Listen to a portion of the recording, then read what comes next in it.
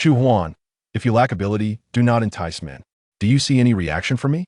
The tall, handsome man leaned against the headboard, while Shu Huan, meticulously adorned, knelt at his waist, her fair skin accentuated by a striking red dress. With her burgundy-tipped fingers, she traced circles on the man's sculpted chest, her earnest expression resembling that of a sorceress casting a spell, as if she were poised to engage in battle at any moment. She was undeniably beautiful, yet her demeanor was rather dismal. Shu Huan gingerly prodded Xie Siyan's firm chest muscles before retracting her fingers with a murmured apology. This was her first attempt at seducing a man, or rather, her husband. Naturally, her technique was somewhat unrefined. After all, Xie Siyan had not returned home since their marriage certificate was issued 6 months ago, leaving her without a chance to practice. Today, her mother-in-law, Madame Xie, had made a formidable visit, threatening that if they did not consummate their marriage soon, she would move into Yingshan Manor to oversee their union. As soon as Madame Xie departed, Xie Siyan returned home, prompting Shu Huan to believe he had been similarly warned and had come back expressly to fulfill their marital duties, emboldening her to entice him yet. As she timidly scrutinized Xie Siyan's gloomy, brooding expression, she feared she had misinterpreted his intentions. Perhaps he had come home for an entirely different reason. She hastily withdrew from his embrace, softening her tone to explain, "My mother-in-law visited today. She said if we do not consummate our marriage soon, she will move in." Xie Siyan, with his long, elegant fingers straightening his shirt, exuded an air of aristocracy in every gesture. He rose to illuminate the bedroom, speaking in a languid, indifferent tone. "If you are not satisfied, just say, so do not use others as a shield." Shu Huan, with her dark, alluring eyes, was momentarily taken aback. Was he truly so cruel? What wife endured such a plight? Even more unfortunate was the fact that she had just saved enough to purchase a small home. After completing her French translation work one evening, she casually opened a novel featuring a character sharing her name, only to find herself inexplicably drawn into its narrative melodramatic tale of a woman entangled with 2 men. Shu Huan had been trapped within this narrative for half a year. Now, she was the secondary female character in the story and the wife of one of the male protagonists, Xie Siyan. If one were to ponder her role, it was likely to create chaos and torment the primary heroine, Jing Yueying, thereby providing Xie Siyan with opportunities to rescue the heroine, ultimately advancing their romantic storyline. Shu Huan, her delicate fingers clutching a creamy shawl, regarded him with a mischievous glint in her eyes. "Dare to make a wager with me, young master?"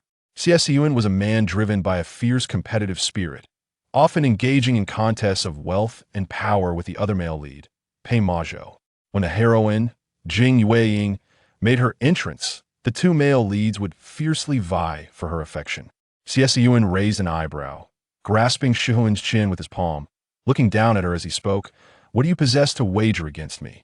The nightgown you wear, the handbag you purchased, even the nail polish adorning your fingers and toes have been charged to my bank card. In truth, you yourself are merely a reflection of the 300 million I have invested to fill the void in the Shu family conglomerate, a prized possession kept within my home."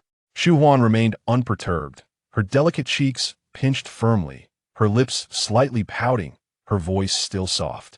"Let us wager on whether you will stay with me tonight, granting me a single evening. If you find that my allure elicits no reaction from you, neither I nor my mother-in-law shall trouble you with this matter again. If you dare not gamble, it reveals your unease, a fear of my ability to stir a response that might disrupt your cherished self-control." As she spoke, Shu Huan's feet, adorned with burgundy nail polish, clutched the bed sheets tightly. Before her arrival in this narrative, she had been a stunning woman, blissfully single, yearning for a refreshing romance, only to find herself thrust into an adult theater. Xie Siyan unconsciously caressed Shu Huan's chin, the sensation far exceeding that of the exquisite jade he often manipulated. "You reside in the Yingshan mansion. There is no need to adhere so rigidly to your mother's directives, to act against your own desires." After 6 months of separation post-marriage, they had not crossed paths, yet Uncle Rong regularly updated him on Shu Huan's circumstances. She had indeed transformed, shedding her former self, emerging from a gaunt figure to one of striking beauty. "I have not betrayed my own desires thus. You have tacitly accepted my wager."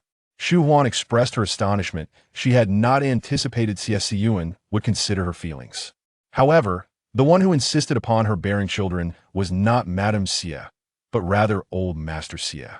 It was evident that every move Shu Huan made was observed by him. If Xie Siyan himself could not defy old Master Xie's commands, how could she? Even if, for show, she intended to continue enticing Xie Siyan. Should they cultivate even a modicum of affection, it would serve her well. When the time came for Xie Siyan to fall for the heroine and seek a divorce, she could secure some financial recompense, avoiding the fate of being left destitute as depicted in the original tale. Shu Huan donned a modest little black dress and entered the kitchen, preparing to wash her hands to cook for Xie Siyan, though that was hardly feasible. Prior to her arrival in this narrative, she had never attended to a man, and now she certainly would not coolly wash his undergarments, playing the role of a caretaker.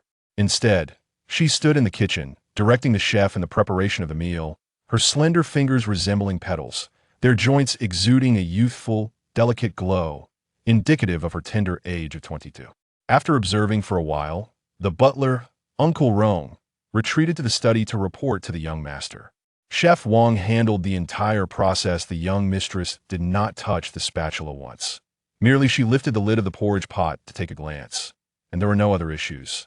Xie Siyan paused in his perusal of documents, lifting his gaze, his deep-set brows exuding a stern and formidable demeanor. "Is there an issue with that porridge?" Uncle Rome replied, "I cannot be certain. The young mistress, clad in a sleeveless dress, would require a place to conceal any additional ingredients she might wish to add to the pot." Rising, Xie Siyan strode out of the study, his tall and imposing silhouette imparting an aura of profound experience and composure. Uncle Rome could not quell his concerns.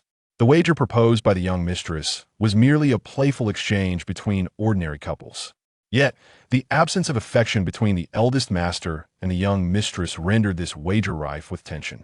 As Shu Huan spotted Xie Siyan in the dining hall, she eagerly assisted him in taking a seat, reminiscent of a devoted young wife. Xie Siyan frowned. When his grandfather was gravely ill and compelled him to marry, he had meticulously selected the seemingly fragile and innocuous Shu Huan. She was like a specter, her presence causing no disruption to his life, allowing him to retain his freedom. Now, however, she had grown considerably bolder. Shu Huan personally ladled a bowl of seafood porridge for Xie Siyan, deliberately blowing on the steaming concoction, her sparkling eyes radiating warmth as she smiled. "It's very fresh and delicious, do give it a try." Xie Siyan inquired, "Are you certain?" "Yes," she affirmed. A smirk graced Xie Siyan's lips, sharp as a blade. "Do not regret it." He consumed the seafood porridge in several swift bites, warmth flooding through him. After Shu Huan partook of the porridge, Xie Siyan wordlessly retreated to the bedroom for a shower, emerging wrapped in a towel, his well-defined muscles radiating heat. Before Shu Huan could utter a word, he hoisted her up and unceremoniously tossed her into a bathtub filled with cold water. "You two have consumed the enhanced seafood porridge. Stay here and compose yourself. My patience for pampering is limited. Should you engage in any further antics, I shall restrict your lavish expenditures for 3 months." Shu Huan trembled from the cold, sneezing several times. Once she regained her composure, Xie Siyan had already departed. She had not added any ingredients. Given his tone, could there truly be a reaction? The following day, Shu Huan awoke with a high fever, her feeble arms trapped beneath the covers, exerting every ounce of strength yet unable to lift them. Her cheeks flushed with an unnatural hue. After a struggle, Shu Huan, dressed in a white gown, crawled out of the bedroom, only to be met by the sharp outcry of a passing maid, which summoned Uncle Rong. Uncle Rong felt the young mistress' forehead, exclaiming, "Goodness, it's hot enough to boil an egg. Prepare the car, we must take the young mistress to the hospital." Shu Huan was already delirious, incessantly calling out Siyan, each utterance laced with a yearning for wealth deliberately vocalized for Uncle Rong's ears, considering he was Xie Siyan's trusted confidant and informant. It would be a waste not to exploit this fever, given her divine perspective. Upon arriving at the hospital, Uncle Rong observed as the nurse administered an intravenous line to the young mistress before stepping onto the balcony of the VIP ward to make a phone call. The number Shu Huan could not reach, Uncle Rong connected with ease. "What is it?" Xie Siyan's voice was sharp, akin to a blade that could sever flesh, indicating that his mood was rather foul. Uncle Rome replied, "I apologize for disturbing you, young master. The situation is as follows. The young mistress has been hospitalized due to a fever and has been calling your name. Would you be able to visit her?" Xie Siyan's deep, cold gaze turned towards his younger brother, Xie, who was seated across from him, sipping tea. The news of their grandfather's intention to promote him as CEO had spread throughout the Xie Corporation, and Xie came by daily to gauge his response. In truth, Xie Siyan had also heard this rumor from others, and it was likely mere fabrication. Their grandfather was known for his strategic thinking, preferring to act with discretion even if promoting Xie Siyan was merely a thought. He would not allow it to become a topic of company gossip. "Elder brother, you are exceptionally capable. If grandfather promotes you to CEO, I wholeheartedly support it, but I fear some may not share this sentiment, such as our second uncle." Xie continued, "Our parents are also eager to know if this news is true. Elder brother, why not just confirm it? We can prepare in advance and rally the board members to vote for you." After hanging up the phone, Xie Siyan rose, his tall and imposing figure completely overshadowing Xie, creating an overwhelming sense of pressure. Xie's legs felt weak, unable to support him. In their childhood, after he had snatched a toy from Xie Siyan, he was sent flying 2 meters by a kick from him. Although Xie Siyan had faced consequences from their father afterward, the incident left a profound psychological scar on Xie, rendering him reluctant to confront his elder brother directly. Xie Siyan stated, "Your sister-in-law is ill and hospitalized. I must go visit her. You may return to your work." A visit to the hospital to check on the timid little rabbit was far preferable to engaging in facades with his younger brother. As he left, a glimmer of determination flickered in Xie's eyes, prompting him to immediately call their mother. At the central hospital of Xiangjiang City, Xie Siyan entered the VIP ward and beheld the innocent, peaceful face of Shu Huan asleep, causing his previously sharp demeanor to soften considerably. A little rabbit, so fragile that he could crush it with a single hand, hardly warranted his concern. Uncle Rome briefly explained the situation to the young master before departing the VIP room.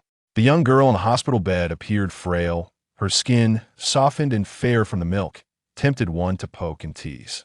Seated beside the bed, Xie Siyan maintained a composed and dignified posture, reflecting his strict yet refined upbringing.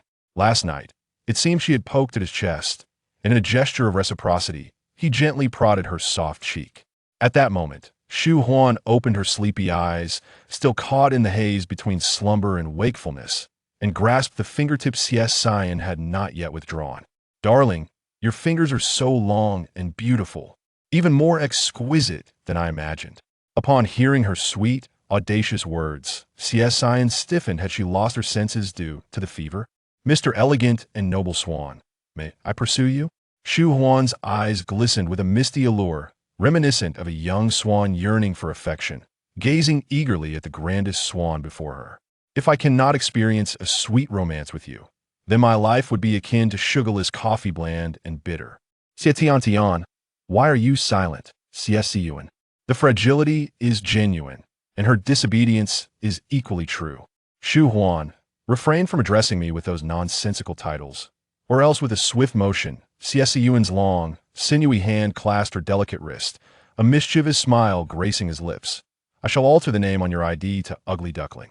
His beautiful yet delicate wife, even while receiving and for at the hospital, adorned herself in a complete ensemble of Chanel, a substantial pearl tassel necklace draping gracefully around her neck, complementing her fair and refined complexion, though rather superficial. Shu Huan sniffled softly, her petite nose tinged with a hint of pink, embodying an air of grievance.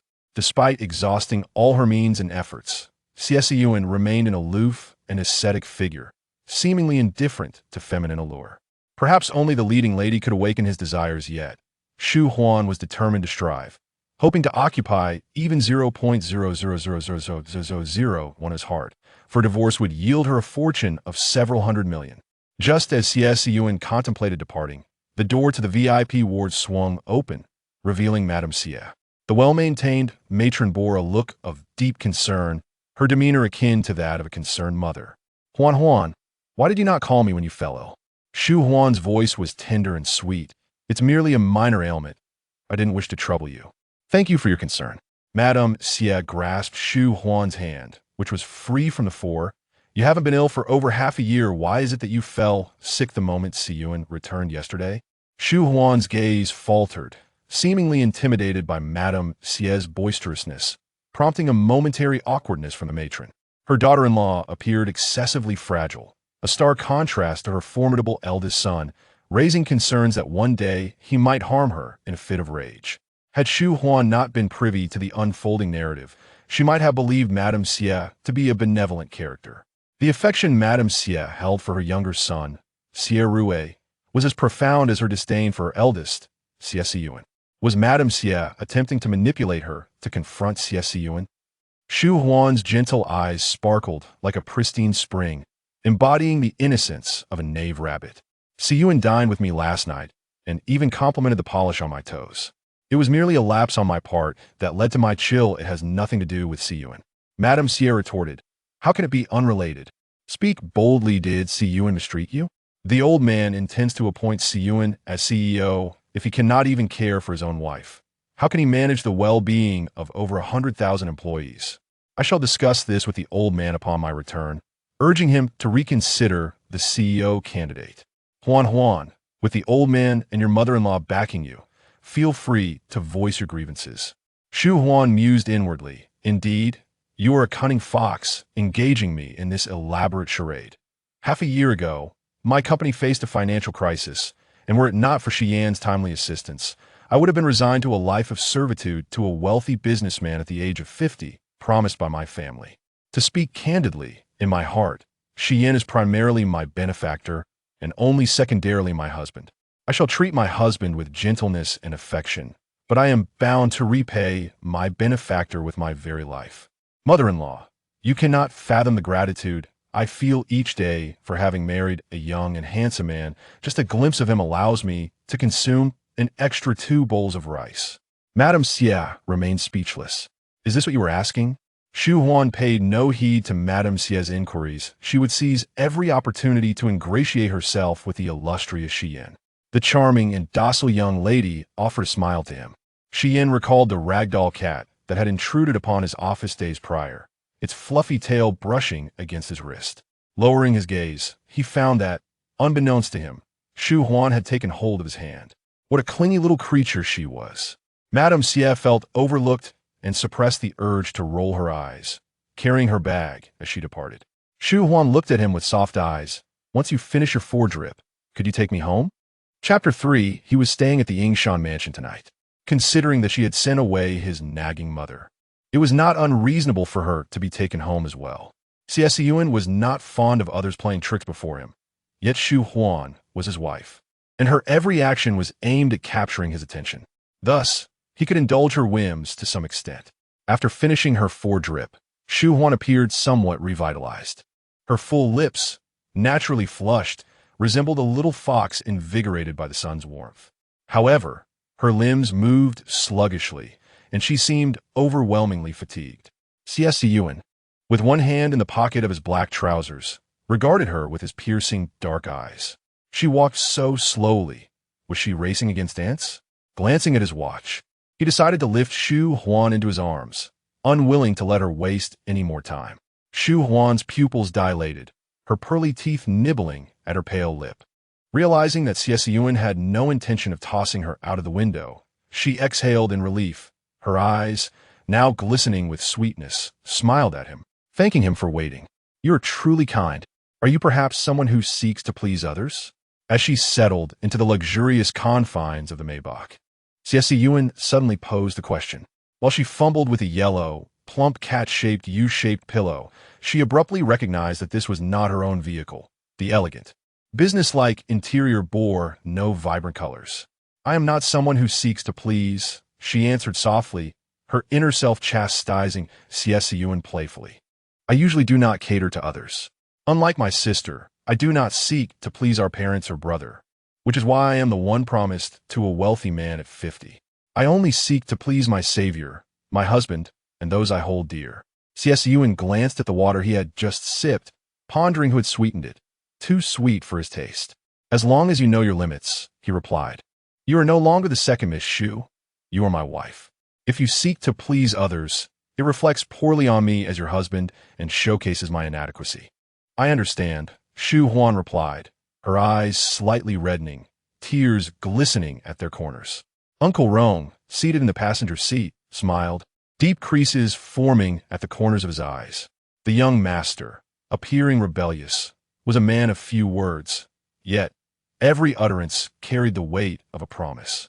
If he were indifferent towards the young mistress, he would not have offered her any advice, nor would he have cared about her circumstances.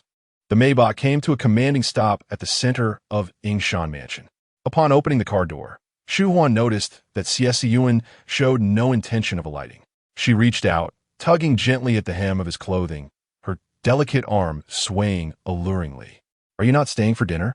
I wish to cook you a steak." Xie Siyan's tone was cool. "Stay for steak? To grant you another opportunity for indulgence? Young mistress, our wager has concluded, and I have emerged victorious. You should feel content without punishment. One must know the limits of being spoiled." Shu Huan's eyes glistened with unshed tears at the corners. "I did not indulge." Xie Siyan frowned. He could accept his wife as playful nature, but lying was an unpleasant habit. He contemplated whether to remain and correct her behavior. Tears glistened in Shu Huan's eyes, her soft voice rising slightly. "I did not add any ingredients to the seafood congee yesterday." Uncle Rong quickly interjected, "Young master, you may have misunderstood the young madam. Chef Wang and I consumed the leftover congee last night as a late-night snack, and we experienced no discomfort." Shu Huan replied, "I also feel perfectly fine." Everyone had enjoyed the seafood congee without any ill effects, yet the only one appearing slightly pale was Xie Siyan. A mischievous little devil in Shu Huan's heart chuckled at the sight of the proud Xie Siyan in a moment of vulnerability. However, her intention was to keep him close rather than revel in his moment of embarrassment, so she decided to offer him an escape. Gently tugging at the corner of Xie Siyan's suit jacket, her eyes, tinged with a hint of crimson, appeared pitiful as she pleaded, "Will you stay for steak?" Xie Siyan stepped out of the car. Staying for merely a meal would not disrupt his plans. After dinner, he could still leave the Yingshan residence. His eventual marriage, a concession under his grandfather's pressure, would not lead to intimacy or fatherhood with Shu Huan. In the Western kitchen, Chef Wang had already ignited the flames, following the young madam's orders to prepare the steak. As Shu Huan directed the culinary proceedings, Xie Siyan silently approached her from behind, his tall and imposing figure casting a shadow over her. "Is this the steak you prepared for me?" he inquired, his eyes dancing with amusement as he gently shook her slender wrist. "I have gained some insight." Startled, Shu Huan, still weary from her illness, reacted slowly. By the time she stiffened and began to lean back, Xie Siyan had swiftly wrapped his arm around her delicate waist, his embrace soft as if enveloping her in a cushion. Uncle Rong observed the scene, hesitant to speak. It had been a long time since he witnessed the young master teasing someone, fully aware that the young madam struggled to lift a pot, yet still choosing to frighten her.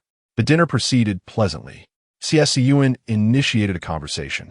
"I noticed a doghouse in the backyard, with a Doberman tethered there. Is it yours?" Shu Huan nodded. "Her name is Yuanbao. I was afraid she might bite you, so I kept her in the yard. She is a well-behaved little girl, exhibiting social etiquette befitting a pampered pet, never biting strangers or unfamiliar dogs." Xie Siyan smirked. "Don't keep her tied up, let her loose." Shu Huan expressed her gratitude. Xie Siyan surveyed his wife with casual interest, realizing that while he had nurtured her into a delicate princess, she had managed to raise a formidable Doberman. It was clear that the household did not suffer from shortage of food, thus eliminating the option of her saving rations for Yuanbao. The implication was that she lacked the same robustness as the dog. She truly was remarkable. As Uncle Rong and Chef Wang began to clear the dining table, Shu Huan implored Xie Siyan to linger a moment longer, stating that she had something to discuss. "I have matters to attend to as well," he replied. Left with no other choice, Shu Huan addressed her concern directly. "Young master, could you extend a bit more trust towards me? I do not lie. What I have not done, I have indeed not done. If I were to lie, I would face severe punishment at home. At best, I would be made to reflect in solitude, and at worst, my palms would be mercilessly struck by my parents. Thus, I dare not deceive." Xie Siyan's expression was grave. Even an outsider would not contemplate bullying the frail Shu Huan. Her biological parents were excessively harsh, and it would be better not to bear children if one cannot nurture them. It seems your relationship with your family is also strained. Henceforth, limit your interactions with them. Reside instead at the Angshan mansion, where none would dare to harass you. Do you have any desires? Shu Huan's eyes sparkled with surprise at Xie Siyan's willingness to offer compensation. It would be quite a challenge to compel Xie Siyan to concede. In the original narrative, the esteemed and proud young master, Xie, never humbled himself, nor softened his stance. Shu Huan boldly declared, "I wish for a bank card of my own." Xie Siyan had braced himself for her exorbitant demands. After all, a girl who meticulously maintained her appearance down to the finest detail could hardly be indifferent to wealth and fame. Upon hearing Shu Huan's request, Xie Siyan fell into a profound silence, even more so than the night when his mother had demanded he transfer all his assets to Xie Rui. Very well, Xie Siyan conceded, altering his decision. He would spend a night at Angshan Mansion, determined to prove that his reaction the previous night had been merely an accident. And under normal circumstances, he would exhibit no response towards Shu Huan. Chapter 4. Embracing someone's slim waist upon entering the master bedroom. Xie Siyan took his sleepwear and headed to the bathroom. Shu Huan sat on the edge of the bed, her petite face wrinkled in distress. She had lost the courage to entice Xie Siyan, and her fever had yet to completely subside. When Xie Siyan emerged from the bathroom, clad only in gray sleep shorts, his well-defined chest and abdominal muscles were on full display. Shu Huan gasped and instinctively covered her eyes, only to part her fingers to sneak a glance. "Why aren't you wearing a shirt?" she exclaimed. Xie Siyan replied nonchalantly, "I forgot to grab a towel and use my shirt to dry off." After tossing his shirt into the laundry basket, he fetched a clean towel to dry his damp hair. A droplet of water traced down his sharp, dark eyebrows. Compared to his mature and composed appearance in a suit, he looked several years younger. Shu Huan placed her hands on her lap, her cheeks quickly flushing with a faint blush. Her voice, sweet and slightly tipsy, chimed, "I think I shall take a shower now, wait," Xie Siyan said. As he settled into a single chair, leisurely fastening the buttons of his shirt, his alluring muscles disappearing one by one. A hint of reluctance flickered in Shu Huan's eyes. The female protagonist certainly enjoyed an abundance of affection. If her memory served her right, the other male lead, Pei Majo, also possessed a commendable physique. Once she secured her divorce settlement, she too would seek a charming gentleman with a chiseled abdomen. "I suddenly recalled something while showering," Xie Siyan remarked. Shu Huan listened attentively. "Half a year ago, during our discussions regarding the betrothal gifts, in addition to what was listed, I requested your parents for your bank card number and transferred 50 million to your account." Shu Huan's eyes widened in disbelief. "I had no knowledge of this. My family never set up a bank card for me. The 50 million you transferred must have gone to my parents' account, or perhaps to my elder brother's." Xie Siyan raised his cool, dark gaze. "Your father claimed it was your desire for the additional 50 million as a form of premarital property. That is preposterous," Shu Huan protested. "You can call your secretary right now to verify whether I have ever held a bank card." Suddenly, she recalled that period when her elder brother had inexplicably purchased a fleet of luxury sports cars, likely intending to use the 50 million for his extravagant purchases. "With their father deceiving you in my name to secure the funds." In the original novel, the female supporting character was a person starved for affection. Regardless of the harm inflicted by her family, she remained devoted, dutifully honoring her parents and elder brother. However, Shu Huan felt no such loyalty towards the Shu family. If her elder brother, Shu Tianyu, dared to use her premarital assets to indulge in luxury cars, she would not hesitate to report them to Xie Siyan. Upon hearing the word deceit, a glint of sharp intensity flickered in Xie Siyan's eyes. He was unconcerned about the additional 50 million given to the Shu family, but the audacity of their trickery was utterly intolerable. After luxuriating in a half-hour bath, Shu Huan emerged in high spirits, humming a tune. Xie Siyan, proud and unwilling to be duped, was sure to retaliate against the Shu family.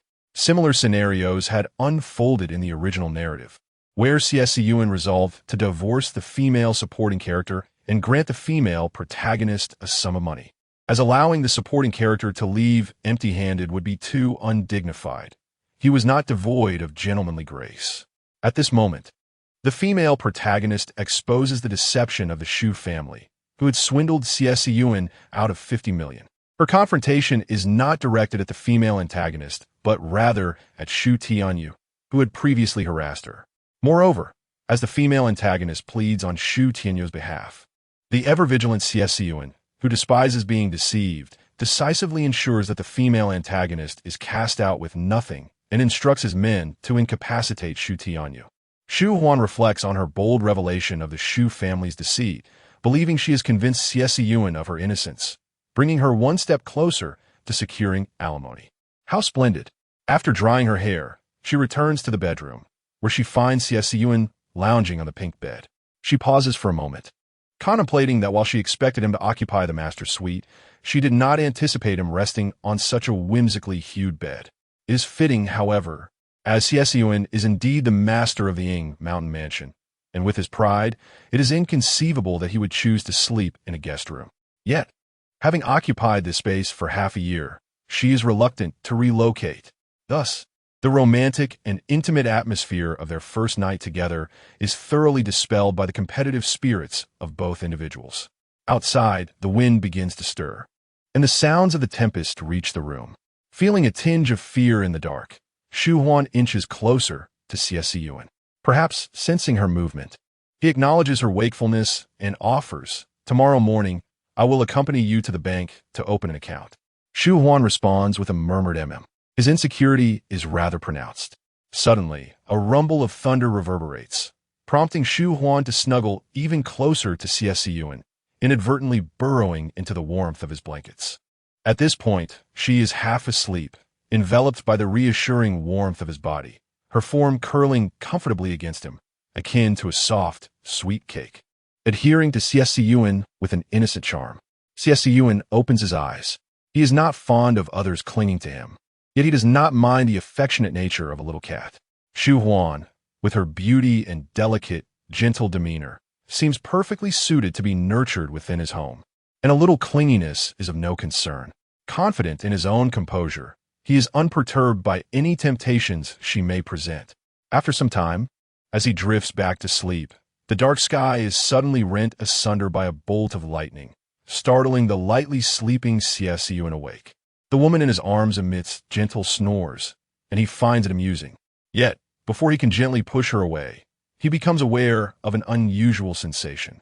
His previously supine position shifts to one on his side, and his right arm, which hangs beside him, now envelopes Shu Huan's slender waist, feeling the soft, yielding texture akin to tofu. Whom should he blame? If Shu Huan's decision to nestle into his embrace is deemed unrefined, it is certainly not the case that anyone forced Xie Siyan's hand to grasp her delicate waist so tightly, as if guarding a precious treasure. Another rumble of thunder causes Shu Huan to burrow deeper into his embrace, her faint snores fading into silence. It is uncertain whether she has awakened or simply ceased her snoring due to more comfortable breathing. Xie Siyan swallows hard, maintaining his current position without a stir, feigning sleep. He was once again apprehensive that the thunder outside might provoke Shu Huan to seek refuge in his embrace, inadvertently leading to an awkward encounter. Although such physiological reactions are entirely normal for a man, he too experienced them in solitude, which held no significant implication. In any case, Xie Siyan had never felt as flustered as he did now. The typically resolute and ruthless man found himself sweating profusely, cornered by a seemingly delicate little rabbit. Remaining to prove his self-restraint was a misguided decision. He was well aware of this and felt no need to demonstrate anything to Shu Huan. She was merely a fragile creature, unworthy of his concern regarding her opinions. He resolved not to spend the night at Ying Shan Mansion again. Sleeping alone was far more comfortable. The following day dawned clear, and Xie Siyan urged Shu Huan to get into the car to open a bank account. Once inside, he immersed himself in his work on the computer, casting not a single glance in her direction, exhibiting an unusual coldness. Shu Huan withdrew her inquisitive gaze. She had slept soundly the previous night, dreaming of flashes of lightning and thunder, feeling as though she were under the protection of an elegant and powerful swan. Before entering the book, she had been an orphan who cherished wealth and feared the darkness and storms, often trembling alone during inclement weather.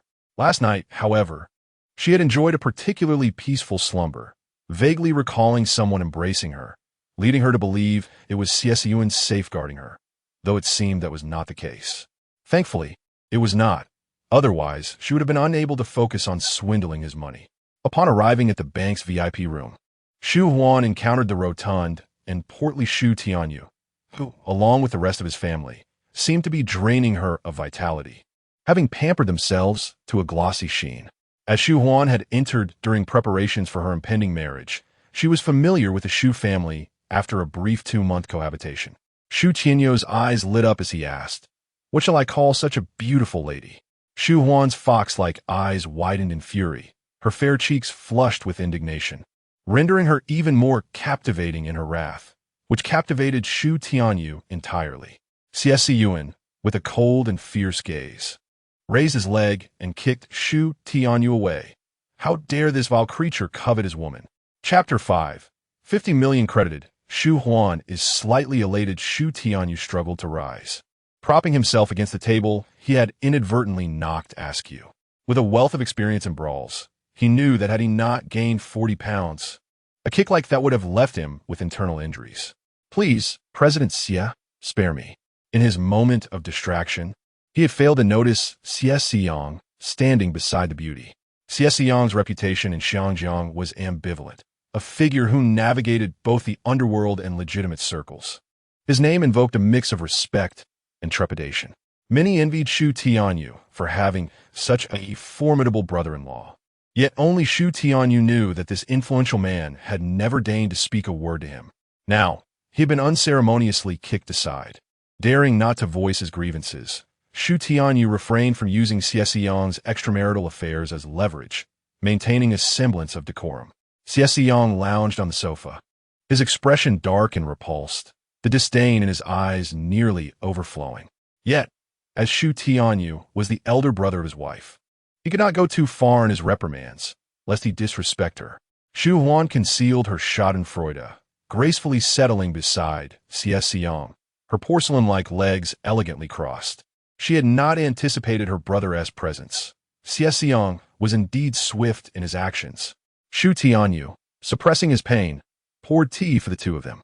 He wondered how his foolish sister was faring at the Yingshan mansion, knowing that Xie Siyan was lavishly supporting his outside lover with their shared wealth.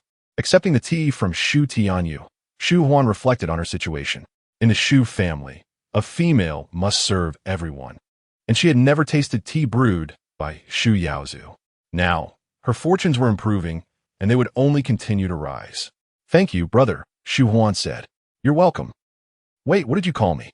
Shu Tianyu replied, perplexed. With a smile, Shu Huan responded, "After 6 months apart, you hardly recognize me.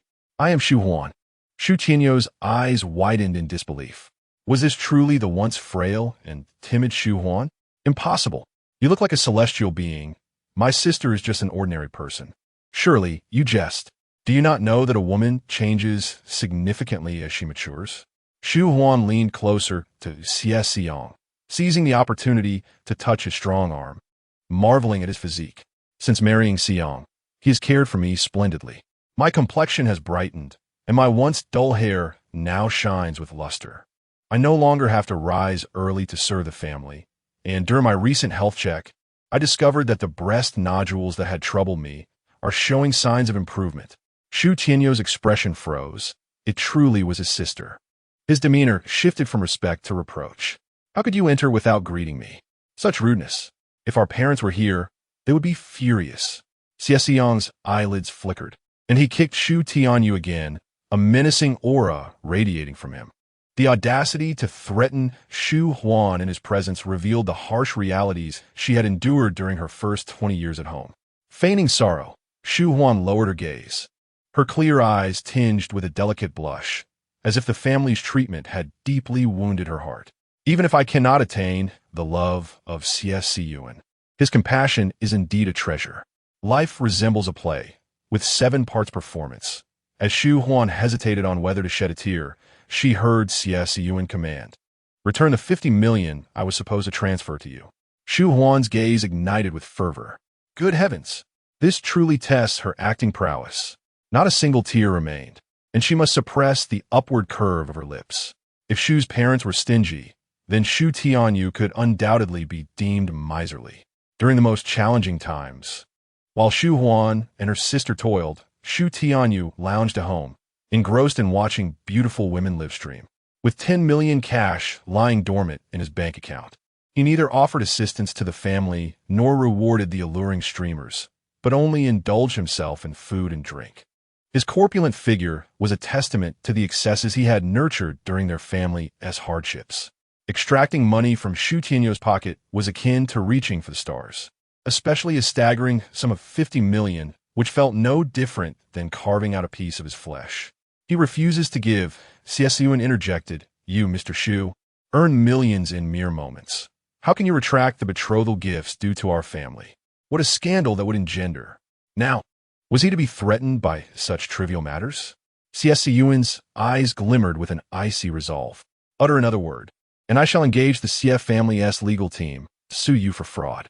Once I have you three incarcerated, the Shu group will conveniently fall to Shu Huan's stewardship. Will you then still concern yourself with my reputation? Shu Huan sensed the genuine ire of Xie Siyan. She feigned to be a mere ornament, her lush lips pursed. The protagonist serves as Xie Siyan's extinguisher. In the original narrative, only she could counsel him. While he might not always obey, his willingness to allow her to babble in his ear was a privilege in itself. Shu Huan tightly sealed her lips. As a secondary character, particularly a villainous one, her role was to embellish the tale. Healing and virtue were the domain of the heroine, tasks beyond Shu Huan's capabilities. She was destined to be a minor character, shedding tears with cash in hand post-divorce. Xie Siyan's firmness directed Shu Tianyu's ire towards Shu Huan. Life has become unbearable at home. If you reclaim the 50 million betrothal gift, wouldn't that spell doom for our family? If she were a docile, secondary character, she would likely acquiesce, for what dutiful daughter would dare jeopardize her family? However, in desperate need of that 50 million, Shu Huan was indifferent to their plight. With her lips slightly parted, her voice was sweet yet incisive. Brother, at such a juncture, how can you still deceive us? You wear Dior X AJ 1 shoes worth over 10,000 and an LVX NBA denim jacket, all fresh releases this year. Your fashion sense could provoke my rheumatism. I see no sign of financial hardship at home. Shu Tianyu gritted his teeth, a backstabbing wolf. They had nurtured her for 20 years. Under the pressure exerted by Xie Siyan, once Shu Huan completed the acquisition of her black card, Shu Tianyu transferred 50 million to her, with a note stating, an additional gift from Xie Siyan at the time of engagement, Shu Huan's premarital assets. The remark was a request from Shu Huan. Now, as the illustrious Mrs. Xie, no one dared to challenge her. Should she find herself divorced and devoid of Xie Siyan's protection, the unscrupulous members of a Shu family would undoubtedly swarm around her. Ordinary individuals, lacking in legal awareness, struggled to secure not only their assets, but also their dignity. Particularly someone like Shu Huan, a beautiful orphan without any support. Prior to her transmigration, whether in business dealings or collaborations, Shu Huan was often taken advantage of. The lecherous gazes of men clinging to her like an indelible stain. However, after befriending a lawyer who meticulously educated her on the nuances of justifiable self-defense, wherein, under specific conditions, taking a life may not be deemed unlawful, Shu Huan began to adopt a prickly demeanor akin to that of a hedgehog. With no family to shield her, she resorted to fiercely safeguarding herself, gradually cultivating an aura of subtle madness that instilled fear in those who sought to exploit her. Clutching a black card with savings amounting to 50 million, she eagerly extended an invitation to Xie Siyan for lunch. His response was a curt refusal. Shu Huan chose not to press further. With newfound wealth, she felt buoyant and momentarily lost interest in charming Xie Siyan. It was a stark reality. During the drive home, Xie Siyan perceived the silence in the car as oppressive and stole a glance at Shu Huan. Was she truly so easily dissuaded? It seemed she had no genuine desire to share a meal with him. He was busy with work and hardly had the luxury of time to indulge in a lunch with her. Chapter 6. she still had to cling to Xie Siyan's golden thigh after Xie Siyan accompanied her to obtain the black card. Shu Huan had not laid eyes on him for 5 or 6 days. For half a year, she had been living this way, devoid of any longing for him. Now, with 50 million in her possession, she contemplated that divorce might not be such a bad idea. The entangled emotions between the female protagonist and the two male leads held no allure for her. During this time, Shu's mother called, berating Shu Huan for being an ungrateful wolf raised in the lap of luxury, claiming it would be better to nurture a dog that could appreciate family. The same phrases echoed repeatedly for half an hour.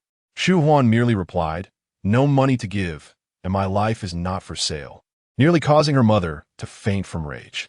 Realizing her younger daughter's temperament had matured significantly, and that moral coercion was no longer effective, Shu's mother finally softened her tone, pleading with Shu Huan to discreetly return the 50 million as if nothing had transpired, or else she would disown her.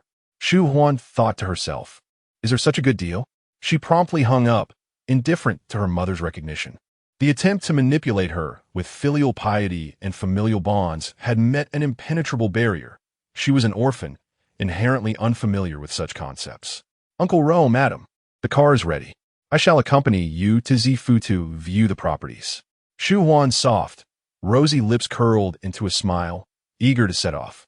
Today, she donned a Dior flare dress, adorned with understated Ubinchi pearl earrings, her skin radiating purity akin to fresh snow, and her lustrous raven hair cascading down her back. Clad in high heels, she strode into the Zifu sales office, her exquisite and flamboyant aura drawing attention. Whose daughter is this? Just returned from a fashion show in Paris?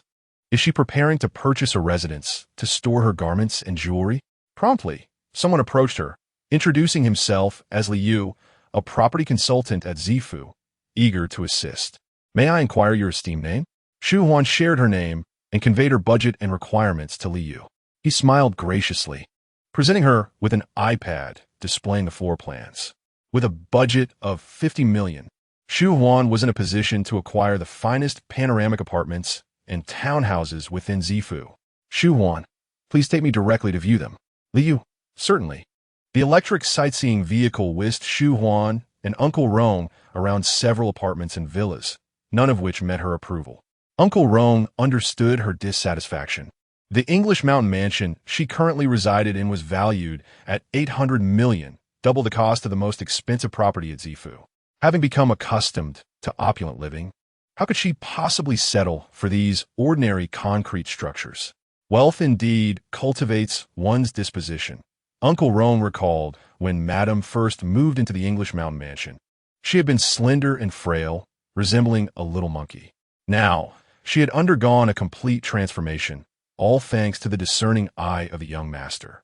However, with the young master and Madame living apart for so long, and now her intentions to purchase a home, Uncle Rong felt a tinge of concern. After viewing the final stacked villa, Shu Huan pointed in a certain direction and remarked, "The villas across the lake appear to possess a more refined and imposing quality. Why not take me over to see them?" Liu maintained her humble demeanor, yet her words struck a chord. "I apologize, Miss Shu, but the villa over there is valued at over 100 million, far exceeding your budget. Should you wish to view the property, we will need to verify your financial credentials." "Very well. Thank you for your efforts today." Shu Huan did not press Liu, for she too had once toiled in the workforce and understood the difficulties of making a living. Nevertheless, a hint of dissatisfaction lingered within her. She discreetly lifted her black door kitten heels, gently tapping them against the floor tiles. As she fumed quietly, the diamond pearl chain adorning her delicate, fair ankle swayed lightly, reflecting a resplendent and dazzling brilliance. "Are there properties at Zifu that the young mistress cannot view?" Uncle Rong furrowed his brow, about to speak when Shu Huan received a call from Madame Xie. Upon answering, she first heard Madame Xie clear her throat twice, followed by the latter's voice.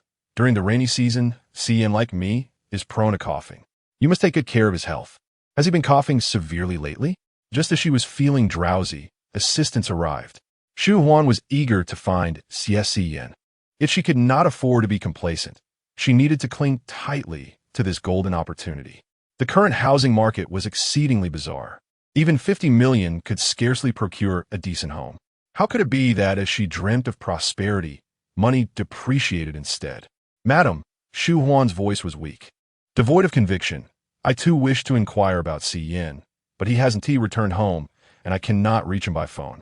At this juncture, a twinge of guilt surfaced in Shu Huan. She had been excessively joyful lately, neglecting to contact Xie Siyan. I truly do not know where Xie Siyan is. Without a way to find him, I can only silently hope for his well-being. Madame Xie's gentle voice was like a soothing spring breeze, assuring her. Xie Siyan still holds you in his heart. Last time you fell ill, he rushed to your side immediately. He is currently at a friend's house in Zifu. Do not let this matter delay you. Go and remember to update me on Xie Siyan's health. Shu Huan could no longer conceal her thoughts and let out a soft laugh, feigning ignorance with ease. Thank you, madam. How could she possibly be unaware of Madame Xie's intentions? In the original narrative, the female antagonist and Madame Xie were cut from the same cloth. Thus, Madame Xie never employed such tactics against her. However, she had indeed ensnared the female protagonist with this ploy. Xie Siyan despised being controlled, and when the female protagonist intruded upon a private gathering filled with men, she disrupted his much-needed release from stress. The female protagonist yearned for constant togetherness in their romance, while Xie Siyan believed that love required personal space. Their differing perspectives led to a fierce argument. Shu Huan was not contemplating whether to go or not, but rather how to approach without provoking Xie Siyan's disdain. Uncle Rome, could you assist me with a favor? Across the lake in a particular villa, several well-dressed men were engaged in conversation over drinks, refraining from smoking, as Xie Siyan abhorred the scent of tobacco. Engaging in discussions about life and sports, one might also casually touch upon the impact of policies on certain industries, as well as the latest developments and future directions within those sectors. A seemingly innocuous remark can unveil opportunities that money cannot buy, hence no one is intoxicated, nor is anyone truly relaxed. All ears are pricked in earnest attention, particularly to the words of Xie Siyan. However, at this private gathering, Xie Siyan is unusually reticent, as if lost in thought, an exceedingly rare occurrence. His vitality surpasses that of the average person. While others seek repose after a long day, he possesses the energy to engage in 2 hours of exercise. Whether it is due to his exceptional genetics or commendable self-discipline remains uncertain. Gu Shengbai nudges Xie Siyan's elbow, inquiring when they might arrange a dinner at the Ying Mountain Mansion, suggesting that even the most beautiful wife can remain concealed for half a year. Xie Siyan replies nonchalantly, "There is nothing worth seeing." The others exchange glances. Many scions of affluent families are reluctant participants in arranged unions, yet few forego a wedding entirely. Xie Siyan, known for his level-headedness, indicates the inadequacy of the spouse chosen for him by his family. Gu Shengbai remarks, "You should have made a better choice. At least one who is pleasing to the eye." Xie Siyan retorts, "It was I who chose her personally." Gu Shengbai clicks his tongue. "Your taste is quite peculiar. After 2 decades of acquaintance, I've just discovered your aesthetic sensibilities are lacking." Xie Siyan remains silent. The mobile phone on the table vibrates twice, and Xie Siyan glances at it, his cold, dormant gaze igniting with a flicker of crimson. It is a message from Shu Huan. "Open the door. I'm giving you a chance to be a hero and save your fairy." Xie Siyan chooses to ignore it. Just then, the doorbell rings. Gu Shengbai states, "That should be the lunch I ordered. I will get it." Xie Siyan interjects, "I will go." Gu Shengbai, perplexed, notes that the prince, usually the center of attention, rarely concerns himself with such trivial matters. They are always the ones serving him. He whispers to a friend, questioning whether Xie Siyan has come into his own today, his mood fluctuating. Upon opening the door, Xie Siyan is greeted by 2 staff members carrying a thermal box, and he furrows his brow slightly. "Come in," he beckons. As the 2 staff members step inside, Shu Huan, hidden behind them, beams with a sweet and playful smile. She grasps Xie Siyan's cold, firm wrist and gently pulls him outward, resembling a mischievous sprite enchanting her sovereign, her unabashed coquettishness quite audacious. Xie Siyan feels an urge to pinch her cheek firmly. "Darling," Shu Huan pleads, "today I was belittled by others. Could you spare just a moment, perhaps over a cup of tea, to rescue your poor fairy wife? She shakes his wrist, imploring him, just this once, I have no other beloved husband. If you do not assist me. Xie Siyan questions, what would you do then? I would simply weep in your embrace, my little rose. Oh, how forlorn. Shu Huan leans gently against Xie Siyan's sturdy chest, momentarily lost in her thoughts. Not seeing anyone return, Gu Shengbai approaches the door to find the scene unfolding before him. What is happening here? Behold, my friends, for a celestial being has appeared at my doorstep, and alas, this rascal Xie Siyan has been the first to seize the opportunity. Chapter 7. Do not be deceived by his ascetic appearance after Gu Shengbai let out a loud shout. 5 or 6 elegantly dressed gentlemen with broad shoulders and long legs gathered at the villa's entrance, exuding an air of affluence. Disapproving glances fell upon Xie Siyan. Gu Shengbai remarked, Old Xie, you are a married man. Shouldn't you be introducing your fairy sister to us instead? This lady, do not be misled by his ascetic demeanor. He is not a respectable gentleman. A man named Jiang Sheng, driven by jealousy over his friend's charm with women, allowed his hometown accent to slip. Although Shu Huan had a thick skin, the attention of so many made her uncomfortable, prompting her to distance herself from Xie Siyan. It seemed she had forgotten that they were legally married, too engrossed in the allure of the fairy to care about the tarnishing of Xie Siyan's reputation. Leaning against the wall, Xie Siyan's tall figure radiated nobility, his arm resting casually on Shu Huan's slender waist. His deep, languid voice cut through the air. Allow me to formally introduce you. This is my wife, Shu Huan. His words detonated like a grenade among them. Gu Shengbai was taken aback, exclaiming, Isn't your wife supposed to be dark and skinny, the kind that swings from trees searching for bananas? A flash of menace crossed Shu Huan's soft, bright smile. Was this how Xie Siyan introduced her to his friends? I once suffered from anorexia, she stated, linking her arm through his while her other hand playfully jabbed at his side. Is it a crime to be beautiful? He has been slandering my reputation. Due to my restricted diet, I appeared somewhat malnourished. However, ever since marrying Siyan, he has taken excellent care of me. I adore him. Xie Siyan kept his composure, muscles tensing subtly, his sharp eyes narrowing in contemplation. Realizing his words were ill-chosen, Gu Shengbai offered an apology to Shu Huan and, like Kong from A Return of the Pearl, proceeded to lavishly introduce himself. Sister-in-law, if you have any unmarried sisters, feel free to introduce them to me. Shu Huan shook her head regretfully. Her only sister was already in a relationship. Strangely, while Shu Huan's parents and siblings were of average looks, she seemed to possess a striking beauty, as if the genes had undergone a mutation. After listening to the introductions from Xie Siyan's friends, Shu Huan wore a captivating smile and stated, I apologize for interrupting your gathering. May I borrow Siyan for a moment? Of course, take him as you wish. Gu Shengbai and the others retreated indoors, leaning against the door to eavesdrop. What more was there to say? With one hand in his pocket and his gaze lowered, Xie Siyan emanated an air of noble indifference.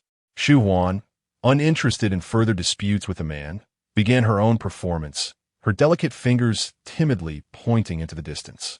I wish to purchase a villa here. Xie Siyan turned to look out the window, his handsome features deep in thought. The prices at Purple Mansion on the east and west sides of the lake differ significantly. No property on the east side is priced below 9 figures. Why the sudden desire to buy a house? He did not refuse. Instead, he inquired about the reasons, which subtly provided her with more opportunities. Shu Huan's clear, shimmering eyes were misty with emotion. In her childhood, she was limited to playing with the toys left by her brother, wearing the hand-me-down clothes from her sister, and even had to share a bedroom with her sister. If you could only drive a second-hand car from your father or brother, you would likely feel the same discontent. Xie Siyan remarked, Isn't the Yingshan mansion sufficient for you alone? Shu Huan replied, Though the Yingshan mansion is indeed my home, it is often filled with guests, preventing me from decorating it according to my own preferences. Moreover, the mansion is quite large. I merely desire a quaint little villa at Zifu. In truth, it is not small at all. Xie Siyan's expression, deep in contemplation, radiated reliability. Yet, Shu Huan felt intimidated by his astute gaze, leaning her small head against his chest, listening to the steady rhythm of his heartbeat, nuzzling ever so gently. Like a greedy little canary, She believed that only wealth could nourish her golden wings. Thus, she would not relent until her goals were achieved. Xie Siyan gently patted her waist twice, saying, "Get up first. Let us finish lunch before viewing the property." The male protagonist belonged to the female protagonist. How could he possibly engage in flirtation with another woman? Based on this understanding, Shu Huan did not perceive herself as being taken advantage of. She even sensed a hint of impatience from Xie Siyan. But that was inconsequential as long as he was purchasing her a house. Following Xie Siyan, Shu Huan entered Gu Xingbai's villa. The interior design of a Lake East villa exuded quality, surpassing the villas she had viewed at Lake West by several levels. During private gatherings, Gu Xingbai typically catered to the crown prince. Little did he expect to also accommodate the crown princess today, making him wish to exclaim, "Alas! The life of an old servant is fraught with hardship." However, Shu Huan was not as demanding as Xie Siyan. At least she would fetch her own chopsticks and would share food with him if she found it delectable. When she encountered something particularly delicious, she would feign indifference and secretly savor it alone. Xie Siyan possessed impeccable dining etiquette, even if the setting were Buckingham Palace or Windsor Castle. One could find no fault with this noble gentleman. Most of his attention was devoted to observing Shu Huan, who was relishing her meal, her fair cheeks puffed up, never ceasing to chew. Thus, one might wonder why she did not possess the robust frame of the family's pet cat. In the next moment, Shu Huan laid down her chopsticks, dabbed her mouth with a napkin, and declared she was full. Xie Siyan teased, "Do you possess a bird's appetite? Can 8 sushi pieces truly satiate you?" Gu Xingbai and Jiang Sheng perked up their ears, interpreting the implication that the couple seemed somewhat unfamiliar with each other. The previously subdued private gathering transformed into an engaging affair, thanks to the crown prince's personal anecdotes. Gu Xingbai recounted his skiing experience from the previous year, claiming to possess coach-level skills, only to fall comically upon arrival at the slopes, becoming the subject of laughter among Jiang Cheng and others for months. Even during workouts, he would mention knowing a coach who specialized in skiing, one who taught students how to tumble. Everyone experiences moments of embarrassment, yet Xie Siyan remained exempt from such occurrences. Gu Xingbai always felt that Xie Siyan could easily detach from their small circle. Thanks to Shu Huan's presence, their brotherhood grew ever more profound and resilient. Shu Huan explained that her constitution favored small, frequent meals, consuming 4 to 5 meals a day. Xie Siyan remarked, "Do you eat less at each meal? Or perhaps leave your plate unfinished?" Shu Huan cradled her delicate, fair face, smiling sweetly as she fibbed, "I eat well." This insufferable man, Xie Siyan, should keep his mouth shut. What difference was there between this and publicly exposing her pretentiousness? Yet, she was not pretending. Her appetite varied with her mood. Uncle Rong and Chef Wang did not dare insist that Shu Huan finish her meals, allowing her the freedom to eat as she pleased. Upon departing from Gu Xingbai's villa, they were greeted outside by Uncle Rong and 2 managers from Zifu, along with several property consultants. Xie Siyan, with his back to the group, playfully poked Shu Huan's cheek, urging her, "Put on a bit of weight. Don't turn into a frail little monkey." Chapter 8. He intended to cherish this exquisite and delicate little butterfly forever. Shu Huan innocently blinked her eyes, yet in reality, she had already lifted her heel, yearning to smash the Dior kitten into Xie Siyan's face while declaring, "I am no longer at your service." However, she restrained herself, as the house was not yet secured. Time and again, Shu Huan lamented her fate. Why had she not received the script of the leading lady? Had she been the protagonist, she certainly would not have groveled before Xie Siyan like Jing Yueying. Instead, she would have asserted her dominance over him. The executives of Zifu swarmed around Xie Siyan, and upon learning that Shu Huan wished to purchase a house, they redirected their attention to her. After viewing several villas in Zifu Lake East, she chose the one with the most splendid lake view. "Is it settled?" His deep and calm voice conveyed a sense of wealth that rendered the purchase of a villa as trivial as buying a head of cabbage. Shu Huan nodded obediently, her eyes sparkling with enthusiasm.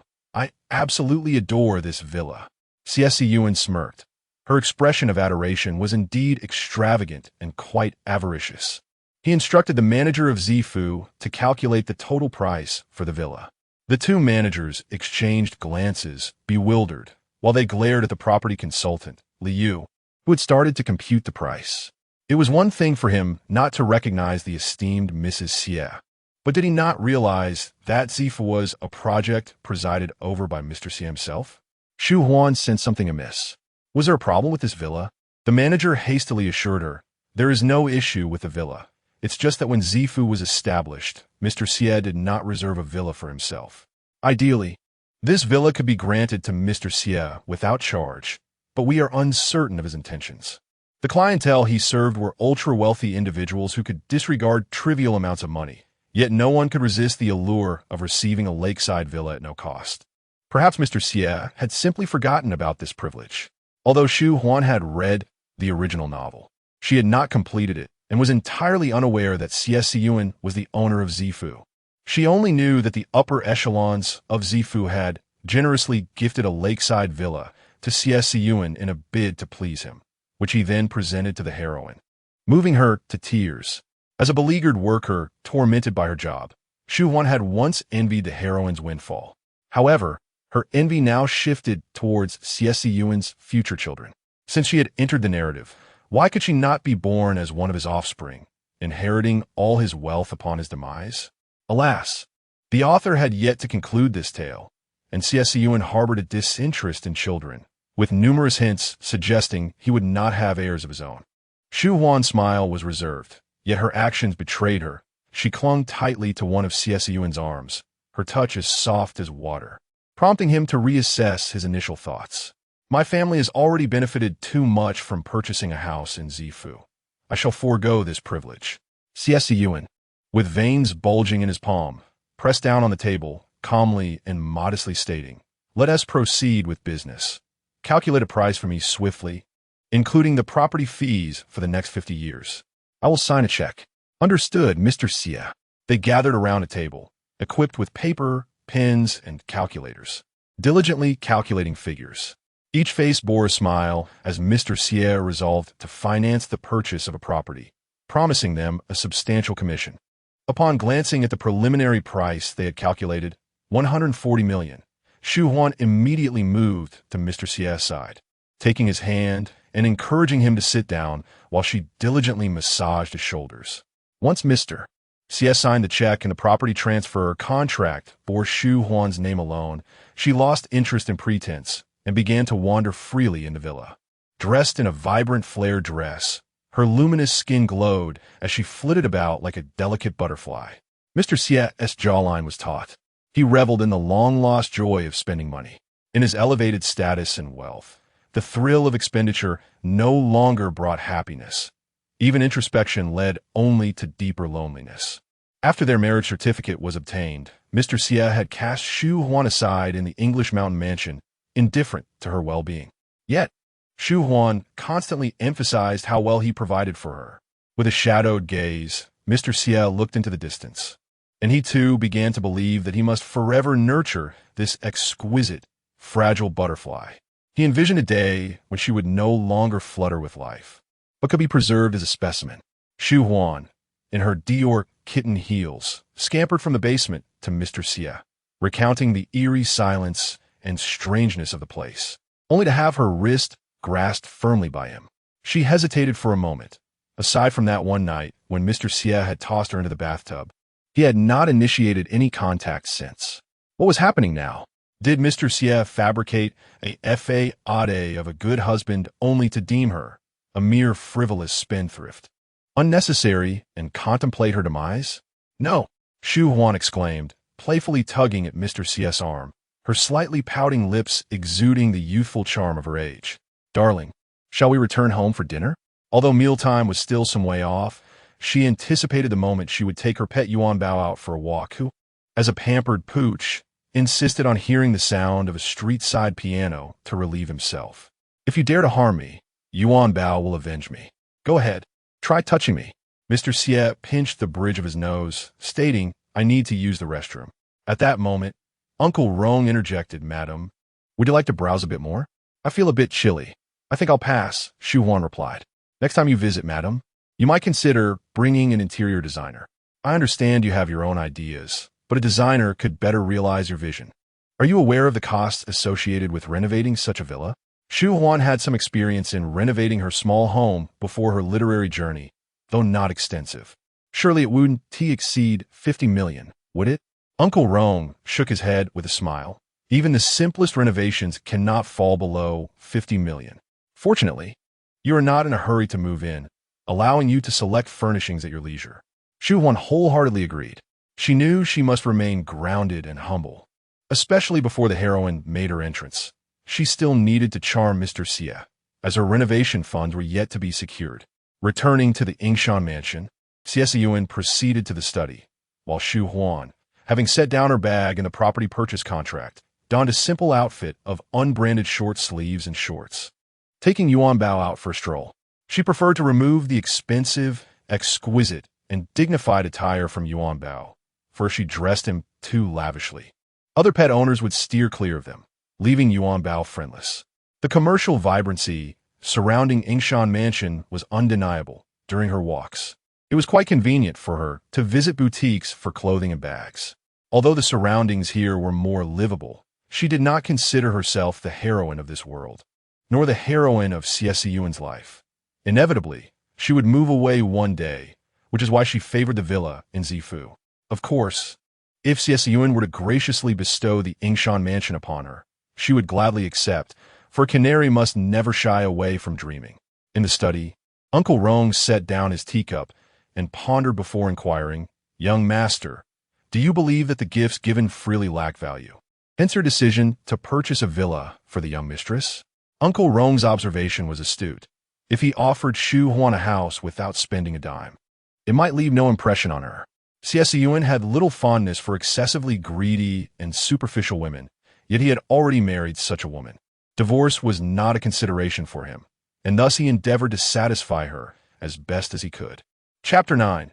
Accidentally applying nail polish on him. The vicinity of Yingshan Mansion is a haven for the affluent. Upon her arrival, Shu Huan explored the area as if she were Lu Lao Lao entering the Grand View Garden. At that time, her slender frame and dark complexion led many to mistake her for a thief. Fortunately, Uncle Rong rescued her from peril on countless occasions. Following the cold-hearted and aloof Xie Siyan was far less appealing than accompanying her lively presence. Indeed, when the time for divorce arrives, she would undoubtedly seek custody of Uncle Rong. After Yuan Bao had his fill of play and relieved himself, Shu Huan began her journey home, holding his hand. At that moment, dark clouds loomed to the west, and in the blink of an eye, the sky above her darkened, accompanied by the ominous rumble of thunder. Against the inky backdrop, Shu Huan's fair skin radiated a soft glow. She quickened her pace, yearning to return home, yet her fear of the thunder rendered her trembling legs unable to move swiftly. Summoning her courage, she managed to hasten a few steps, only to spot a small abandoned kitten to her left, a mere 3 meters away. She considered pretending not to see it. Perhaps it was lifeless, but her keen eyesight detected the faint rise and fall of its breath. The director of the orphanage had once recounted that it was discarded in a trash bin shortly after birth, loudly crying out in defiance. Desperately striving to survive in this world. Steeling herself, Shu Huan approached the tiny creature, removing her baseball cap to cradle the kitten within. Suddenly, a thunderous clap startled her, rendering her limbs weak and causing her to kneel on the ground, unable to rise. A Doberman, standing half her height, pressed closely against her, and the usually silent dog erupted into fierce barks. A man holding a large black umbrella approached, his stride steady and powerful, his tall figure casting a deep shadow. With a strong and reassuring arm, he pulled Shu Huan into his embrace. Xie Siyan noticed the dirty little kitten in her arms and, in a low voice, inquired, "Are you playing hide and seek here?" Shu Huan stared at him in astonishment, seemingly taken aback by his presence. What male protagonist would come to the rescue of a supporting character in such a critical moment? The kitten needed to be taken to a veterinary hospital for treatment. Otherwise, it would not survive the night. Xie Siyan's dark, tranquil eyes scrutinized Shu Huan, who was dressed simply, devoid of any designer labels. Uncle Rong remarked, "The young mistress and Yuan Bao have yet to return. They must be at the Givenchy counter." Everyone knew she was delicate, ostentatious, and superficial. Yet here she was, tending to a fragile little kitten, her white short-sleeved shirt and shorts now soiled. Xie Siyan removed his suit jacket and draped it over her shoulders, stating, "I saw a pet hospital on my way here. Let's go." Shu Huan sighed in relief, the corners of her lips curling into a smile. "What you saw must be your pet hospital. It boasts the finest environment and technology in our area." It was previously named Long's Pet Hospital, after the director's surname, Long. I instinctively thought it catered to chinchillas, but I discovered it was a general pet hospital for cats and dogs when I took Yuan Bao there. I made a suggestion to Director Long to consider renaming the hospital. The next time I visited, it was already a pet hospital, and its business flourished, attracting many pets from outside our district. Strange as it may seem, ever since the hospital underwent a name change, Yuan Bao has not fallen ill. Upon noticing her curled up with the little kitten, Xie Siyan recognized her fear of such tempestuous weather. Initially, he intended to offer her some words of comfort, but it appeared unnecessary. Even those who relished thunderstorms could hardly express their sentiments as Shu Huan did.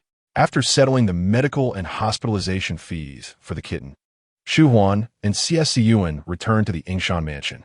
Draped in a suit jacket, Shu Huan stood at the entrance, the black fabric entirely concealing her soft, fair thighs. The interplay of black and white blurring the once distinct boundaries of their lives. Xie Siyan glanced back at Shu Huan, who had lagged behind, wondering what was the matter. Uncle Rong observed this exchange, noting the tone of helplessness in the young master's voice. Typically, it was the young master who rendered others helpless, who dared to elicit such feelings from him. Shu Huan puffed her cheeks, her soft, aggrieved eyes glancing at her little lambskin shoes, which had been a gift from Chanel just last month. I adored them. They were pristine when I wore them out, and now they're peeling. Xie Siyan replied, "I shall purchase you another pair." Shu Huan lamented, "I wish I could, but this particular model hasn't been released yet. I fear it might be a one-of-a-kind piece, and despite my wealth, I might not be able to procure another. It's pitiful that I've only worn them 4 times. Her sorrow over the shoes appeared genuine, the delicate skin around her eyes quickly reddening, her emotions more vivid than the rain outside. Xie Siyan said firmly, "Come inside for dinner. I will get you a new pair tomorrow." In an instant, Shu Huan dashed to his side, seemingly oblivious to the concept of knowing when to stop. Her cherubic face lit up with a smile that was utterly pinchable. "You always keep your word. You would never deceive me. Darling, what I admire most is not your wealth, but your character." Xie Siyan responded with a cool demeanor. "Let us eat." Shu Huan, undeterred by his chilly demeanor, pressed her warm face against his cool shoulder. After all, his brusque temperament towards her was something she had long accepted.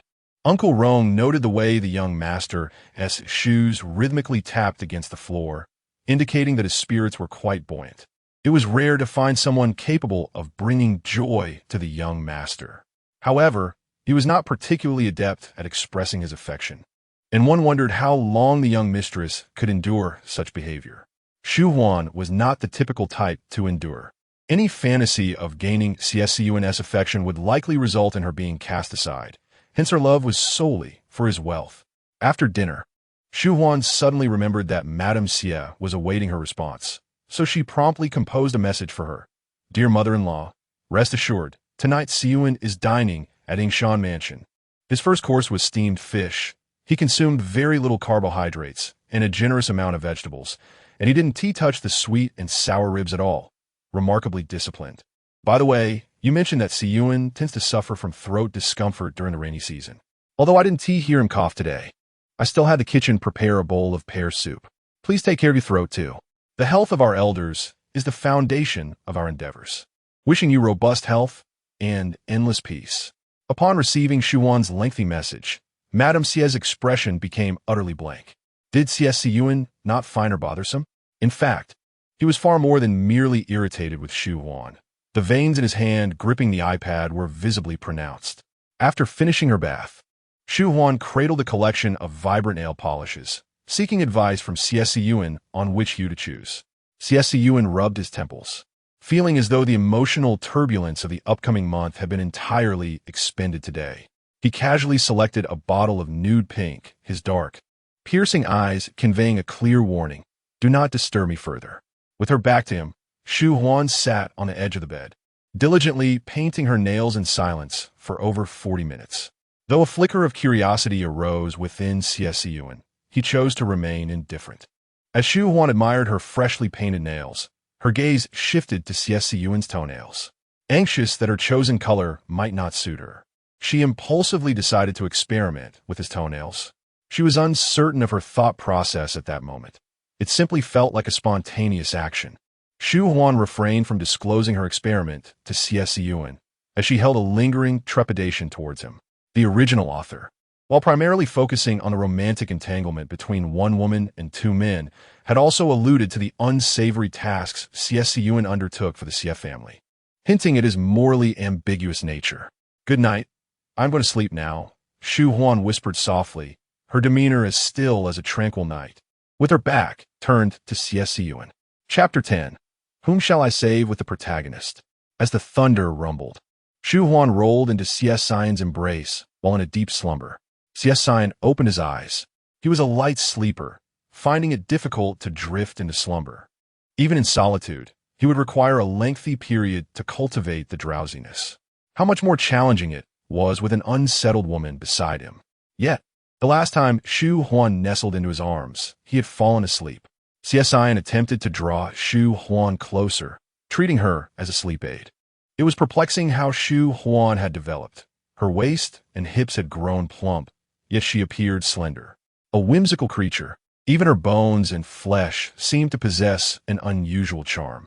In the dead of night, feeling overheated, Shu Huan yearned to roll toward a cooler spot. But the arm across her waist confined her, rendering her immobile. Xie Siyan's eyes remained shut, instinctively tightening his embrace around his sleeping pillow. His palm brushed against the exposed skin, instantly enchanted by the soft, delicate sensation. The man's furrowed brow naturally relaxed, and as he turned, he held Shu Huan tightly, as if cherishing something rare. Shu Huan was plagued by a nightmare, reliving the plot of the original story. Before her divorce from Xie Siyan, she and the protagonist, Jing Yueying, had been kidnapped by Xie Siyan's enemies. Shu Huan was aware that Xie Siyan harbored no love for her, yet as the wife of the Xie family's heir, her life was undoubtedly more valuable than Jing Yueying's. Xie Siyan would surely rescue her. However, she had forgotten that she was merely the supporting character, regardless of her importance. Xie Siyan would choose to save Jing Yueying. Xie Siyan's gaze turned icy. $1 billion was the price for Jing Yueying's life, with a directive to avoid harming her. The kidnappers honored their word, releasing Jing Yueying while unceremoniously casting Shu Huan into the river. The water was frigid and deep. Reminiscent of the night she had been discarded like refuse. She had never been the unwavering choice of anyone. "Damn man, you shall perish." Xie Siyan awakened momentarily, taken aback by Shu Huan's incessant murmurs in her dreams. He pressed her small head into his chest, seeking solace. With her murmurs silenced, the indifferent yet handsome man closed his eyes, content, and possessively believed that a wife naturally belonged in her husband's embrace. The following morning, Mr. Rong attended to the young master's breakfast and, as he was about to leave for work, inquired on behalf of the young mistress, "Will you return for dinner tonight?" Xie Siyan replied, "We shall see." Today's work was light and progressing smoothly. He intended to return to the Yingshan mansion for dinner. However, a phone call from Gu Changbai altered Xie Siyan's plans. The Tianmen Star Resort was a collaborative project between Gu Changbai and Xie Siyan, with a staggering construction cost of billions. As Gu Changbai was the prominent shareholder and involved in the entertainment industry, he effortlessly marketed Tianmen into a trending hotel. Many old money families scorned hype and internet fame, while the Gu family represented the nouveau riche, with Gu Changbai conducting business without reservations. In truth, the financial clout and influence of some old money families had waned compared to certain new elites. Yet, they refused to acknowledge this, unwilling to lower themselves to adapt. As the Maybach entered the Tianmen garage, Xie Siyan took the elevator directly to the presidential suite where Gu Changbai resided. Gu Changbai luxuriated in the hot spring, playfully inviting. "Old Xie, come join me." Xie Siyan leisurely sipped water and, noticing a banana in the fruit platter beside him, snapped off a piece and tossed it into the spring. "A gift for you, enjoy." As Gu Shengbai peeled the banana, his expression turned serious. Timon will be launching in major first-tier cities next year. Do we truly not require external investment or financing? Xie Rui was unaware that you were the largest shareholder of Timon, privately seeking my investment for a stake. From this perspective, you two are undoubtedly akin to brothers. Why has no one from his Xie group invested in Timon? I could directly establish Timon in America and Europe.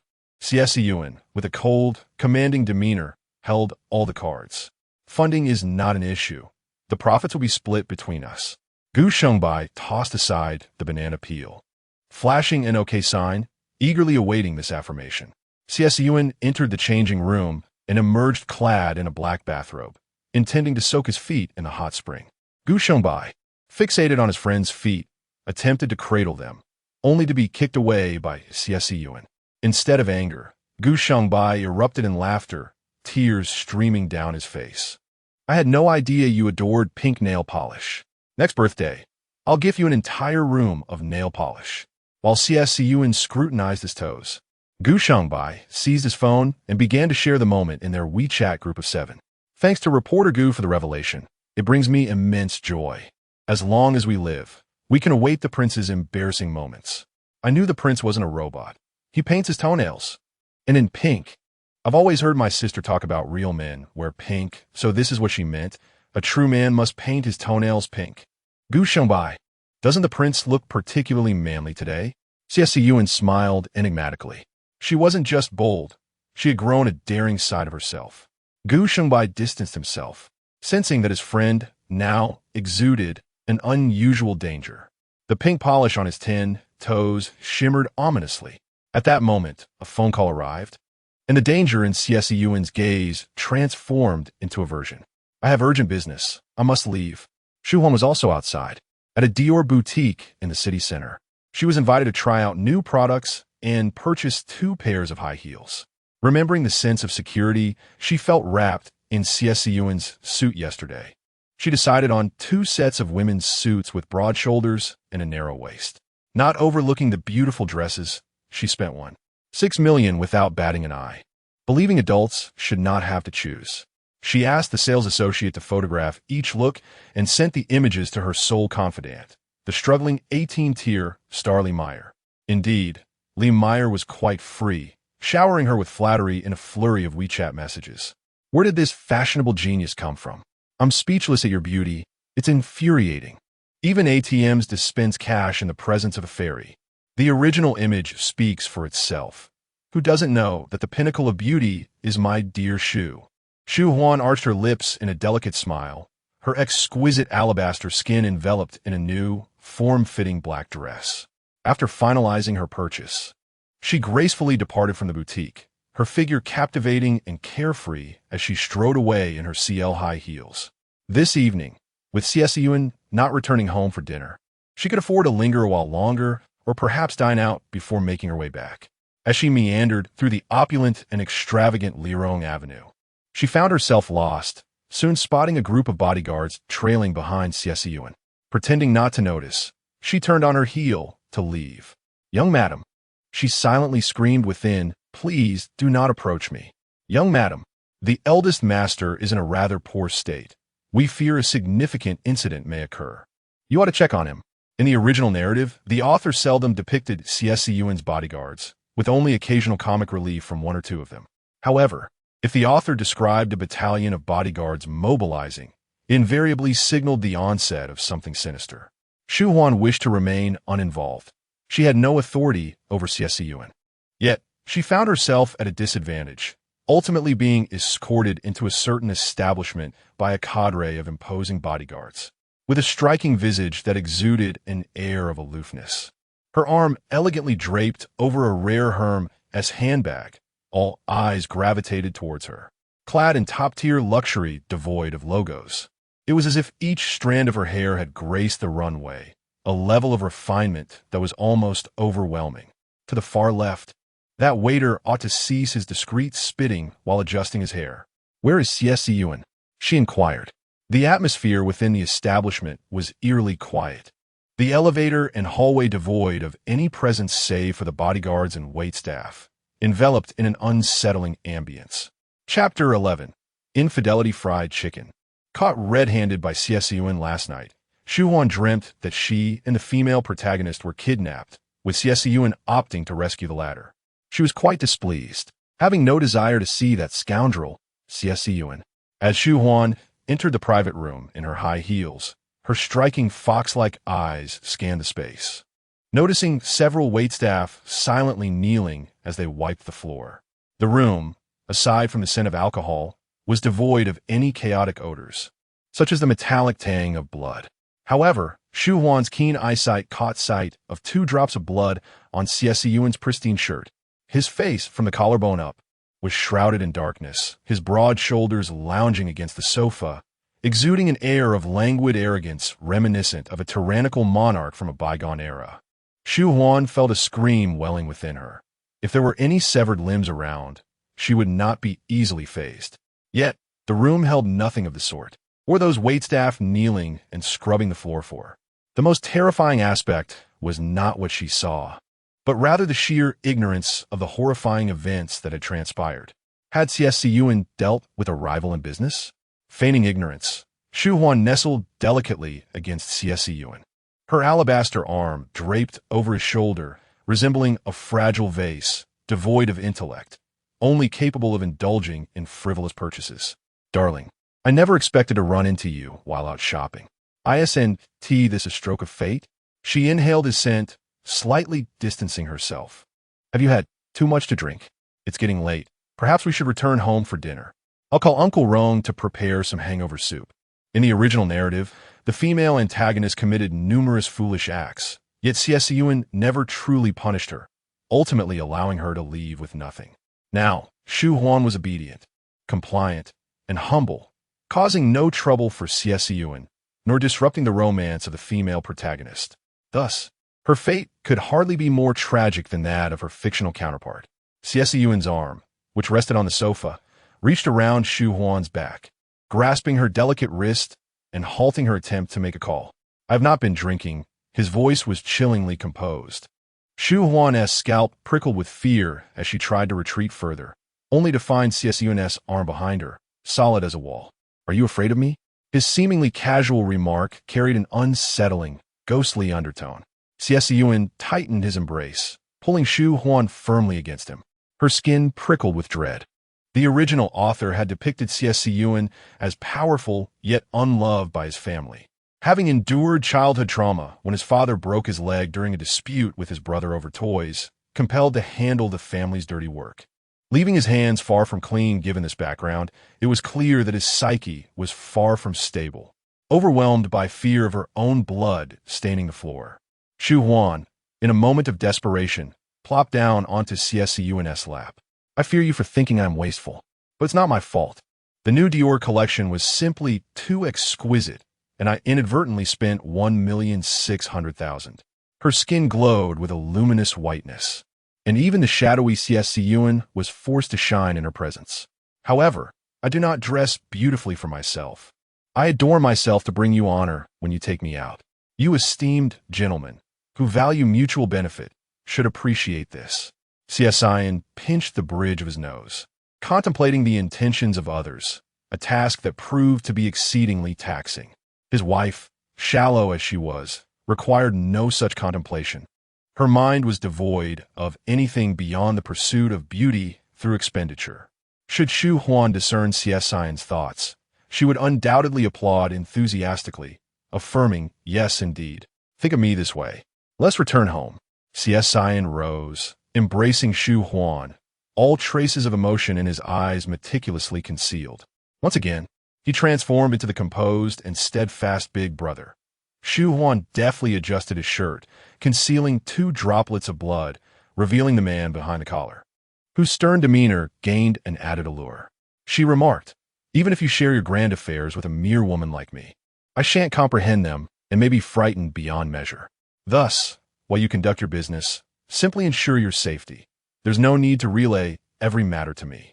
Xie Siyan's phoenix eyes narrowed at the mention of fright. Shu Huan realized he was observing her pink nail polish and promptly linked her arm through his, leading them outward. Many men now favored nail polish. Xie Siyan's mindset was rather antiquated. It was little wonder that in the original work, Pei Majo indulged in lavish feasts while Xie Siyan and the female lead remained in the phase of dining and watching films. Upon exiting the private room, the bodyguard in the corridor had vanished, replaced by ordinary patrons. The lingering hostility surrounding Xie Siyan was unmistakable. Those who brushed past him cast horrified glances. It was originally Xie Rui who should have borne the brunt of such scrutiny and resolved any ensuing troubles. Shu Huan walked with elegant strides, a hint of pride in her eyes, mistakenly believing others admired them. Xie Siyan smirked. Her carefree nature was rather refreshing, making their interactions effortless. Upon returning to the Yingshan mansion, Uncle Rong greeted the young master and mistress with a beaming smile, confident that the more time Xie Siyan spent with Shu Huan, the more he would grow fond of her.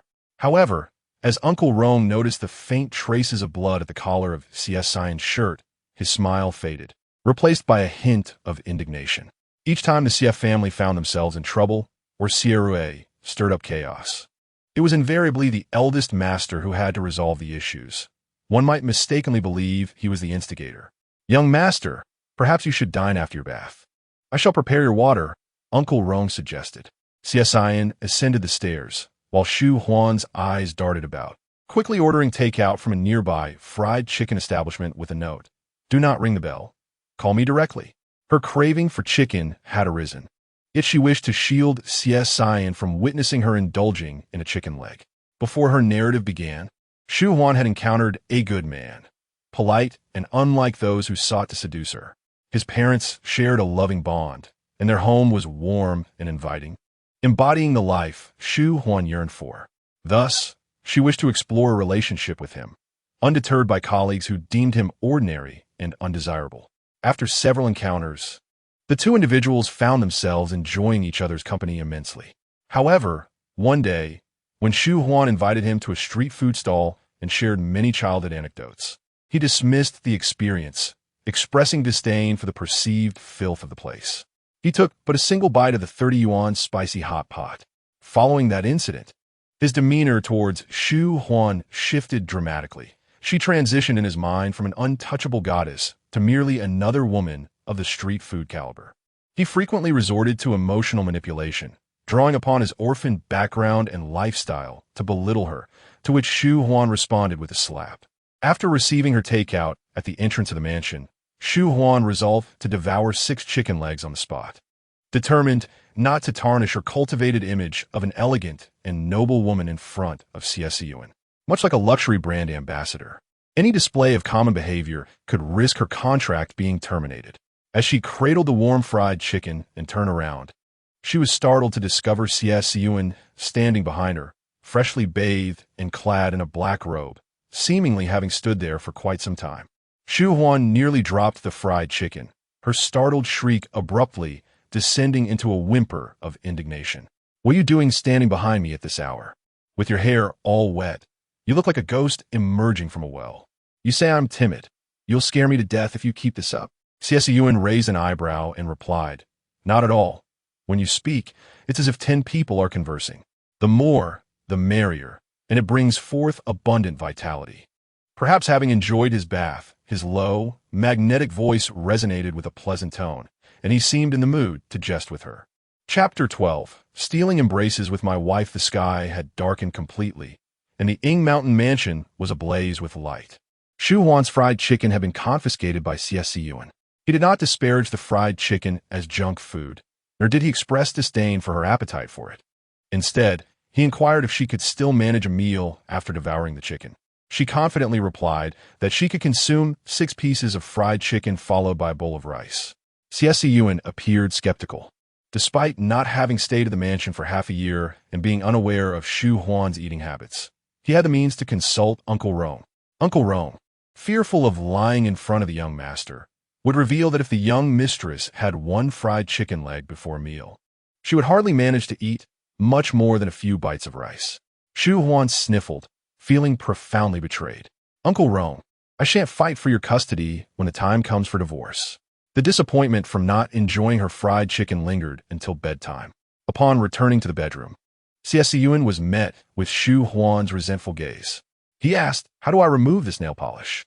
Feeling guilty, she feigned a glance at his feet, intending to lavish compliments, but was immediately subdued by his piercing stare. She obediently fetched the nail polish remover to assist him. "I can manage myself," he stated. When he had initially wed her, it was because she appeared so fragile and pitiful, almost like a specter. Yet, Xie Siyan's intellect and morals were sufficiently mature. He would not misuse his strength to bully the weak, especially not his own wife.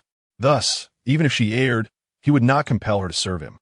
Dressed in a dark green nightgown, Shu Huan sat beside him, bending slightly as she observed him remove the nail polish, occasionally offering him gentle guidance.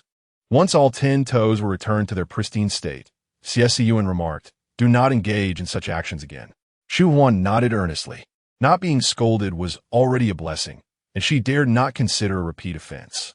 "Where do you keep this nail polish remover?" he inquired. "Hand it to me," she replied. Xie Siyan displayed remarkable politeness and a commendable capacity for tolerance. No one in this world will be as forgiving as one's parents, and Shu Huan, being an orphan without parental affection, felt the weight of this truth. As she read the original text, her favorite moments were those depicting Pei Majo's gentle protection of the female lead, while she detested the scenes of Xie Siyan's forceful dominance.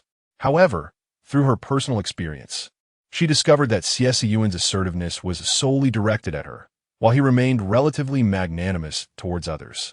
Truth be told, Shu Huan found this arrangement quite agreeable. At least she need not worry about Xie Siyan harboring ill intentions towards her. Curled up in bed, her head buried in the blankets, she assumed a sleeping posture devoid of security. Xie Siyan opened his dark eyes, experiencing a hint of insomnia, yearning to hold something in order to find rest. His gaze fell upon Shu Huan, who revealed a slender, pale neck. She had nurtured her skin to be soft and fair, allowing her to blend seamlessly into anyone's embrace, rather than being exclusively suited to his own contours. Thus, he reminded himself that this could not serve as justification for him to hold Shu Huan closely as he slept. Prior to their marriage certificate, he had discussed with Shu Huan that their union was merely a transactional arrangement, devoid of any emotional entanglement. Knowing that there was no affection between him and Shu Huan, the old residents incited Shu Huan to become pregnant, attempting to transform her into his Achilles heel, a pawn to manipulate at will. A mere fantasy.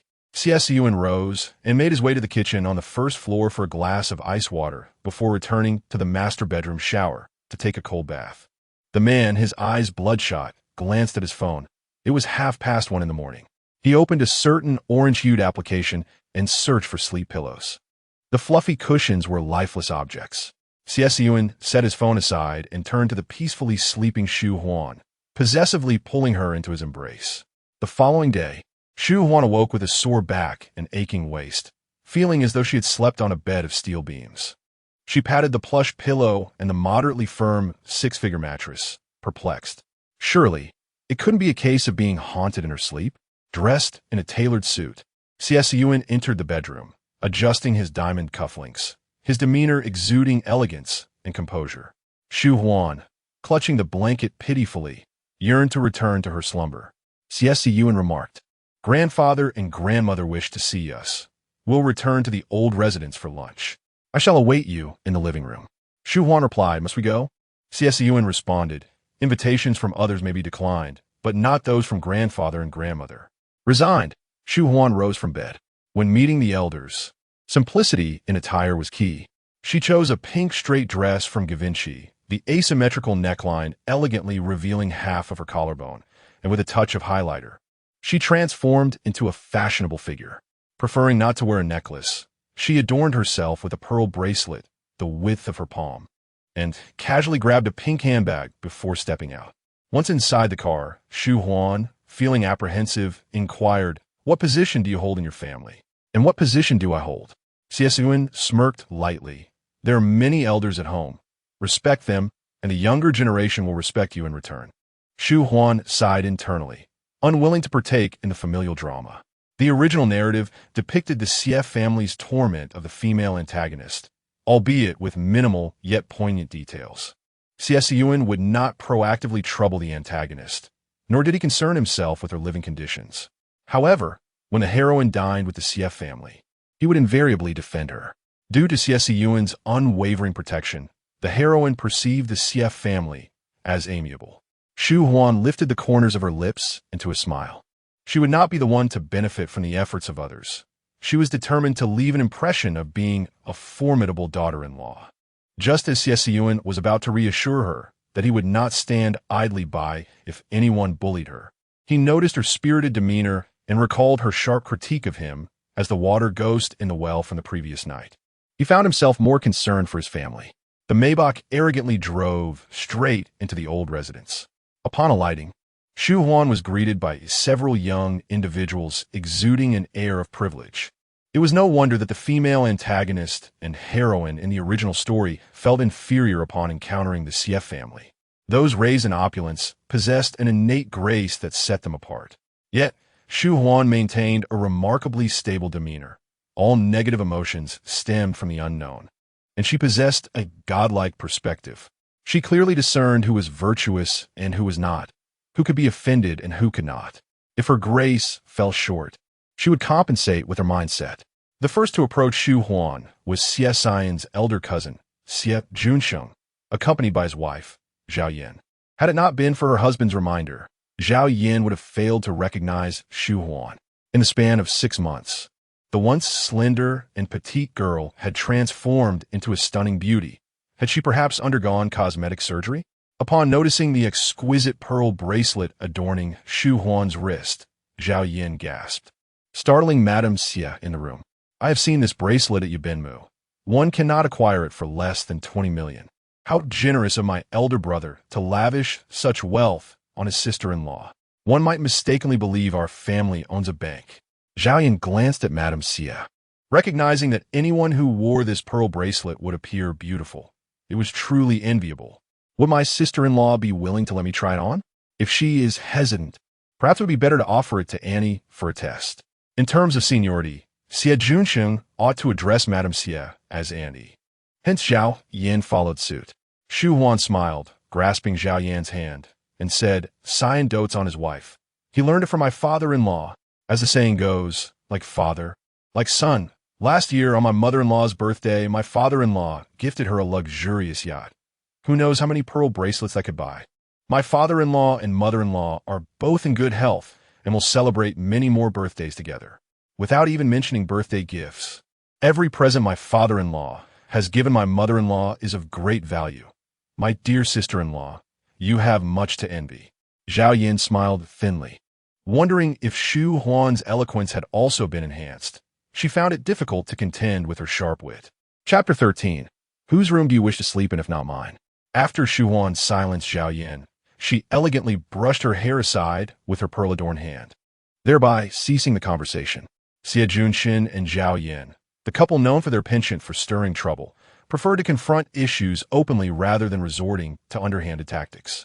They were characterized by their lack of skill and love for conflict, lacking any particularly malicious intent, incapable of orchestrating schemes or acts of coercion. Madame Xie cast a glance at the ineffectual Zhao Yan, her smile warm as she welcomed everyone into the house. Shu Huan intertwined her arm with Xie Siyan's as they entered the main hall. The Xie family's ancestral home was indeed a relic, the hall serving as a living room adorned with opulent golden Namu pillars, and the furnishings exuded an antique charm. Every time Shu Huan stepped into this space, she felt as though she was on the brink of time travel. Next time she visited, she thought it might be delightful to don a qipao. Occasionally, she stumbled upon short videos showcasing the transformations of warlord wives, which stirred her imagination. The contrast between a canary and an iron-blooded warlord, their differing physiques, radiated an intense allure. However, she understood that Xie Siyan was a true iron-blooded warlord, his emotions tightly reined in, displaying an extreme calmness that would not entertain such role-playing games. Xie Rui greeted them, accompanied by his wife, Li Shurong. His smile was radiant, seemingly oblivious to the troubles he had caused the previous day. Of course, he appeared cheerful. Having erred, he found Madame Xie eager to shield him. If she could not protect her youngest son, she would resort to moral coercion, pressing Xie Siyan to clean up the mess. Xie Rui consistently emerged unscathed. Xie Siyan cast a fleeting glance at Xie Rue, exuding an air of authority that tempered Xie Rue's smile. Xie Rue felt a twinge of guilt. He was the vice president of Hezhong Capital, ostensibly for the benefit of the Xie family's conglomerate. If Hezhong Capital troubled him, it was tantamount to causing difficulties for the Xie family. If his elder brother chose to stand idly by, it would be uncharacteristically cold and selfish. Li Shurong exchanged pleasantries with Shu Huan. The original female antagonist envied Li Shurong's prestigious lineage and her poised, noble demeanor, thus frequently attempting to ingratiate herself with her. However, Li Shurong, aware of her own status, refrained from belittling the antagonist and chose not to engage with her. She simply looked down upon her, disinterested in any interaction. Li Shurong was astonished by the extent of Shu Huan's transformation, her eyes revealing no other emotion. In the presence of her elder brother, she could not afford to be overly cool toward Shu Huan, so she remarked, "Sister-in-law, you have truly flourished during this time. I always recognized your features as those of a natural beauty." Shu Huan's exquisite visage was beyond reproach. She merely stated an undeniable truth, which did not come off as flattery. "I still require some adjustment. Unlike my sister-in-law, who possesses such an innate radiance, truly a favorite of the heavens." Shu Huan reciprocated the compliments to Li Shurong, maintaining the same polite brevity. Li Shurong was wonderful, and so was she. Hence, there was no need for Shu Huan to seek anyone's approval. She was simply herself, the best version of Shu Huan in the world. Li Shurong discreetly observed Shu Huan, sensing that her sister-in-law's transformation extended beyond mere appearance, as she seemed to exude a newfound poise and confidence, somewhat reminiscent of her elder brother. Xie Siyan and Shu Huan greeted their grandparents, followed by cordial salutations to their uncle Xie Chunsheng and aunt Chu Wenxi, the parents of Xie Junshan. Xie Siyan's biological father, Xie Shangtong, was unwell and absent, yet Madame Xie busied herself, managing everything single-handedly. After navigating through a considerable social circle, Shu Huan finally found a moment to sit down. Laughter and light-hearted conversation filled the air, yet beneath the smiles of everyone present, she sensed an undercurrent of tension. Oh dear, it seemed a formidable challenge was on the horizon. Shu Huan glanced at the composed and unflappable Xie Siyan. Despite her usual apprehension towards his enigmatic demeanor, she felt a sense of reassurance in his presence. Beyond the narrative of Xie Siyan forcibly claiming the protagonist, she genuinely admired him. His capabilities, sense of responsibility, and resilience were commendable. Amidst the jovial atmosphere, the elder Xie patriarch suddenly proclaimed, "I have decided to elevate Siyan to the position of CEO of the Xie Corporation." As the reigning authority in the family, the elder's words were met with silence. No one dared to oppose him. However, the timing of this promotion raised eyebrows. As Madame Xie and Xie Rue exchanged glances, both harboring unspoken reluctance. If not for Xie Rue's recent blunder, Madame Xie would certainly have contested this position for him. Xie Chunsheng and Chu Wenxi remained composed, saying nothing. Yet their son, Xie Junshan, could not contain his discontent, his dissatisfaction evident on his face. Xie Junshan remarked, "Elder brother is undoubtedly capable and fully qualified for the role of CEO, and I respect that. However, I fear there are others who may not share my sentiment." He cast a pointed glance at Xie Rue, questioning his brother's remarkable composure. Elder brother has poached the vice president of Hezhong Capital, inciting their ire, resulting in the immediate cessation of 2 collaborative projects with our company. Mistakes happen, and even the best can falter, due to elder brother's momentary lapse in judgment. The company has suffered losses amounting to billions. Might it be that elder brother is simply overwhelmed lately? I am aware of this issue, and I'm certain the board is too. While we wholeheartedly support grandfather's appointment, we worry about the potential for dissent during the board's vote. The elder Xie turned his gaze toward his eldest grandson, Xie Siyan, his voice devoid of anger, yet commanding. "Is this true?" Xie Rue lowered his head. Upon hearing Hezhong Capital, he felt a cold sweat breaking out on his back, fearing his elder brother might betray him. Madame Xie remained steadfast, willing to sacrifice her own brother for the sake of advantage. If Xie Siyan sought to be vilified, he could easily expose Rue.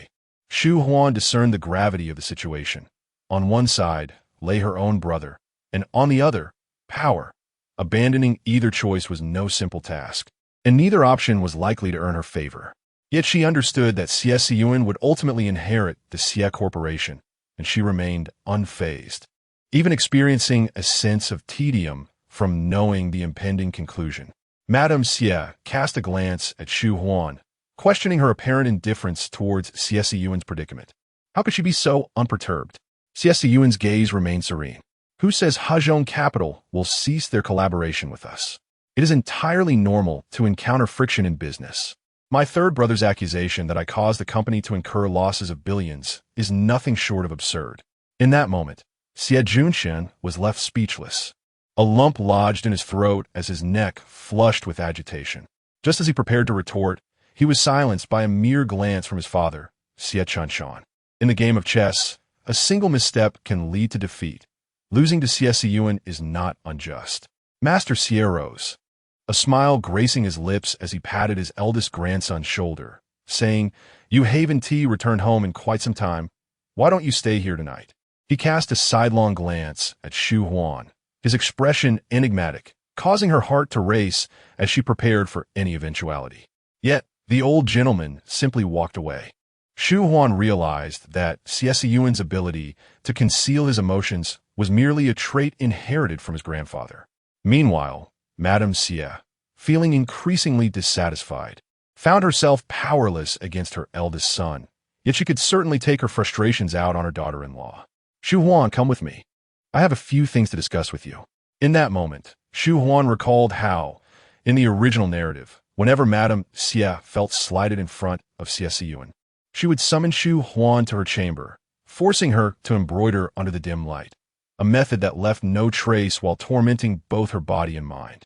Struggling to rise, her fair and delicate visage contorted with anxiety, she stammered, "Mother-in-law, my legs feel weak. Your father is too imposing, and I am so timid." If it weren't for Siyuan's tactful handling of the situation that made grandfather laugh, I might have fainted. The beleaguered fairy's gaze bore into her ineffectual husband. Even if they were a couple whose interactions required prior negotiation, Xie Siyan should not turn a blind eye to her plight. With a glance at Shu Huan, his cold, mechanical beauty seemed to recognize her as an ally. He spoke with measured calm. "Mother, Shu Huan is unwell and needs to rest. Any discussions can wait until another day." Madame Xie sneered. "Now that you hold a position of power, you think you can dictate whom I converse with? Shall you also arrange my burial tomorrow?" Xie Siyan replied, "You are being overly concerned. Otherwise, perhaps you should carry Shu Huan to your room for your conversation." With a flick of her wrist, Madame Xie departed in a huff. Feigning to massage her legs, Shu Huan inquired, "Since we are staying at the old residence tonight, will I be sleeping in your room?" In the original story, the female protagonist had inadvertently broken one of Xie Siyan's models during a visit to his room, provoking his wrath and sending her away. Shu Huan pondered that if she were to accidentally damage something of his, he might very well drag her to the garden to bury her. Xie Siyan narrowed his phoenix-like eyes and replied, "You will not be sleeping in mine. Whose room do you wish to occupy instead?" Chapter 14 in a soft, aggrieved tone.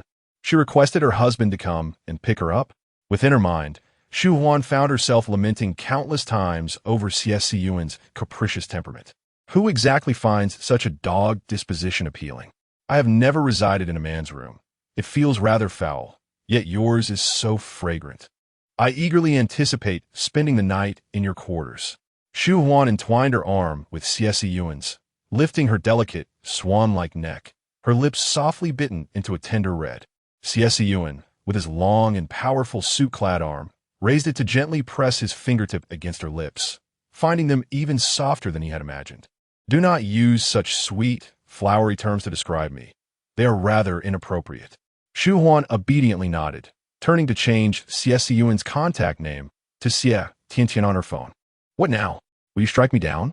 Upon entering Xie Siyan's room, Shu Huan was met with a monochrome palette of black and gray. While these colors were undoubtedly sophisticated, they also conveyed a sense of gloom. The more she gazed, the more despondent she felt, prompting her to place her vibrant pink handbag on the gray bed. instantly transforming it into a visual focal point and enlivening the otherwise somber atmosphere. Cradling her exquisitely beautiful face, she mused that she must indeed be a fairy. Just as the ancient figure of Suiren brought fire to benefit the people, Shu Huan illuminated Xie Siyan's spiritual realm. If Xie Siyan knew how to express gratitude, he ought to cherish her with his bank card and gold ingots. After indulging in self-admiration for a moment, the little fairy in pink high heels tread lightly upon the black carpet, exploring Xie Siyan's bedroom whilst internally critiquing her surroundings. Upon encountering a bare, transparent display cabinet, she promptly rapped on the bathroom door. Xie Siyan, do not hide in there in silence. I know you are home. Xie Siyan was well aware of Shu Huan's vivacious nature, yet he did not expect that even in the restroom he would find no respite. He opened the bathroom door, his tall and imposing figure emanating a formidable presence, his dark, piercing gaze looking down upon her. Shu Huan instinctively took a step back. Xie Siyan suppressed a smile as he leaned over to wash his hands. His fingers were long and elegant, with prominent knuckles, and his pale skin revealed faint veins beneath the surface. His neatly trimmed nails, when wet, appeared all the more striking. Though Shu Huan was not one to be captivated by hands, she found herself momentarily enchanted by Xie Siyan's. Standing behind him, she resembled a beautiful specter, dark and brooding. Despite any resentment she harbored toward him, it could not shake his composure. She could only glare at him fiercely. As Xie Siyan turned, Shu Huan flashed a dazzling smile worthy of celebrity. I notice your display cabinet for models is empty. Where are your collectibles? They are delicate Gundam models and prone to damage. I instructed the housekeeper to store them in the basement, Xie Siyan replied. Shu Huan's mind went blank for a moment. What did that mean? You double-standard dog a man, she stammered in frustration. When the female lead visits your room, why do you not put away the fragile Gundam models? Oh, so the female lead can break your Gundam models. Yet I am not even deemed worthy to glance at them. It turned out that even a fairy could feel neglected when unloved. This is a trifling matter.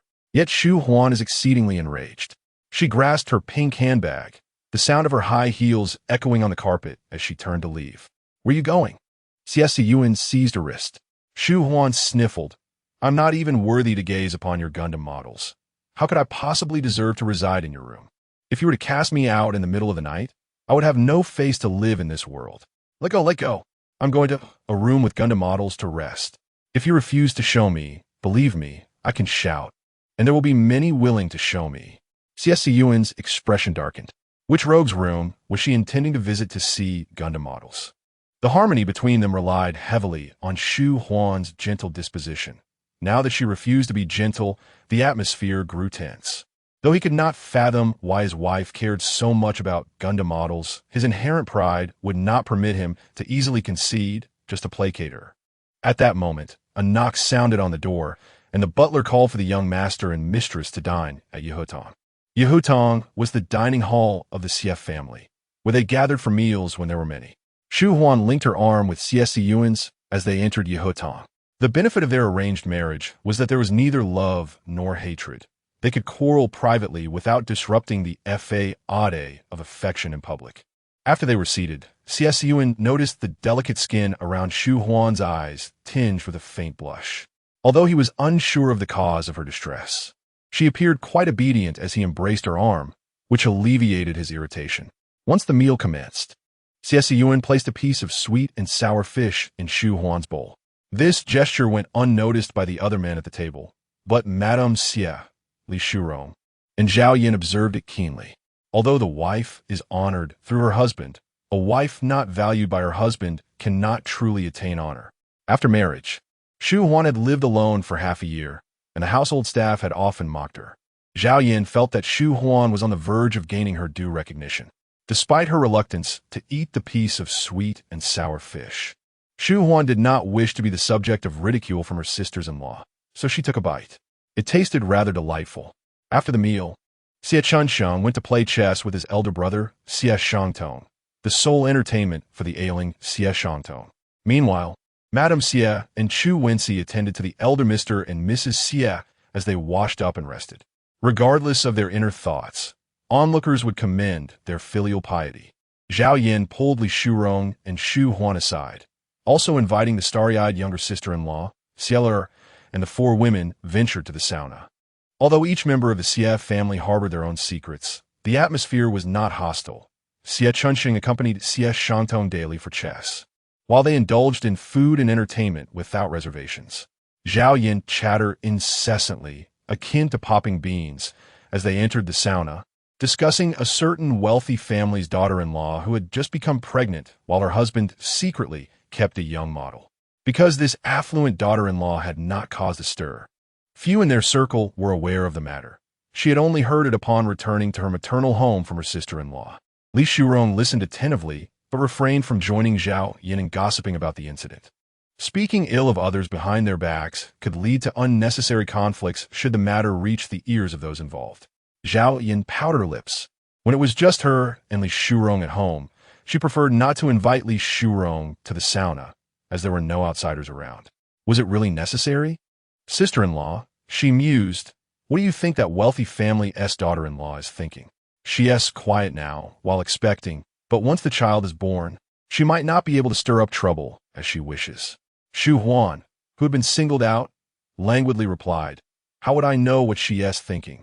Perhaps she aims to nurture her child, and when her husband is drained by indulgences, she can hold her child and govern from behind the curtains. Li Shurong looked at Shu Huan in astonishment, seemingly surprised that the typically superficial sister-in-law could possess such profound thoughts. With encouragement from her audience, Zhao Yin became increasingly animated in her speech, so much so that her excitement nearly caused her to faint from lack of oxygen in the sauna. Li Shurong quickly supported her outside to breathe fresh air. Shu Huan glanced at Xie Liar, who was the biological sister of Xie Junshin and the only girl in the Xie family's second branch. The matriarch of the family had 2 sons and no daughters, making Xie Liar the sole female descendant of the Xie lineage. The elderly couple doted on her, and both Madame Xie and Xie Shang were kind to her, making it difficult for Xie Liar to perceive the undercurrents of familial rivalry, as she was entirely absorbed in her idle pursuits. Notably, in the original narrative, Xie Liar was portrayed as an antagonist, harboring disdain for the female lead, a star.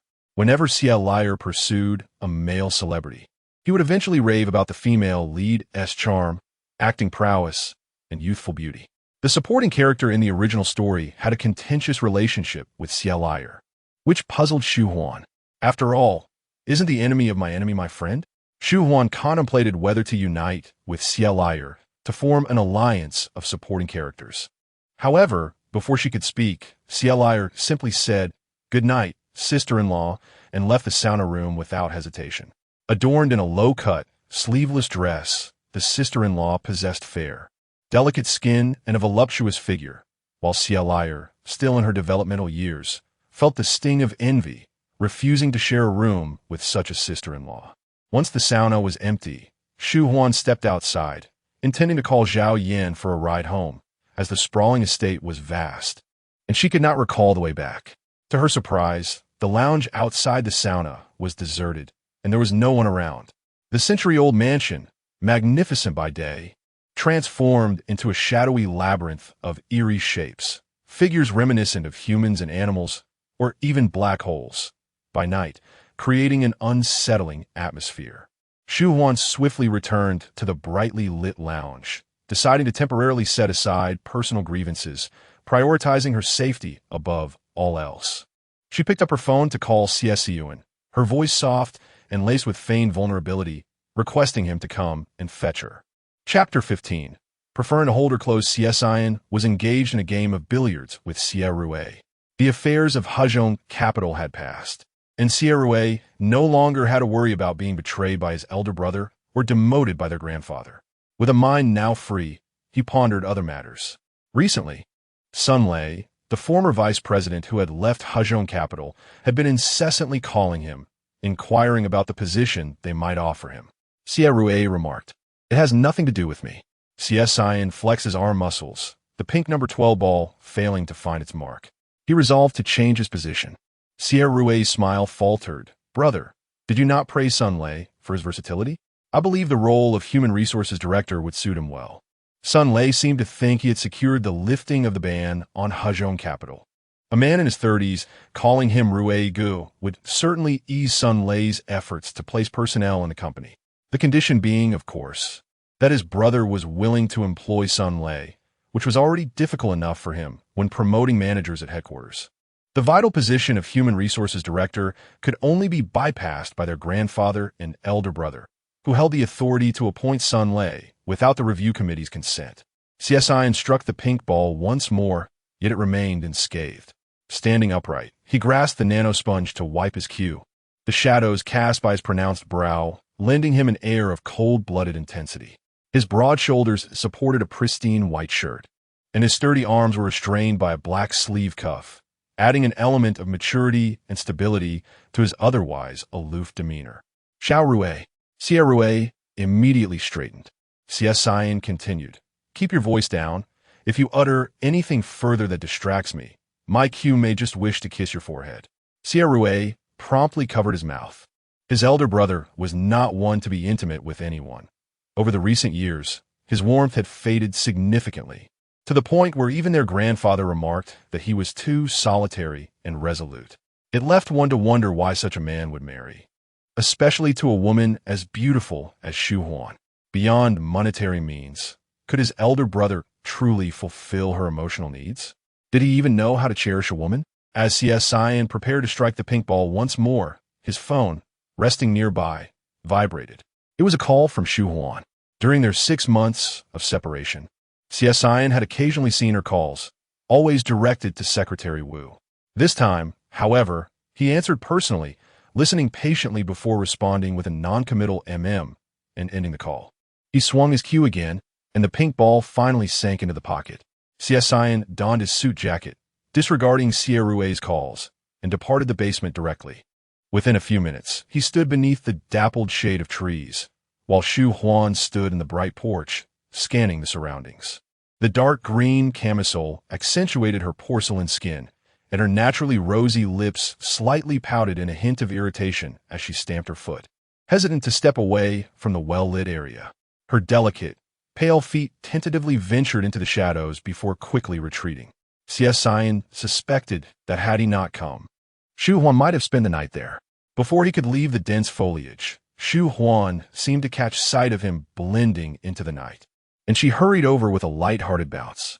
Her fair skin appeared to borrow luminescence from the moon, and her sweet, surprised smile radiated a glow, indelibly etched in Xie Siyan's memory.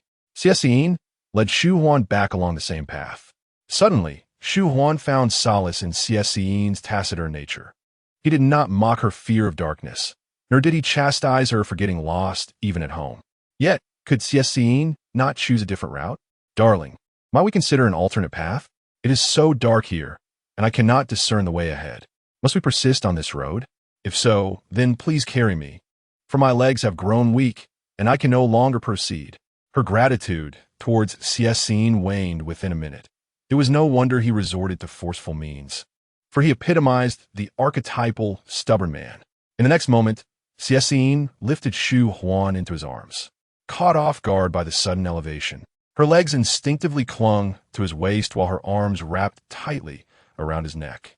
Fearful of falling, she was engulfed by a sense of trepidation, both of the dark and of the potential tumble, leaving her utterly exhausted. Anger surged within her. She was undeniably furious. Perhaps they were the only couple capable of embracing intimately while simultaneously igniting frustration. Shu Huan loathed Xie Siyan's authoritarian demeanor. He preferred to carry her along this murky path rather than heed her suggestions. Was it appropriate to channel competitive instincts towards one's wife? Upon reaching a well-lit area, Shu Huan promptly dismounted from Xie Siyan, adjusting her skirt while discreetly glancing at his expression.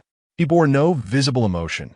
Were one to describe Xie Siyan's current state, it would be characterized as devoid of warmth, coldly impassive. With a huff, Shu Huan, eager to return to her room for a bath, nearly stumbled on the stairs, unaware of when Xie Siyan had positioned himself behind her, swiftly catching her delicate waist. She uttered another thank you with a slight grunt, too timid to meet his gaze for fear of encountering mockery upon his face. After completing her bath and skincare routine, she finally climbed into bed, only to realize something was amiss. It appeared there was but a single blanket on the bed. How were they to sleep? Chapter 16. Do not seek out wild men. Shu Huan, adorned in a delicate pink silk nightgown, knelt upon the expansive gray bed, her toes painted in a translucent ruby red, curling slightly. A hint of innocence graced her features. There was but a single blanket here. It was rather late. Would you like me to fetch another blanket? Or perhaps you could simply instruct me to do so. She had become disoriented within the Xie residence. Nearly stumbling down the stairs, Xie Siyan had likely berated her as a little fool in his mind, and she felt an urgent need to prove her formidable strength. Spending just one night at the old estate, this single blanket sufficed. Xie Siyan gently closed the book in his hands, his voice and gaze exuding a crisp clarity devoid of ambiguity. Shu Huan discerned no trace of innuendo in his words. He had come to retrieve her from the sauna just in time, and her ire diminished significantly. Sharing a blanket with him that night, while begrudgingly acceptable, was still a concession. However, she once again caught sight of the vacant display cabinet, and though she did not mind being perceived as a superficial and beautiful vase, even a vase possessed its dignity. Stubbornly, Shu Huan declared, I noticed a thick throw blanket on the sofa. I shall sleep there. The protagonist could admire Xie Siyan's towering model kits, but Shu Huan felt no envy.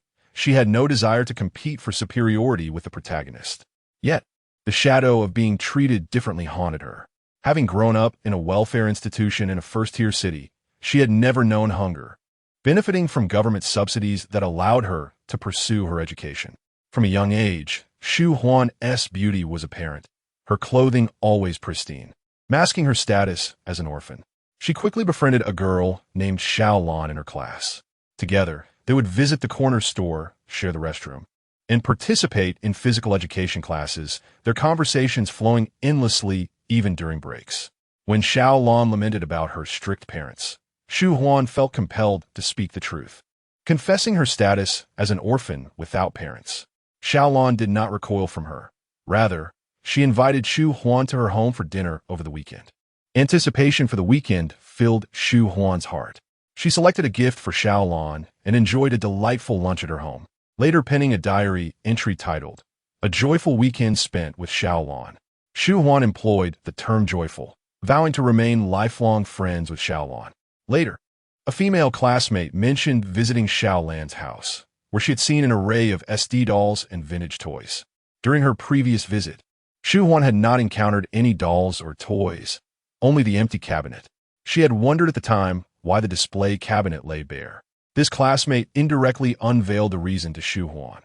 Xiaolan had concealed her valuable toys, fearing that Shu Huan, being an orphan, might steal them. This incident transpired in elementary school, vividly etched in Shu Huan's memory, while her recollection of Xiaolan had grown hazy. Reclining on the sofa, a double-sided cashmere throw enveloping her comfortably, Shu Huan, seeking the coolness, revealed her delicate, slender feet, unconsciously pressing against the dark fabric of the sofa. This evening, she had witnessed Xie Siyan's authoritarian nature. It was time for him to experience her indomitable spirit in return. Upon returning to the Yingshan mansion, Shu Huan resolved to vacate the master bedroom. She could not bear to share a bed with someone akin to Xiaolan, for it would bring her sorrow, tears, and nightmares. Even a fairy's beauty could be marred by negative emotions. No ordinary mortal shall disrupt her plan of being a refined fairy, even at 70 or 80. With the absence of wind, rain, and thunder, Shu Huan quickly succumbed to slumber, albeit with a less than dignified sleeping posture that produced faint snoring sounds. Xie Siyan, solitary and leaning against the headboard, bore deep-set, somber eyes reminiscent of a powerful yet bereaved man, his aura heavy with an inhuman weight. He found it impossible to drift into a peaceful sleep. The delicate little bird, whom he had nurtured, possessed a tempestuous temperament. And although Xie Siyan prided himself on his patience, he could not fathom why she would choose to flutter away from his grasp in moments of anger. This unsettling sensation of tenuous control left him profoundly uncomfortable.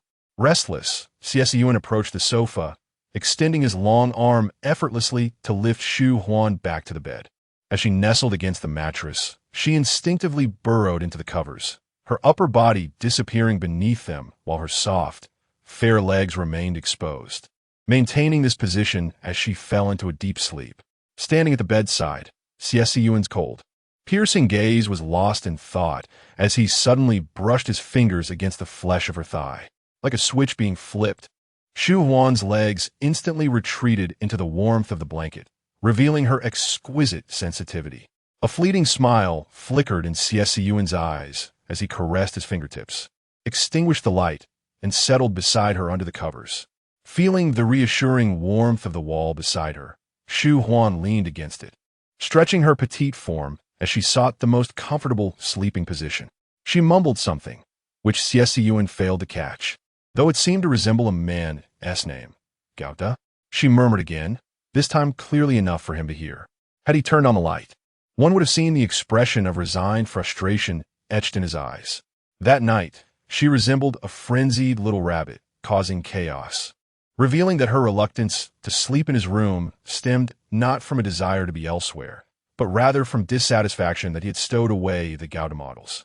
Those models were a childhood hobby of his, long since intended for storage, and he had never intended to deny Shu Huan the pleasure of viewing them, a fact he had not even considered. Warmth enveloped her. Shu Huan's closed eyelids fluttered, her crimson lips pouting in discontent, and her fair face grew flushed against Xie Siyan's embrace.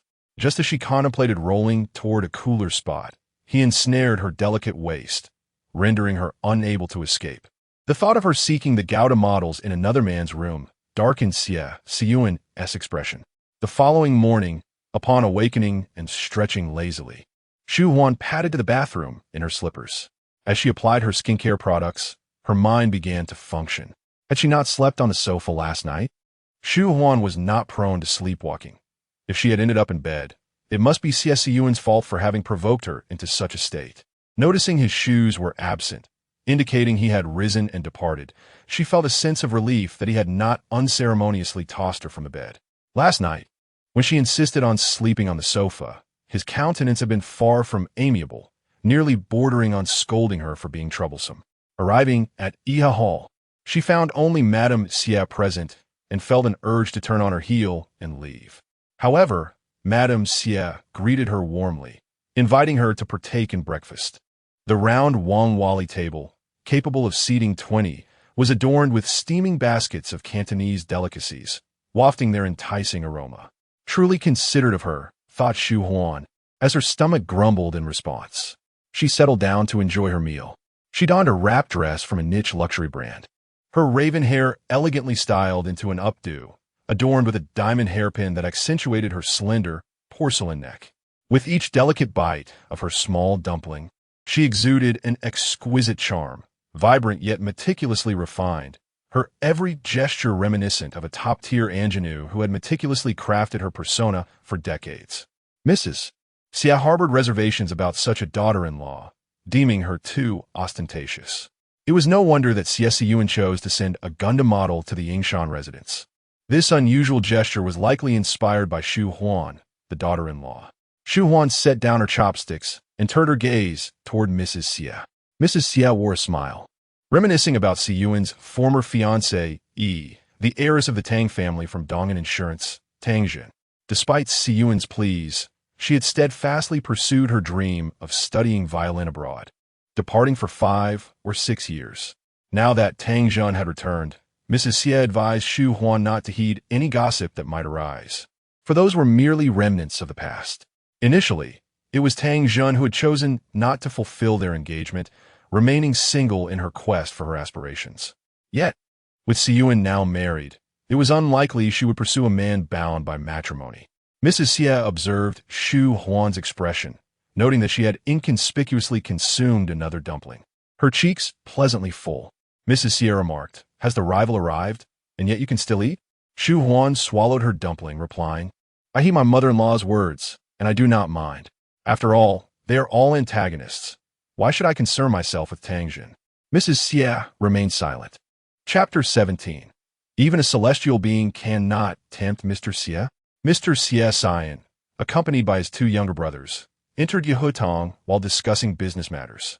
During breakfast, their conversation continued. Shu Huan, having finished her meal, pondered how she might return home. With the Xie family being numerous, surely there would be an ample supply of drivers. To her surprise, the busy Mr. Xie Siyan first offered to escort her back to the Yingshan mansion. Throughout the journey, Shu Huan maintained her elegant and aloof demeanor, reminiscent of a celestial being.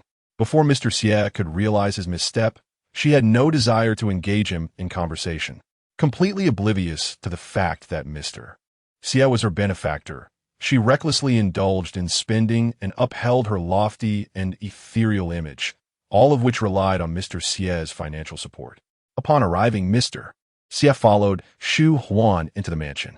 Uncertain of his intentions, she halted at the entrance with caution evident in her striking fox-like eyes. Should Mr.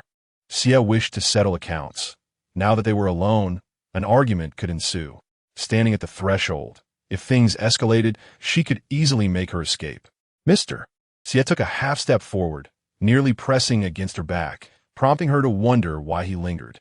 With a sudden burst of thought, she began to lament while touching the vase placed at the entrance. Do you know how lonely and burdensome it is to be a threshold?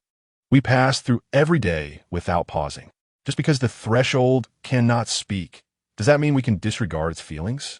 Mr. Xie's sharp and elongated eyes narrowed. It was rare for him to be unable to decipher a person or situation, yet Shu Huan remained an enigma.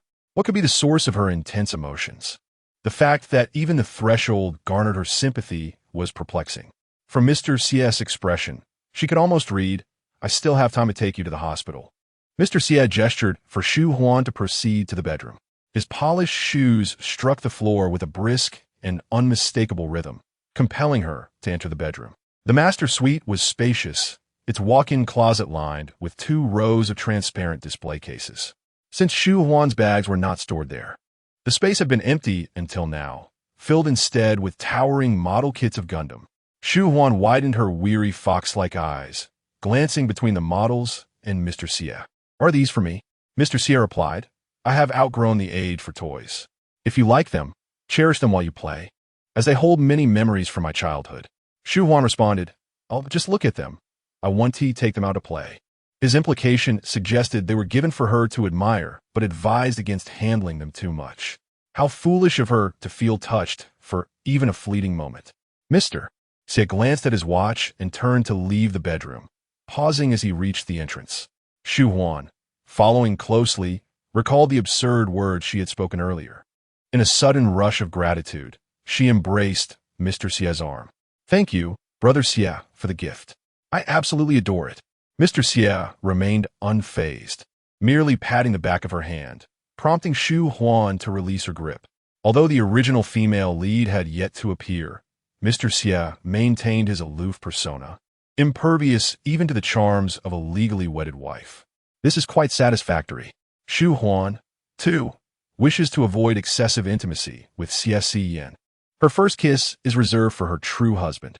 Once seated in the car, Xie Siyan instructed Secretary Wu, "Please arrange today's schedule to ensure I can return to Yingshan Mansion for dinner before the workday concludes."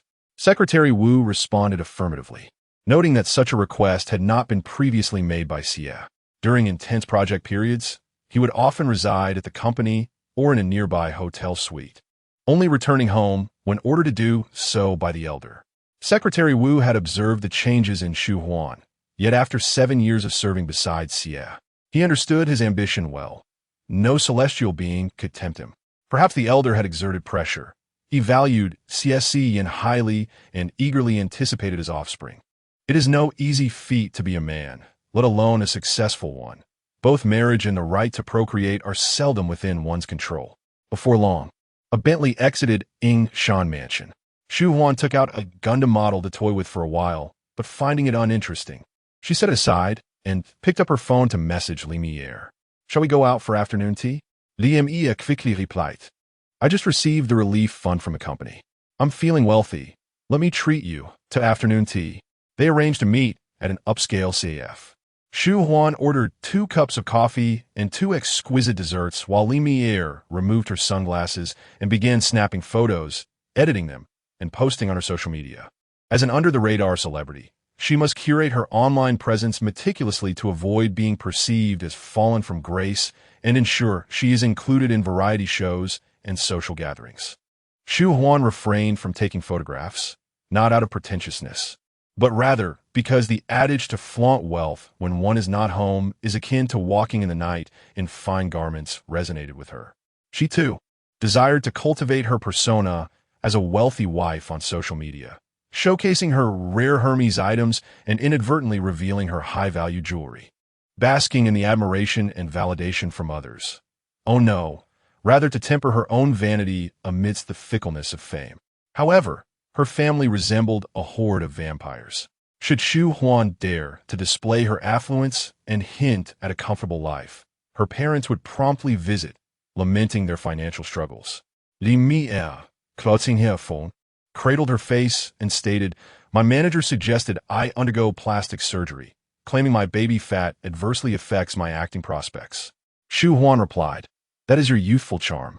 Removing it would render you a hideous creature." Li Mi, taken aback, retorted, "Are you daring enough to lick your own lips?" Shu Huan countered, "Choose between my manager and me. If you wish to remain my friend, do not pursue surgery." She had to be firm, knowing that post-surgery Li Mi would likely face a barrage of criticism from fans labeling her with the derogatory term snake spirit face. Originally, there was an A-campus web drama director seeking a cute girl to portray the leading role. However, due to Li Mi's surgery and the negative online sentiment, she missed her singular opportunity for stardom and ultimately withdrew from the industry to sell clothing. The original female lead, Jing Yuing, seized the chance and starred in the campus web drama, skyrocketing to fame, amassing 5 million followers on Weibo and meeting Pamo Zhou at the celebratory banquet.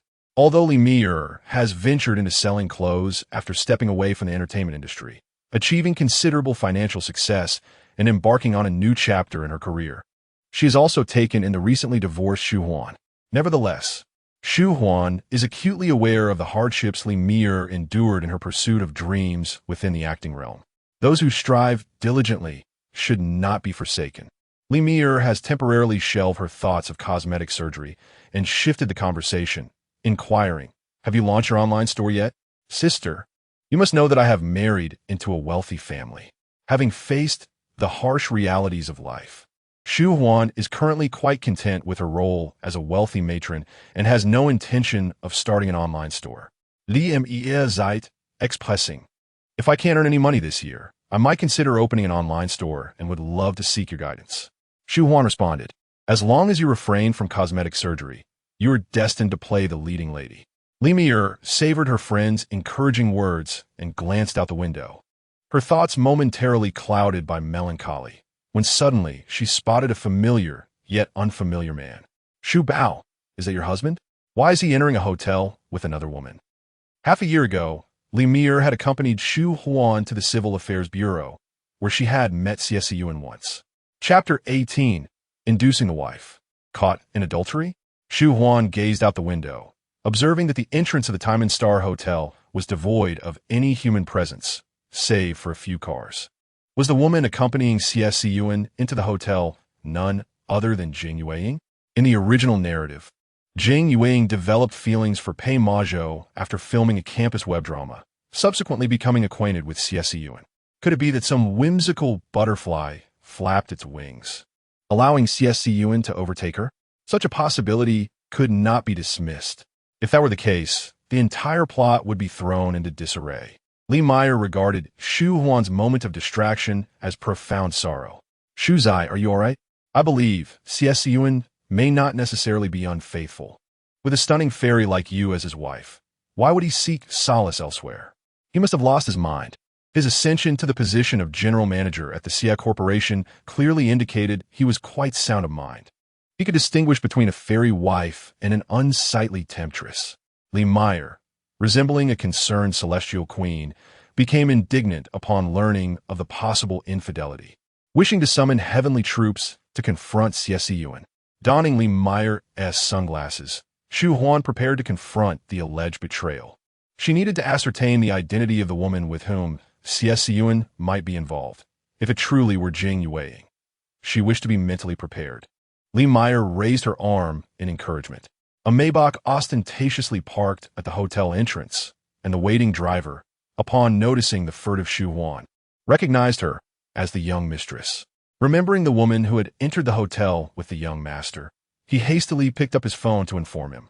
Shu Huan was unaware of which floor Xie Siyan was on, but she vaguely recalled from the original text that he had a private suite at Timon, somewhere on the upper floors. She had forgotten the exact number, so she resolved to start her search from the 11th floor. Upon exiting the elevator, Shu Huan glanced around, peering cautiously down the empty corridor, which provided her ample opportunity to search for Xie Siyan's suite of indulgence. The carpet muffled the sound of her high heels, and, as she adjusted her sunglasses, she passed by an exquisitely crafted mirror, pausing to check her reflection. Ensuring that she looked splendid while executing her plan, she knew that appearing as a heartbroken woman would mean defeat before the battle even began. It was fair to say that had she not dressed impeccably today, she would not have ventured into the hotel at all. However, searching floor by floor proved to be a daunting task. Just as Shu Huan contemplated giving up, a dedicated butler from a nearby suite spotted her. "Madam, how may I assist you?" Shu Huan replied, "My husband is staying at your hotel, and he has forgotten something very important. I am here to deliver it." The butler nodded in understanding. "May I inquire the name of your husband?" "Xie Siyan," she responded. The butler replied, "Mr. Xie's suite is on the 17th floor. Allow me to escort you." Shu Huan declined politely. "No, thank you. I wish to surprise him." Once she stepped into the elevator, the butler wiped the sweat from his brow, pondering how Mr. Xie was aware of his wife's intentions to confront him, yet still led her to the 17th floor. The intrigues of high society. As the elevator doors opened, Shu Huan stepped onto the 17th floor, which was quieter than any other level. The atmosphere significantly more serious, likely due to the caliber of guests residing there. Shu Huan tightened her grip on her handbag, her fair fingertips tinged pink from the pressure of the diamond accessories. Infidelity requires a certain finesse. Presently, Xie Siyan and Jing Yuang share a lackluster relationship. Thus, a divorce is not imminent. Once their affection deepens to an inextricable bond, should she choose to confront him, Xie Siyan will undoubtedly resort to financial compensation to swiftly dismiss her. Indeed, today is not the opportune moment for confrontation, and Shu Huan wishes to depart discreetly. However, upon turning around, she is met with the sight of Xie Siyan. Stunned, she remains frozen in place. Her exquisitely beautiful visage momentarily devoid of expression as she locks eyes with him, exhibiting a peculiar form of composure. "Xie Siyan, I hear I've forgotten something of great importance. Where is it?" In a moment of quick thinking, Shu Huan's delicate fingers graze his chest, her fragile form leaning into his embrace. "It's me," she playfully asserts. Xie Siyan, towering and imposing, embodies a wall of muscle, radiating an air of unapproachable coldness. "Very well. Since your demeanor is so assertive, I shall dispense with any pretense." Shu Huan brushes her fingers at the corners of her eyes, feigning vulnerability as she trembles slightly. "Do not conceal the truth from me. I witnessed you entering a hotel with another woman. Although we are merely a marriage of convenience without a robust emotional foundation, infidelity is unacceptable. Is this the behavior of a gentleman? If you have encountered true love, I cannot contest that. Abroad, many men continue to provide alimony to their ex-wives until their passing. As a man at the pinnacle of the social hierarchy, surely you are not to be outdone by them. I have striven to fulfill my role as a devoted wife, bearing no fault in this union. Your character and stature ought to preclude you from being unkind to your former spouse. I will not become an impediment to your pursuit of true love. I am not greedy. Just a fair alimony would suffice." Xie Siyan replies with a curt, "No." Shu Huan is taken aback. What does no signify? Is it a denial of infidelity or a refusal of alimony? She wipes away the solitary tear that had been coaxed forth, wrapping her arms tightly around his waist, her voice dripping with sweetness as she playfully implores. She insists he promise her a substantial alimony post-divorce, her fair visage nuzzling against his shirt, resembling a little canary trying to burrow into his garments. Within her, a mischievous grin emerges. "Can you endure my charm? The sweet torment of honey being poured into your mouth must be quite unbearable.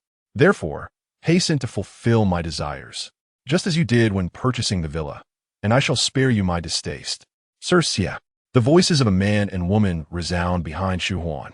Just as she turns, Xie Siyan envelopes her tightly in his arms, rendering her immobile. Enraged, she yearns for ethereal wings to fiercely strike him. It appears that the woman calling his name is Jing Yueying. Xie Siyan shields her possessively, unwilling for his legitimate wife to catch a glimpse, attempting to suffocate her within his embrace.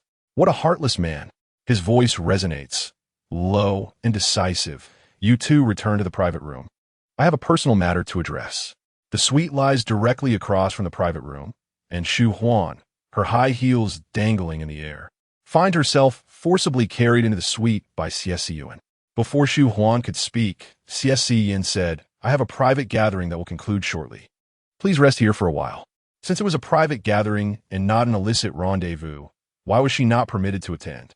Shu Huan, filled with disbelief, felt her cheeks flush with indignation. Xie Siyan extended his long, firm fingers towards her. Instinctively, she closed her eyes. He gently removed the diamond hairpin, slightly askew on her head, and tenderly tucked away the loose strands of her hair. There are too many onlookers. I do not wish to see those men's gazes wandering over you, so you shall remain here quietly. Leaning down, Xie Siyan cradled Shu Huan's delicate hand in his large one, placing the diamond hairpin into her soft, fair palm. Tang Jun stood by the door of the private room, awaiting Xie Siyan. Upon seeing him emerge alone, a smirk played upon her crimson lips.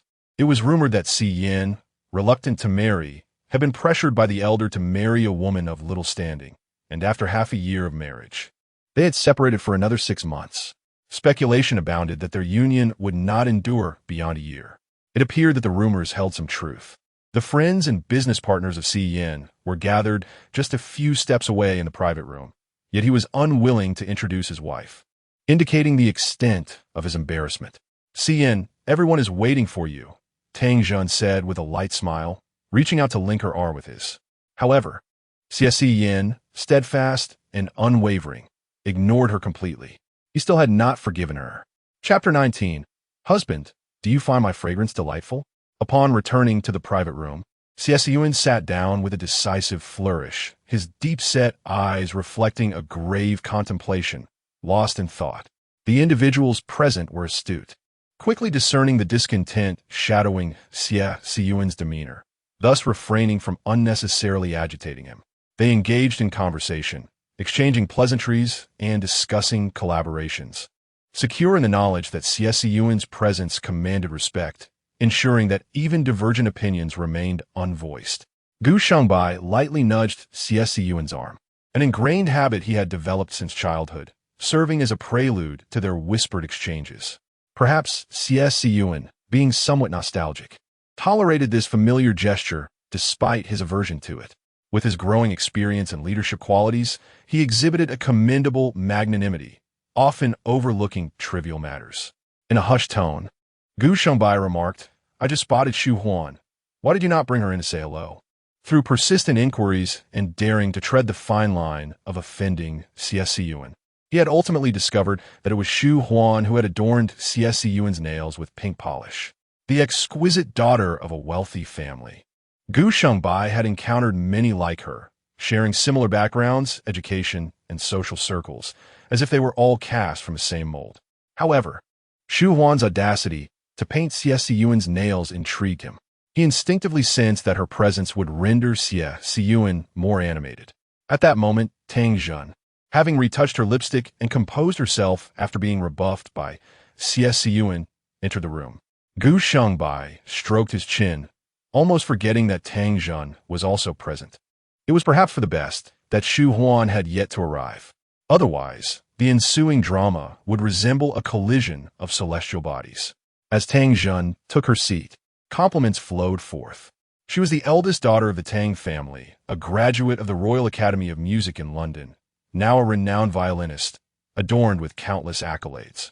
Yet, none of these accolades eclipsed her identity as Xie Siyan's fiancée, even now, as Xie Siyan's former betrothed.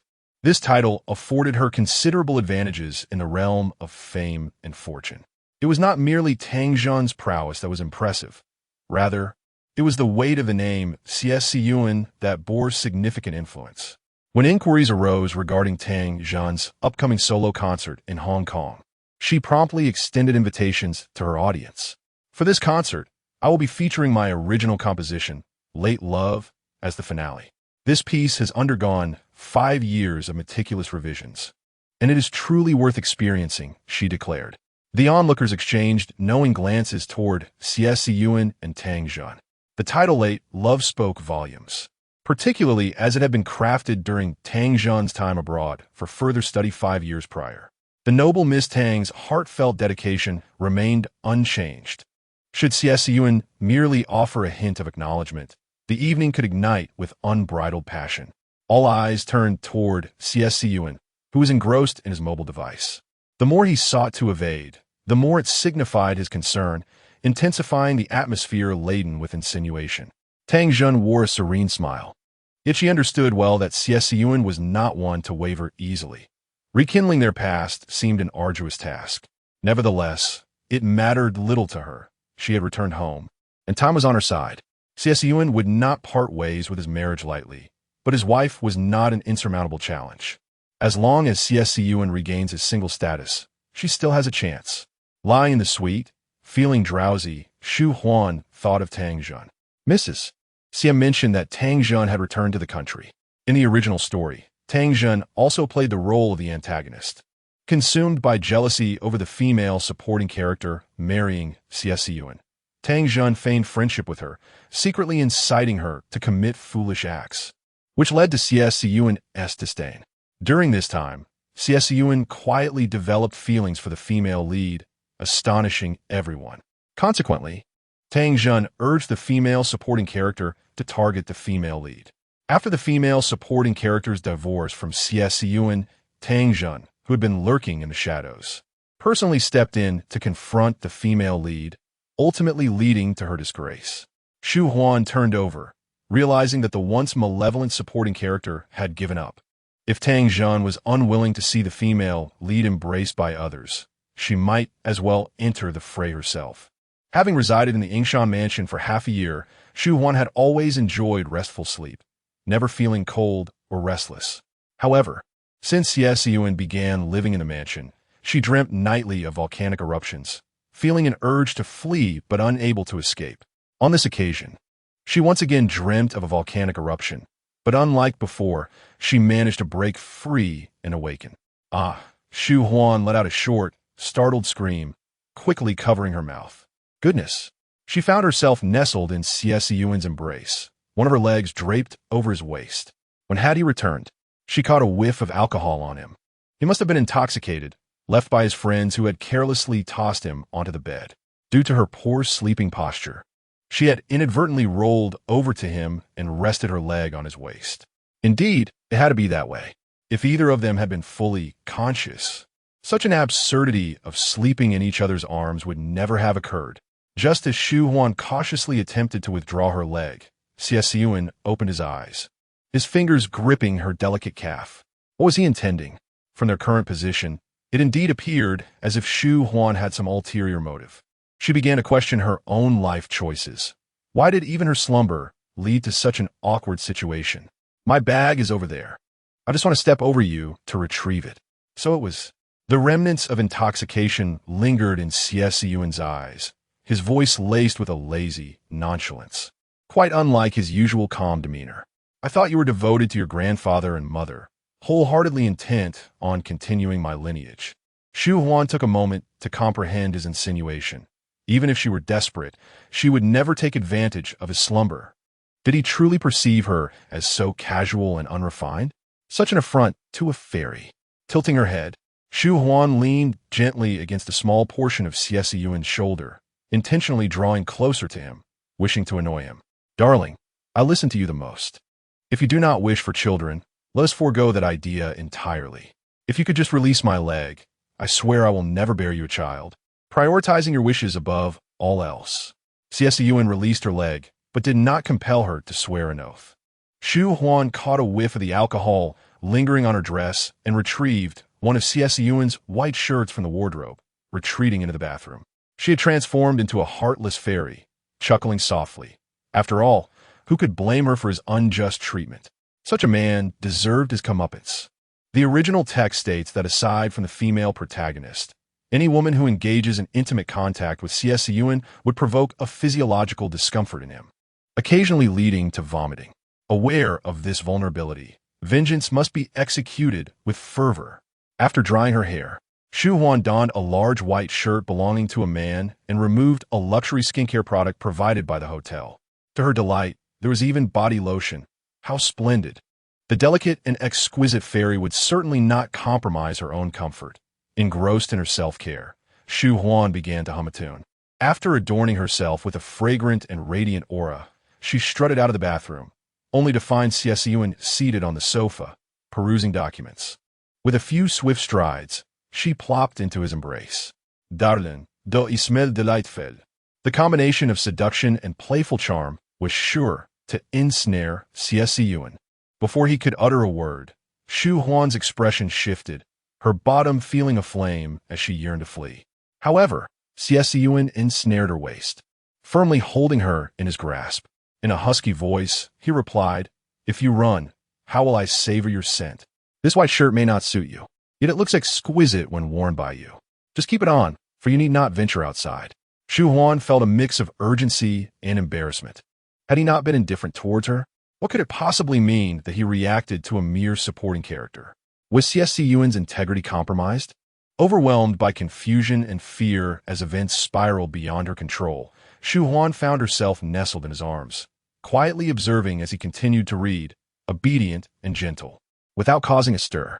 Chapter 20. The little elf in his shirt. The phenomenon of transmigration into a book is already astonishing. The transformation of Xie Siyan, the male protagonist, is something that Shu Huan can reluctantly accept. However, she implores him not to act lewdly, even within the bounds of marriage. Such behavior is still inappropriate and should be widely acknowledged. Shu Huan's once dull, dark eyes, startled by the earth-shattering upheaval, gradually became bright and animated, tinged with embarrassment. The disparity in their physiques was noticeable, yet being cradled in Xie Siyan's embrace felt surprisingly comfortable, devoid of any sense of restraint. Instead, an inexplicable feeling of safety enveloped her. As an orphan, she had never experienced such tranquil and tender moments of companionship. If one were to overlook the lewd antics of Xie Siyan, it would be an idyllic scene. Hubby Shu Huan extended her hand, her delicate fingers playfully tapping on the thick technical report. Like a precious canary, she would always create a little stir before voicing her thoughts, as if adhering to a personal ritual.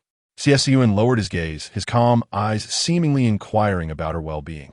The words lewd rogue lingered on her lips, yet she refrained from uttering them. Unlike the original narrative, Xie Siyan appeared to be quite receptive to the intimate contact with his cannon fodder wife. A playful thought crossed her mind. If she teased Xie Siyan a bit, perhaps the divorce settlement would be more substantial. A surge of conquest welled up within her. "Brother Siyan, if you fancy me in a white shirt, I shall wear it for you every evening. By the way, you haven't mentioned whether I smell delightful. If you do not favor the scent of this body lotion, I have dozens more at home for you to sample, one by one." A woman adorns herself for the one she cherishes. If you continue to overlook this delicate flower, I may wither away.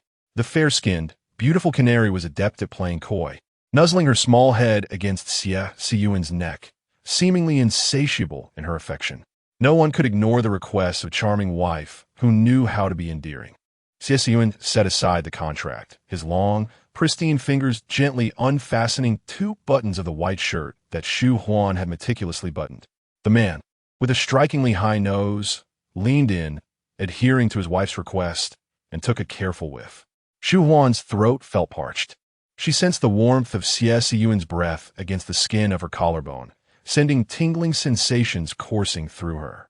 Subsequently, her body became utterly limp. Neither of them found anything amiss with this act of sniffing body lotion. Shu Huan was a prime example of someone both inexperienced and flirtatious, while Xie Siyan was utterly captivated. His calm eyelashes fluttered not at all as he methodically fastened the buttons of her shirt. "I should go take a shower now." Upon entering the bathroom, Xie Siyan's large hand gripped the wash basin, and he tugged sharply at his elegantly arranged tie. The audacious little creature who dared to tempt him seemed oblivious to the peril she faced tonight. He splashed cold water on his face, gradually regaining his rationality and self-control. Ever since that first night when he held his wife in a peaceful slumber, the thought of divorce had dissipated. Even though he understood that Shu Huan's seduction to consummate their marriage and bear children might stem from the old residence's directives, Xie Siyan found it impossible to convince himself to remain indifferent. His reluctance to consummate the marriage was not born of fear of her pregnancy or her newfound arrogance.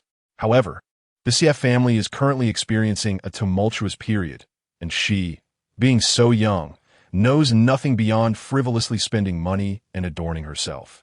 The notion of pregnancy and childbirth seems entirely inappropriate at this juncture. Shu Huan is attempting to unlock the door's code.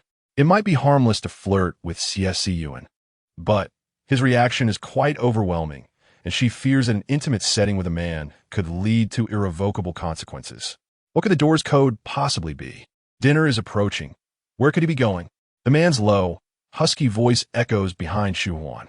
Turning to face Xie Siyan, she gazes at him, pondering why. Whenever she finds herself in a predicament, it is always the bathing Xie Siyan who catches her in the act. This cultured scoundrel, is he planning to confine her here? Like a common man who steals a fairy's gown, resorting to any means to possess her. Since Xie Siyan moved back to the Ying Mountain mansion, has he harbored ulterior motives towards her? Truly, he lacks even a shred of the restraint expected of a leading man. Shu Huan burrows back under the covers, her radiant face clouded with sorrow. Now that Xie Siyan has finished his bath, her fate seems sealed. She is destined to be devoured. What dinner is there to speak of? She fears she is to be the meal. Straining to hear the commotion outside, she notes Xie Siyan opening the wardrobe, as if he is dressing. Shortly thereafter, someone knocks on the door. After a brief exchange, Xie Siyan closes the door once more. Throughout this entire episode, no third party has entered the suite. Inside, there is a small enchantress in a shirt, her bare legs on display. Should anyone witness this scene, Xie Siyan would surely wish to gouge out their eyes. Dinner, Xie Siyan announces, arranging the dishes from the cart onto the dining table, placing chopsticks upon Shu Huan's set of dishes, indicating she need only come and eat. The aroma of the food wafts towards her. She is surprised to find it is indeed dinner, standing at the table with her hair in disarray. Xie Siyan's deep, dark eyes observe her quietly, and realizing she has no intention of tidying her hair, he approaches and smooths it for her. "Where is your diamond hairpin?" he inquires.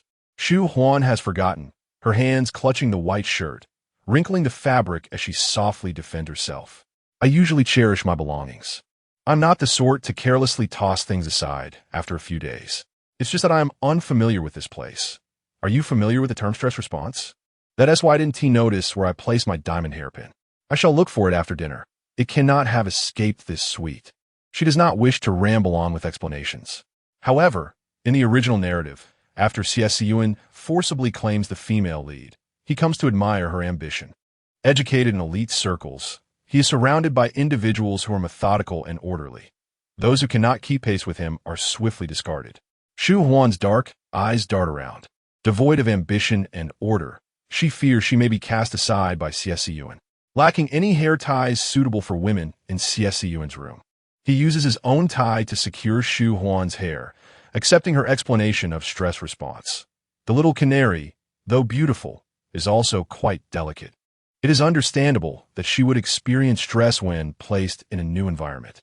Due to Shu Huan's extravagant spending and her propensity to flaunt her own beauty, Xie Siyan has been subtly influenced, seemingly treating his wife as if she were a precious canary, nurturing her with great care. The most critical aspect is that Xie Siyan believes his wife cannot survive without him.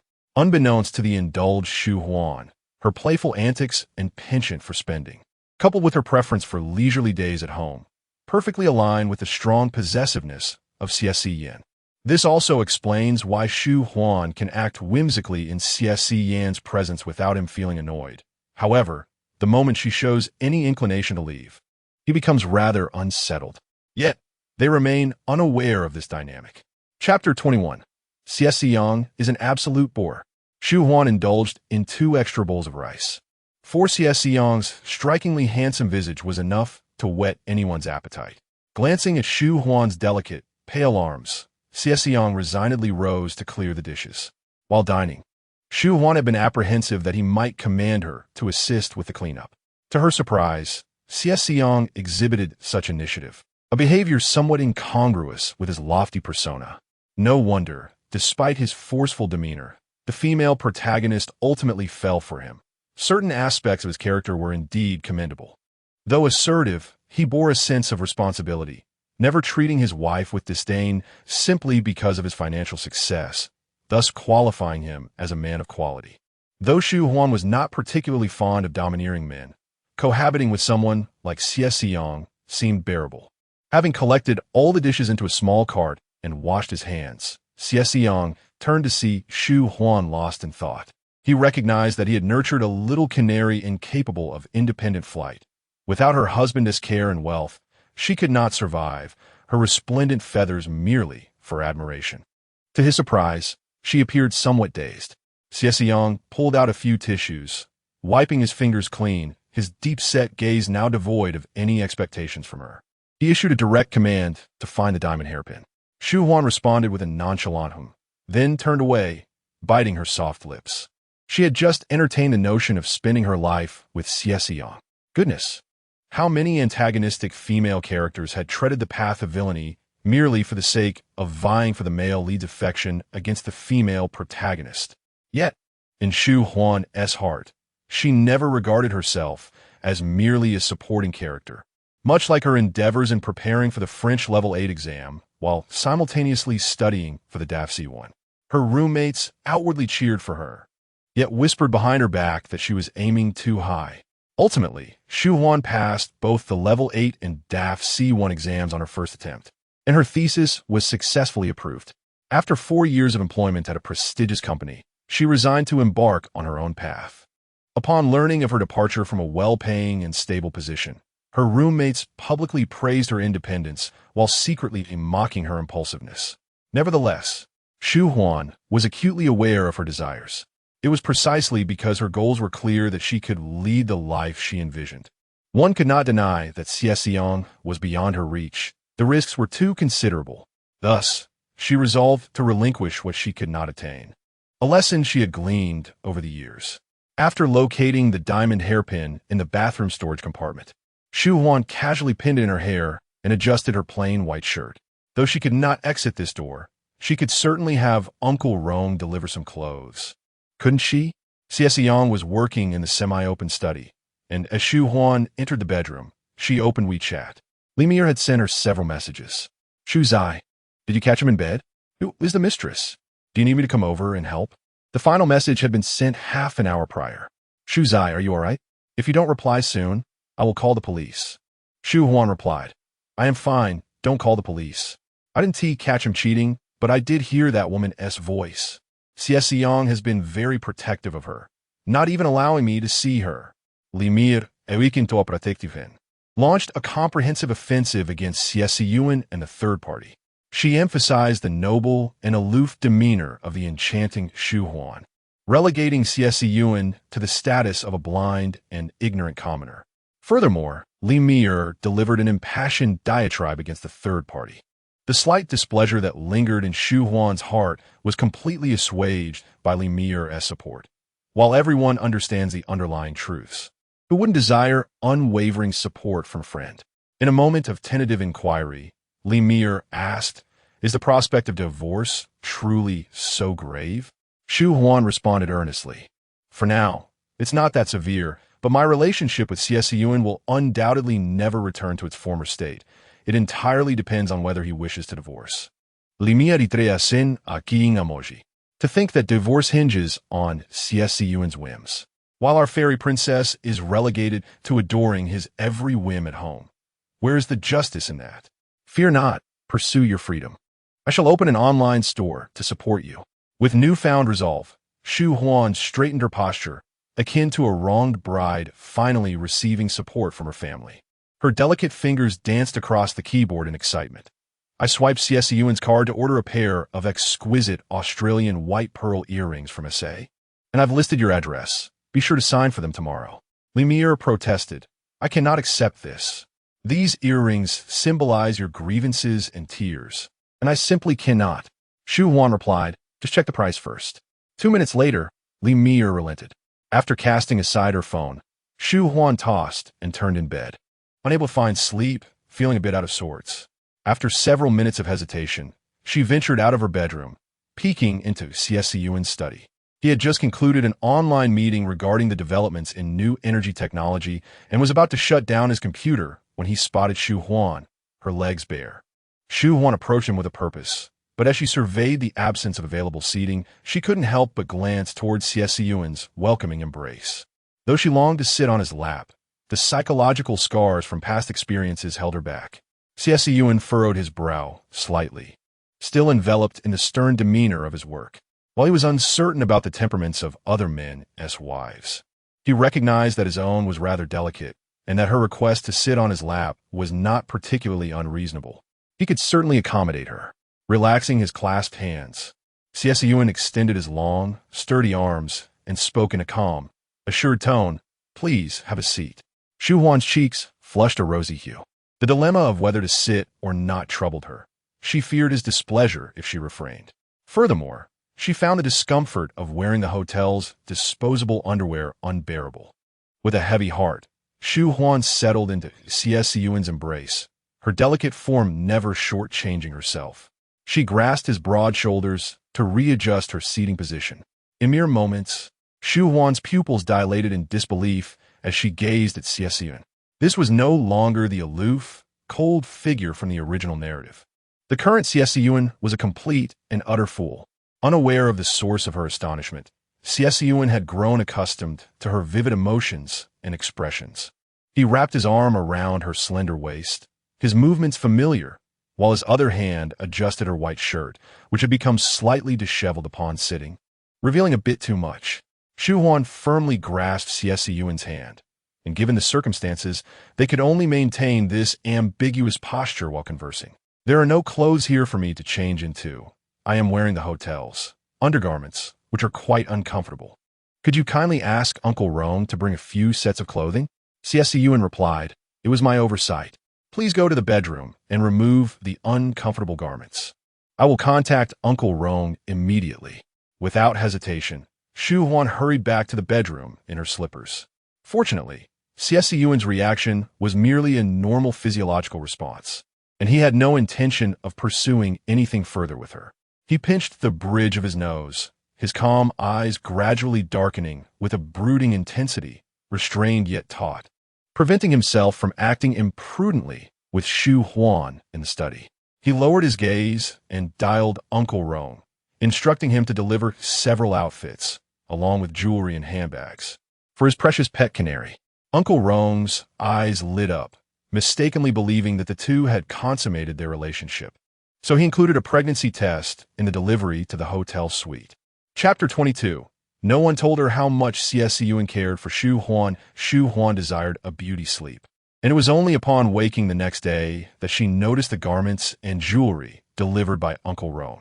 She chose a pale, pink straight-cut dress, complemented by 8-centimeter high-heeled butterfly shoes in the same hue. Uncle Rome truly understood her, were he not Xie Siyan's trusted aide. She would undoubtedly offer him a handsome salary to serve as her steward. Uncle Rome had stayed overnight after delivering the items, anticipating any further instructions from the young master and mistress, considering the significance of matters pertaining to the next generation. Shu Huan inquired about Uncle Rome's annual salary. He provided a rough estimate without reservation. In the future, when the young master presided over the Xie family, the mistress would hold absolute authority over household affairs. Shu Huan silently calculated that even if she worked 3 jobs, she could not afford a steward of Uncle Rome's caliber.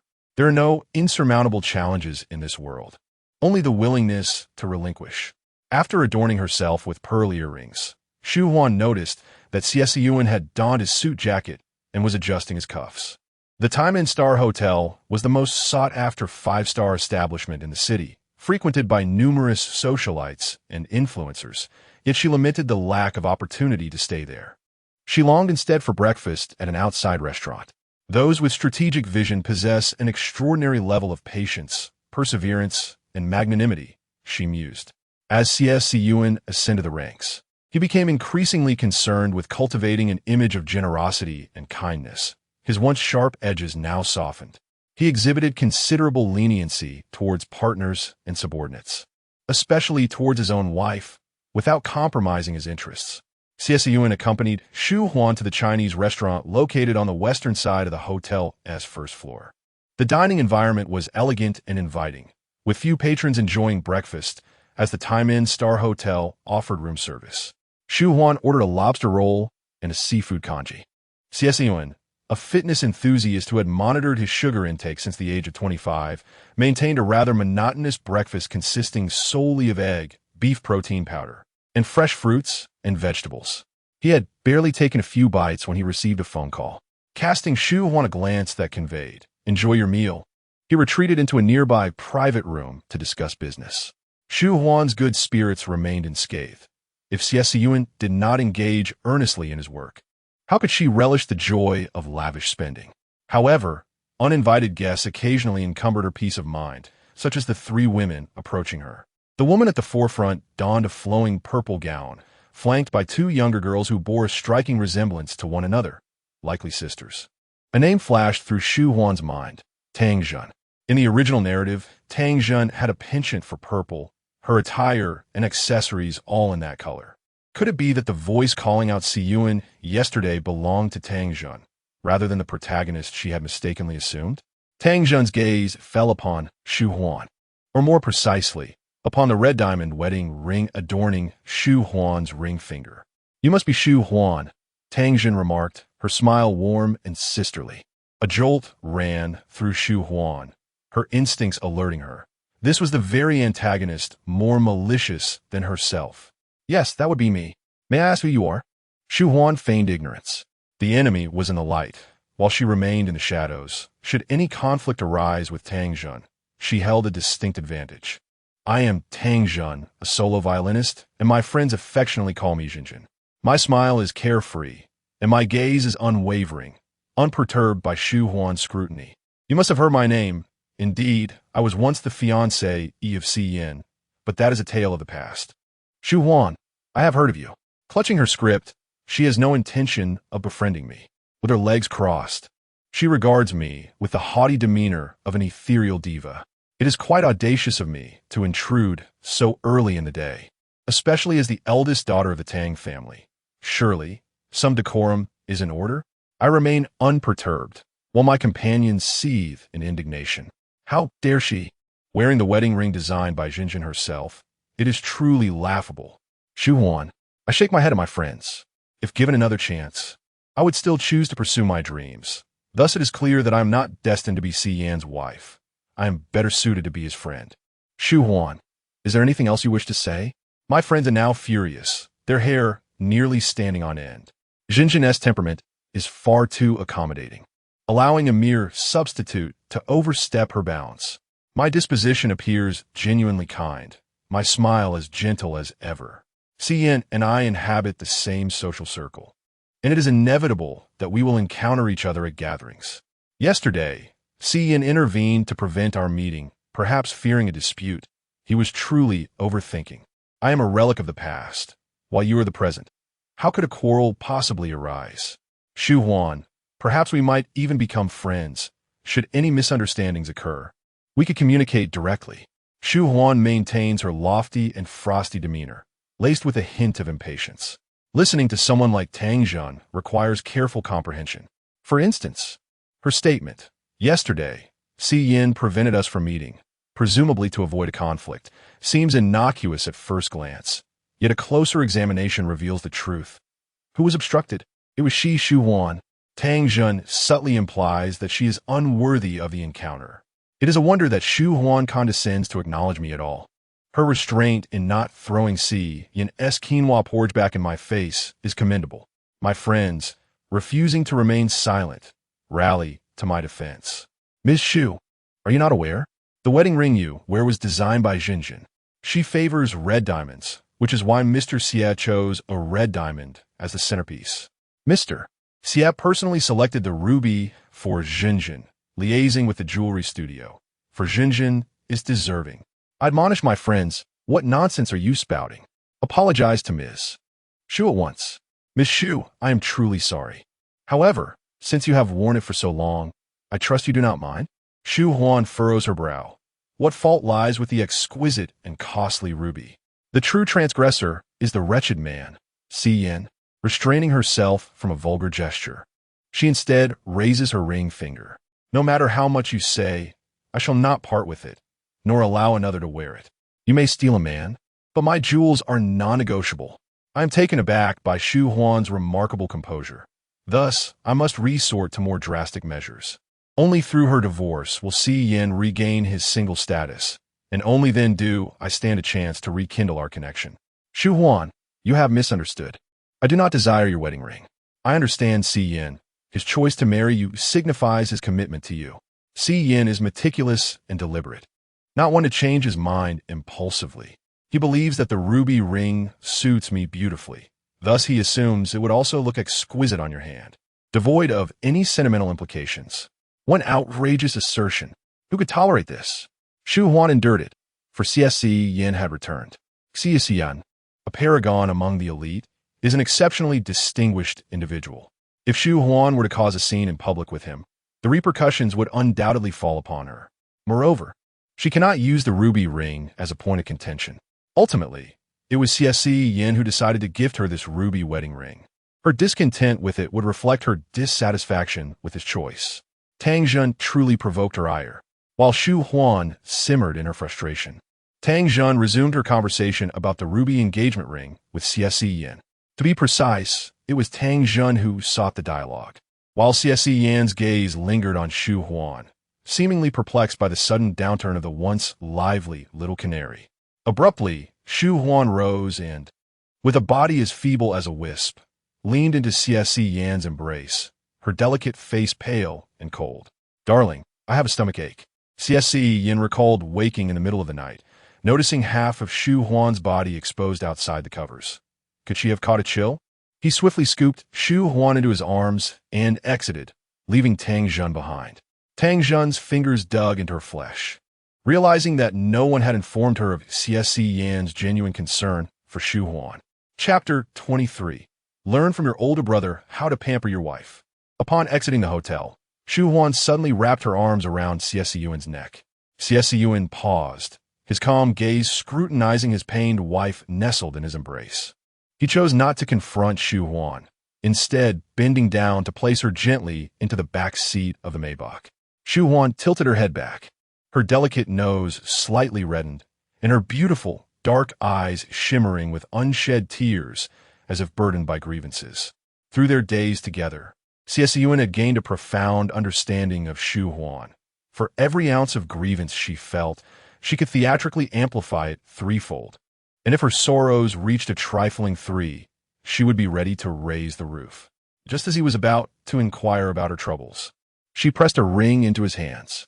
Xie Siyan clasped her hand within his, feeling that this was the only appropriate form of discipline for his frail wife. Even a light spanking would be too much for her to endure. It was best to communicate openly. Xie Siyan adopted a demeanor of sternness befitting his professional role.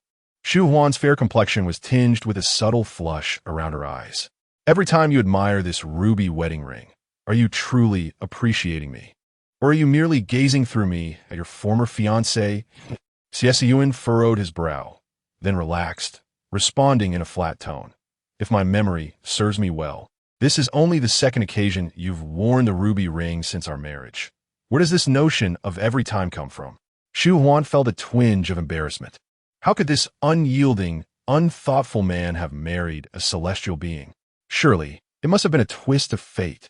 She huffed in annoyance, believing that 2 instances were indeed significant. Xie Siyan observed Shu Huan, not angered but utterly perplexed by her discontent, realizing she could not win this battle of wills. Shu Huan noted his complete lack of intent to apologize. After all, how could such a privileged young master lower himself to admit fault or express contrition? Muttering big pig hooves under her breath, she clung to Xie Siyan's arm, as if trying to appease a superior. I married you with the hope of living a harmonious life together. Yet there are always those who seek to disrupt our blissful marriage. The reason I wear this wedding ring so infrequently is that it is too small. Perhaps you could procure a larger one for me? Xie Siyan responded with a simple good. Then instructed Secretary Wu to keep an eye on auction houses and private collectors for larger, more exquisite rings, promising to bid on any that might capture Shu Huan's fancy. He had never been stingy with her when it came to finances. Seated in the front passenger seat, Secretary Wu replied, "Understood, Mr. Xie. The young mistress is indeed quite clever. No man enjoys having past grievances dredged up, especially someone as esteemed and dignified as Mr. Xie. By putting the past behind them and seeking a grander diamond, this approach to crisis management seems quite rational, albeit perhaps lacking in genuine sentiment." Xie Siyan held Shu Huan's small hand, relishing the tactile sensation. When she attempted to withdraw her hand, he glanced at her lightly, and she promptly ceased her struggle. "Go on, big pig hooves." After escorting Shu Huan back to the English mountain mansion, she opened the car door, eager to step out, only to realize that her hand remained clasped in Xie Siyan's grip. Fuming silently, "So, your stoic persona crumbles, and now you feel at liberty to act as you please, do you?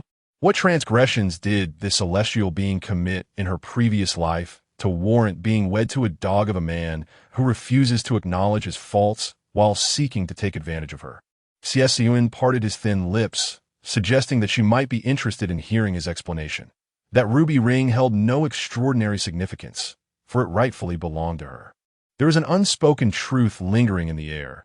He was, after all, her husband alone, rendering her devoid of any need to contend with others for affection. Shu Huan smiled and slammed the car door shut. "Who would deign to accept your condescending apology? I am not the heroine of this tale. The tactic of a superior lowering their head holds no sway over me. I am but a supporting character, a malicious one at that. Discontent demands chaos. I do not require you to kneel in repentance. Consider it a rare display of my magnanimity." Xie Siyan pinched the bridge of his nose, perplexed as to why she seemed even more enraged despite his attempts at clarification. The phrase arrogant, due to favor, hovered on the tip of his tongue. Secretary Wu dared not interject. Having occupied a high position for so long, even if Xie made a misstep, a mere hint of humility would prompt others to rush to his defense. This strategy may work well with partners and employees, but employing such an attitude towards one's wife is inappropriate. Who establishes a hierarchy within marriage? A few days later, Secretary Wu presented a more significant and expensive ruby, versatile enough to be worn as a ring or a necklace. Subsequently, Shu Huan did not see Xie Siyan for an entire month. The affectionate embraces and hand-holding seemed to be mere figments of her imagination, and their marriage had once again plunged into an icy abyss. Uncle Rong remarked that Xie Siyan was preoccupied with a monumental investment in a new energy development project, having successfully negotiated with the government and key partners, and signed cooperation agreements. Uncle Rong added that the young mistress should exercise patience. Longing too intensely could be detrimental to her health, as the busiest phase had passed, and the young master would be returning home shortly. Shu Huan was taken aback. She had not anticipated Xie Siyan's return, yet did her actions convey such a longing? No, she could not remain at home like a forsaken wife awaiting her husband's return. If Xie Siyan were to witness her pining demeanor, he would surely feel triumphant. Yesterday, her sister-in-law Zhao Yan invited her to play golf, and Shu Huan promptly replied with an okay via WeChat before heading upstairs to prepare. One of the shareholders of the Yunlu Golf Manor was Xie Junshun, and Zhao Yan, after exchanging pleasantries, led the non-member Shu Huan inside to play. Even without Zhao Yan's introduction, the security personnel would not dare impede her, as her Bentley was registered under Xie Siyan's name. After experiencing a sudden influx of wealth from her literary escapades, Shu Huan had dabbled in all manner of affluent sports, albeit briefly, lacking mastery in any. After several unsuccessful swings, she abandoned the game and reclined on a resting chair with a juice in hand. Suddenly, a group gathered around Zhao Yan, who had just made an eagle.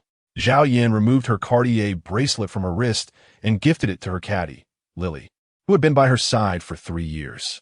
Accompanying them that day was Xie Siyan, who incessantly praised Zhao Yan's prowess, comparing her to a professional golfer. Following Xie Siyan was the caddy Fei Fei, whose eyes were filled with envy as she watched Lily. Zhang Xian shot a glare at Fei Fei. Fei Fei lowered her gaze, wishing she could be Zhao Yan's caddy, for whenever Zhao Yan reached the green, she would bestow upon Lily a generous tip. Fei Fei was not one to covet what was beyond her reach. Rather, it was Zhang Xian's stinginess that irked her. Serving Zhang Xian during a game resulted in the bare minimum of gratuity. Even that paltry sum was difficult to obtain, requiring her to flatter incessantly. These scenes played out vividly before Shu Huan's eyes. After a tiring round, Zhao Yan returned to the lounge, eagerly gulping down a refreshing juice. Shu Huan congratulated her on achieving an eagle. Anticipating further accolades, Zhao Yan was met with silence, prompting her to scrutinize Shu Huan. Shu Huan's nose, elegantly straight and fair, was adorned with the latest sunglasses from a luxury brand.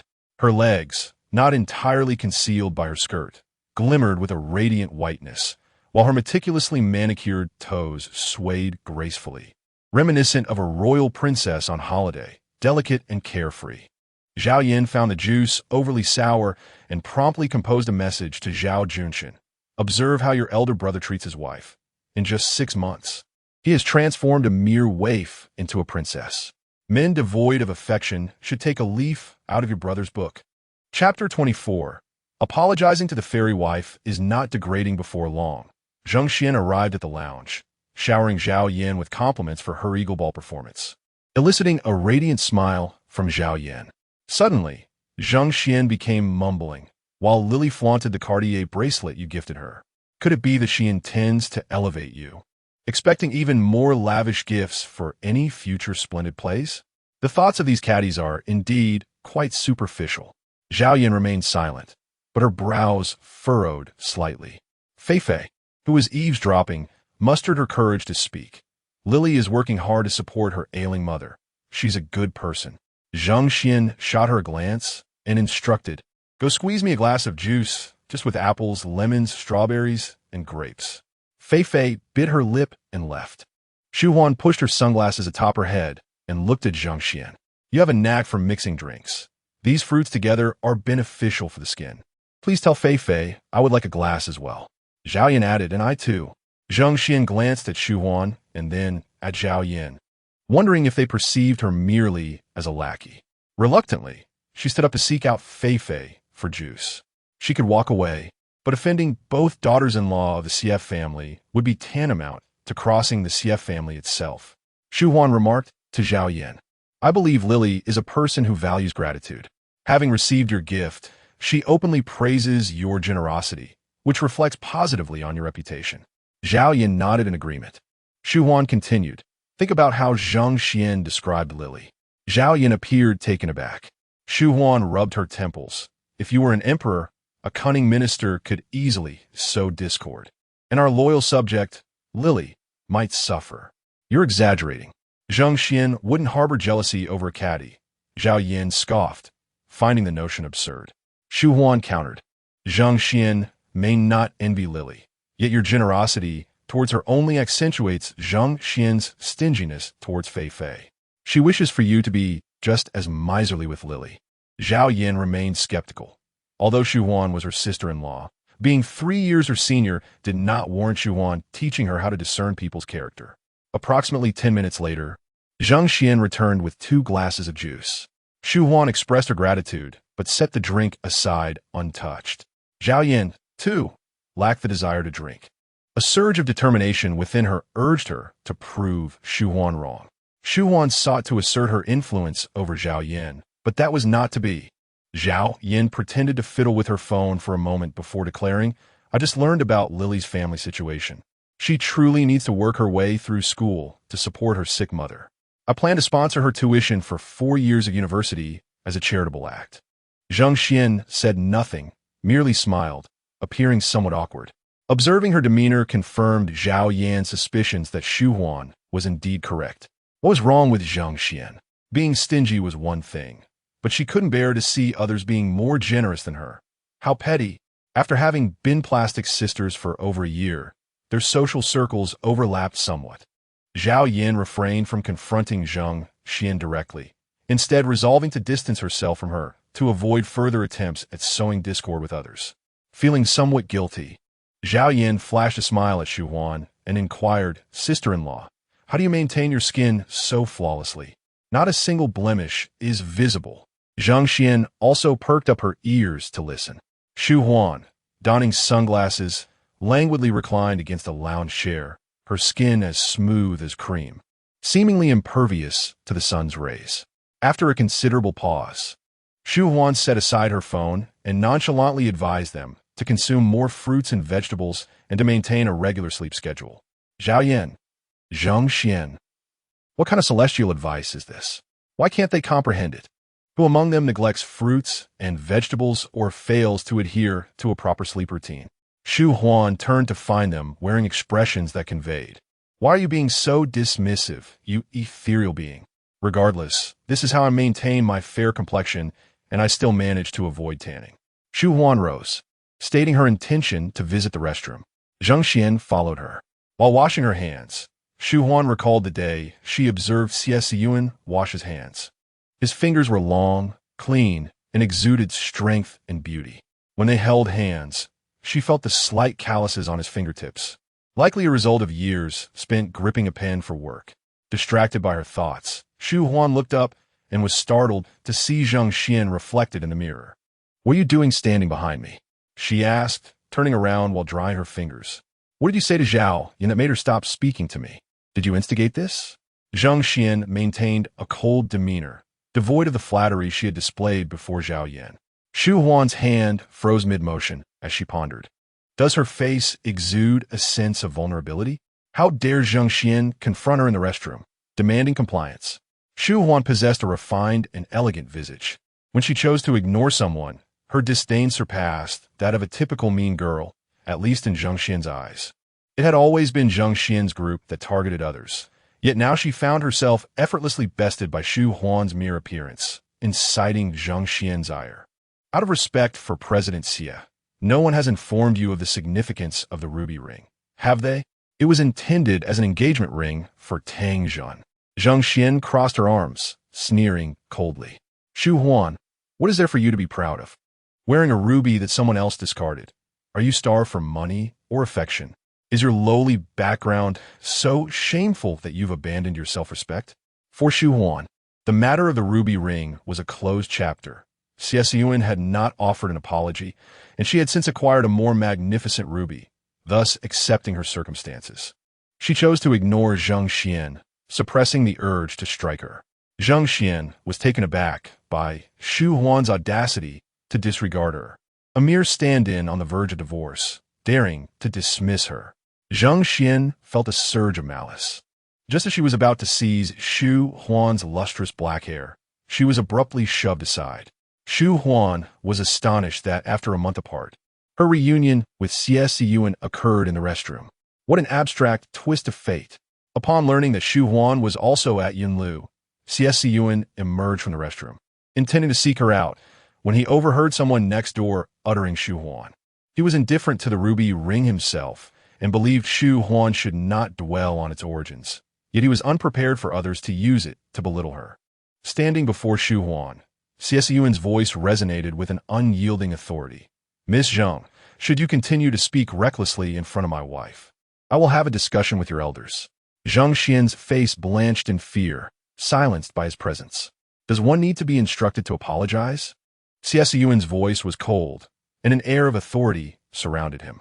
Terrified, Zhang Xian not only apologized to Shu Huan, but also awkwardly bowed and nodded. Xie Siyan took Shu Huan's hand and exited the restroom, with Shu Huan moving even faster than he did, concerned about encountering anyone who might cause embarrassment for Xie Siyan. As they stepped outside and into the sunlight, Xie Siyan called out Shu Huan, and with a gentle tug of his wrist, he pulled Shu Huan, who was rushing ahead, into his embrace. Her cheeks flushed, she bit her lip, and her voice dripped with playful reproach. "Haven't you caused me enough trouble already? Anyone can mock me. What more do you intend to do?" Xie Siyan held her a little tighter, sighing softly. "I apologize. I did not consider this situation thoroughly."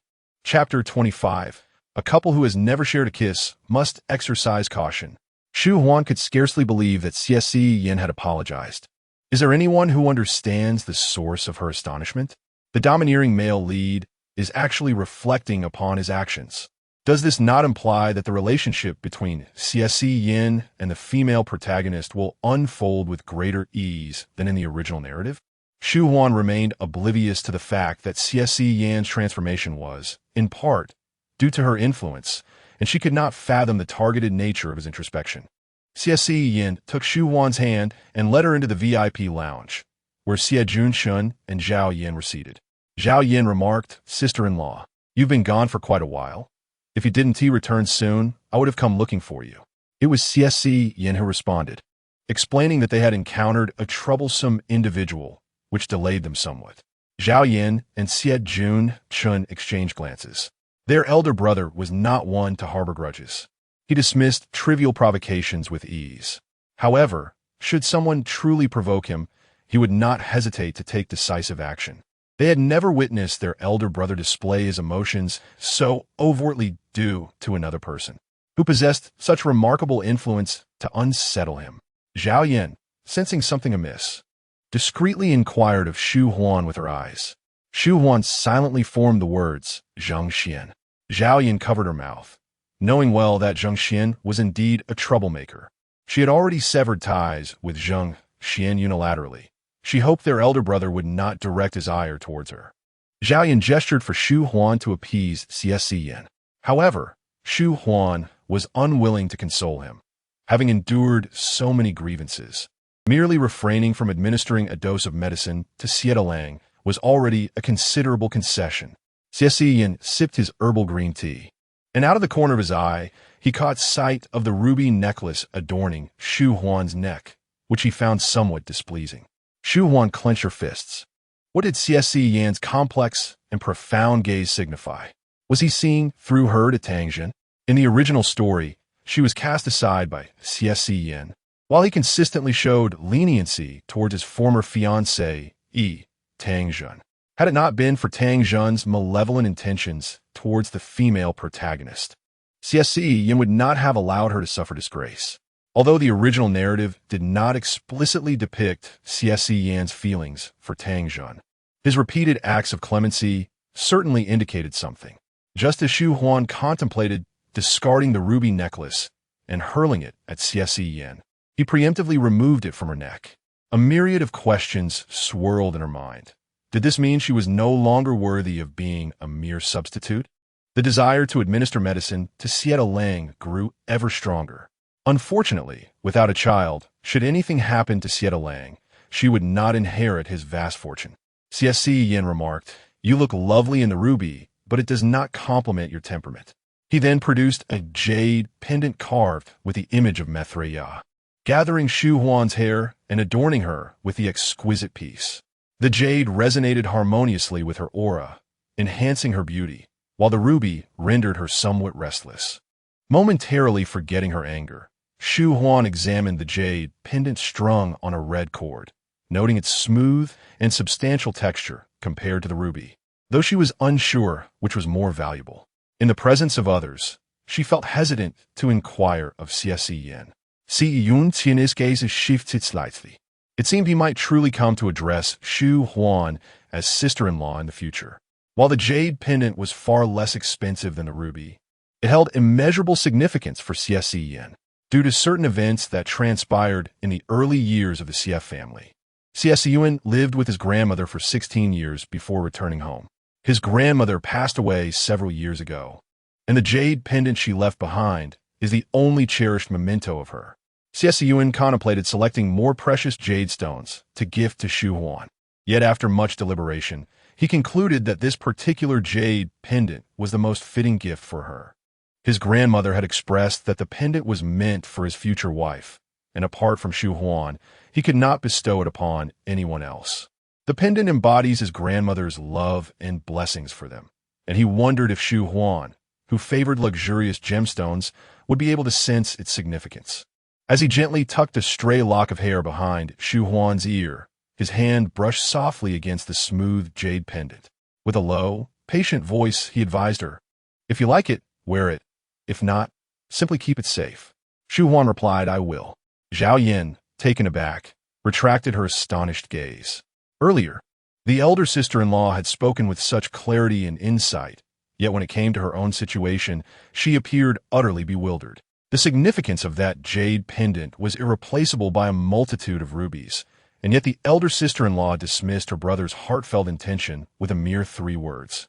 It was truly. Xie Siyan did not perceive any issue with Shu Huan's attitude.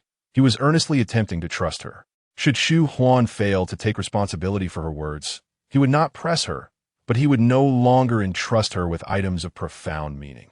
Shu Huan herself was taken aback that such an unadorned jade pendant could carry Xie Siyan's trust. It can only be said that the depth and restraint with which Xie Siyan extended his trust was too subtle to perceive. After leaving Yunlu Golf Manor, Xie Siyan proactively inquired if she wished to go shopping. Shu Huan readily agreed.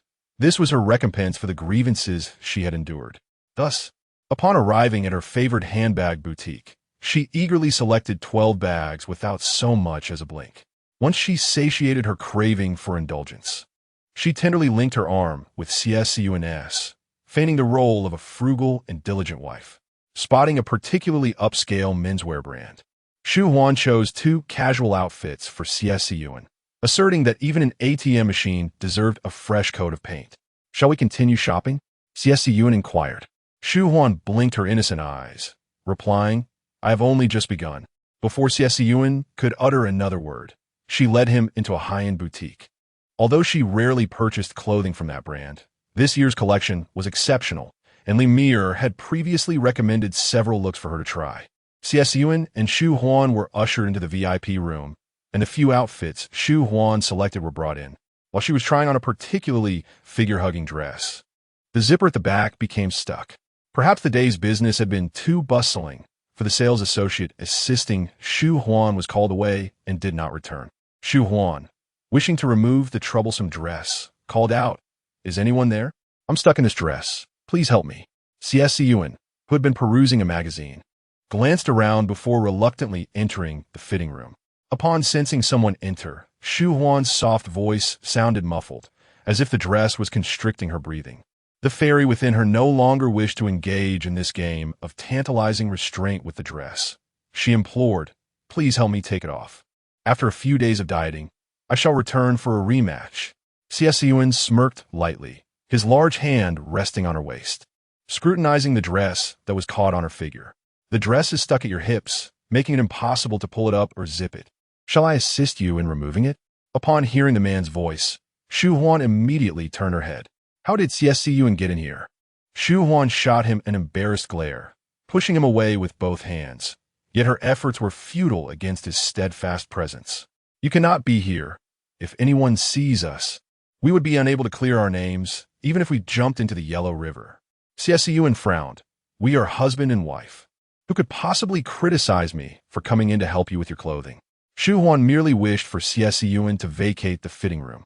Her cheeks flushed as she scolded him playfully. "We are a couple who have yet to share a kiss, so we must avoid any misunderstandings." Chapter 26. Provocation Fails. Forced kiss by Xie Siyan. Xie Siyan furrowed his brow. Having given the jade pendant to Shu Huan, he had no intention of pretending to be a married couple with her. Consummating their relationship and having children was merely a matter of time, let alone kissing. The notion of avoiding suspicion simply because they had not yet kissed seemed utterly absurd to him. He could tolerate Shu Huan's occasional temper and her lack of decorum, but he could not abide her attempts to maintain distance. Thus, he decided to kiss her. A kiss would eliminate any need for pretense. Xie Siyan firmly grasped the back of Shu Huan's head, invading her lips with a kiss that was even softer and sweeter than he had anticipated. Shu Huan struggled, akin to a playful protest, her beautiful fox-like eyes wide with shock. Xie Siyan kissed her deeply, calmly observing her reaction. Eventually, he closed his eyes, choosing not to dwell on the frightened, delicate expression on his wife's face, as if he had savored enough of the moment. Shu Huan's body softened and began to slide down, only to be lifted again by the man who had a vice-like grip on her slender waist. With tears glistening in her eyes, she swatted at his iron-like hand, her voice escaping through her lips as she scolded him, calling him a big pig trotter. Upon feeling the scorching veins on the back of his hand, Her delicate fingers recoiled as if she had touched something repulsive. Everything had spiraled out of control. Holding hands and embracing were commonplace gestures among relatives and friends. They held no special significance. Even when she occasionally shared a bed with Xie Siyan, they each remained ensconced in their own blankets, without even the slightest touch of their fingers. However, kissing was an entirely different matter. Before this kiss, she had been the supporting character, while Xie Siyan was the protagonist, their roles distinctly defined. Or were they now? Shu Huan could not recall how she had exited the luxury brand boutique. The only thing she remembered was Xie Siyan leaving the VIP fitting room after kissing her, only to return and take her hand, leading her outside while she kept her head lowered. She felt like a canary, lavishly nurtured by wealth and high fashion, suddenly having her vibrant plumage ruffled by man.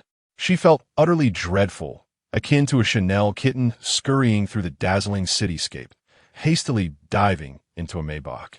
Shu Huan was aware that Xie Siyan was watching her, yet she refused to engage in any eye contact with him.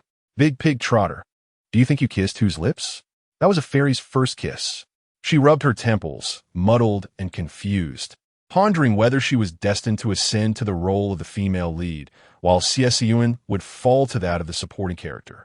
Such scenarios were familiar to her from films and dramas, where the supporting character, believing herself to be self-aware, unknowingly fell in love with a male lead, ultimately succumbing to the path of the malicious rival. Just as Shu Huan was gripped by the terror of being shackled by fate, she caught sight of a disheveled woman with swollen, red lips through the car window. Let the malicious rival be what she may, but she would never relinquish her beauty. The little canary hurriedly opened her makeup bag, applying lip gloss to her pouty lips and dabbing a hint of blush on her nose and cheeks. Voile, she transformed into an embodiment of pure allure. Xie Siyan patiently awaited Shu Huan to finish her preparations, before deftly taking her free hand in his grasp. Shu Huan shot a piercing glance, urging, "Let go of my hand. Can't you see how much I detest you?" Xie Siyan pressed his lips together, his gaze stern yet unyielding. The notion of avoiding suspicion was, in his mind, an act of treason. He could not fathom why his wife harbored such sentiments. During their kiss, Shu Huan struggled fiercely, inciting Xie Siyan's ire with her defiant insistence on preserving her chastity, resulting in a kiss that was perhaps too forceful. If she refused to kiss or hold hands, then for whom was she avoiding suspicion? Shu Huan was a loss for words. Xie Siyan concealed the darkness in his eyes and coaxed in a low, magnetic tone. "I am unaware of your past and do not wish to pry into it, as that would infringe upon your privacy. Thus, you may choose to confide in me. Have you had a previous relationship, an unforgettable man who persuaded you to remain virtuous?" Shu Huan instinctively wrapped her arms around Xie Siyan's, her soft eyes smiling as she replied, "No, not at all." Subsequently, Xie Siyan gently patted her head, his demeanor unexpectedly tender. "If you do not wish to share, it is not your fault. I bear you no blame." Shu Huan dared not speak, sensing Xie Siyan's quiet restraint. To accompany such a formidable man was akin to dancing with a tiger. She could not decipher the tumult within his heart. Yet, she truly had no ex-boyfriend nor any secret crush.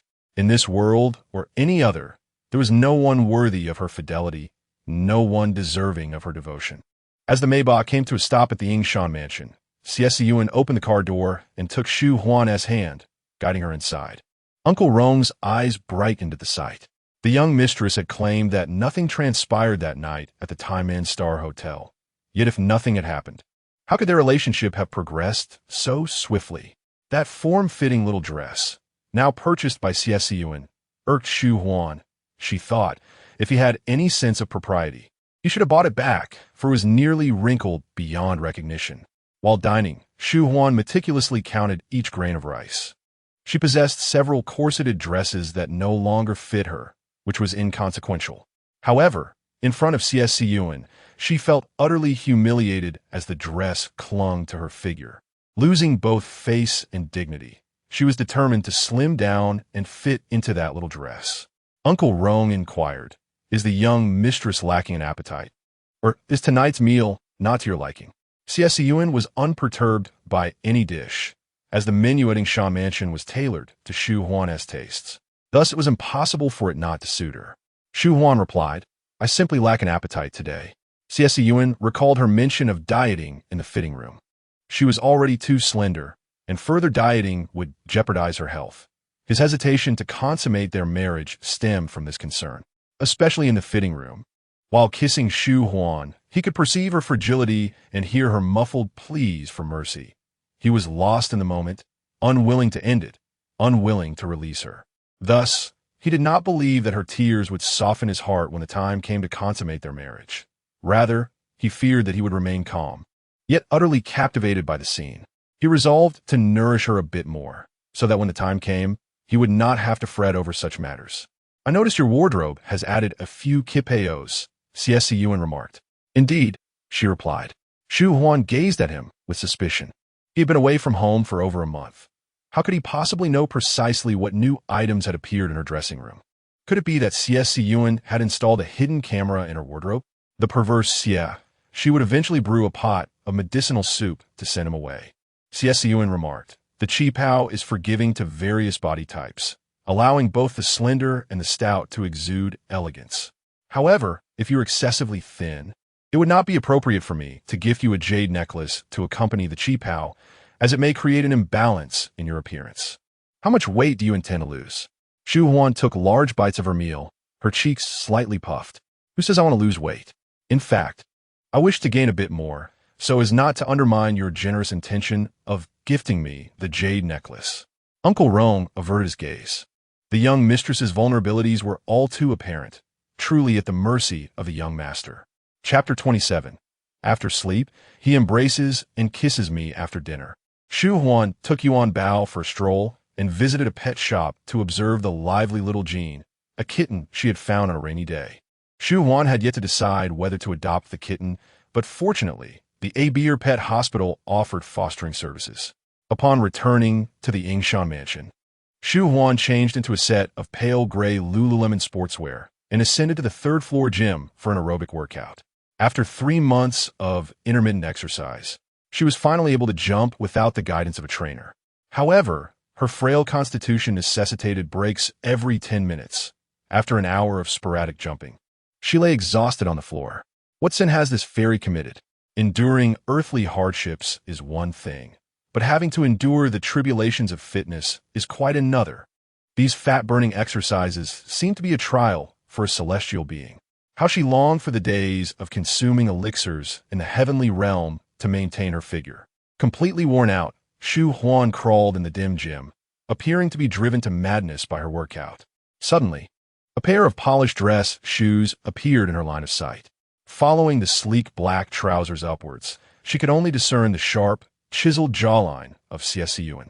A favored child of fate, he possessed not only exceptional intelligence, but also a flawless appearance, devoid of any angles that could be deemed unflattering. Shu Huan felt grateful not to be a man. Otherwise, standing before Xie Siyan would have filled her with profound insecurity. No wonder Xie Rue eventually dropped the pretense and declared his intention to best Xie Siyan. With such an outstanding elder brother, Xie Rue even grew resentful towards their parents for not having raised him better. Realizing her ungraceful position, Shu Huan attempted to rise, but fatigue weighed heavily upon her. After a few feeble wriggles, she decided to feign lifelessness. Thus, the longer Xie Siyan observed her from above, the longer she remained a helpless rice dumpling, her fair limbs appearing quite convincing in their stillness. Xie Siyan bent down and lifted the exhausted little canary. "Let me go." Shu Huan was taken aback by his unexpected embrace and struggled against him. Xie Siyan paused, his dark eyes piercing into hers. "Are you very resistant to my touch?" It seemed that if she dared to nod, he would once again turn her into a puddle of mush. Shu Huan's mind raced. "On the day you returned to Shan Mansion, I cast aside my reservations and took the initiative to reach out to you, yet you showed no response. Therefore, they could play the part of a proper married couple, cordial at home and affectionate in public, preserving both personal and familial dignity."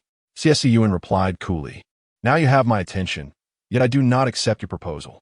Even if you maintain a polite facade towards me, it does not hinder me from carrying you back to the bedroom when you are fatigued and powerless. regardless of our marital arrangement. It is a husband's duty to care for his wife, so there is no need for you to reject my assistance so vehemently. Surrounded by money and jewels, the little canary struggled to maintain her vibrant plumage, oblivious to Xie Siyan's masterful negotiation tactics as he subtly shifted the concept and guided Shu Huan to embrace the treatment she rightfully deserved. The skin, having glistened with perspiration, appeared even more radiant and supple. Shu Huan found herself nestled within Xie Siyan's embrace, a silent beauty leaning against his chest. Indeed, she reveled in Xie Siyan's benign attentions. Much like she indulged in the wealth he provided, it was her due within the bounds of their marriage. "Thank you," she murmured, gently patting his chest. "Oh my, how firm," she noted. If only her touch were unencumbered by fabric, the sensation would surely be heightened. But the thought of straying down a treacherous path of a malevolent rival deterred her from reaching out. As she lay in the bathtub, enveloped in warm water and soft melodies, Shu Huan's thoughts wandered. She recalled a time in another world when she faced the solitude of a hospital visit for a checkup. The dizzying sensation from numerous blood draws, leaving her feeling utterly helpless and frightened. She thought of a meticulously translated business report, only to see it modified slightly by a colleague before submission to superiors, leaving her without a confidant to share her frustrations.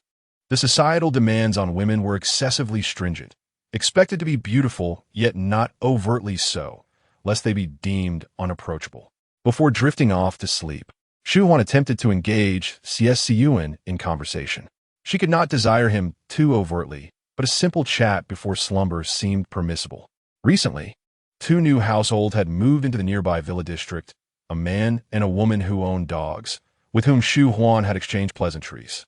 The couple reveled in their affluence, casually mentioning their vineyard in France or revealing their Patek Philippe watches.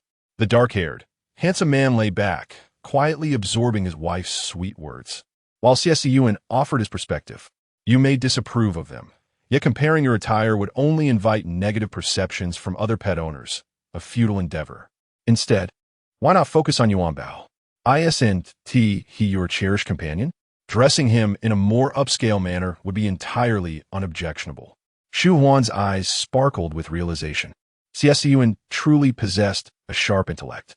Unbeknownst to her, her shoulders and arms rested upon his, as she animatedly recounted recent occurrences. Xie Siyan adjusted the blanket, draping it over her shoulders. Realizing the proximity, she shifted slightly, wrapped herself tighter in her duvet, wished him good night, and closed her eyes. Xie Siyan extinguished the bedside lamp. After hearing the soft sounds of her slumber, the man, who had feigned sleep, opened his eyes and drew Shu Huan closer into his embrace. His fingers brushed against her soft lips, and he leaned down to plant tender kisses upon them.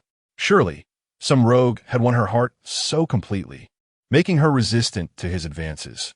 He had already sent inquiries to uncover the truth. The following morning, Shu Huan awoke to an empty space beside her. Assuming Xie Siyan had left for work, descending the stairs for breakfast, she was pleasantly surprised to find him impeccably dressed in a suit. So dashing, she mused, savoring a bite of a delicious sandwich. Xie Siyan, having finished a message, set his phone aside and pushed some dumplings and shrimp dumplings towards her. "Your grandfather wishes to see you. You must arrive at the old residence before noon. I will head there directly after my work is complete. Handle what you can on your own, and if you encounter difficulties, simply wait for me." In the original work, the elder Mr. Xie is portrayed as an astute individual. Yet he too falls prey to the curse of senility in his twilight years. However, that is a matter for later. At present, the elder gentleman remains sharp and perceptive, and Shu Huan is untroubled by the prospect of him belittling her status. Were it not for an important meeting scheduled for the morning, Xie Siyan would have accompanied Shu Huan to the ancestral residence. He settled into the Maybach, refraining from instructing the driver to commence the journey until Uncle Rong approached. Remarking that the young mistress was in high spirits while selecting her attire, Xie Siyan merely responded with a nonchalant still withholding any command for the driver. When the elegantly adorned Shu Huan emerged, Xie Siyan found himself momentarily entranced by her presence. Uncle Rong, observing this, could only gape in astonishment. The young master was delaying his order to the driver, perhaps in anticipation of the young mistress. Unbeknownst to Shu Huan, she could have requested Xie Siyan to escort her to the ancestral home, yet she departed in a Bentley from the Ing Mountain mansion. Uncle Rong chuckled behind his hand, amused to witness even the young master encounter a moment of humility. Indeed, Xie Rui, the younger brother of Xie Siyan, was not one to disappoint. Upon encountering Shu Huan at the ancestral residence, his eyes widened in surprise. She was clad in a figure-hugging, xiangfei-colored qipao, adorned with layers of understated pearls and jade pendants that accentuated her graceful neck, her complexion as smooth as cream. Her beauty was neither shy nor demure. Rather, it exuded a hint of audacious allure, reminiscent of an era fraught with conflict, where a delicate young mistress was cherished and nurtured in the hidden confines of a warlord's estate. Chapter 28. How did my brother marry such a delicate sluggard? Upon entering the main hall of the Xie family residence, Shu Huan was greeted by the sight of 4 rows of chairs with an impressive 70 occupancy rate. Among the youthful crowd, only the venerable Mr. Xie, with his silver hair and solemn demeanor, stood out. Unsure of the circumstances, Shu Huan approached to wish the elder a good afternoon, then chose a seat that was neither too close nor too far. As long as the elder did not single her out, she felt reassured. Many cast furtive glances in her direction. Sitting opposite her, Zhao Yin scrutinized Shu Huan, noting that the elder was in a foul mood while her sister-in-law had dressed so ostentatiously. She was certain that Shu Huan would be the first to face reproach. Seething with envy, Zhao Yin contemplated sharing her thoughts with her aunt, Xie Siyan, but hesitated on how to articulate her feelings. Shu Huan's cheongsam, a shade reminiscent of the delicate xiangfei, featured a modest slit up to her calves, complemented by a pearl necklace and jade pendant that were perfectly conventional, while her hair was elegantly styled with a gold hairpin. Noticing Zhao Yan's gaze, Shu Huan offered a warm smile to her sister-in-law, who could only muster a polite smile in return. Last month, Zhao Yan had lamented to Li Shurong about the superficiality of her sister-in-law's fashion choices, which seemed to prioritize youth and thinness over the grace and composure expected from a woman of an old money family. Yet now, looking at Shu Huan, the ostentation had faded, revealing an inherent elegance akin to a pearl nurtured with care, its luster understated. Zhao Yan, frustrated, jabbed her finger at her phone screen, composing a text to Xie Junshin. I haven't worn the cheongsam I made last year more than a few times.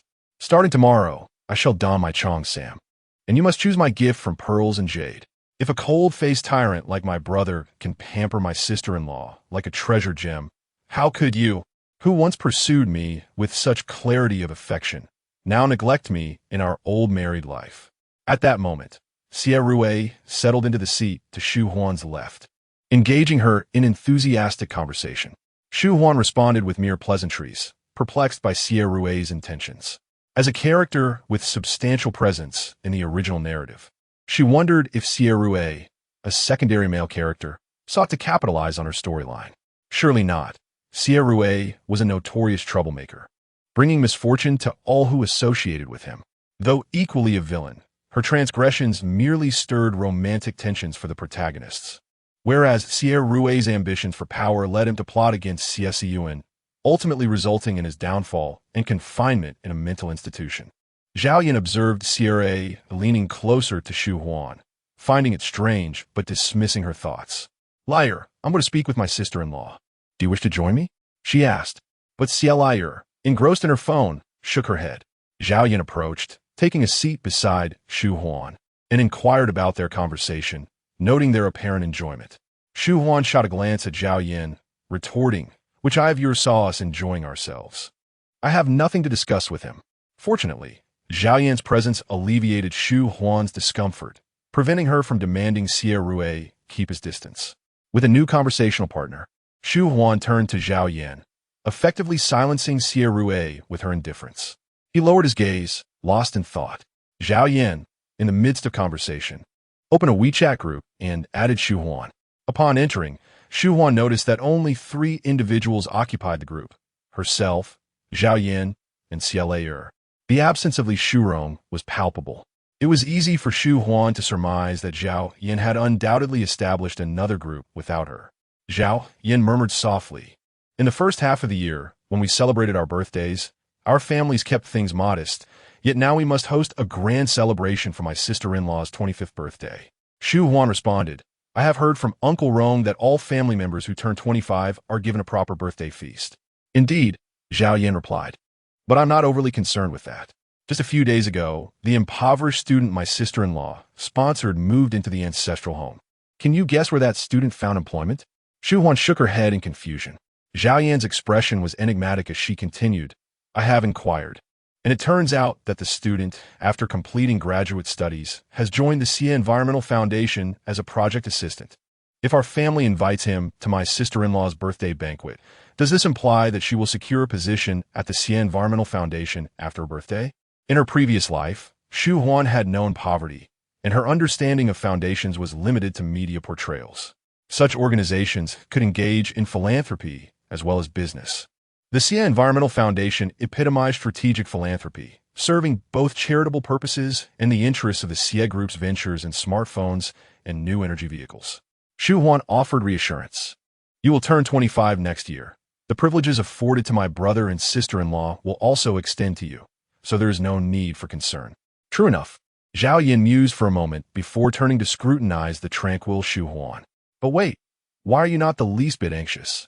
Are you not worried that your sister-in-law will flaunt her newfound status before you? With unwavering confidence, Shu Huan replied, I do not enjoy working. Zhao Yan exclaimed, Heavens! How did my diligent, ambitious elder brother end up with such a delicate, slothful partner? Just as Shu Huan was about to respond, Xie Siyan entered the main hall, and the atmosphere grew tense, silencing Zhao Yan's banter. The young masters of the Xie family, clad in bespoke suits, stood tall and handsome, embodying a rare allure that would astonish anyone fortunate enough to encounter them. Yet comparisons can be daunting. Xie Siyan's tall and upright silhouette exuded a calm, authoritative presence, rendering his contemporaries increasingly youthful and restless in contrast. He approached the elder patriarch without a glance aside, whispered a few words, and then took a seat beside him. Subsequently, the elder closed his eyes to rest, and the direction of the family meeting shifted to Xie Siyan. Shu Huan felt perplexed. Had he not been busy at the company? How had he finished so swiftly? Suddenly, Xie Siyan called out Xie Rui's name. Xie Rui stood up, bewildered. Elder brother? Xie Siyan stated, the projects you have handled have incurred continuous losses, while our younger cousin at the Shanghai branch has excelled, earning more than twice what you have lost. Xie Rui swallowed nervously, preparing to offer an explanation. But Xie Siyan interrupted, I will transfer our younger cousin back to headquarters to take over your projects. From now on, you are prohibited from involvement in any significant company projects unless you compensate for the losses incurred. The crowd turned their gaze toward the elder, who remained in tranquil repose, tacitly endorsing Xie Siyan's course of action. Xie Rui collapsed into his chair, his complexion as pale as a ghost. Whispers circulated among the onlookers, questioning the severity of the elder's judgment. Even a brother showed no mercy towards his own kin, leaving them all in a precarious predicament. Shu Huan felt a wave of anxiety wash over her as she glanced at the increasingly tense Zhao Yan. Zhao Yan wrung her hands together, reflecting on their family's dynamics, where blood ties served merely as a safety net, and elevation in status relied solely on merit. Another young man was summoned by Xie Siyan. You changed the supplier of the guest room amenities at the Cloud Summit Hotel, resulting in a staggering 200 increase in complaints last month. Are you intent on single-handedly tarnishing the hotel's reputation? The elder continued, you need not trouble yourself with anything else. Instead, spend the next 2 months as a customer service representative. My reprimands would be futile. Rather, listen to how the customers berate you. The expression on the young man's face revealed the shattering of his heart and dignity, leaving him utterly desolate. He could not weep, but was compelled to respectfully utter, Elder brother, I acknowledge my mistake, while mentally gathering the fragments of his shattered self, ensuring he remained unobtrusive to his elder. Shu Huan gazed toward the sunlit entrance. Initially an observer, she suddenly realized her own presence amidst the gathering. Chapter 29. It's your wife's turn. Why the sudden timidity? Xie Siyan once again called out the name of a certain curly-haired youth with flaxen locks, who sat behind Shu Huan. An unexpected chill ran down Shu Huan Yuan's spine.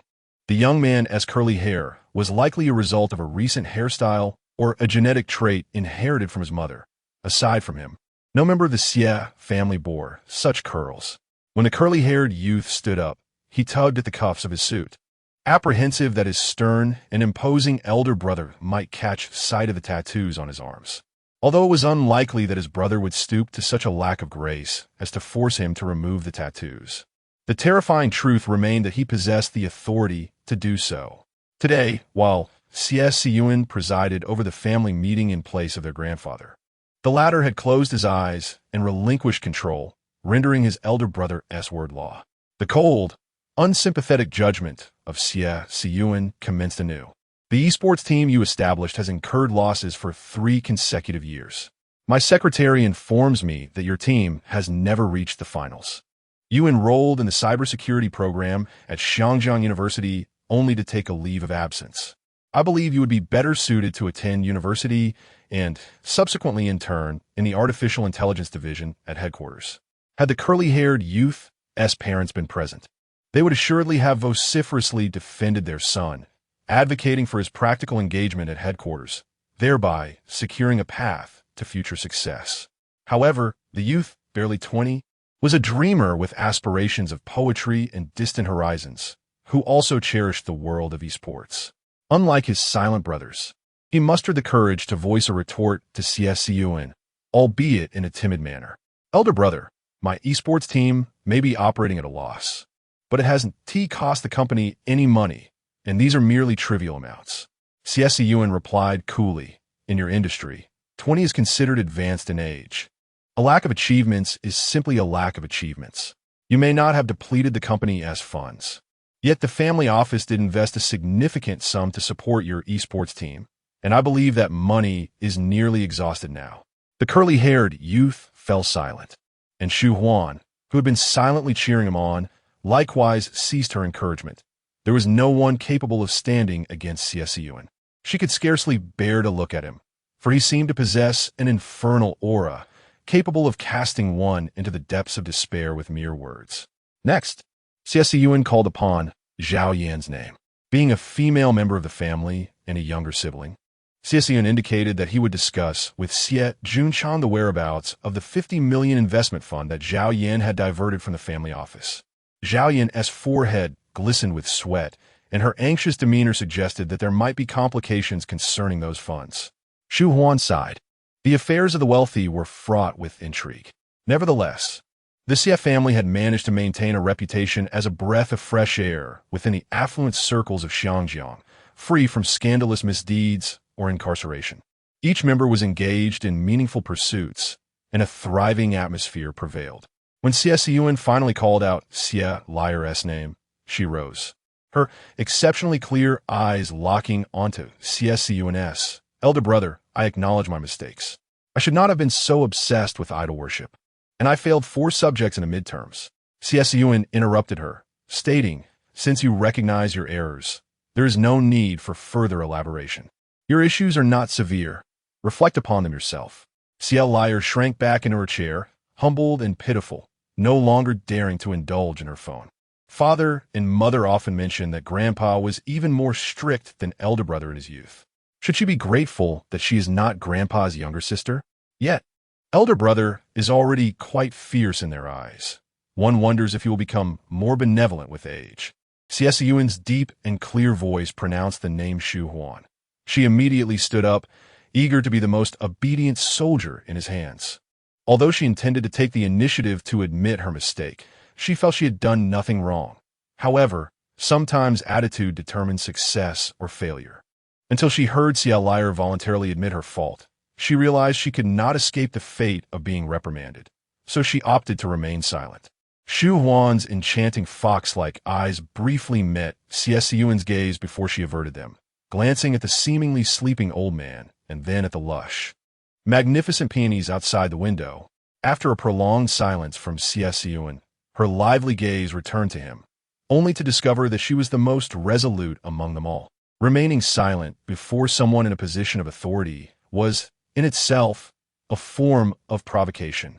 Zhao Yan and Xie Liar cast her looks of admiration, which, upon closer inspection, resembled 3 parts reverence and 7 parts mourning. If the younger brother was mercilessly scolded by Xie Siyan, what more could be expected of a wife who had been separated for half a year after merely 6 months of marriage? Xie Siyan still did not speak, and Shu Huan felt compelled to say something. Her clear voice resonated in the hall. I am not wrong. No, Shu Huan's pupils widened in shock. She meant to say I was wrong, but inadvertently spoke the truth. Her fox-like eyes drooped, her dark hair elegantly tied with a golden hairpin, revealing a fair neck that glistened with fine sweat, as if one could catch a whiff of her alluring fragrance. Xie Siyan, with a composed demeanor and an air of noble restraint, remarked, "You are too thin. Eat more to gain some weight." Shu Huan lifted her head, thinking she must have misheard. Zhao Yan blinked in disbelief. Was elder brother being hypocritical? If so, how could she dare to expose Xie Siyan's double standards without facing dire consequences? No one was willing to take that risk. Zhao Yan and Xie Liar cast envious and jealous glances at Shu Huan. Xie Siyan then began to commend the young talents who had not been mentioned earlier, followed by a brief personnel reshuffle. Shu Huan's anxious heart settled, and she found herself gazing at Xie Siyan a bit longer. He possessed an extraordinary level of control and insight, coupled with an unparalleled self-discipline fueled by a fierce competitive spirit. He was indeed the quintessential male protagonist from a literary work, and in reality, Xie Siyan was just that. How wonderful! Shu Huan's gaze lingered on Xie Siyan, utterly captivated. A man imbued with ambition, a strong desire to win, and exceptional self-discipline would certainly not allow himself to fall into disarray. Xie Siyan would continue to strive forward and accumulate wealth, leading Shu Huan to believe that she could expand her wardrobe twofold. Noticing her gaze, Xie Siyan straightened his already erect posture even further. After the family meeting adjourned, Zhao Yan was about to make a snide remark to Shu Huan when she heard the old man call out Shu Huan. Zhao Yan quickly stepped away from the hall, as if she did not recognize Shu Huan at all. In the blink of an eye, the main hall was left almost empty. Are you all so afraid of the old man? What a coincidence, I am too. Shu Huan approached Xie Siyan, her eyes inquiring about his well-being. Xie Siyan gently grasped his wife's delicate hand, guiding her to a chair beside him. What have you been busy with lately? Inquired the elder Xie, his voice neither harsh nor particularly inviting. Busy with shopping, she mused internally, yet refrained from voicing such a triviality. Instead, she responded with calm composure. I have developed a keen interest in French and am currently self-studying the language. The elder Xie nodded approvingly, studied diligently. In a week, it will be Chiron's birthday, and a French guest will be attending. You can converse with him. Shu Huan acknowledged with a nod. After the elder's departure, Shu Huan leaned against Xie Siyan's arm. Lost in thought, he remained still for several minutes, silently accompanying her in her reverie. Xie Siyan, she drawled, her vibrant face lifting slightly. As long as you favor me in private, I shall be content. If I were to shine too brightly in your presence, it might incite others to plead on my behalf. After pondering for a while, she reflected on these matters. You do not show favoritism towards me, replied Xie Siyan. This is not favoritism. Rather, it is protection. She is fragile, akin to a delicate canary in need of safeguarding. They decided to stay at the ancestral home tonight, to avoid the elder chastising Xie Siyan for treating their residence like a mere hotel, arriving hastily and departing just as swiftly. Little did they know, as Xie Siyan departed, Madame Xie promptly summoned Shu Huan for conversation. Chapter 30. No more kisses, hugs, or being lifted high. Xie Rue faced punishment, and surely Madame Xie would not remain a mere spectator. Shu Huan felt that Xie Siyan's haste to return to the company was merely an attempt to evade the tranquility, completely oblivious to the fact that Xie Siyan had spent over 10 minutes dawdling with her in the main hall. She failed to notice how her demeanor had grown considerably more delicate, hastily traversing under the scorching sun to Madame Xie's courtyard. Shu Huan's fair cheeks and neck glistened with a fine sheen of sweat, rendering her somewhat disheveled in appearance. The irritable and gloomy Xie lounged on the sofa in silence, only showing a flicker of reaction upon seeing Shu Huan. Li Shuron promptly poured a cup of cool tea and offered it to her sister-in-law. Shu Huan drained the cup in a few gulps, not minding as a droplet of water slipped from her soft, crimson lips. Her wrist, delicate as it was, held the teacup gracefully, while her brows danced with an untamed spirit akin to a wild little fox, innocent yet alluring. Xie Siyan averted his gaze. Indeed, the eldest brother had exquisite taste. Who among them had not chuckled at his choice of frail bride? Yet, she was no mere frail creature, but rather reminiscent of the slender horses documented in ancient texts from Yangzhou. Had Shu Huan been privy to Xie Siyan's thoughts, she would have dared to slap him twice in the presence of Madame Xie. Li Shurong assisted her sister-in-law in taking a seat, and it was only upon sitting that Shu Huan realized it was Li Shurong who had helped her. The original story's female antagonist rushed to curry favor with her aloof sister-in-law, only to find herself distanced. It is evident that desperation does not yield favorable results. Madame Xie spoke with a sarcastic tone, commenting on how impressive Siyan appeared today. Shu Huan offered a polite smile. After all, Siyan was merely acting as a representative for their grandfather in the family meeting, and his impressive demeanor reflected that of their grandfather. Although aged, grandfather still exuded the presence of a majestic lion. As his descendants, they must also embody that grandeur, lest they tarnish their grandfather's reputation. While the matriarch claimed that the eldest sister-in-law was easy to manage, Li Shurong observed that the elder sister-in-law's words were meticulously crafted, revealing that the matriarch had misjudged her. The eldest sister-in-law compared the elder brother to a lion. Surely, the woman standing beside such a creature was no ordinary person. This moment was indeed difficult to attain. Madame Xie rubbed her swollen forehead and lamented that none of the words spoken were to her liking. Siyan, being the elder brother and possessing great capability, should have aided Rue in establishing himself within the company. However, having returned to them at the age of 16, he felt that they favored Rue, which led to persistent animosity towards him. Huan, you wouldn't want their brotherly bond to deteriorate further, would you? Shu Huan, having read the original work, was acutely aware of the unique circumstances surrounding Xie Siyan's upbringing. During the early years of internal strife within the Xie family, he had lived with his grandmother for 16 years, yet he had not severed ties with the Xie family or his parents. Otherwise, how could he have contended with Xie Rue for toys in his childhood, leading to a broken bone at the hands of their father? Shu Huan recognized the cunning nature of Madame Xie. The punishment Xie Siyan dealt to Xie Rue was a matter of business. Yet through Madame Xie's eloquent manipulation, it was twisted into Shu Huan's alleged lack of support for Xie Rue, insinuating that she wished to sabotage the brotherly bond between Xie Siyan and Xie Rue. This moral coercion was indeed masterful. Shu Huan thought, Siyan is nothing more than a mouthpiece for grandfather. If grandfather wishes to rectify the family's conduct, who would dare disobey? I dare to utter a statement that perhaps should remain unspoken.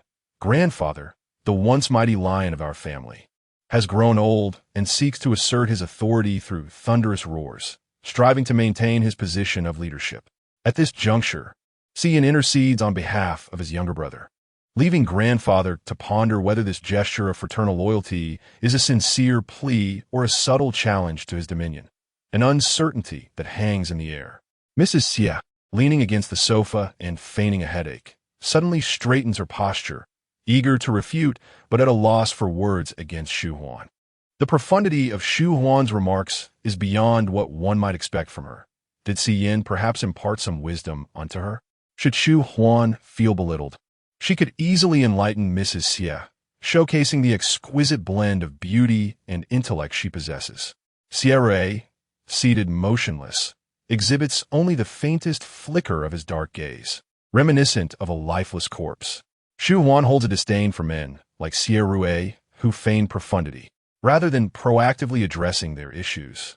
They hide behind the women of the household, seeking to appear deep and enigmatic. What a farce. Upon witnessing her mother-in-law rendered speechless, Li Shurong cautiously speaks. Eldest sister-in-law, we do not wish for eldest brother to provoke grandfather's authority. Yet, we find ourselves at an impasse. Perhaps you could offer us some guidance? Mrs. Xie shoots a glare at Li Shurong. Shu Huan exchanges a look of approval with Li Shurong. Although Siyan did not instruct her on how to navigate Mrs. Xie's temperament, He had established his boundaries. Shu Huan articulates, as long as the second brother compensates for the losses incurred by the company, he may retain a portion of management rights. Suddenly, Xie rises, his eyes glinting with ire as he retorts, eldest brother demands I return the funds, and I can only secure a fraction of management rights? Shu Huan's gentle gaze glistens with vulnerability, appearing timid and helpless, as if intimidated by Xie demeanor. Second brother, please calm down. Perhaps you should discuss this further. I shall withdraw. Is it true that Xie cannot stand independently of Xie Yan? It appears that he and Shu Tianyu share a common trait. Both are parasitic in nature. Xie Junshan exposed Xie Yan's obstruction of his ascent to CEO, yet afterward, the two continued to engage in leisurely rounds of golf. The young, curly-haired fellow, having taken a 3-year hiatus from school to pursue an unsuccessful career in esports, received guidance from Xie Yan to complete his degree and serve at the company headquarters. This illustrates Xie Yan's magnanimity. He is not one to pounce on his brother's missteps. In a sense, he embodies the ideal of brotherly support and respect. As Shu Huan is Xie Yan's wife, it is natural for her to adopt his perspective. His elder brother has already performed commendably, while it is Xie who remains insatiable. Should calamity befall Shu Tianyu, Shu Huan would not only refrain from offering assistance, but would also take the opportunity to step on him. Even as night falls, Xie Yan does not return to the ancestral home. He calls to inform that he will be working late, possibly until 8 or 9 o'clock. Shu Huan receives a text from Xie Yan, notifying her of his absence from dinner, though she cannot ascertain if it was sent personally or by a secretary. Consequently, she dines with the Xie family. After the meal, she inquires with Zhao Yin about a sauna, to which Zhao Yin declines, departing alongside Li Shurong from Iha Hall. Shu Huan stands momentarily stunned. Observing this scene, Xie Liar approaches to offer a few words of comfort to her sister-in-law. Shu Huan felt a tinge of melancholy, grappling with the burdens of her sisters, yet unable to alleviate their struggles. Was her only solace in joining them in tears? She resolved to silently pray for their triumph over adversity. Xie Liar quietly distanced herself, revealing that the true jester unable to withstand pressure was herself. With such an extraordinary mindset, surely the eldest sister would achieve success in all endeavors. Upon returning to her bedroom, Shu Huan received a one-time password from SA, granting her access to the luxury brand's official website to preview new arrivals. She planned to place an order for anything she fancied, ensuring delivery to the Yingshan mansion by the next day at the latest. It was already 8:30, and Xie Siyan had yet to return. Clean and fresh, Shu Huan lay in bed, opening her chat interface with Xie Siyan. The first message displayed was from him. Sent 2 hours prior. I will be home by 9 at the latest. Shu Huan replied, It's almost 9. When will you be home? I've been waiting for you, and I'm getting sleepy. Xie Siyan, engaged in some task, responded almost instantly. Were you waiting for me to come home for? Indeed. What was she waiting for? It wasn't he, as if she could anticipate his return for a kiss, a hug, or to be lifted up high. In a moment of impulsiveness, Shu Huan sent the playful phrase kiss, hug, lift high. Her hand trembled as she grasped her phone, and she immediately retracted the message, flustered.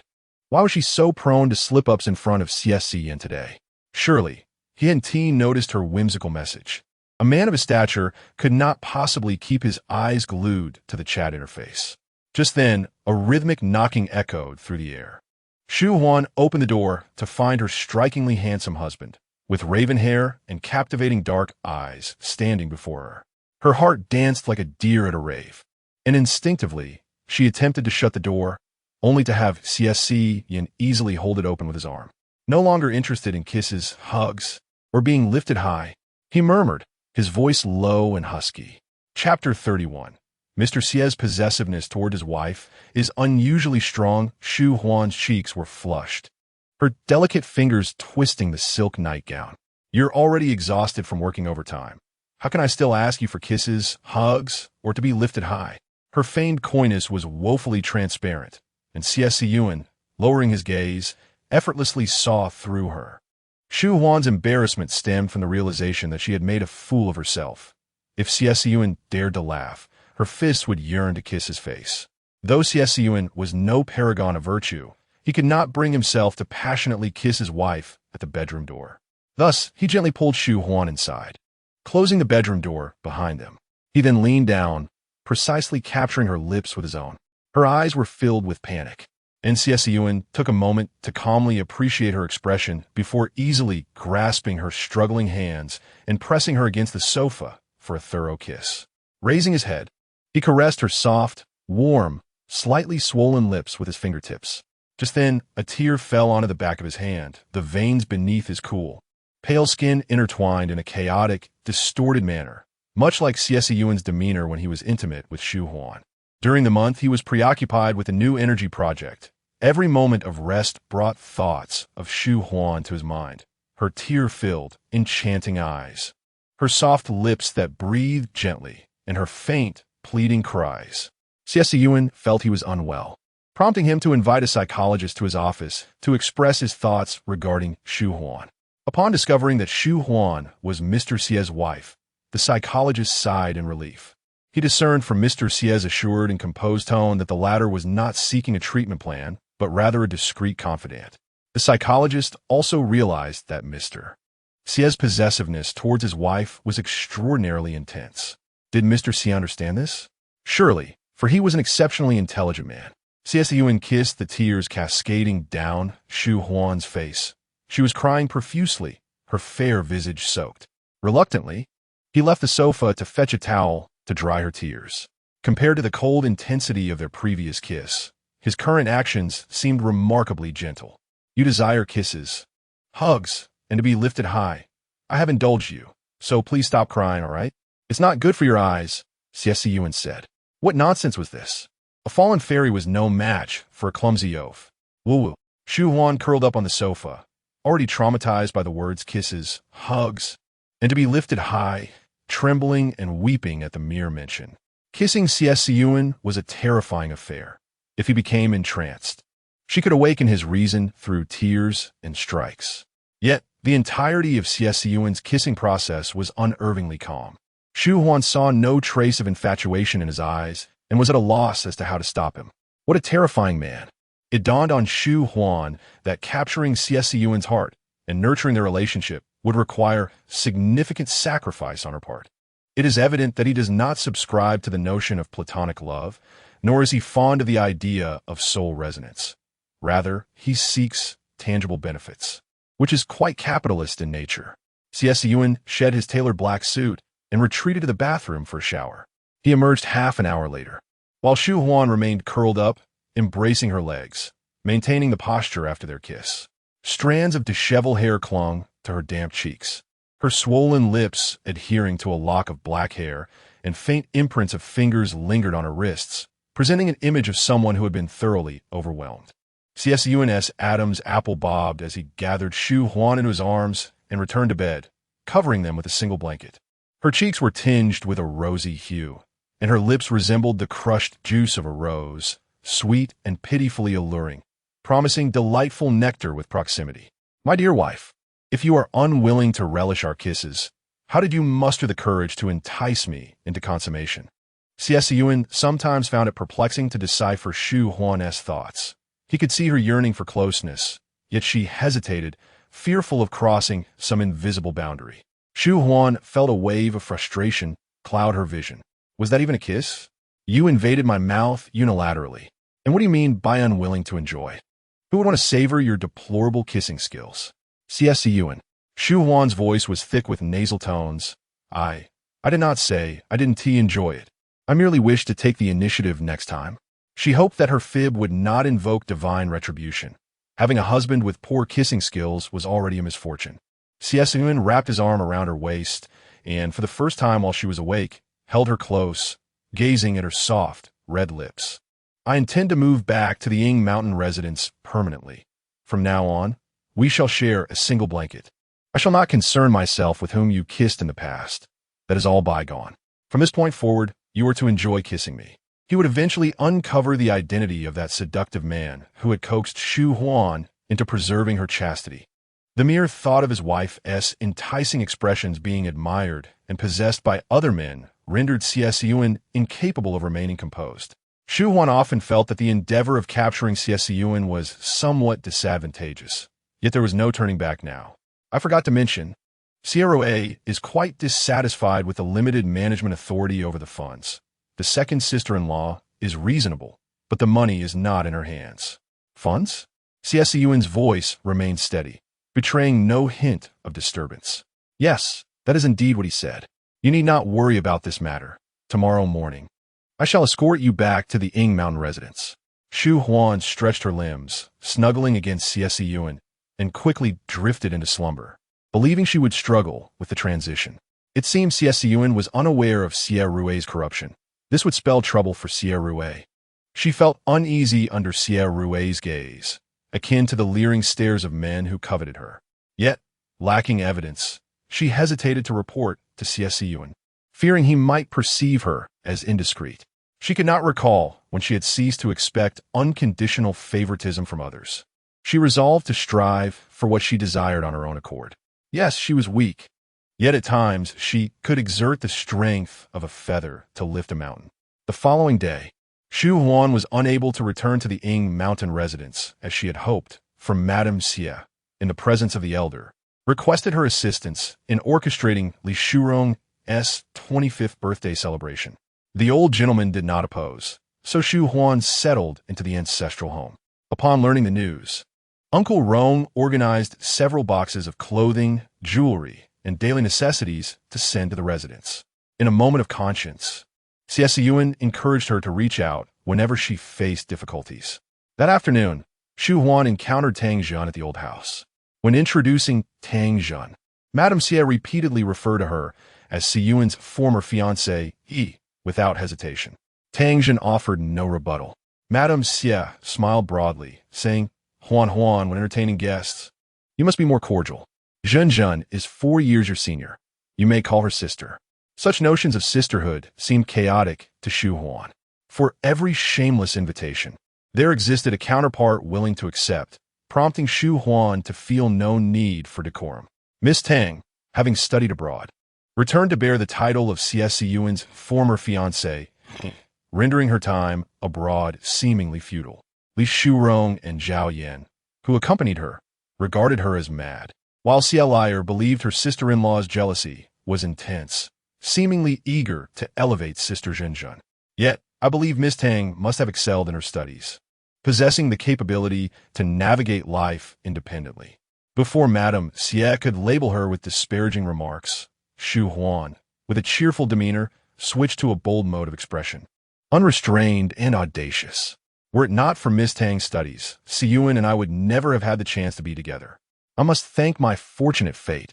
I always seem to find opportunities. Some may envy me, harbor jealousy, or attempt to undermine me, yet I am not a greedy person. Having enjoyed the company of Siyuan on numerous occasions, I am content. The crowd was left speechless. Xie Liar discreetly opened her phone, recording her sister-in-law's audacious declarations, ready to utilize them in similar future circumstances. Chapter 32. Simply blindfold him when you kiss. Shu Huan disregarded her 2 gossiping sisters-in-law and the astonished Xiao Mei, her gaze fixed intently on Madame Xie and Tang Zhen. Madame Xie's eyelids twitched violently. She had not anticipated that Shu Huan's words would be so piercing. Tang Zhen wore a gentle and gracious smile, her fingers unconsciously clenching into a fist. Her impeccable upbringing forbade her from engaging in a verbal sparring match with Shu Huan. While others might excuse Shu Huan's erratic behavior due to her humble origins, Tang Zhen could not afford such liberties. Her actions reflected the reputation of the Tang family. The laughter in Tang Zhen's eyes held a profound depth. Indeed, Mrs. Shu had a penchant for jesting. Shu Huan took a sip of green tea, her lips becoming plump and rosy from the infusion. Suddenly, she directed a radiant smile at Tang Zhen. Xie inhaled deeply, this sister-in-law, exuding a blend of insidiousness and sophistication reminiscent of green tea, created palpable pressure amongst the onlookers. Shu Huan parted her crimson lips, asserting, I am not jesting. I am contemplating whether or not to extend my gratitude to Miss Tang. Xie Yin is fastidious about cleanliness, never adorned with the cloying scent of chaotic perfumes, and he delights in gifting me a variety of exquisite jewelry. He forbids me from carrying heavy items when we are out. Is this the legacy of those who came before us? Or is Xie Siyan simply a man of refined character? I apologize. Perhaps I should not share such thoughts with Miss Tang. Yet Xie Siyan is truly remarkable. Who could resist boasting about such a partner? As of now, no one in our circle has celebrated the tale of Xie Siyan and me, indicating that my promotional efforts are still lacking. A competent ex should remain as silent as the grave. If Shu Huan did not present herself with a touch of assertiveness, Madame Xie might frequently drag Tang Jun out to provoke her. Those who have worked in the industry know that when faced with a demanding and price-haggling client, the wisest course of action is to establish one's boundaries immediately to avoid being ensnared in an endless cycle of disputes. Shu Huan had navigated the corporate world for 4 years, acquiring a modicum of experience in office politics. Not extensive, but sufficient. Initially, Madame Xie intended to show Shu Huan a thing or two, but soon found herself praying for her silence. Yet, silencing Shu Huan proved impossible. Madame Xie summoned a maid, stating, "Miss Tang's dress is slightly soiled. Please accompany her to her room to rectify the situation. If necessary, fetch her another outfit." Tang Jun's gown was indeed pristine. It was Madame Xie who wished for her to depart for a moment, as the tension here was palpable, and she feared an exchange of barbs between the two women. Shu Huan felt quite satisfied. She had not touched the cup of green tea again, having never been fond of it. The last time, Tang Jun had covertly mocked her qualifications to enter the private room. Now, who was the one left out? The golden feathers of a canary may be precious and resplendent, yet the creature itself is diminutive, naturally possessing a narrow perspective. Madame Xie decisively interjected, "I've already discussed this with Shu Rong. Jun will perform late love at the birthday banquet in a week. She is an internationally renowned violinist, capable of showcasing our family's artistic taste to the world." Anticipating Shu Huan's dissent, Madame Xie had prepared a compelling argument that would render refusal impossible. Surprisingly, Shu Huan offered no objection.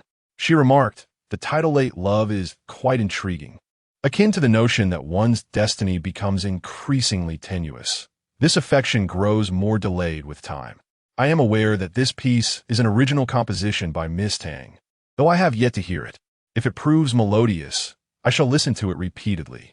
The maid accompanied Miss Tang in the restroom for a few moments of calm before returning her to the tea parlor, whereupon she observed Miss Tang, trembling with rage.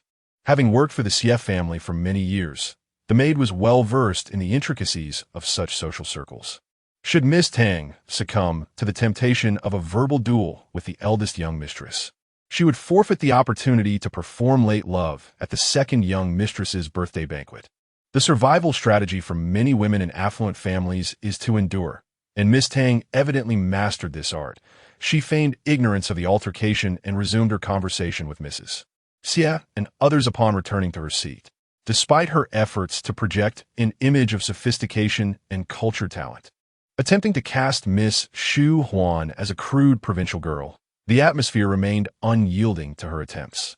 Li Shurong fretted over the potential disaster of her birthday celebration, while Zhao Yin cast flirtatious glances at Shu Huan. Xie occasionally checked her phone, perceiving Miss Tang to be elegant and intelligent, yet recognizing that the socialite scene was replete with similarly poised individuals. It was the eldest sister-in-law's spirit that piqued her interest more. Only Mrs. Xie engaged Miss Tang in discussions about art and cultural matters from both home and abroad. Eventually, even Mrs. Xie could no longer sustain the conversation, feigning a headache and instructing Li Shurong and Zhao Yin to see their guests off. Indeed, even the seemingly trivial task of farewelling guests was something Mrs. Xie hesitated to entrust to Shu Huan, fearing that it might lead to a confrontation at the entrance between her and Miss Tang. After bidding Miss Tang farewell, the two sisters-in-law exchanged a few words at the door. Zhao Yin mused, "Who could have imagined that the eldest sister-in-law, who was once too timid to meet our gaze just half a year ago, would transform into someone so formidable?" Li Shuron siga sufli. Do you truly consider this a positive development? The eldest sister-in-law's tongue should be classified alongside my son Zhe's legs as a controlled weapon. Zhao Yin chuckled lightly, her lips pursed in contemplation. Zhe, the son of the second sister-in-law Li Shurong, was now 9 months old. Li Shudong, having contributed to the family through childbirth and possessing an Ivy League education, enjoyed considerable respect. Thus, Mrs. Xie and Xie Siyan petitioned the elder patriarch for favor, allowing Li Shurong to qualify for a position at the Xie Environmental Foundation. Meanwhile, Zhao Yin, who was preparing for pregnancy, gently caressed her flat abdomen, aware that her lineage was comparable to Li Shurong's, though her academic credentials paled in comparison, yet still overshadowed those of Shu Huan. Regrettably, Shu Huan was an indolent creature who lacked ambition, rendering comparisons to her in terms of career aspirations rather futile. Zhao Yin resolved to feed Xie Junshen some deer antler that evening to prevent him from returning home exhausted, resembling a sloth after minimal exertion. The eldest brother was even busier than Xie Junshen, yet appeared to possess greater vitality. Perhaps the eldest sister-in-law's beauty was nourished by the affections of the eldest brother? Meanwhile, Shu Huan was on a green messaging app, venting to Li Mir about the coldness she experienced during a kiss with Xie Siyan. Li Mir replied, "Shu Zai, it's quite challenging to associate kissing with cold violence. Is this a term exclusive to married women? Kissing is an intimate act. How could one possibly experience coldness during such a moment? Please allow me a moment to ponder this absurdity." After a brief pause of 2 minutes, Li Mir inquired, "Shu Zai, could you elaborate a bit more? How is it that Xie Lao kisses you while simultaneously subjecting you to emotional coldness? Did he bite your lips or tongue?" Li Mir had just completed a minor role in a film, which included only 2 lines, and upon returning to her hotel, she discovered a message from Shu Huan. After some contemplation, Shu Huan began typing intermittently, "He has never bitten my lips or tongue. It's just that his gaze while kissing me lacks any hint of passion or desire. He remains unervingly composed."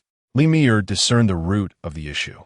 It was not that Shu Zai rejected Xie Lao's kiss, but rather that she was dissatisfied with his reaction during the kiss.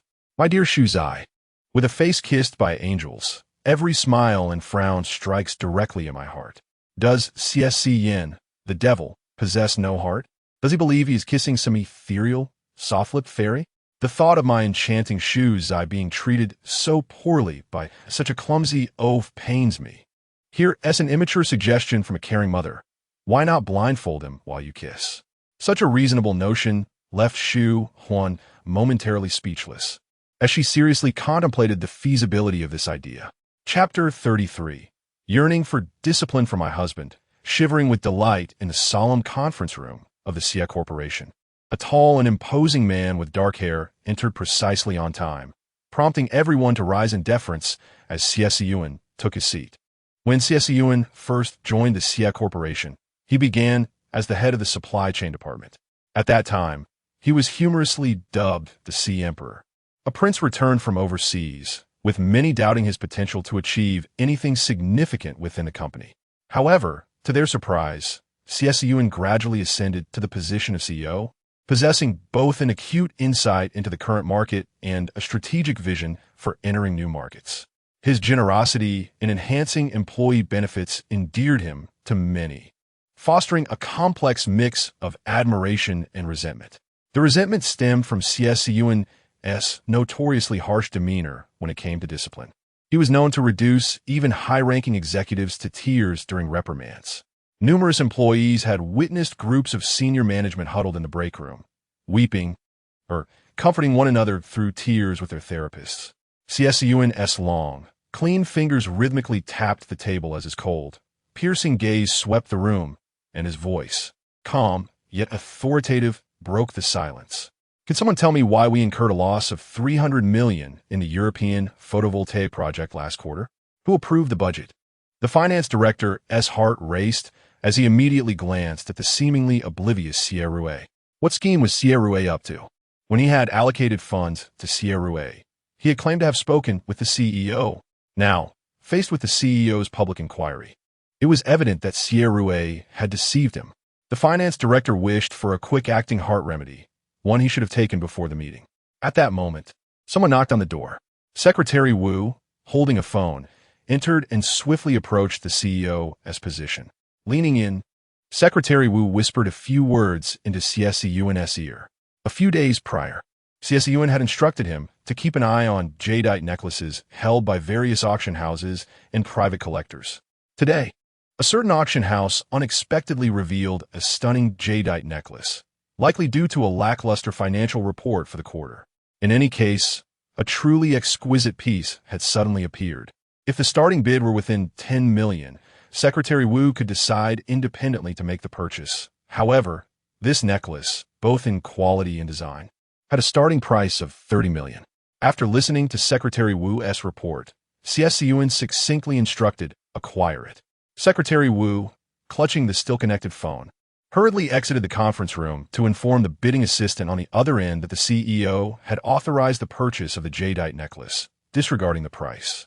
That evening, the absence of Xie Siyan was felt at the family dinner at the Xie ancestral home, while Xie Rui remained at the company working late. In contrast, Xie Junshan made his appearance at Iha Hall punctually. After dinner, the elder summoned both Xie Chunsheng and Xie Junshan, while Shu Huan approached Zhao Yin and inquired if she would like to join her for a sauna. This time, Zhao Yin did not respond with disdain. She linked arms with Shu Huan and exited Iha Hall, speaking mysteriously, "Sister-in-law, I would love to join you for the sauna, but Junshin and I are trying to conceive. He has finally finished work on time, and I must seize this opportunity. If Junshin is again detained at the company tomorrow, he will come home utterly exhausted after a shower. Sister-in-law, you should also advise elder brother. Money is endless, but working overtime every day is taxing on the body." Shu Huan gently patted Zhao Yan's hand, silent.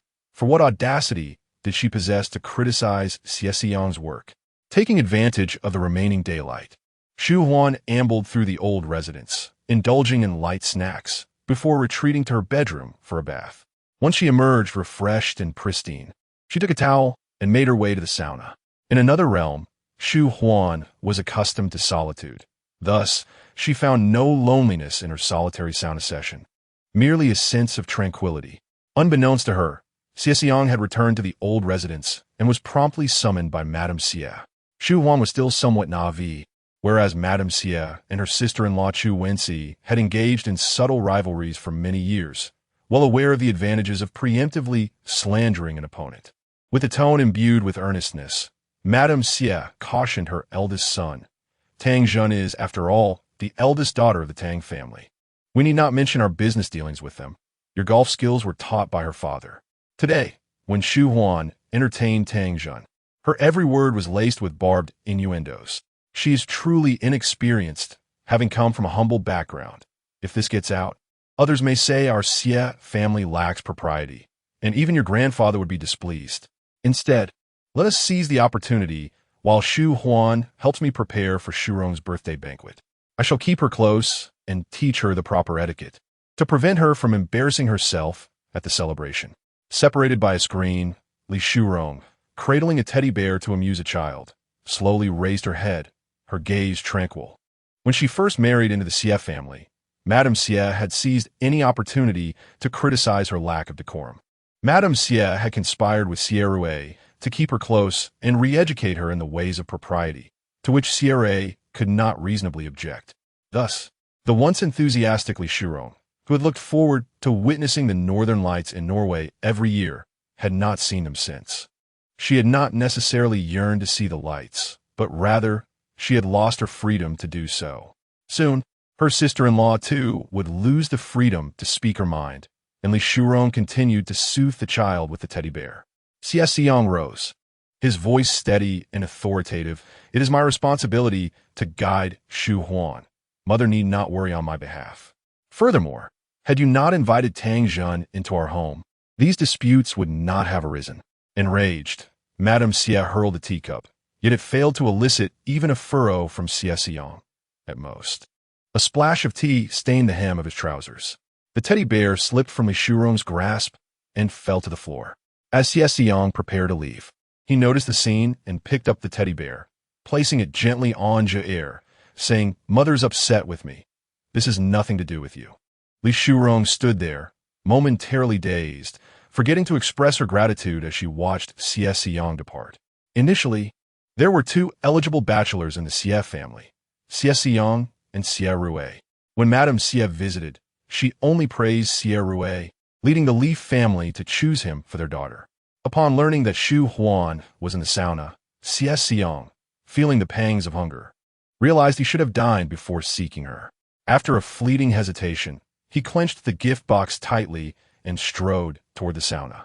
Perhaps he was indeed ailing. In that moment, rather than alleviating his hunger and fatigue, he longed solely to see his wife's radiant smile. The sauna was aglow, and Shu Huan sat inside, her back turned to the glass door. Her long black hair was fashioned into 2 braids, revealing delicate arms and legs that appeared tender and fair. A small bundle that exuded both cuteness and vulnerability. An inexplicable softness enveloped Xie Siyan's heart as he removed his shoes and stepped inside.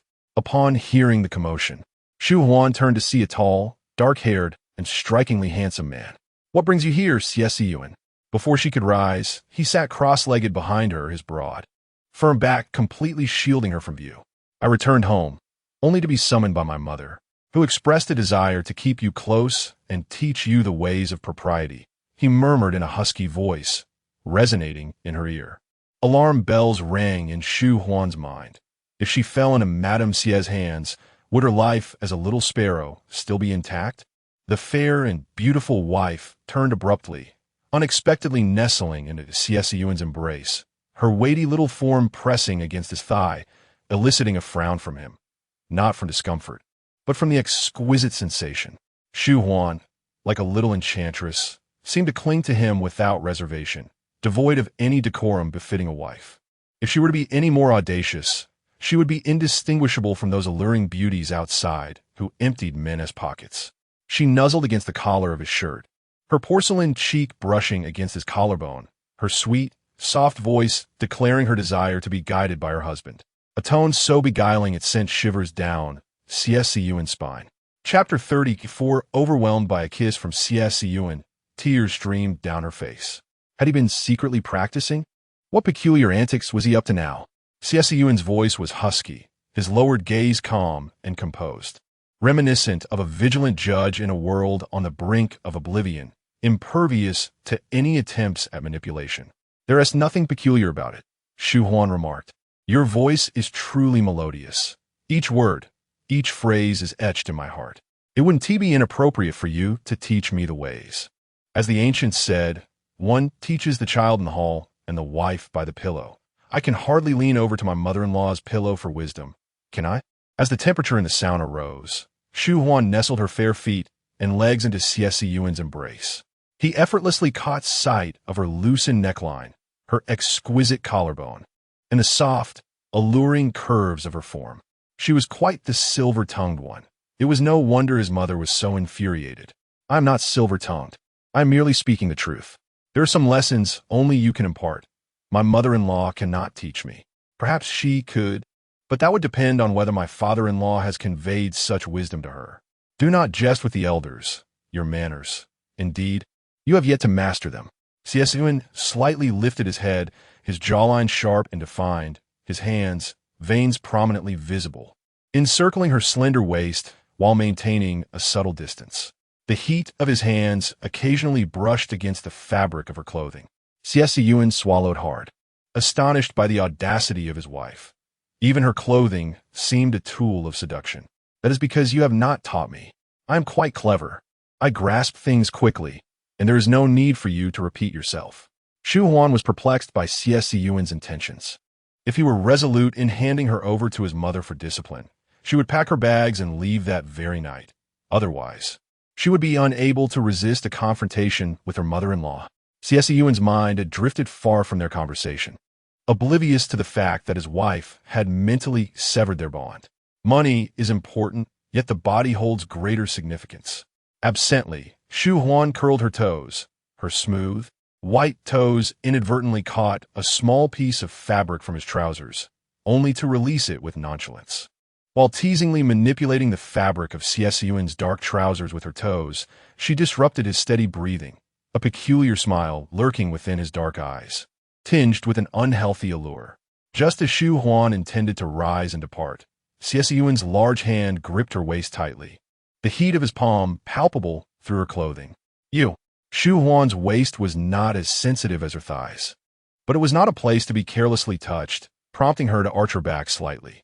Before she could muster the strength to struggle, Xie Siyan held her firmly in his embrace, an all-consuming hug that left no space between them. Was this a final embrace? Perhaps they were too close. She could catch the scent of the rare agar-wood emanating from his collar, the warmth of his body enveloping her senses, creating an overwhelming discomfort that flushed her cheeks.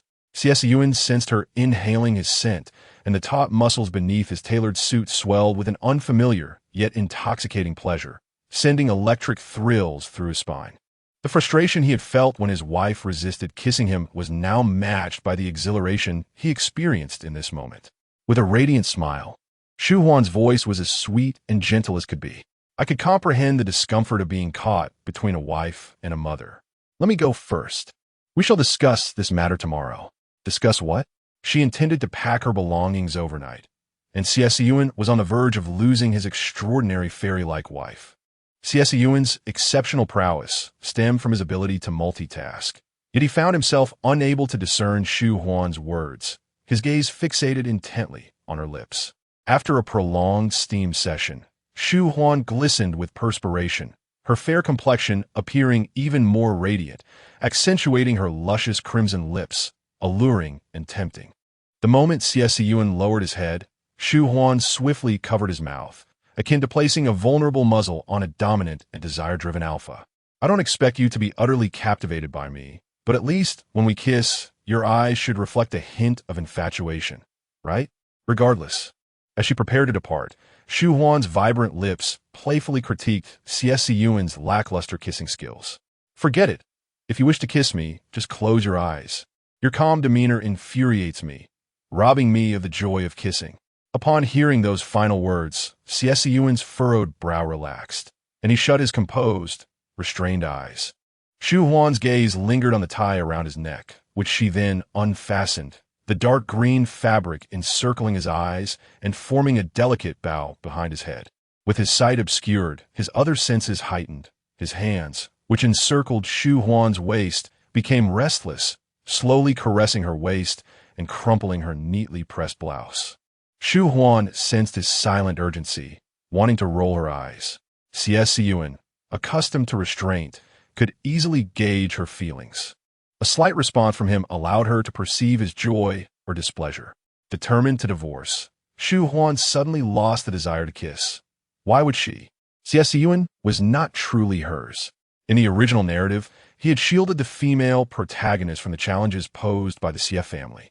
Yet now he showed no intention of providing her with shelter from the storm, nor would he in the future. Shu Huan, have you also covered your eyes? Xie Siyan pressed his lips together, his heart ablaze with urgency, teeth nearly grinding in frustration, yet he exhibited an unparalleled restraint.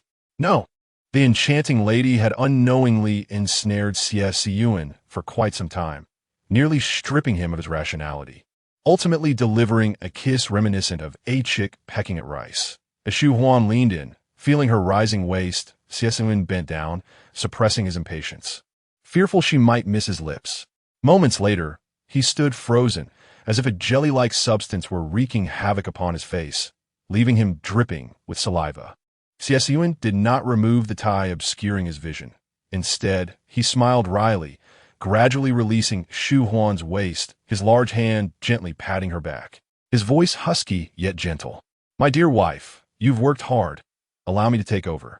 Exiting the sauna, Shu Huan kept her head down. Her lips, a vibrant crimson, glistened as if stained with blood, untouched yet glistening with an indelible sheen, marked by traces of intimacy. With her left hand ensnared in the authoritative grasp of Xie Siyan's fingers, Shu Huan clutched her clothing tightly with her right hand, exhibiting a blend of shyness and defiance. Why was it she who faltered during the kiss, while the blindfolded Xie Siyan seemed to elicit tears from her with such apparent ease? This marked the third kiss since their marriage, and Xie Siyan displayed a remarkable proficiency, even a certain nonchalance, leading her to wonder if he had sought the company of alluring partners for practice. Although Shu Huan was aware of Xie Siyan's rather austere personal life, she could not suppress her irritation. She chose to walk slowly, deliberately stepping on his shoes. Xie Siyan, with a steady gait and the collar of his shirt unfastened, exuded an air of confidence. His dark eyes, devoid of emotion, conveyed a quiet authority, and even as he feigned ignorance of his wife's playful transgression, he paused intentionally. You shouldn't bathe right after a sauna. Come with me to Iha Hall for dinner first, he instructed. Chapter 35. He likes her waist? Shu Huan felt utterly miserable, reluctant to present herself before others, while Xie Siyan insisted on her company. My attire and hairstyle are disheveled. I look far from beautiful, and others will surely mock me. Shu Huan, however, remained obstinate, unwilling to play the role of a haughty, alluring concubine seized by the emperor. Xie Siyan scrutinized Shu Huan. The braided hairstyle entwined with a delicate diamond chain made her lustrous black hair shimmer, while her cashmere white short sleeves and skirt were relatively tidy. Her graceful figure and fair complexion made her look enchanting. Even a sack would appear elegant on her. Xie Siyan remarked softly, You are already stunning beyond measure. How could you be more beautiful? Surrounded by flowers and compliments, she felt a bit euphoric, obediently allowing Xie Siyan to lead her to Ihitang. Xie Siyan appeared contemplative, seeming to have grasped the secret to pleasing his wife. Uncle Rong had also come to assist at the old residence, and this evening's meal was a collaborative effort between him and a chef. The dinner comprised 3 dishes and a soup, along with a bowl of purple rice from the Mo River, not only providing ample energy, but also controlling sugar and weight, maintaining a physique worthy of admiration. As Xie Siyan washed his hands and took his seat, he dined with refinement and tranquility, the only sound being the subtle clink of chopsticks and bowls. Observing him savoring his meal, Shu Huan felt pangs of hunger, her previously dull gaze now sparkling with life.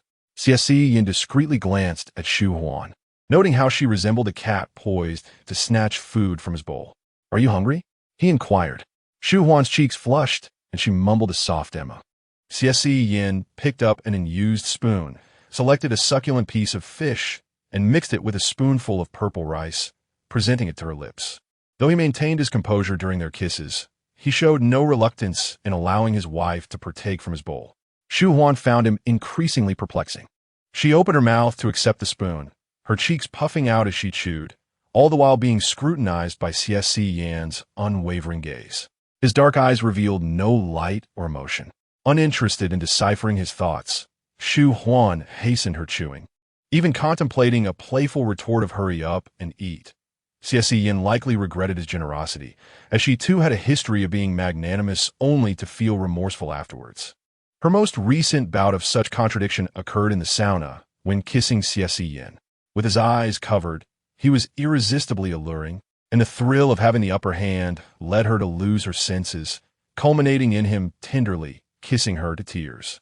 Xie Siyan's eating pace slowed, as he occasionally offered Shu Huan a spoonful, watching her chew and swallow intently. He longed to kiss her. Her lips were soft, perfect for kissing, always moist, akin to a sparkling spring bubbling with sweet water. After Shu Huan declined Xie Siyan's offering, he finished the remaining purple rice in 3 or 4 bites, thanking Uncle Rong for his efforts as he cleared the dishes. He took Shu Huan's hand and led her back to the bedroom. You go wash up first, Shu Huan replied with a soft entering the bathroom for a quick shower. Her mind was occupied with thoughts, and she had neglected to apply body lotion and hand cream. Sitting at the vanity, she pretended to be busy and spoke in a dry tone. I've finished washing. You can go in now. Xie Siyan glanced at her, said nothing, and his tall figure vanished behind the bathroom door. Shu Huan promptly dragged out her suitcase, gathering her valuables in preparation for an escape. In the original narrative, Madame Xie sought to mold the female antagonist not into an exemplary heiress, but to elicit a trembling sound of despair from her, one that echoed with the fear of crying. Xie Siyan showed no intention of shielding the supporting character, nor did he plan to protect her. Remaining in the Xie household and following the script would be the act of a fool. A knock, ill-timed and intrusive, interrupted her thoughts. Shu Huan ignored it, continuing to pack. A few minutes passed in silence before the knocking resumed, this time with a sense of urgency. She approached the door and positioned herself to block it. Shurong? It's me. Li Shurong replied with a smile, her voice and demeanor exuding a tranquil aura. She held up an orange gift box. explaining that her elder brother had mistakenly taken it when he returned home to chat with their mother. Upon glancing inside when their mother opened it, she had spotted a stunning jade necklace, rumored to be worth 60 million. "We suspect it might be a gift for you," she added. Shu Huan instinctively retorted, "It may not necessarily be for me. He has never mentioned anything about it. It could be an investment or perhaps a gift for a future, important client." Flaunting her fortune before her sister-in-law could incite jealousy and lead to familial discord. Even if Shu Huan no longer intended to be the elder sister-in-law, she did not wish to appear short-sighted in front of the soon-to-be promoted Li Shurong.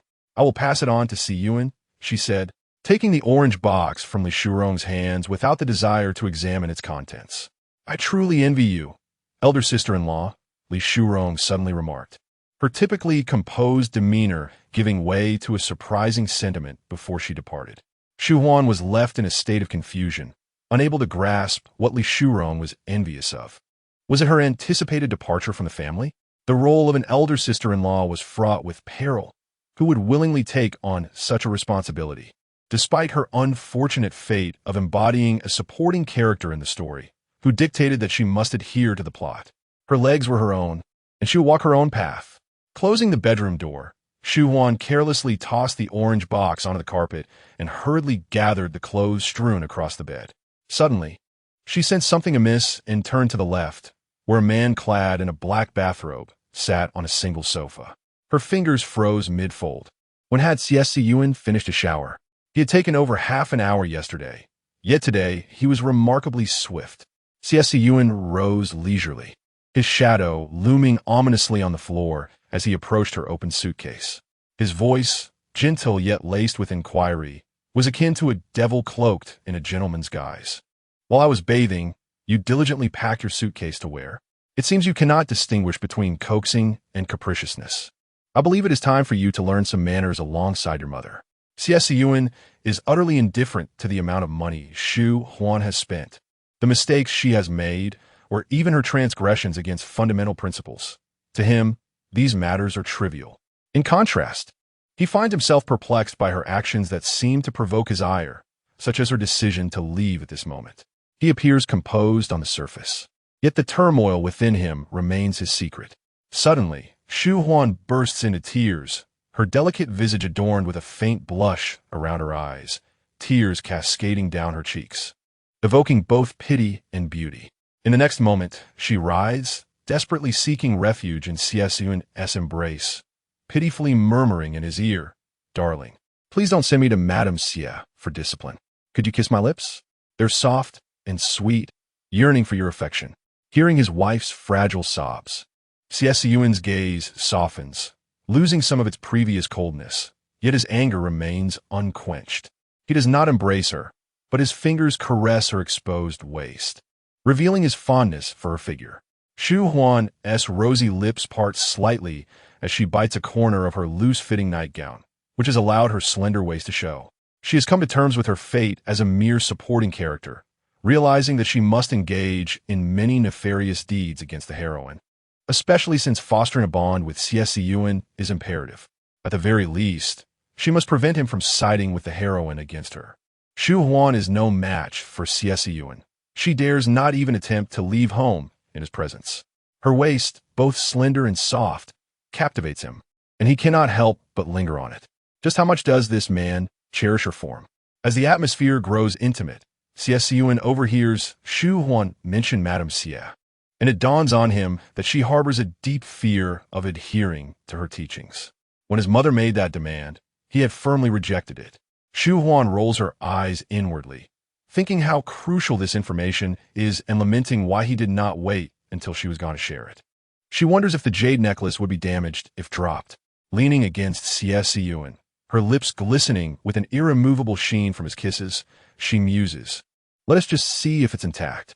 Xie Siyan's voice is low and languid, exuding indifference. Shu Huan steps off the bed, inadvertently stepping on him, and though she hears his muffled grunt, she pays it no mind. She kneels carefully on the carpet, opening the gift box with trepidation. Fortunately, the jade necklace remains unscathed. Xie Siyan feels as though his body is on the brink of collapse, his hand shielding his desire-laden gaze. He wonders why he once believed that intimacy was solely for the purpose of procreation, though he still maintains that it is not the right time for children. He now considers the prospect of consummation. After celebrating the birthday banquet at the ancestral home, they would return to the Ying mountain residence to fulfill that intimate promise.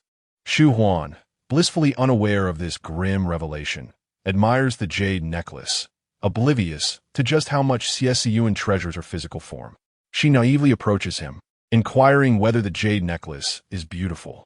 "It is exquisite," he replies, his fingertips tracing her fair, delicate neck, finding her both alluring and delectable. "If you like it, wear it and enjoy."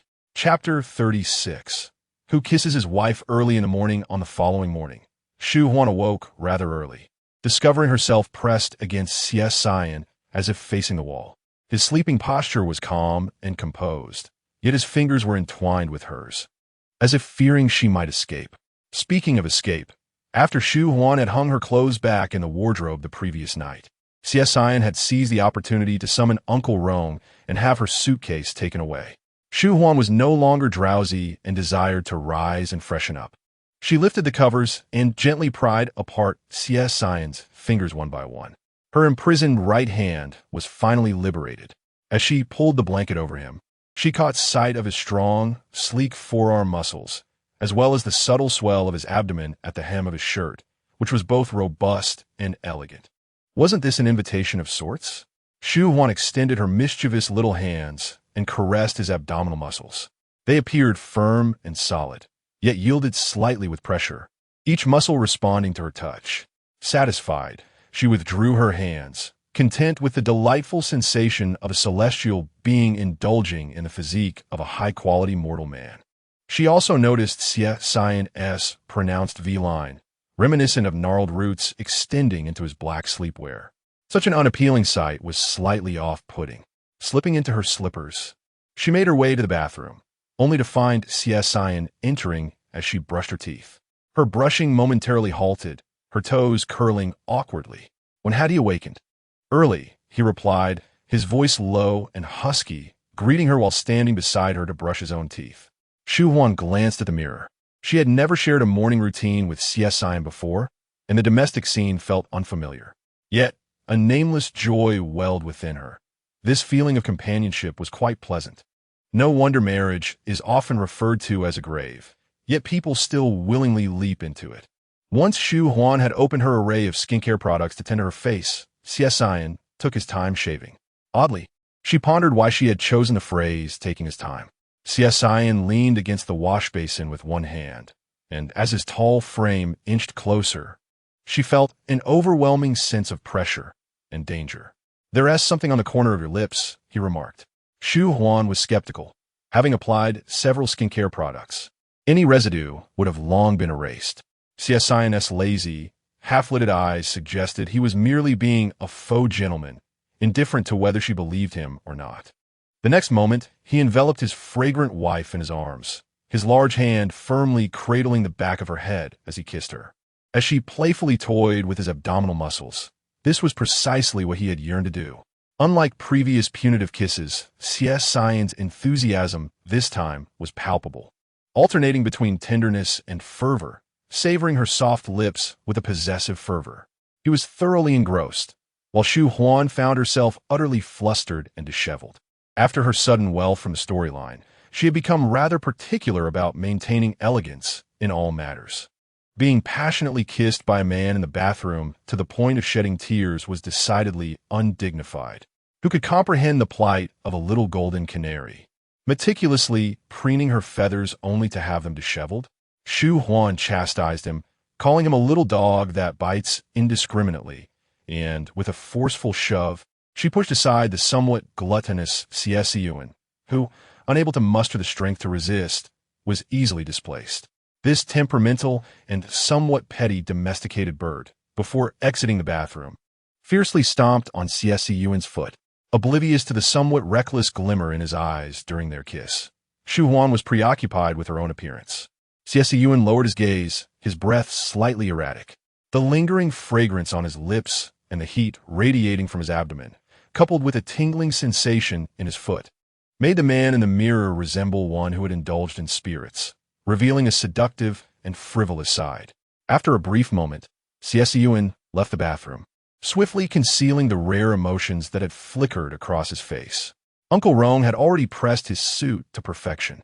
The meticulously tailored attire accentuated Xie Siyan's tall frame, transforming him back into the composed and dignified elder brother of the Xie family. Shu Huan linked her arm with Xie Siyan's as they made their way to Iha Hall.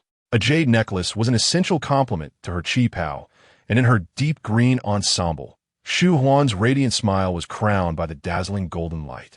Xie Siyan looked down, pondering why his wife had adorned herself so beautifully. It couldn't possibly be to accompany him to work, could it? Inside Iha Hall, Madame Xie wished to inquire about Uncle Rong's sudden visit to their room the previous night to retrieve luggage, hoping it was not due to an argument. However, upon seeing the necklace around Shu Huan's neck and the smile on her face, Madame Xie discreetly rolled her eyes, disinclined to ask further. Li Shurong served soup to Xie Rue, her gaze briefly glancing at Shu Huan's necklace without any emotional response. Zhao Yan pinched Xie Junshan's thigh and shot him a glare. In the absence of comparison, there is no pain. Xie Junshan was indeed more considerate than his second brother, Xie Rue, yet he fell drastically short compared to the elder brother. Enduring the pain, Xie Junshan cast a resentful glance at his elder brother, who was not known for his extravagant spending. Recently, however, his ostentatious behavior at the ancestral home had become quite irksome. The old master and mistress were having breakfast in their courtyard, with only Madame Xie, along with Xie Chunsheng and Chu Wenxi, occupying the prominent seats. Zhao Yan, ever the gossip enthusiast, sought to engage with Shu Huan despite Xie Siyan's presence. Sister-in-law, that jade necklace you're wearing must be the one that fetched a staggering price at Sotheby's yesterday, right? This inquiry left Shu Huan at a loss for words. She replied softly to Zhao Yan, I was too busy with my appearance to pay attention to the packaging and certification. I'll check and let you know when I return. Zhao Yan was momentarily speechless. Who truly came from an affluent old money family? Sister-in-law was far too adept at the art of subtle bragging. She would undoubtedly thrive at gatherings of high society. Li Shurong offered a faint smile. Realizing Zhao Yan had encountered a rival, the women of the old money families gathered to discuss jewelry, placing greater importance on whether the pieces were heirlooms or held remarkable provenance, rather than simply their monetary value.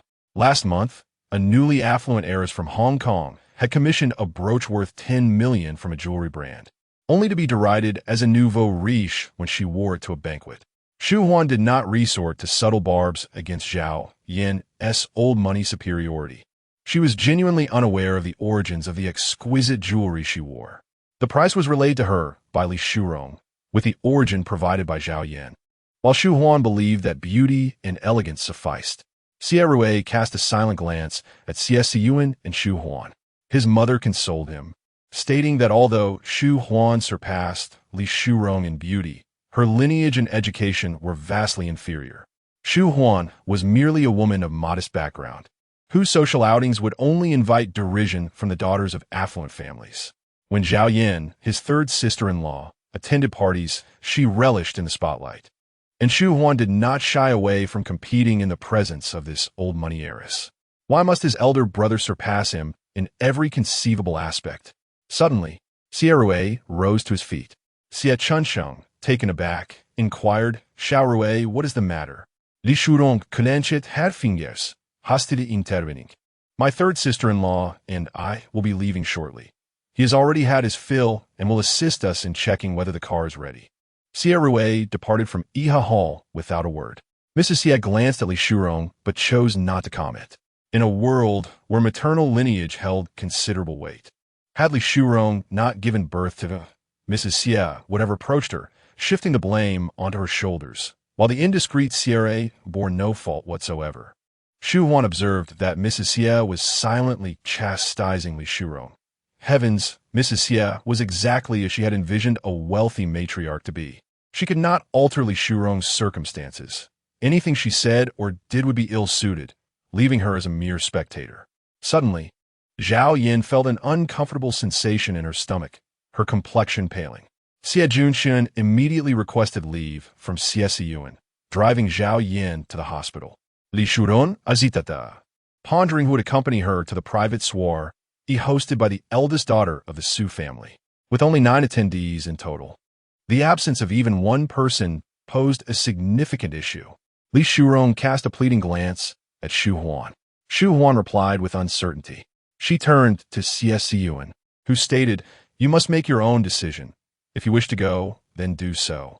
If it gets too late, I will come to fetch you." Shu Huan resolved to accompany Li Shuron in venturing into the social realm. She had yet to engage with the elite women of Xiangjiang and was uncertain if she could hold her own. Chapter 37. Can she be bullied just because she is honest? Tonight's intimate banquet is hosted in a private mansion, inaccessible to the public. Entry requires passing through 3 security checkpoints, and all security personnel and servers must sign a confidentiality agreement, prohibiting them from disclosing any observations or experiences to the outside world.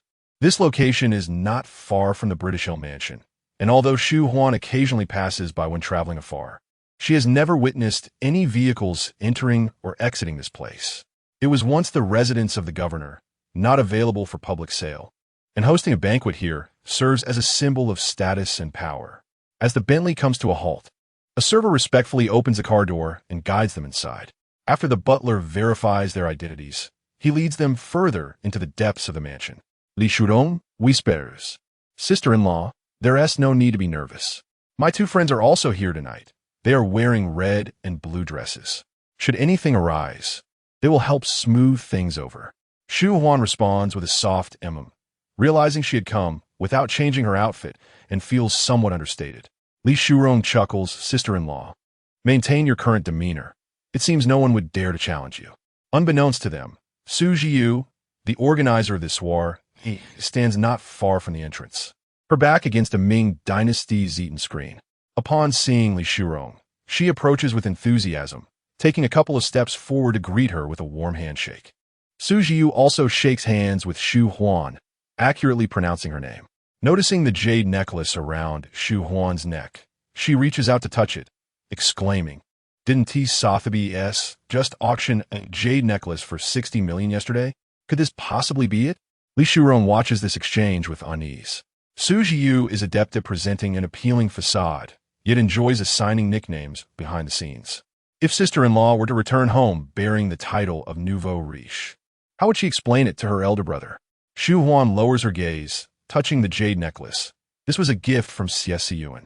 I am not well versed in its origins. Perhaps it is, as you say, gifted by Xie Siyan? Su Jiu gasped dramatically. Was yesterday a special anniversary?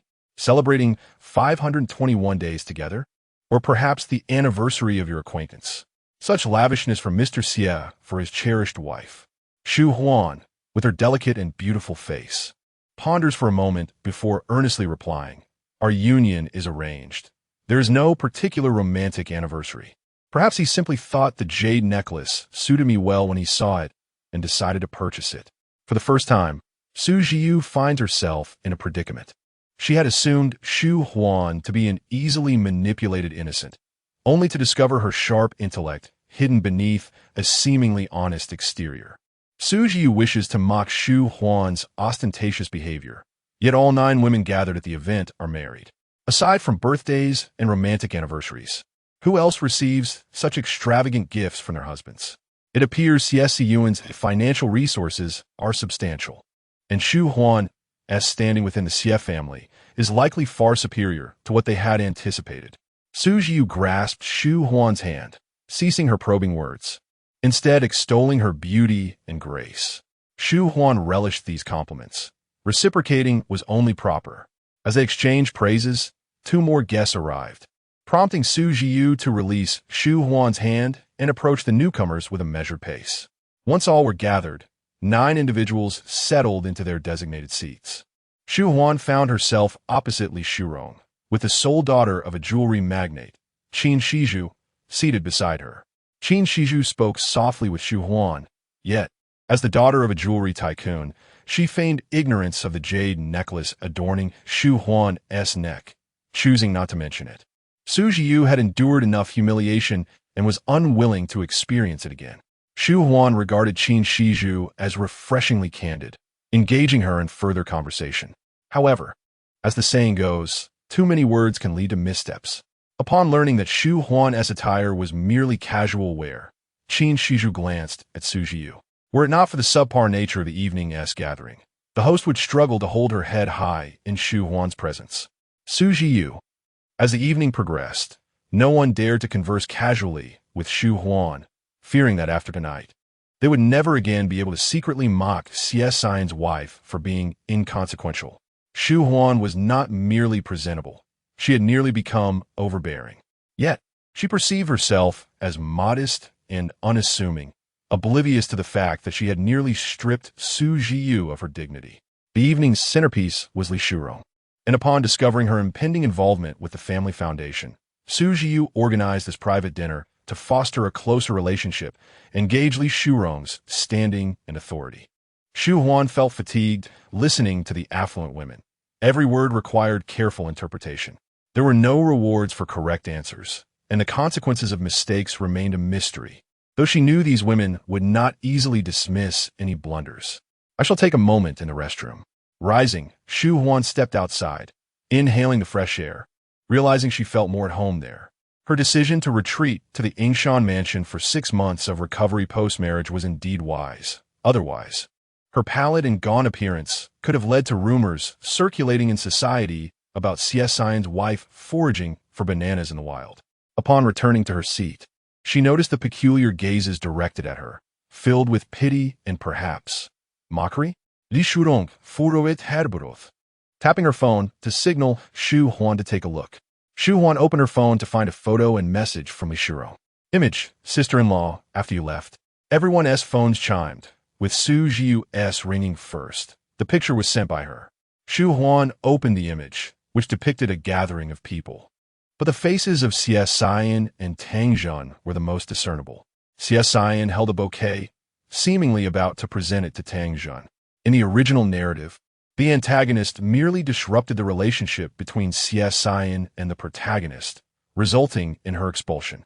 Tang Jun, however, sought to harm the protagonist, leading to Xie Siyan's retribution. Tang Jun was not merely Xie Siyan's former fiancée. They had been betrothed since childhood and had shared companionship for over 20 years. Even without romantic affection, there existed a bond of shared memories. Shu Huan clutched her phone tightly. Those present are all astute individuals. Who could possibly be unaware that this photograph was orchestrated by Tang Jun? Yet, even if Tang Jun is the one instigating this situation to provoke Shu Huan, what can Shu Huan truly do about it?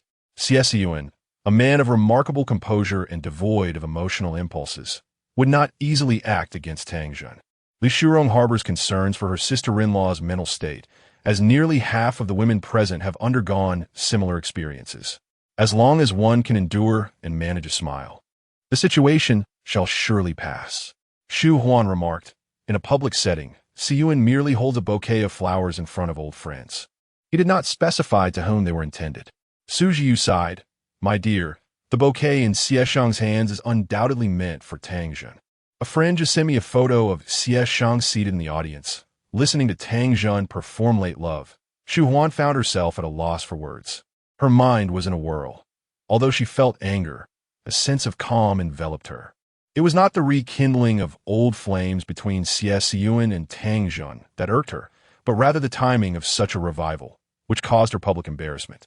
To endure humiliation was one thing, but to remain like a fish on a chopping board, motionless while becoming the subject of ridicule, was unbearable. This was her first foray into socializing. Why must she suffer such disgrace? Shu Huan was uncertain how she managed to endure the latter half of the banquet. When she finally exited the grand house, her entire body felt numb. She deliberately scanned her surroundings but saw no sign of Xie Siyan's car. He had promised to pick her up, yet she could trust not a single word from that deceitful man. They had arrived together in a single vehicle, and Li Shurong, concerned for her sister-in-law, wished to share a ride home. Shu Huan politely declined Li Shurong's kind offer and slowly settled into the car. She longed for Xie Siyan's Maybach to appear within her line of sight, hoping to reclaim at least a fraction of her dignity before everyone departed. Chapter 38. Yes, I have lost my mind. Let us return home. After Shu Huan closed the door of the Bentley, a knock sounded at the window. She promptly lowered the window and, upon recognizing Su Jiu, offered a smile that was tinged with both disappointment and indifference. "Did I leave something behind?" Su Jiu replied, "Darling, you have left behind my concern. I apologize. There were too many guests this evening, and I scarcely had the chance to speak with you. You must forgive me. It seems this is your first encounter with such an event. Should you require the counsel of a marital advisor, do not hesitate to reach out to me." Su Jiu attempted to grasp Shu Huan's hand, but was met with a retort. Shu Huan stated, "It is indeed fortunate to have experienced friends nearby. I will contact you if the need arises." Su Jiu, with a smile that danced on the edge of sincerity, stepped back, gathering her shawl, and waved goodbye. Old Master Su hailed from Hong Kong, establishing his fortune overseas through shipping, and now the family's business focus has returned to Hong Kong. Influenced by her family's legacy, Su Jiu's attire was bold and sensual, the sequins and beads of her deep V-neck mermaid dress sparkling in harmony with the illuminated mansion behind her. The intoxicating allure of opulence was palpable, a lavish banquet beyond description. Suddenly, Shu Huan found this brilliance overwhelming. Having traversed into this narrative, she felt a profound disconnection from this world. The extravagant lifestyle and the favored Xie Siyan were not hers to claim. "Drive on," she instructed, as the driver pulled away from the mansion. Su Jiu, adorned with a smile as precise as the exchange rates, bid farewell to a few departing guests.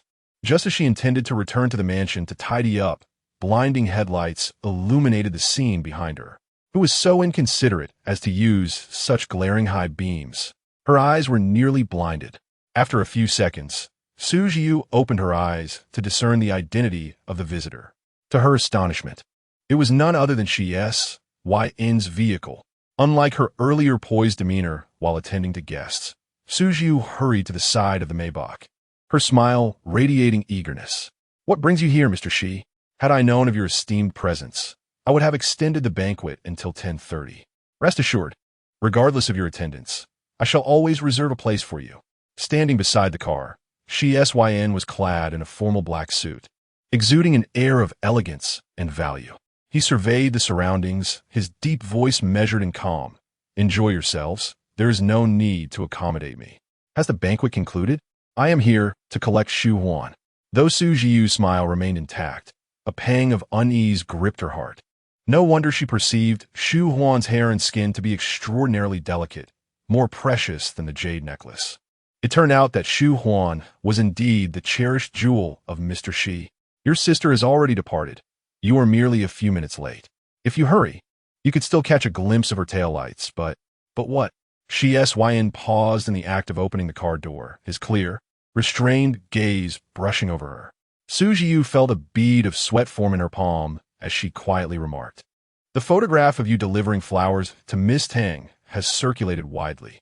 We saw it during our meal." Shu Huan hardly touched the air-freighted Australian Wagyu, and she left in a rather somber mood. With that, Xie Siyan closed the car door, and the Maybach glided away, vanishing in an instant. The Bentley that Shu Huan was riding in came to a halt at the entrance of the Yingshan mansion, where only the entrance and the garden were illuminated, casting the interior into darkness as if it were unwelcoming. She almost forgot that this was Xie Siyan's territory. At this moment, she wished to avoid anything related to him, instructing the driver to head to Zifu and subsequently remove the jade necklace from around her neck. Before the driver set off, he discreetly sent a message to Mr. Xie, torn between loyalty and the salary he received from him. Should anything untoward happen to the president's wife while she was out and about, and he had not informed Mr. Xie beforehand, dismissal would be the least of his worries. The dynamics of the employer-couple's relationship were, in fact, most apparent to those who served them. Shu Huan was unfamiliar with the route and paid no heed to how the driver navigated. She was preoccupied with searching for a convenience store near Zifu or perhaps requesting the villa's housekeeper to prepare some necessities, as she intended to stay there for a few days. The elegant and poised little canary did not perceive her actions as capricious. Rather, she felt remarkably composed, even more so than when Xie Siyan had kissed her. Xie Siyan had openly sent flowers to his former fiancée. They were both mature adults. Yet how far removed were they from their passionate encounters at the hotel? Shu Huan did not want to be the subject of ridicule wherever she went. Lacking a dense network of connections in this world, she believed that as long as she concealed herself, the whispers of the outside world would not reach her ears. After several minutes, the Bentley pulled over to the side. "What's wrong?" Shu Huan inquired. The driver hesitated. "Mr. Xie's car is parked ahead." Before Shu Huan could react, the door beside her was yanked open. Upon seeing Xie Siyan outside, her cheeks flushed with heat, and her fierce, beautiful eyes glared at him. Attempting to maintain her composure as she asked, "Is there something you need?" "Get in my car and return home," he replied. Although streetlights illuminated the surroundings, the darkness obscured his features, yet she could discern the meticulousness of his attire. His finely tailored suit was adorned with a solid gold lapel chain, and an ornate antique Florentine tie pressed against his throat, starkly contrasting his usual austere demeanor. At that moment, he resembled a peacock displaying its plumage. Why send flowers when he could simply present himself to Tang Jun instead? Shu Huan felt the tension as Xie Siyan's hand pressed against the window frame. The veins on his pale, strong hand evident. His current state was not ideal, yet he could tolerate her minor tempers. However, living apart was not an option. "It's late. If you go to Zifu now, there will be no one to look after you. I am aware of what transpired tonight. You have misconstrued my relationship with Tang Jun." "That bouquet was... I have not misunderstood," she interrupted, lifting her delicate, fair chin, her watery, fox-like eyes straining to make out his features. "You brought flowers to hear Tang Jun play some nonsensical love piece and did not come to fetch me. And to top it off, why were you both standing there taking photographs with others? It was my first time socializing, and I was laughed at from start to finish." Shu Huan felt that arguing in the car lacked impact, so she pushed past Xie Siyan and stepped onto the sidewalk. She was not skilled in arguments, yet a sour sensation brewed within her, as if something was about to erupt, leaving her no choice but to speak. Tang Jun's repeated provocations met with her persistent denials. The clandestine performance they staged was truly remarkable. "I have never claimed to forbid your meetings, yet how have you chosen to act? You insisted on slapping my face during my first outing, and not only did you strike me, but you also dragged everyone else into it, forcing me to sit there and endure their ridicule from start to finish. You are prominent figures, while I am merely a dispensable character. Does being insignificant mean I must forfeit my dignity and self-respect?" Xie Siyan's calm, profound gaze was thrown into disarray by her words, and he immediately retorted, formally asserting, "Shu Huan, no one deems you insignificant. You are absolutely entitled to your dignity and self-respect." The usually assertive man leaned slightly forward, yearning to embrace her, to take her hand. Shu Huan took 2 steps back, the beautiful and delicate woman turning her face away in anger. The photograph, taken by Tang Jun, swiftly made its way into the hands of Su Jiyu and other socialites, a feat not easily accomplished by ordinary individuals. If this incident were not meticulously orchestrated by Tang Jun, may heaven strike me down. Xie Siyan's cold, furious gaze grew darker in the night. "Shu Huan, you may be angry, but do not invoke such a curse upon your life." Shu Huan laughed in exasperation. What hypocrisy was Xie Siyan displaying? Allowing her to be humiliated by so many socialites, then feigning concern for her life. Did he not perceive the contradiction in his actions? When Shu Huan read the original narrative, she possessed a godlike perspective. The misunderstandings and quarrels between Xie Siyan and the female lead were instigated by Tang Jun, and a mere word of comfort from Xie Siyan sufficed to resolve everything. Now, she too had a godlike perspective, yet there was no misunderstanding between her and Xie Siyan. Her anguish as an insignificant character would not warrant his attention. The driver, too frightened to exit the vehicle, glanced at the president's wife and then at the increasingly wild-eyed Xie Siyan. Such terror! Shu Huan flung open the door of the Bentley, her fair skin around the eyes tinged with a faint flush, her voice thick with emotion. "You may do as you please. I intend to stay at Zifu for a while. Should you wish for a divorce, I shall readily make space for Miss Tang. You have your white moonlight fiancé, and I, too, can become someone else's unattainable white moonlight fiancé. Thus, I shall not cling to you." Xie Siyan's rationality shattered utterly. He pulled Shu Huan close, imprisoning her in his embrace, his voice cold and menacing. "Shu Huan, you are distraught, speaking nonsensically. Come home with me. I promise to provide you with an explanation. I am not mad. Shu Huan struggled against his hold, her flushed cheeks damp and her forehead glistening with sweat. You are the one who is mad. Let me go. Yes, I am mad, but we must return home first. Chapter 39. Call me husband when you need something at 11 o'clock at night in Hong Kong. The neon lights have dimmed slightly, while the towering buildings in the distance shine brightly, their reflections shimmering on the rippling waters of Victoria Harbor, a scene of ceaseless splendor. You've gone mad, and that means I definitely cannot return home with you. That is not my home. I want to go back to the Zifu. Shu Huan was on the verge of tears, her emerald green chi-pao swaying as her slender legs kicked in frustration. The fragrant aroma, released from her perspiring body, wafted enticingly from the collar of her dress, and Xie Siyan, embracing his wife from behind, caught a whiff of it. Ignoring his anger, he longed to bury his nose in her fragrant softness, knowing just how tender and sweet she was, as Shu Huan had previously enticed him to indulge in her scent. In just a few minutes, Xie Siyan composed himself, his deep, mature voice softly caressing Shu Huan's small ear. My home is your home, Shu Huan. You cannot run away from home over trivial matters. Please refrain from doing things that provoke my anger. It is not beneficial for you. Is that a threat? While the original female protagonist may have been swayed by Xie Siyan's authoritative charm, this fiery canary would not be easily subdued. Even if she were to shed her glamorous feathers and be cast out, she would not tolerate such indignities. Shu Huan swatted away his arm, encircling her waist, feeling nauseated. Taking a deep breath, her dark hair pinned up with a golden hairpin, beads of sweat glistening on her fair neck, she was exhausted. I am serious. I've already lost face. Not attending my sister-in-law's birthday banquet is for the best, to avoid further ridicule. I would truly become the laughingstock of your circle. Xie Siyan kissed the hair of the little canary, his magnetic voice gentle. Then how long do you intend to stay at Zifu? At least 3 months, or maybe 6. Shu Huan replied. Impossible, he countered. Shu Huan's lips trembled in anger, her pearly teeth biting down on her full, rosy lips, her entire being shaking with indignation. Then why did you ask me, you wicked pig? Xie Siyan loosened his embrace slightly to face her, his lowered gaze suppressing his anger as he tried to soothe her gently. Even a condemned prisoner deserves a chance to explain. My dear, you must apply some reason. That bouquet was intended for Tang Zhan, and I merely held it for a moment. I spent a brief time with Uncle Tang at the concert, but I did not forget to pick you up. Is that all? Your explanation is as good as none. The humiliation I endured, the laughter at my expense. Can your few words erase it?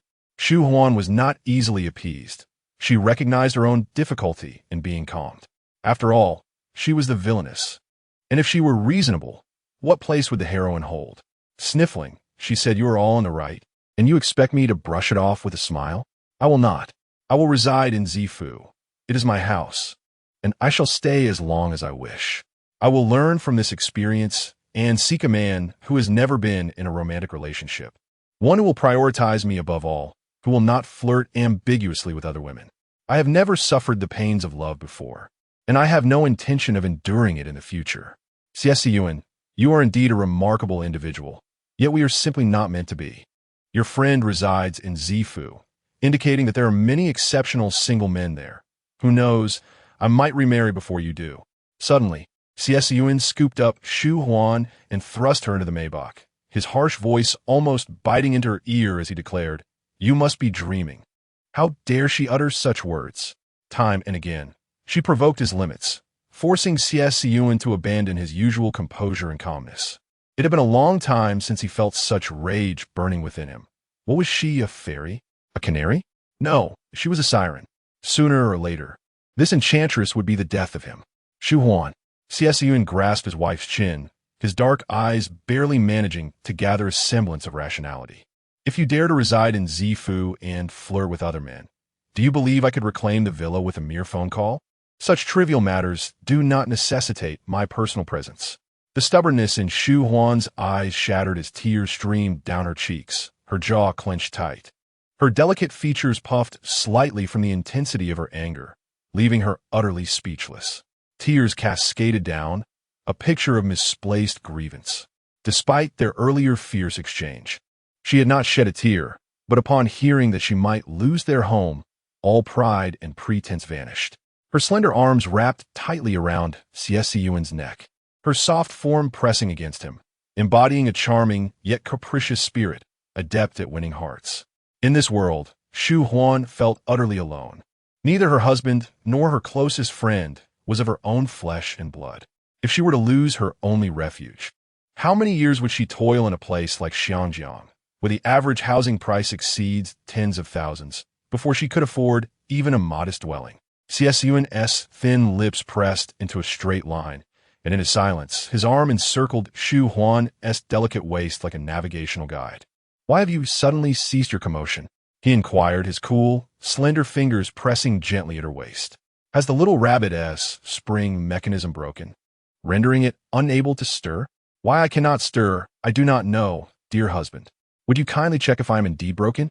Shu Huan tugged at Xie Siyan's hand, guiding it to her heart, her fair skin around the eyes tinged with a rosy hue, resembling two plump lychees, both delicate and alluring. Xie Siyan touched Shu Huan's heart, his tranquil black eyes devoid of any flirtation. Regardless of his thoughts, Shu Huan nestled against him, her voice softened by her tears. "Perhaps I have misunderstood today's events. I shall no longer argue with you over Tangjun. Quarrels are detrimental to our feelings. I should trust you. Whatever you say will be my truth. Even if you were to share a hotel bed with another woman, I would steadfastly believe in your integrity, convinced that you would never betray your wife." This time, it was Xie Siyan who found himself amused by her words. If she truly believed in him, would she still utter such ambiguous statements? Was his wife merely adept at adorning herself beautifully, yet incapable of feigning magnanimity? Though he was irked, he also recognized that Shu Huan had indeed suffered unfairness at the evening banquet. She did not speak Cantonese. The phrase "always cheating" could only have been something someone had said to her at the banquet, which she then learned. Xie Siyan pulled out his phone and dialed Uncle Tang's number. "Tang Shirda. Siyan, is there something urgent at this late hour?" "Xie Siyan, I apologize for disturbing you." "Uncle Tang, I am late picking on my wife tonight, and she is somewhat upset. I intend to present her with a bouquet of flowers tomorrow as an apology. The bouquet you gifted your daughter tonight was exquisite. May I inquire which florist you ordered it from?" "Tang Shirda, allow me to check my phone orders." One might say he truly embodies the refined demeanor fostered by elite education, speaking with both poise and decorum. Shu Huan, with her soft lips gently pursed, leaned slightly to listen in on the call. A flicker of amusement danced in Xie Siyan's eyes. Tang Shirda remained awake, casting a glance at his daughter, Tang Jun, who was quietly listening to the phone conversation. Perhaps this would finally dissuade her. They had all advised her against such conduct, yet she had confidently asserted that Xie Siyan would not mind such trivialities. If he were truly indifferent, why then would he make this call tonight? Surely, Siyan's wife was also eavesdropping on the conversation. Tang Shirda relayed the florist's address to Xie Siyan, cheerfully praising him for his devotion to his wife, showering her with love to the utmost degree. After Xie Siyan ended the call, he turned to the silent Shu Huan, teasingly questioning whether she intended to review the surveillance footage to ascertain if he had been unfaithful. Chapter 40, Did he only hear the words kiss? Xie Siyan was not a frivolous young master indulging in pleasures. He was a powerful heir. If he truly had something with Tang Jun, he could easily admit it. It was also possible that Uncle Tang was colluding with Xie Siyan, as Shu Huan had no background or strength to verify Xie Siyan's claims. After a fit of anger and a bout of tears, Shu Huan came to realize that she should not concern herself with whatever relationship Xie Siyan had with Tang Jun. Preserving her own villa was of utmost importance. "Husband, I have always believed in you. It is the petty intrigues from outsiders that sow discord between us. There is no need to monitor anything." Xie Siyan's gaze was particularly cold and serious. Just as he was about to speak, he heard Shu Huan's stomach growl. He recalled Su Jiu mentioning that Shu Huan barely touched her steak at the banquet. Her cheeks flushed a delicate pink as she shyly buried her face in Xie Siyan's neck, her ears tinged with red. Lacking experience in romance, she was not well versed in the art of coaxing. Her instinctive plea for leniency stemmed from her fear of Xie Siyan holding her accountable. "Drive us back to the old residence," Xie Siyan instructed the driver, gently patting Shu Huan's back to ensure she sat comfortably. His wife was in frail health and had gone hungry, making it inappropriate to dwell on her missteps at this moment. The old residence was illuminated by scattered lights under the night sky. Due to the elderly patriarch's poor sleep, those living in the house had to learn to maintain silence. When the Maybach arrived, the car's lights flickered off, and several lamps within the residence lit up, creating a welcoming atmosphere for Xie Siyan's return. In contrast, Xie Rui and Xie Junshan returned home late without such a warm reception and had to tread lightly to avoid disturbing their elders. After visiting the doctor in the morning, Zhao Yan's stomach pain subsided, and she spent the afternoon indulging in beauty sleep, appearing lively and energetic by evening. This only highlighted Xie Junshan's lethargy, who seemed to embody the essence of sloth, merely working, eating, and sleeping. While editing photos to post on social media, Zhao Yan learned about the gossip surrounding her older brother and Tang Zhen from several friend groups, fueling her excitement and making sleep elusive.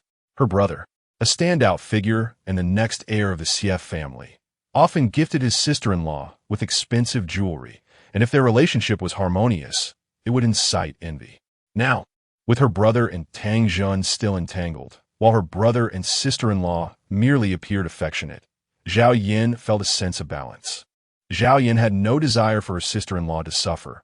Ideally, the three sisters-in-law would enjoy similar fates. Junshan, listen. Brother's car has returned. Sister-in-law must be back too. Don't you want to know what transpired between brother and Tang Zhen? Xie Junshan simply rolled over, continuing his deep slumber. He could spare a few hours amidst his busy schedule to accompany Zhao Yan to the hospital. Yet he was unwilling to sacrifice even 10 minutes of sleep to indulge in her gossip. Zhao Yan, both exasperated and affectionate, playfully slapped Xie Junshan and ventured out to see the commotion for herself. Xie Junshan opened one eye, then resignedly closed it again, knowing his wife might not witness the excitement surrounding his brother. As the Maybach made its way, Uncle Rong received a call and promptly directed the chef to prepare seafood noodles. Shu Huan requested Rong Shu to serve more seafood, a request so simple that Rong Shu was naturally inclined to ensure that the young mistress was thoroughly satisfied. Thus, a porcelain bowl adorned with the family crest was filled with delicate noodles, generously topped with an abundance of seafood. With eyes wide and a small appetite, Shu Huan exerted herself to consume only half of the seafood and noodles. Casting a glance at Xie Siyan, it seemed a waste to discard the remainder. Had she known earlier, she wouldn't have embraced the large bowl so tightly, as this would have allowed her to share the leftovers with Xie Siyan. Are you full? Xie Siyan inquired. Yes, any more and I would burst, she replied. Xie Siyan took the chopsticks and bowl from Shu Huan's hands, methodically and elegantly finishing the food she had left behind. Zhao Yan, who had come to observe the scene, displayed a look of disbelief. Having known Xie Siyan for 7 or 8 years, she was astonished. He had never before consumed leftovers from someone else. He was perpetually surrounded by admirers, eager to curry favor. Eating leftover food could be attributed to anyone, yet it seemed utterly inconceivable for someone of his esteemed stature. Zhao Yan's thoughts drifted to her husband, sprawled on the bed like a sloth, and then to her elder brother, who was accompanying the young mistress for a late-night snack. It dawned on her that the true jester was herself. Shu Huan lifted her gaze and noticed Zhao Yan's moist eyes, mistakenly believing that Zhao Yan was moved to tears by envy. Are you hungry too? There are ingredients in the kitchen. What would you like? Perhaps the same seafood noodles as I had? Zhao Yan raised her chin, attempting to suppress the tears born of envy and jealousy. I must maintain my figure. I cannot indulge in a late-night snack, and besides, I have no one to share it with. Enjoy your meal. I shall return to rest. Shu Huan mumbled softly. Aren't we all human? It's just a bowl of seafood noodles. Does she really require an audience for that? Such an emphasis on ritual is rather excessive. After finishing the seafood noodles, Xie Siyan remarked, she wishes for Junshan to accompany her. Rong Shu began clearing the dishes, casting a glance at the eldest young master, suspecting a quarrel between him and the young mistress. However, the eldest young master appeared to be in good spirits. Upon returning to the bedroom, Shu Huan monopolized the master bathroom for a bath. After indulging in her beauty routine and drying her hair, she emerged cautiously from the bathroom, donning a silk camisole nightgown. She leaped onto the bed and hurriedly nestled into Xie Siyan's embrace, as though pursued by a phantom. Shu Huan's fair, soft skin was quite endearing. Even if Xie Siyan harbored some annoyance, he could not bring himself to push her away. Before he had the chance to address her behavior, Shu Huan snuggled closer, her delicate voice murmuring, "Husband, thank you for your patience with my little temper and unhappiness. I fear I may never encounter a husband as wonderful as you again." Xie Siyan's lashes fluttered down, his deep, dark eyes filled with resignation. Shu Huan dared not meet his gaze, her dark pupils darting about while her tender fingers unconsciously poked at Xie Siyan's broad chest, providing her a sense of relief. "Are we not to share a kiss?" Xie Siyan's voice was low and husky as he caressed his wife's soft, plump lips with his fingertips, then gently grasped her waist, lifting her slightly. With effortless grace, he adjusted her into a posture conducive to kissing. Shu Huan gazed up in astonishment. Had he truly only heard the word kiss amidst her lengthy discourse? Moreover, they had just shared a kiss that very morning. Xie Siyan's dark, brooding eyes momentarily closed as he held the back of Shu Huan's head, his demeanor exuding an overwhelming desire for possession. He remained oblivious to his own yearning for control over her, for in his mind, a kiss between husband and wife was as natural as sharing a bed. Initially, Shu Huan had been perched atop Xie Siyan, but now he loomed over her, his physiological reactions intense enough that even through her nightgown, she felt a creeping sense of violation. When Xie Siyan had his fill of kissing, Shu Huan, with tear-filled eyes and slightly swollen lips, curled up beneath the covers, her back pressed against his sturdy, warm chest. He switched off the bedside lamp, his hoarse voice whispering in her ear, "You always tug at your undergarments when you sleep. Is it uncomfortable to wear them? You may remove them. I've turned off the light."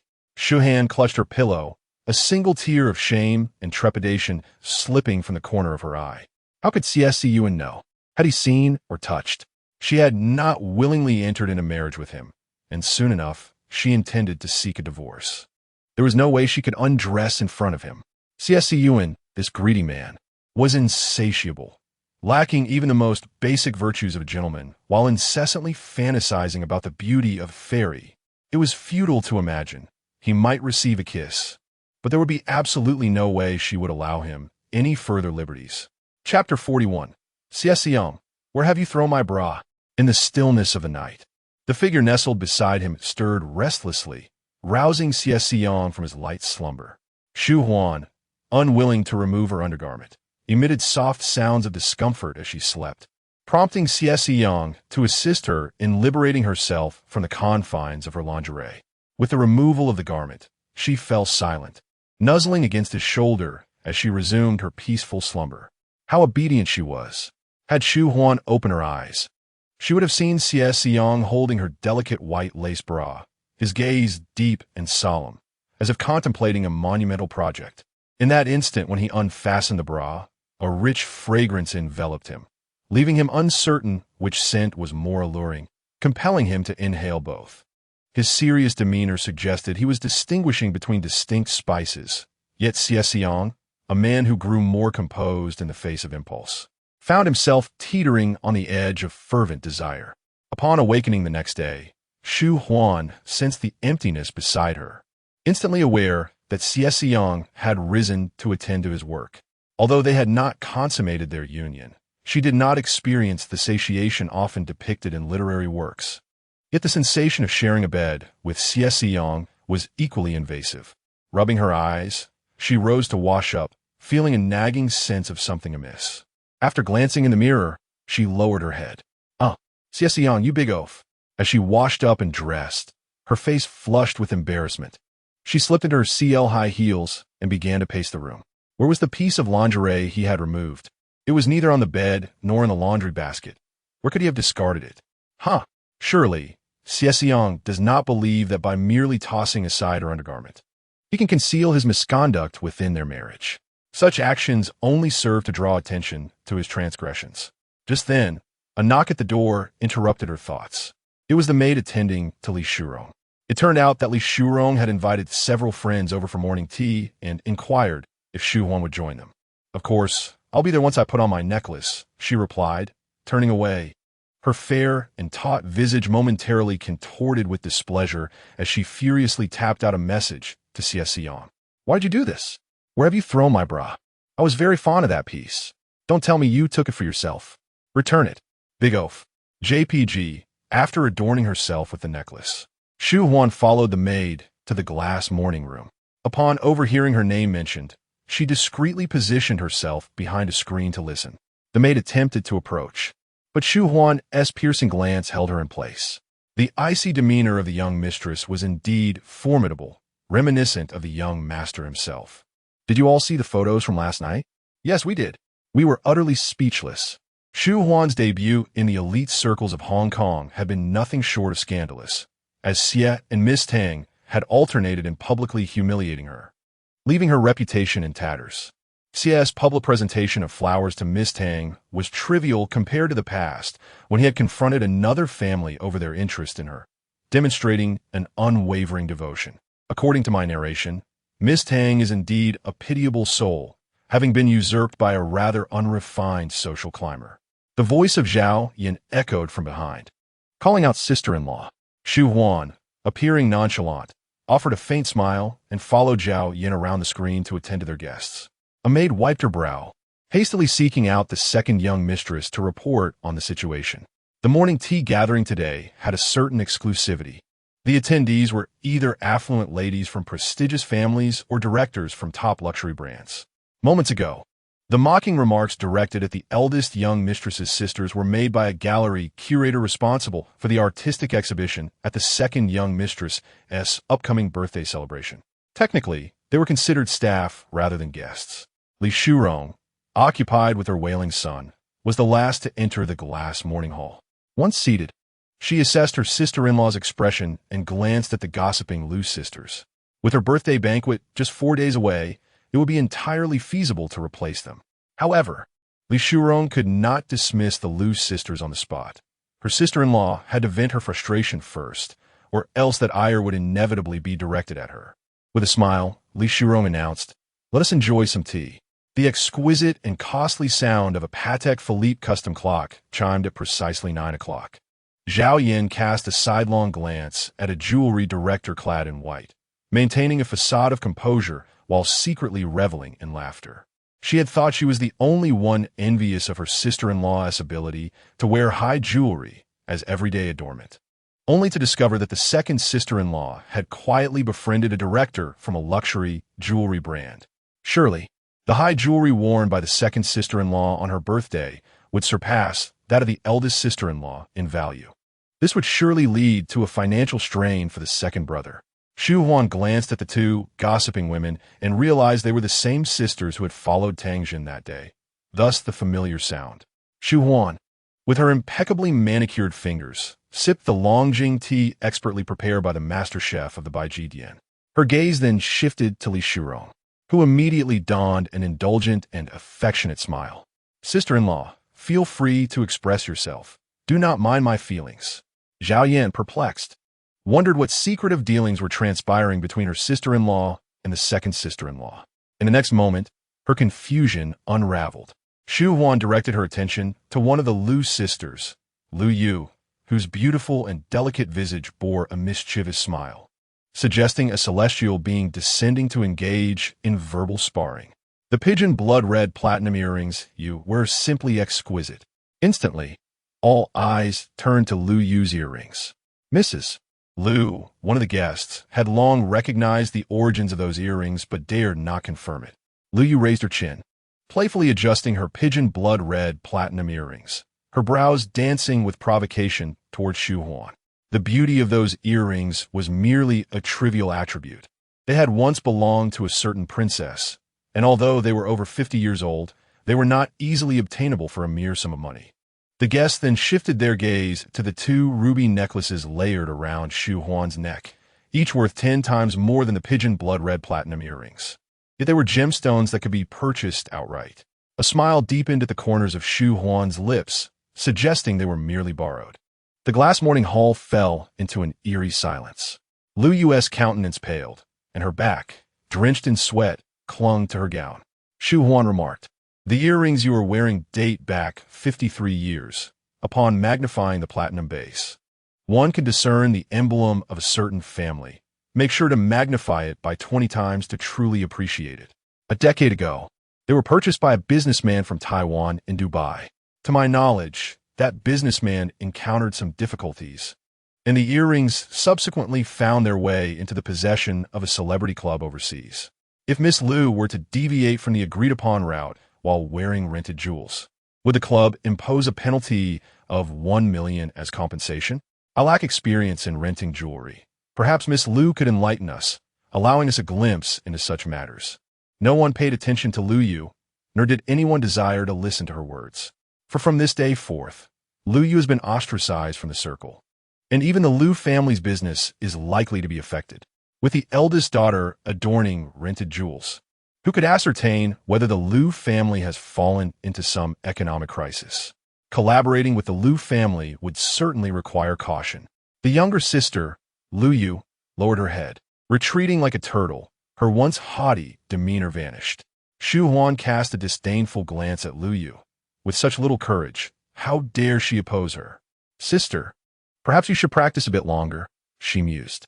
Shu Huan reveled in humiliating the Liu sisters thoroughly, holding her teacup with grace, her countenance radiating love and peace as she basked in her tranquil solitude. Zhao Yan glanced at the Longjing tea in her sister-in-law's hand, then at her own. Were they truly partaking of the same brew? One could reasonably suspect that the green tea served as her sister-in-law's cyberstimulant. Then, the young master's wife, with a bouquet of fresh flowers, entered the room. "These are the flowers the young master promised to bring you last night." Chapter 42. The Fragrance. Why can't it be brought to the company? Last night, Xie Siyan called Tang Shirda, using the pretext of inquiring about a flower shop's address to clarify his rumors.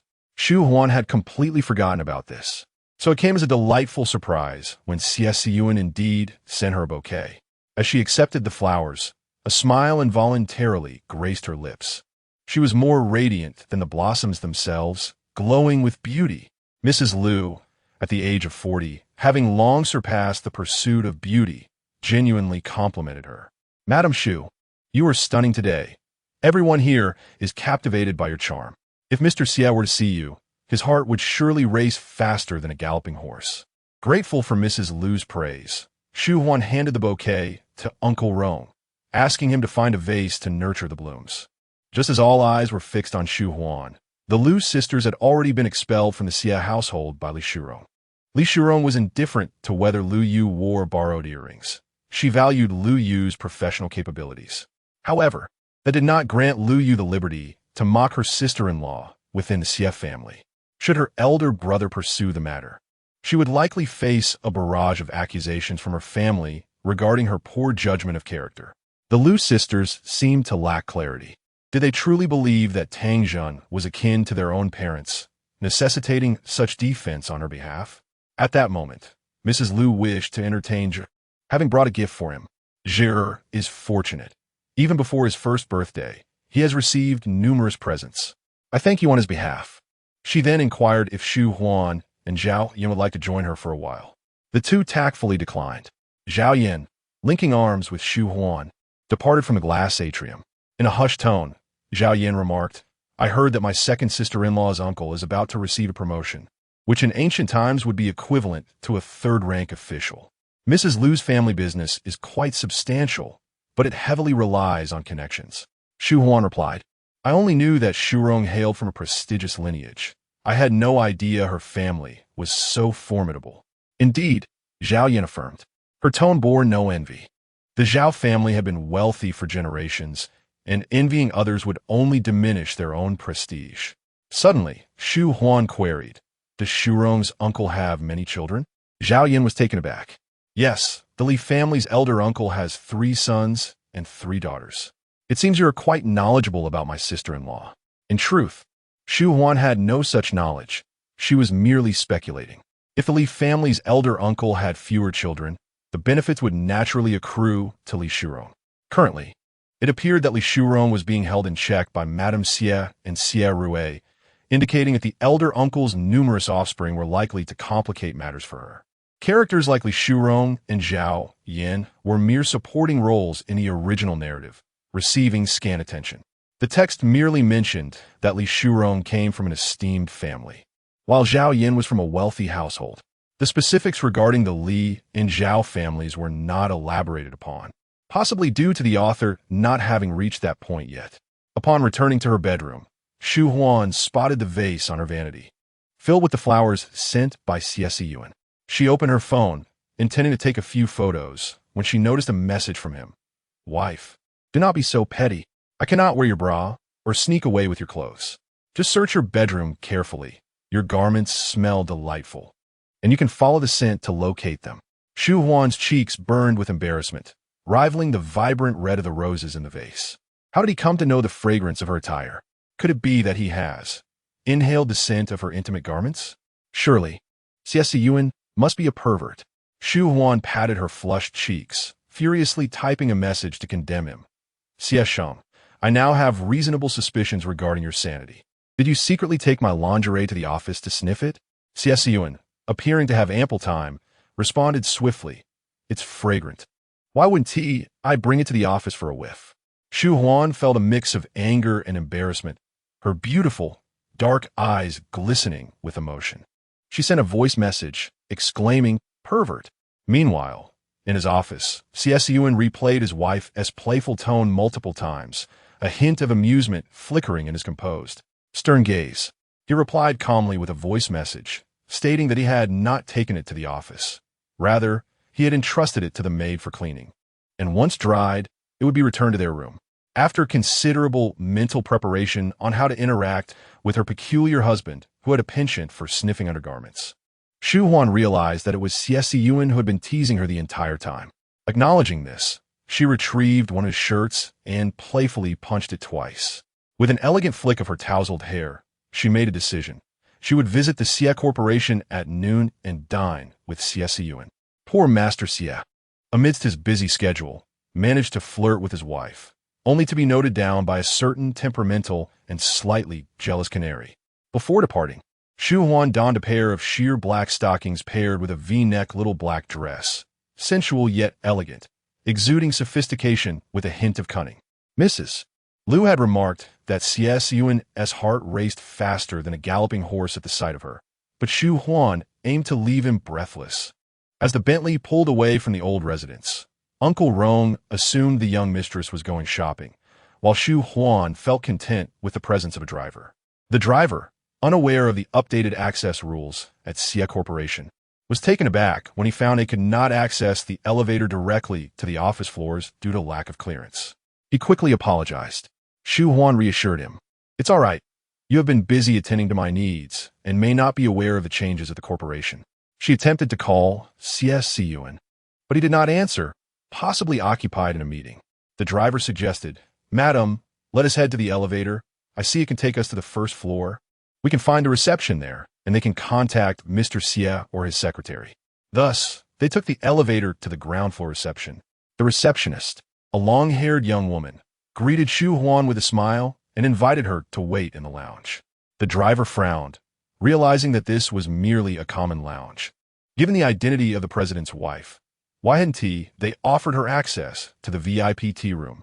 He expressed his confusion to Shu Huan.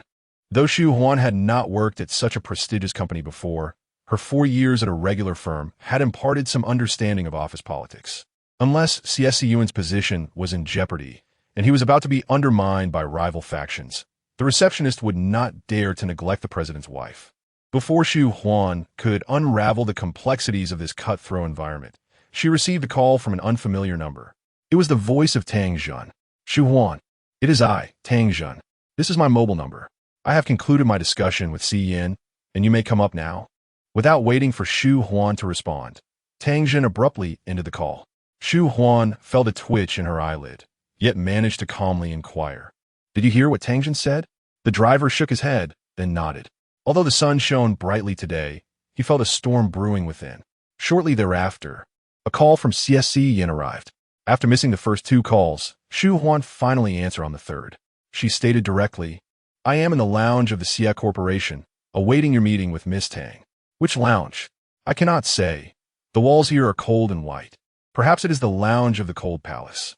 The long-haired receptionist is standing in line for your former fiancé, hoping to let me experience the chill of the Cold Palace in advance. Do not send Secretary Wu to fetch me. I just remembered I have matters to attend to at home. I shall leave now. After hanging up, Shu Huan exhaled deeply. The last time she competed with Tang Jun, Xie Siyan had threatened to reclaim her villa at Purple Lake.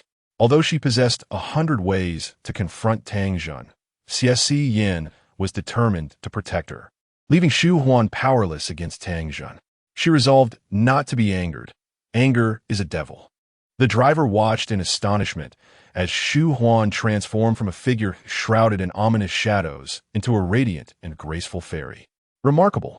Once she had regained her composure, she picked up her bag and stood. The driver promptly opened the door to the lounge.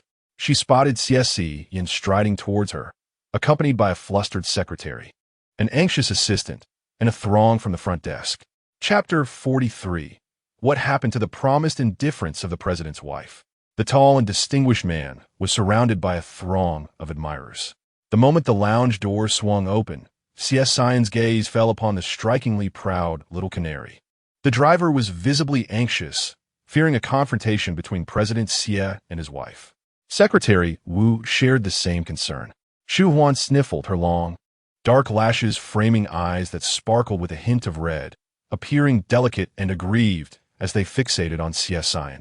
Xie Siyan swallowed hard and approached Shu Huan, positioning himself to shield her from the prying eyes of those behind him. Was it too chilly? Noticing her slightly cold arm, he promptly removed his suit jacket and draped it over her without waiting for her protest. Secretary Wu and the assistant were taken aback by their president's seemingly uncharacteristic display of affection. Was it the agreement supposed to render the president's wife neglected? Leaning gently against Xie Siyan's chest, reminiscent of a fragile vine, Shu Huan articulated her complaint with clarity. They won tea, let me see you. When playing the role of the delicate victim, one must be both soft and articulate. She often rehearsed before the mirror, ensuring she appeared both pitiful and poised. Xie Siyan wrapped his arm around her shoulder, soothingly whispering, "You are my wife. Who dares to prevent you from seeing me?" The receptionist was merely a pawn of Tang Jun, and Shu Huan had no desire to engage in a quarrel with such a subordinate. Tang Jun was the true instigator. Unexpectedly, before Shu Huan could speak further, the receptionist cried out in protest. I didn't clearly introduce myself at first. I didn't know she was the president's wife. Otherwise, I would have invited her to the VIP lounge. The driver interjected, That's a lie. Madam made her identity clear. You deliberately neglected the president's wife. Faced with this troublesome child, Shu Huan preferred not to linger on the receptionist's antics. She was eager to confront Tang Jun directly. Shall we check the surveillance footage? Shu Huan suggested. Xie Siyan gently ruffled her hair, his voice low and calm, adopting a professional demeanor. Secretary Wu, please investigate the surveillance footage and clarify this matter. The receptionist was startled. Had it not been for her oversight, she would be compensated with half a month's salary. Understood, President Xie. I will investigate immediately. Secretary Wu discerned the underlying implications of President Xie's words. If the president's wife had wronged the receptionist, then the latter would receive a reward as compensation. However, should the receptionist be lying and deliberately neglecting the president's wife, she would face termination and a complete ban from the industry. Secretary Wu cast a glance at the self-satisfied receptionist, who was foolish enough to believe that President Xie was on her side while still holding the president's South wife close. Shu Huan took the exclusive elevator reserved for Xie Siyan, ascending directly to the president's office. Upon seeing them, Tang Jun immediately stood and approached with a welcoming demeanor, as if she were the mistress of the establishment, putting on an exaggerated display. Shu Huan suppressed a cold laugh within. Could Xie Siyan truly perceive Tang Jun's pretentious tea skills? Are you truly adept at playing the green tea role before me? She mused internally. Seated beside Xie Siyan on the sofa, she ignored Tang Jun entirely and softly cooed. Could you check if my hands are still cold, dear husband? Your hands are so large and warm. Please warm mine. Xie Siyan grasped Shu Huan's small hand, which indeed felt somewhat cool, and he tenderly enveloped her hands within his. Shu Huan leaned against Xie Siyan's shoulder, casting a casual glance at Tang Zhen. Tang Zhen had deliberately called her, attempting to sow discord between her and Xie Siyan, reminiscent of the scandalous photographs from the previous night. This familiar tactic would not ensnare her again. At that moment, Xie Siyan also noticed Tang Zhen and inquired, "Why are you still here?" Shu Huan felt a smile tug at her lips. Although Xie Siyan's demeanor towards Tang Zhen was rather frosty, one could not dismiss the possibility that it was an act. Given her own penchant for theatrics, she couldn't help but wonder if Xie Siyan was merely playing a role, one so convincing that she could discern no flaws. It was no wonder the original female protagonist suspected an affair between Xie Siyan and Tang Zhen. They were betrothed since childhood, and Tang Zhen had free reign in Xie Siyan's office, enjoying a status that surpassed even that of Shu Huan, the legitimate wife. Shu Huan found herself somewhat intrigued by the notion of Xie Siyan and Tang Zhen as a couple. "I no longer feel cold," Shu Huan declared, unceremoniously retracting her hand and tossing Xie Siyan's suit jacket back to him, revealing her delicate collarbone and the elegant contours of her legs clad in black stockings. Xie Siyan's throat bobbed as he draped the suit jacket over her legs, and he studied her for 2 minutes, only to find that she had not spared him a glance. What was she sulking about now? If she wished to be affectionate, she could. If she preferred to maintain a frosty demeanor, that was her choice. Had Shu Huan ever considered her husband's feelings? The seemingly unfeeling madman began to crack under the weight of not receiving his wife's affection, as Shu Huan and Xie Siyan engaged in their subtle exchanges. Neglecting Tang Zhen entirely, Tang Zhen's lips twitched in annoyance, and she left in a huff, feeling diminished. She was not in a hurry. Once Shu Huan divorced Siyan, she would have ample time to cultivate a relationship with him. Shu Huan asked, "What did Tang Zhen want from you today?" Xie Siyan replied.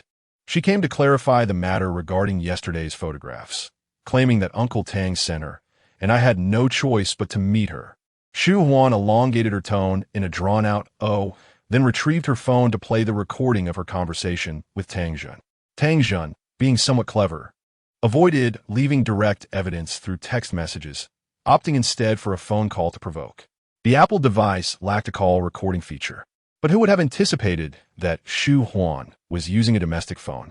Even if Tang Zhen were to let slip a fleeting sound, Shu Huan would be quick to capture it. Domestic phones were indeed formidable. Shu Huan played the call recording 3 times before discarding her phone.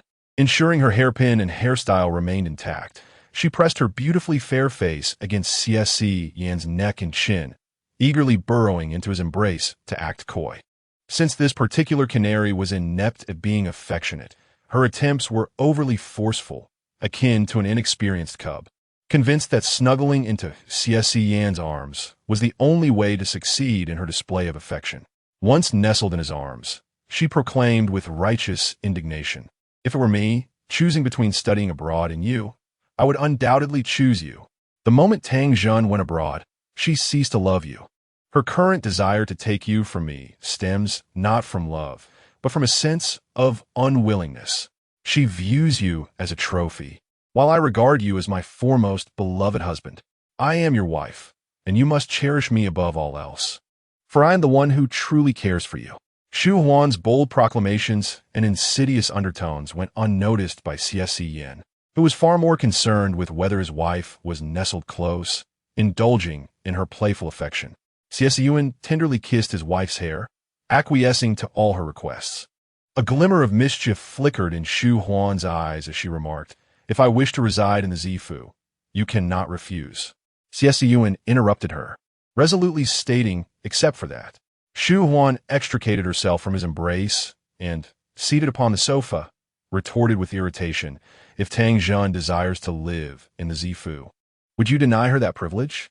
Xie Siyan replied, "She may do as she pleases." Shu Huan clenched her fists, pondering the disparity.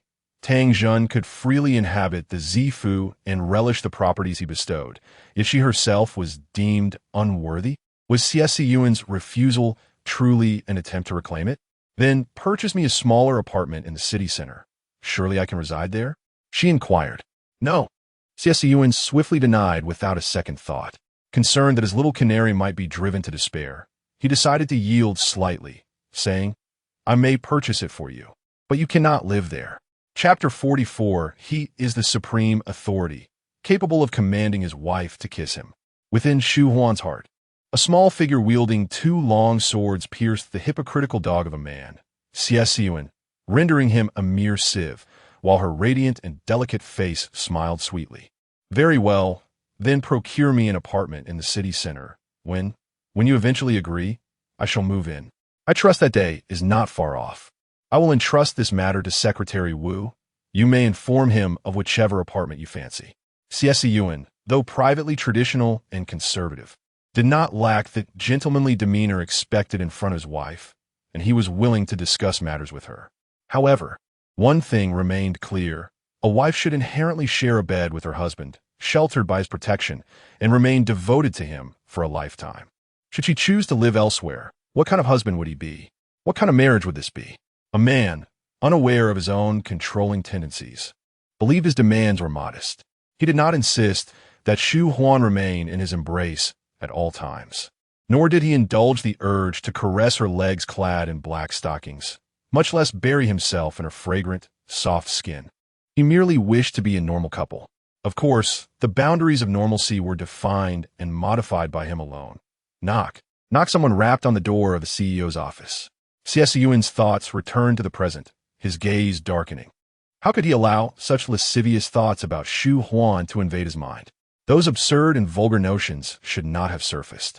While he was shocked, he exerted great effort to restrain himself, the veins on the back of his hand bulging, hinting at his inner turmoil. "Shu Huan, someone is knocking. Shall we let them in?" Xie Siyan rose and approached the door, opening it with the poise of a refined gentleman, stating earnestly, "Thank you. Please hand it over." "You're too kind." Assistant Xiao Yang presented two oversized food boxes, which Xie Siyan lifted with some effort, yet he held them steadily. He was brimming with extraordinary vitality, his muscles taut, and two food boxes were hardly a burden. Even if Shu Huan were to drape her legs, clad in black stockings, over his arm, he could still hold her firmly. Xie Siyan swallowed hard, laying out the dishes and soups from the boxes. Shu Huan merely needed to pick up her chopsticks to eat, her hunger compelling her to dive in without noticing Xie Siyan's silent, fervent gaze. Xie Siyan picked up an unopened dessert bowl and tossed it into the trash. "Shu Huan, that isn't trash. Why did you throw it away?" "Xie Siyan, it was convenient. I don't eat avocado and bird's nest pudding." "Shu Huan, but I do." Unperturbed, she retrieved it, wiping the plastic packaging with a wet tissue, and upon opening it, a sweet, milky aroma wafted forth. Xie Siyan was unable to stop her from salvaging the garbage, and had no choice but to unwrap the accompanying steel spoon and hand it to her. "Use this spoon.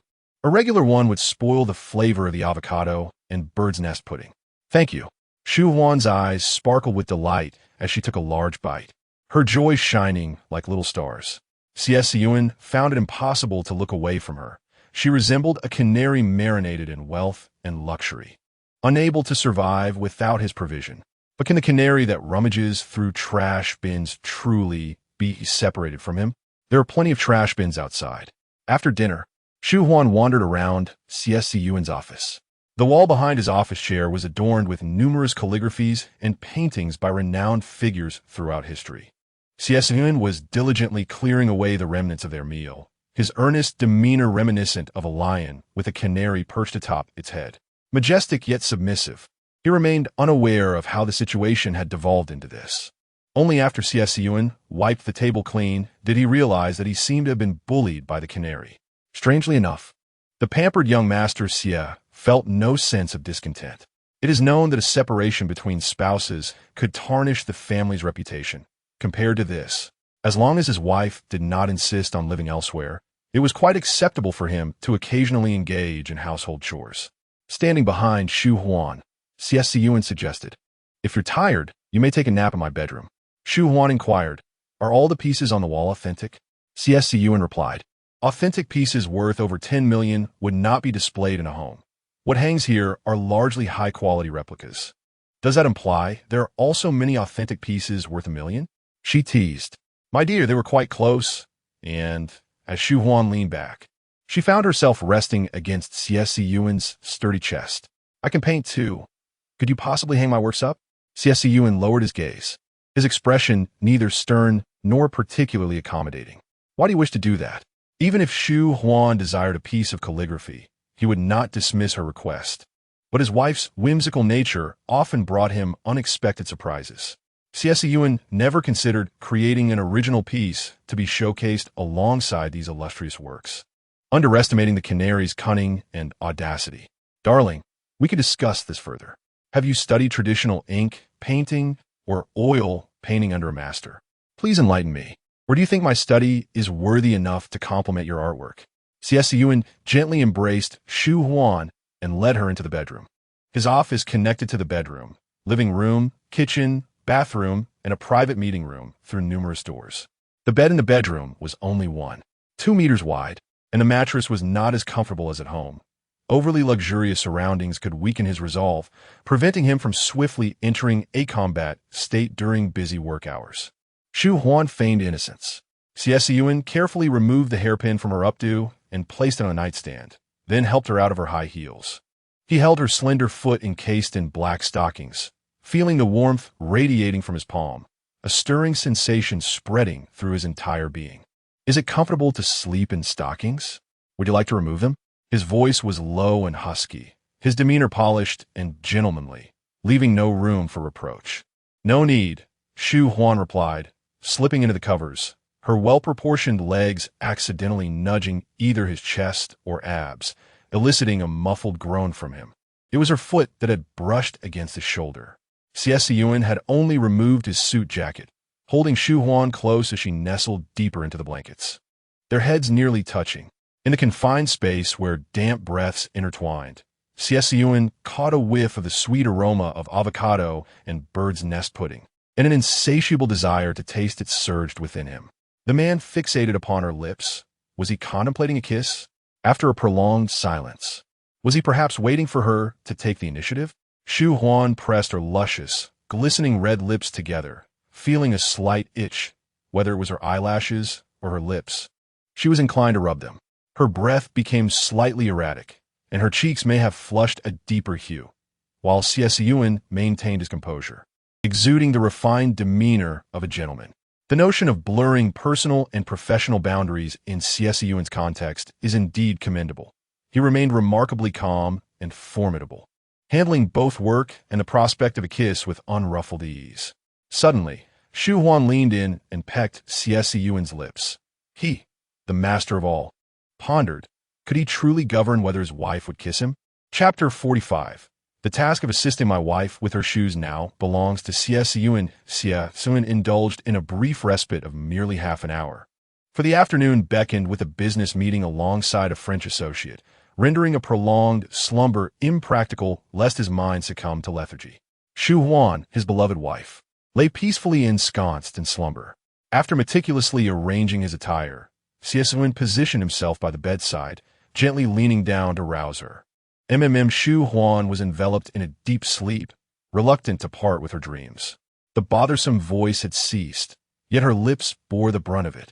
She promptly opened her eyes and pushed away the audacious Xie Siyan, who had stolen a kiss. They had shared a lengthy kiss before sleep, and now, indulging again. Her lips were bound to swell. Seated upon the bed, Shu Huan relinquished herself to Xie Siyan's care as he assisted her in donning her shoes. Even in her waking moments, a flutter of excitement coursed through her. It was indeed a privilege for her to receive such attention from a paragon like him. Presently, Shu Huan wore a look of mild annoyance as Xie Siyan attended to her feet, though she remained unperturbed. Do your work. I shall not disturb you while I slumber here, she playfully murmured, her voice a gentle yet unmistakable melody to Xie Siyan's ears.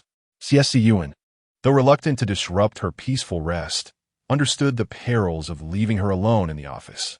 Should she dare to adorn the wall with her doodles, it would undoubtedly undermine his authority when engaging in discussions or reprimanding others. Thus, to keep her close at hand was paramount. Accompany me to a meeting, he proposed. What a devilish whisper! It had been ages since anyone had uttered such words to Shu Huan.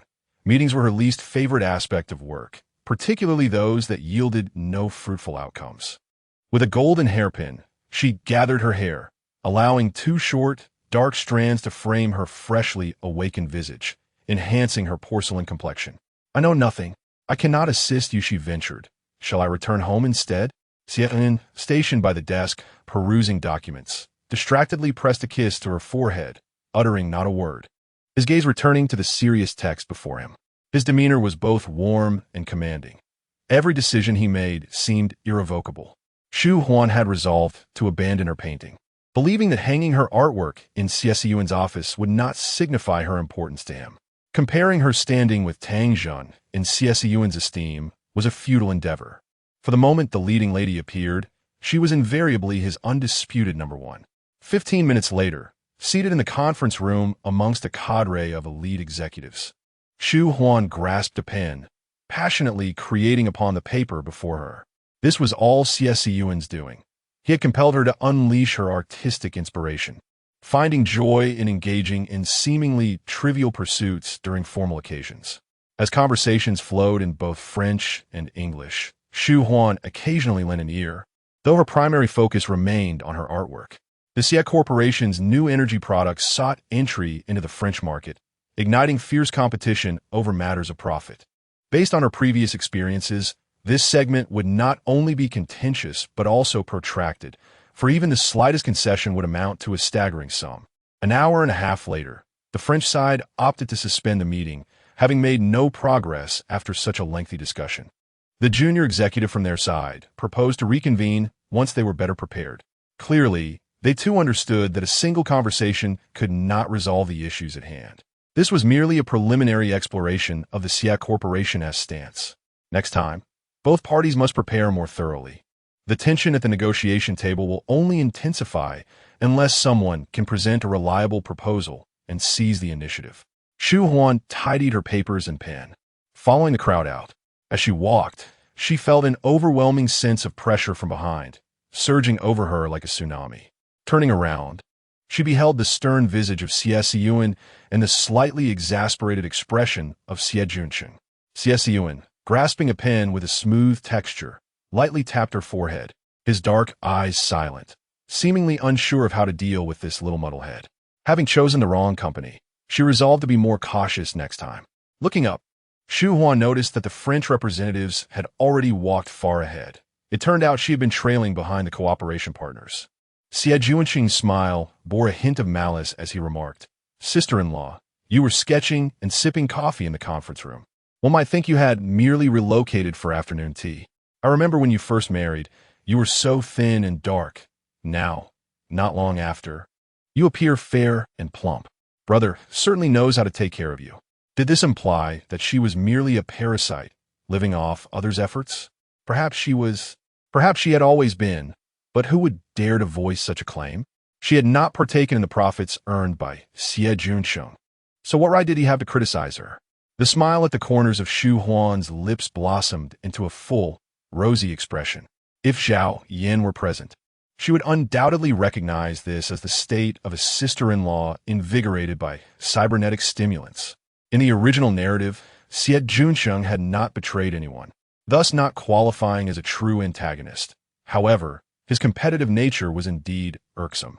If he could not best Xie Siyan, must he vent his frustrations upon her? He had certainly chosen the wrong target. Shu Huan interjected, "If I heard correctly, your negotiations with the distributors regarding profit sharing have collapsed. The French side demands a 25 sales share, while you only offer 15, and you have rejected their proposal for stock buyback. Moreover, third brother strayed from the negotiations' focus, rambling about battery carbon footprint data." Xie Junsheng immediately glanced at his older brother, surprised that sister-in-law had not arranged for a translator. Could she truly understand French? Even if she had studied the language, surely she could not comprehend such specialized terminology. Xie Siyan's gaze upon Shu Huan deepened, and suddenly he reached out, prying her fingers apart to firmly entwine them with his own. Assuming Xie Siyan was mediating, she did not even glance at him, as the little canary, now in battle mode, began to fiercely counter Xie Junsheng. As for this round of negotiations, I have a rather immature proposal. Why did third brother not present the tiered profit-sharing plan on the spot? It would satisfy their demand for a 25 sales share within the agreed sales volume. While exceeding that quota, could revert to our offered 15 with additional bonuses. The tiered plan would not only meet both parties' requirements, but also compel the French distributors to enhance their sales efficiency. The benefits are manifold. Third brother need not look at me with such astonishment, for even a mere flyer distribution manager could conceive of this. When I was in school, I helped distribute flyers, and our manager employed a tiered profit-sharing plan to encourage us to distribute more. The more we earned, the more he profited. I recall he was about third brother's age. He was born into a less than favorable family. Otherwise, his future would be boundless, leaving his contemporaries in the dust. Xie Siyan felt as though he might perish from the venomous words of his sister-in-law. He realized his mistake. Had he known the potency of her tongue, he would have refrained from provoking her, even if it meant confronting his elder brother. Seeking assistance, Xie Siyan looked to his brother. Xie Siyan remarked, "You heard what your sister-in-law just said, right? Hurry and draft a tiered profit-sharing proposal. I want it on my desk by tomorrow morning." Without hesitation, Xie Siyan departed, not daring to glance at Shu Huan, fearful she might utter something that would further wound his pride. Xie Siyan took Shu Huan's hand as they returned to the president's office, a gentle smile gracing his lips. "Where would you like to hang your doodle?" Shu Huan felt an enigmatic depth to his smile. Perhaps. No, it couldn't be. Yet, the proposal you suggested was indeed invaluable, my dear. It seems I have never truly understood you. Chapter 46. Why am I dreaming of that scoundrel Xie Siyan again? A pang of unease struck Shu Huan's heart. In her fervor to confront Xie Siyan, she had completely forgotten to conceal her abilities. Yet, one cannot entirely fault her. Even the most unassuming fairy possesses an allure that surpasses that of mere mortals. After all, it is said that one's innate beauty is impossible to forsake. Shu Huan lifted her chin, exuding an air of elegance and brilliance. She offered no response to Xie Siyan's inquiry. With a light chuckle, Xie Siyan wrapped his arm around Shu Huan's slender waist, his gaze filled with an unconscious possessiveness, intense and profound. What to do? Even when she spoke errantly, his wife appeared irresistibly charming, invigorating the otherwise austere artistic backdrop with her vibrant spirit. Xie Siyan summoned his assistant, Xiao Yang, to procure a suitable frame to showcase Shu Huan's artwork. Though Xiao Yang was bewildered by the events, he complied without question. Satisfied, Shu Huan feigned concern over the wrinkles in her dress, planting a kiss on Xie Siyan's cheek before departing the CEO's office, reminiscent of a radiant goddess, taking with her all the brilliance and vitality. Secretary Wu knocked gently at the door. "Come in," Xie Siyan replied. Wu stated, "I have reviewed all the relevant surveillance footage as you instructed. Although the audio is somewhat unclear, one can discern from the lip movements that the First Lady introduced herself to the front desk." Xie Siyan's voice deepened with inquiry. "Has the front desk deliberately neglected my wife and lied? Have you discovered the reason?" As a seasoned secretary earning 5 million a year, Wu was well aware of Xie Siyan's penchant for meticulousness. After examining the footage, he promptly investigated the connections and bank statements of the front desk attendant. In the past 6 months, the front desk attendant has intermittently deposited 5 million. It appears she sold luxury bags for the funds. However, I cannot find any records of her purchasing such bags, suggesting the possibility that someone may have bribed her with these items to act on their behalf. The mastermind behind this scheme was indeed peculiar, spending 5 million to bribe the front desk attendant not to extract company secrets, but merely to inconvenience the CEO's wife. "Sir, should I continue investigating this mastermind?" Xie Siyan furrowed his brow. Wu was aware of the identity of the mastermind, and Xie Siyan undoubtedly knew as well. This matter, if viewed lightly, could be dismissed as jealousy. If taken seriously, it could be regarded as unfair competition. It all depended on Xie Siyan's perspective. Would he side with Miss Tang or his wife? After a brief contemplation, Xie Siyan's expression remained calm, akin to handling routine business affairs, as he stated coolly. "Revoke the open access privileges of Tang Shirta and Tang Zhen." "Understood," Wu replied, only to realize in astonishment. Does this mean that Tang's privileges will also be revoked? Without uttering a word, Xie Siyan merely cast a glance at Wu. Nodding in understanding, Wu promptly exited the office to address the matter. Miss Tang had indeed overstepped her bounds, risking the collaboration between their two companies. If Xie Siyan could not let go of this issue, one wonders why he had chosen to study abroad in the first place. Xie Siyan activated the system and entered Shu Huan's name directly into the privilege list, allowing her to bypass appointments and directly access the offices of senior executives, including his own, during her next visit to the company. Having returned to the Xie family's ancestral home, Shu Huan resolved not to return to Xie Corporation. For 6 months after her marriage, she luxuriated in the comforts of Yingshan Mansion, indulging in leisure and walking her dog, living a life of utmost contentment. It was akin to a little canary, mustering the courage to venture out and explore, only to face obstacles at every turn. Did she not possess a heart as delicate as crystal? Though outwardly resilient, she felt fragile within. So what? After the birthday banquet of her second brother and sister-in-law, Shu Huan intended to return to Yingshan Mansion to continue her seclusion. Oh, Xie Siyan mentioned his plan to move back to Yingshan Mansion. She graciously offered him the master bedroom, opting for the guest room upstairs. Each occupied a separate floor, living in mutual respect, as if they were merely polite strangers until the finality of their divorce. Sister-in-law, Zhao Yin exclaimed, rushing out upon hearing the sound of the car. Shu Huan lazily replied, "What's the matter?" Having lived in Hong Kong for a while, she had picked up a few phrases in the local dialect. Zhao Yin chuckled, noting that her sister-in-law's Cantonese was rather unrefined, sounding rather playful and coy.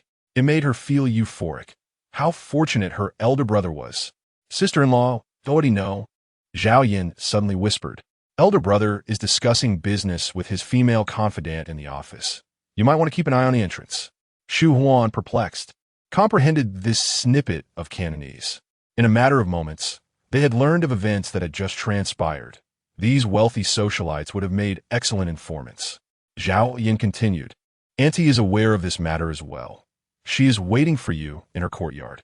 You should hurry over." Shu Huan pinched Zhao Yin's cheek lightly, her smile not quite reaching her eyes. "Thank you, dear sister-in-law, for reveling in the drama," she remarked sarcastically, before trudging towards Madame Xie's quarters. How much longer would she endure these petty rivalries before the true protagonist made her entrance? This suffering was meant for the lead character. Why should a reformed supporting character like her be subjected to such trials? Less than half an hour later, Shu Huan exited Madame Xie's courtyard, now in possession of a stringent gift limitation agreement. The document spanned several pages, its central tenet clear. The jewelry bestowed upon her by Xie Siyan was far too valuable. Post-divorce, she could neither take it with her nor wear it without Madame Xie's consent. Madame Xie's audacity stemmed from her tacit acknowledgement of Shu Huan's diminished status. Yet Shu Huan herself did not perceive her worth as elevated and refrained from countering Madame Xie's assertions. She informed Uncle Rong not to call her for dinner, retreating to her bedroom to sleep soundly. A single outing proved exhausting, especially without returning home laden with beautiful bags and clothes. Should she blame Xie Siyan? Perhaps it was the exquisite bouquet he sent that had prompted her impulsive visit to the company, seeking to see him. She had initiated that encounter, leading to the ensuing events. It was evident that pursuing a closeness with Xie Siyan could indeed lead her down the treacherous path of a vindictive, supporting character. She felt her countenance had lost its luster. Uncle Rong was unaware of the trials faced by the young mistress within the Xie Corporation. Yet he discerned that Madame Xie had certainly not spoken kindly of her. The young mistress was not one to endure oppression silently. Her current dejection as she retreated to her chamber for rest revealed her genuine sorrow. Uncle Rong composed a message for the eldest young master. "Dear eldest, your wife's eyes have lost their luster, as if she has been wronged." As night descended, Shu Huan's delicate face, pale yet flushed, lay peacefully asleep. Her gentle snores reminiscent of a butterfly fluttering its wings against Xie Siyan's heart, leaving behind traces of sweet torment. After a while, Shu Huan opened her drowsy, fox-like eyes and, illuminated by the moonlight, noticed Xie Siyan seated at the edge of the bed. In a soft murmur, she lamented, "How is it that I dream of this wicked man again?" Xie Siyan's noble and composed visage softened as he leaned closer, his fingers tenderly brushing aside the strands of hair from her cheek. With his long, sturdy arm propped against the bed, he bestowed a gentle kiss upon her brow. "This is no dream, my dear piglet. It seems I have caused you much grievance," he spoke in a low, magnetic voice, his eyes reflecting deep affection. Still not fully awake, upon hearing Xie Siyan call her a piglet, Shu Huan seized his collar with determination, retorting, "You are the pig, you big clumsy oaf." Chapter 47. My dear, why adorn yourself with diamonds? Listening to his wife's gentle snores and inhaling her comforting fragrance, Xie Siyan found himself unable to suppress the urge to envelop her in his embrace. In the next moment, Shu Huan stirred from the bed, only to be seated on his lap, prompting him to furrow his brow momentarily before reverting to his usual composed demeanor, his eyes calm and profound, reminiscent of a virtuous gentleman. The weight of the woman in his arms seemed slightly more than before, her soft form pressing against his tailored black trousers, both tender and substantial. "Why do you have to ruin things the moment you return?" Shu Huan complained, still groggy from sleep, her words emerging in a playful, albeit slightly clumsy manner. She pushed against Xie Siyan's chest while adjusting her somewhat short silk nightgown. "Why do you need to adorn yourself with diamonds?" Xie Siyan's voice, in a blend of English and Mandarin, flowed seamlessly, his Cantonese, the language of his birth, infused with an inherent elegance, his slightly husky tone both gentle and intoxicating. Shu Huan felt her ears flush, her palms pressing against his chest, unwilling to draw too close. While the original narrative portrayed the female lead as a source of trouble, Shu Huan believed Xie Siyan was the true temptress. His firm chest muscles were both enticing and irresistible, leading her to involuntarily squeeze him, only to realize she had fallen prey to his charms. The elegantly poised little canary was thoroughly incensed. How childish of Xie Siyan to employ such handsome tactics. Her beautiful, soft eyes glistened with moisture. "Why have you started calling me your wife? I am not your wife." Xie Siyan chuckled softly, tucking a strand of hair behind her ear, clearly aware that she had yet to fully awaken. "I have granted you direct privileges at the Xie group." He anticipated her protest, not allowing her the opportunity to respond. "One day, I shall accompany you myself, and you will learn how to reach my office directly." Shu Huan found herself unable to contend with Xie Siyan, replying with a despondent "oh." He arranged for her to visit the company, and Madame Xie would dictate what jewelry she should wear each day. Living this life of luxury felt rather bland. She found herself reminiscing about her days as a diligent worker. Suddenly, she felt a chill around her neck as a cascade of diamonds adorned her. An open gift box lay at her side, and Xie Siyan adjusted the necklace's position, his hand returning to her waist, holding her firmly. In the dimly lit room, Shu Huan's eyes sparkled alongside the diamonds in the darkness as she touched the exquisite necklace around her neck. It was no exaggeration to say that it was not merely one diamond, but a multitude that graced half of her collarbone. "Is this a gift for me?" Shu Huan exclaimed with delight, her small form twisting playfully. "I just received it this afternoon. Had you agreed to leave work with me, I would have adorned you with it long ago." Xie Siyan felt it was time to release her, fearing he might lose his composure, yet his large hand, veined and powerful, was reluctant to let go, his heart a tumultuous mix of longing and desire for his beloved wife. "Thank you," Shu Huan said, her joy fleeting as she soon reverted to her earlier melancholy. "Madame Xie requested that I sign an agreement stipulating that she would dictate which jewelry I could wear in the future, additionally asserting that I would not be allowed to take any of it with me in the event of a divorce. Truth be told, I had no intention of taking any with me anyway." Xie Siyan's gaze darkened. He disapproved of Shu Huan's talk of separation. With an authoritative tone, he informed her, "I have already instructed Uncle Rong to nullify that agreement. Mother has no right to dictate how I care for Jean Baoyuo. From now on, should she ask anything of you, ensure that you consult me first." Shu Huan, akin to a golden pineapple, was about to explode, yet Xie Siyan's profound composure, honed through years in the business realm, allowed him to tolerate her tempestuous little tantrums with ease. Instead of encouraging Shu Huan to focus on family, Madame Xie engaged in subtle machinations that could incite Shu Huan to leave home, which inevitably led Xie Siyan to harbor discontent toward her. "My dear, have I mentioned that everyone is eagerly awaiting our arrival for dinner?" Instantly, Shu Huan changed her attire, forgetting to remove the dazzling diamond waterfall necklace. Upon entering Iha Hall, she captivated the attention of all present. Xie Siyan gently placed his hand on her waist, an unspoken gesture of support. The seating arrangement for dinner was equally intriguing. Shu Huan found herself seated next to Madame Xie. Rather than leveraging Xie Siyan's authority to confront her, she instead used chopsticks to serve Madame Xie dishes. As Xie Siyan's biological mother, open conflict was not an option. The first to sever ties would emerge the loser. Moreover, should an argument arise between her and Xie Siyan, she could retort, "I have fulfilled my filial duties to your mother." Madame Xie internally berated Shu Huan as a vixen, pushing aside the food Shu Huan had served her. Zhao Yan, tasting little of her meal, remarked, "Sister-in-law, you seem to be quite favored. Do you possess any secrets to winning over your husband? Please share them with me and the second sister-in-law." Li Shurong, the one named, felt her face flush with embarrassment, gently shaking her head at Zhao Yan, indicating that such discussions were inappropriate in the presence of elders. Shu Huan smiled sweetly. "I have no secrets. It is Siyuan who has inherited his father's deep affection." She playfully offered Siyuan a piece of food, her bright smile as insincere as it was charming.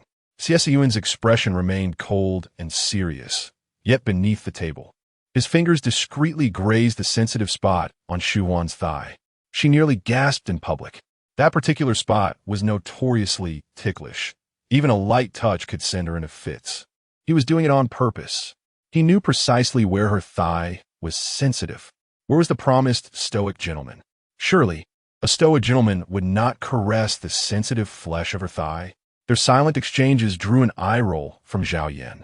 Xie Junqing leaned in, whispering, "I bought you a necklace as well." Zhao Yan's face lit up, momentarily forgetting her diet as she devoured her bowl of rice with gusto. The table was small enough for everyone to hear Xie Junqing's words, and Li Shurong discreetly glanced at the focused Xie Rue, a fleeting look of disappointment crossing her features. Chu Wenxi observed the expressions of those around her. Years ago, when she and Madame Xie had married into the Xie family, Madame Xie had enjoyed competing with her over attire and accessories. One must tread carefully around Xie Shangtong, as displeasing her could lead to dire consequences. It is imperative for the eldest sister-in-law to maintain a humble demeanor in her presence, for the reward is a jewel worth millions. Ultimately, the eldest sister-in-law emerged victorious, not because the jewelry gifted by Xie Chunsheng to Chu Wenxi was of inferior quality, but rather due to Chu Wenxi's disapproval of Xie Shangtong's treatment of the eldest sister-in-law, akin to that of a mere servant. Consequently, she had refrained from adorning herself with luxurious jewels for an extended period, thereby putting an end to this tiresome competition. The children remain oblivious to these past events, as when they entered the family, Xie Shangtong was already confined to her sickbed, stripped of her former arrogance and cruelty. Xie Siyan inherited Xie Shangtong's deep affection, which is indeed a great irony. He and Xie Shangtong are entirely dissimilar. Were it not for Xie Siyan's striking resemblance to his grandfather in his youth, Chu Wenxi might have been led to believe that he was the illegitimate child of the eldest sister-in-law. After dinner, Zhao Yan inquired, "Eldest sister-in-law, would you care to join me for a sauna?" However, Shu Huan politely declined, as she was not in the mood that evening. Upon returning to her bedroom, she took her nightgown and towel and entered the bathroom, intending to wash away the itchiness of her skin with cold water. "Just wait for my retribution, Xie Siyan." Meanwhile, Xie Siyan sat languidly on a single sofa in the bedroom, pinching the bridge of his nose and relaxing his limbs. His phone, resting nearby, lit up as Gu Shengbai tagged him in their group chat, inquiring about the flowers he had sent to Tangjin. Upon reading the message, Xie Siyan frowned. Why do these individuals continue to gossip about the photographs? It seemed that the more they discussed it in his presence, the more likely it was that others would do the same in front of Shu Huan. Rising to his feet, he gazed toward the bathroom, pondering that Xiao Jimboluo must be absolutely furious. No wonder Uncle Rong remarked that her eyes lacked their usual luster today. Xie Siyan sent several directives to Secretary Wu, determined to find a means to restore the sparkle in his wife's eyes. Chapter 48. Seizing the moment of his tenderness, Shu Huan emerged from the bath. her skin radiant and unadorned, resembling a delicate lotus flower, sweet and refreshing. Xie Siyan had already taken a shower in another room and was seated on the edge of the bed, engrossed in his phone. Upon hearing the sound of the bathroom door, he glanced over, his gaze peculiar. Shu Huan slowly climbed onto the bed, adjusting her long hair, seeking relaxation as she prepared for slumber. Suddenly, the mattress beside her sank as Xie Siyan lay down next to her. She reluctantly opened her eyes, but dared not gaze long at him. Without his suit and tie, he appeared handsome and somewhat gentle, akin to the sunset over Victoria Harbor, enthralling the more one gazed. Shu Huan lowered her eyes, disliking the sensation of intoxication that made her head spin, causing her heart to race uncontrollably. She turned over, her silky black hair cascading onto the pillow, revealing her slender, delicate neck. Xie Siyan leaned closer, inhaling her scent, which prompted Shu Huan to arch away, attempting to distance herself from him. Xie Siyan let out a low, muffled sound, not one of pain, but rather a reaction to the soft force she exerted against him, causing his mind to waver. "Darling, please refrain from pushing too hard. You might break something." Shu Huan immediately turned around, intending to question when Xie Siyan had become so melodramatic, only to find his deep, smiling eyes. His rare smiles were precious, and she couldn't help but linger a moment longer. He was indeed a dangerously captivating man. Shu Huan, well-read and familiar with tales of powerful men bowing down, found little of intrigue in such narratives. Yet, in this moment, she felt the allure of the high mountain flower descending from its pedestal just for her, a delightful sensation. No wonder men would go to great lengths to pursue a beauty they did not fancy. It was the thrill of conquest that drove them. "Xie Siyan, you should provide evidence for your claims. What is broken? Even if something were amiss, it would merely be a reflection of your own frailty." Shu Huan feigned calmness, her voice soft and gentle. "Nothing is broken. It does not affect having children. I am quite sturdy." Xie Siyan spoke with clarity and conviction in his professional demeanor. Yet in private conversations, his tone elongated, smooth, and magnetic, each word imbued with affection. Shu Huan rubbed her flushed ears, feeling slightly tipsy. She found it inappropriate for him to discuss such matters at this late hour. "Who wants to have children with you? How shameless!" She huffed, maintaining her regal poise, feigning indifference to his temptations. Xie Siyan chuckled lightly, enveloping his blushing wife in his arms. Memories of the pineapple buns he had as a child surged back, crispy on the outside, soft within, each bite dripping with sweetness. The delightful taste from his childhood began to merge with the sensations of holding Shu Huan close. A bite of her sweetness surpassed even honey. Stifling his impulse to nibble on her tender thigh, he apologized. "Forgive me, my dear. I have never navigated through emotional crises before. I'm unaware of the gossip surrounding that photo. I will resolve this matter by tomorrow. Have you been subjected to whispers these past few days? Have you endured much grievance?" Your eyes seem devoid of their usual sparkle. Shu Huan was adept at climbing higher with the support of others.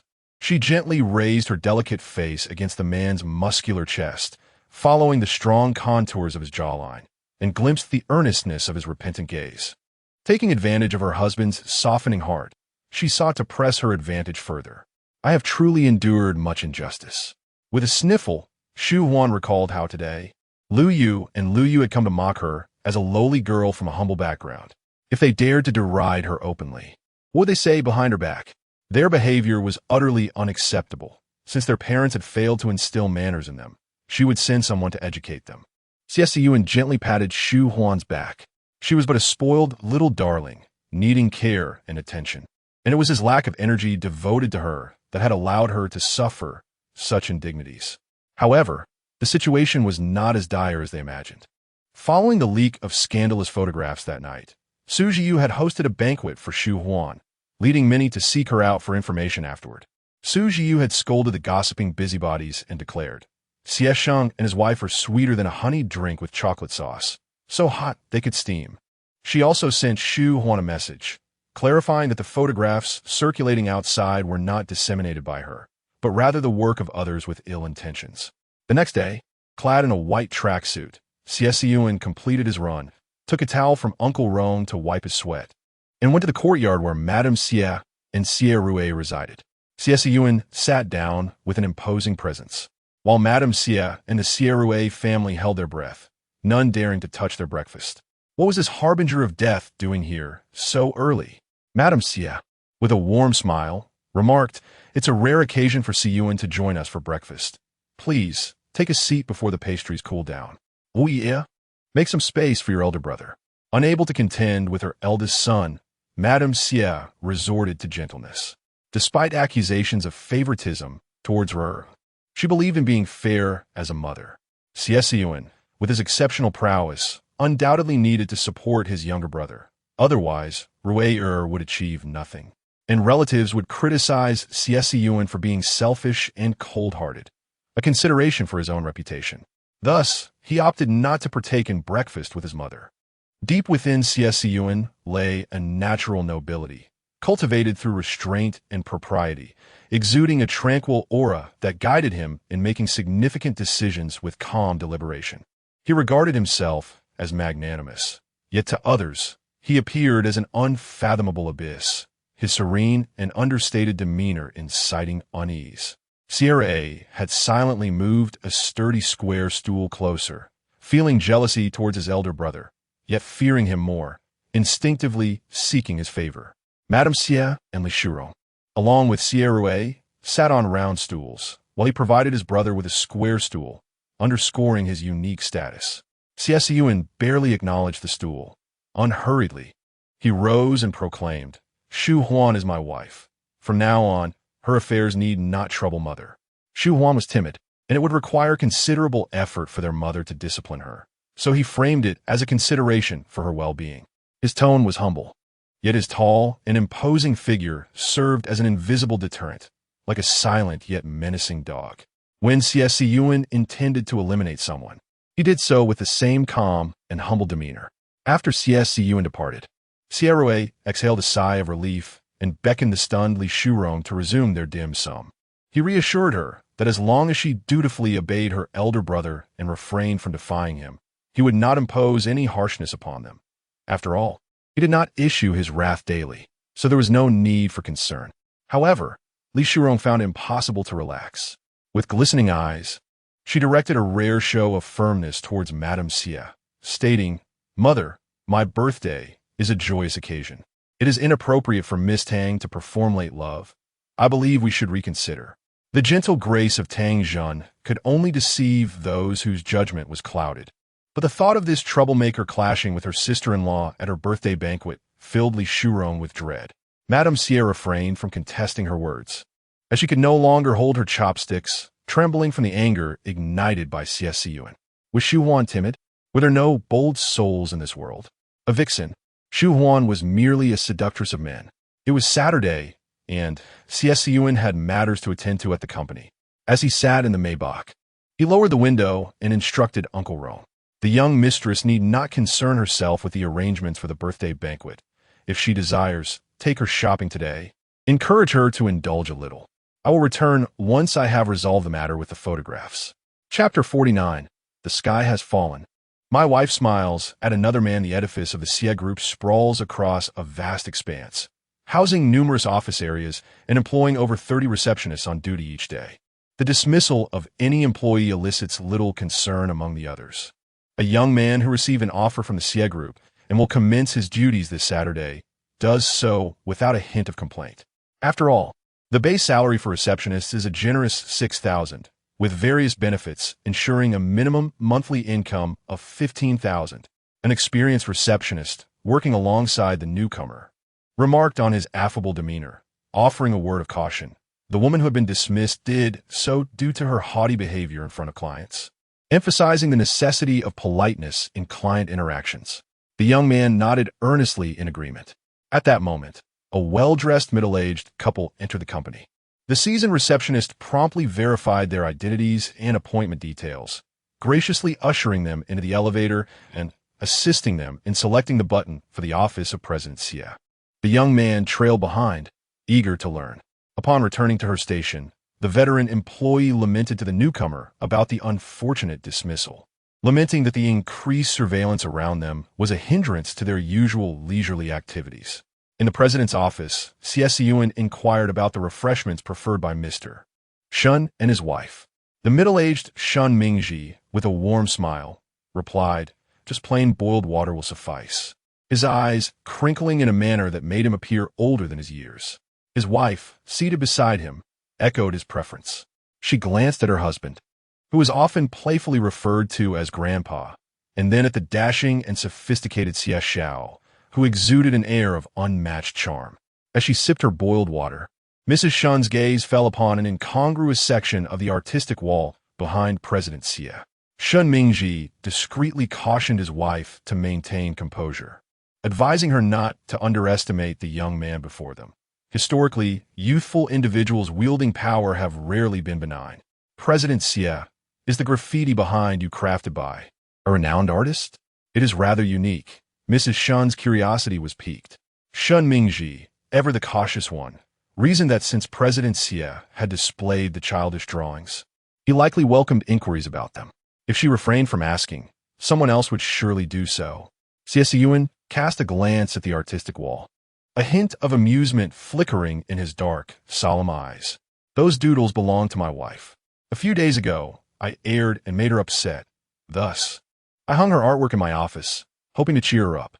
What a sensational revelation. While Mrs. Shun was taken aback, she felt a twinge of envy for the elusive Mrs. Xie. Recently, she had learned from friends that President Xie was still entangled with his former fiancée, turning his wife into a subject of neighborhood gossip. Coincidentally, Mrs. Shun had also ceased her social engagements this month, facing exclusion from the circle of affluent ladies around her. It was only last night that Secretary Wu personally delivered 2 invitations to the Shun residence, one of which was addressed solely to Mrs. Shun. She promptly shared a 9-grid post on her social media, inadvertently revealing the invitation she received from the Xie family's heir. While celebrity invitations could be forged, the wax seal of the Xie family was unmistakably authentic, causing the wealthy matrons who had previously shunned Mrs. Shun to swarm toward her, inundating her with messages. She invited her to the club for afternoon tea, proactively enrolled her in an art collection seminar, and even arranged for her to board a private jet to Switzerland for anti-aging treatments. Last night, Mrs. Shun examined the invitation letter repeatedly before bed, feeling both elated and melancholic. 2 slender, gold-embossed invitations, though consisting of but a few words, had the power to alter her and the Shun family's destiny overnight. This was not merely due to the invitations themselves, but rather the formidable influence of their esteemed originator. Mrs. Shun glanced at the childish doodle and suddenly had an epiphany. She seemed to grasp why Mr. Xie had sent her a personal invitation. She inquired, "Mr. Xie, may I be so bold as to ask if the original painting will be displayed again?" Mr. Xie replied, "No. The original painting has already been placed in the Vice General Manager's office." Mrs. Shun smiled, realizing that others might still be unaware of the changes in Mr. Xie's office.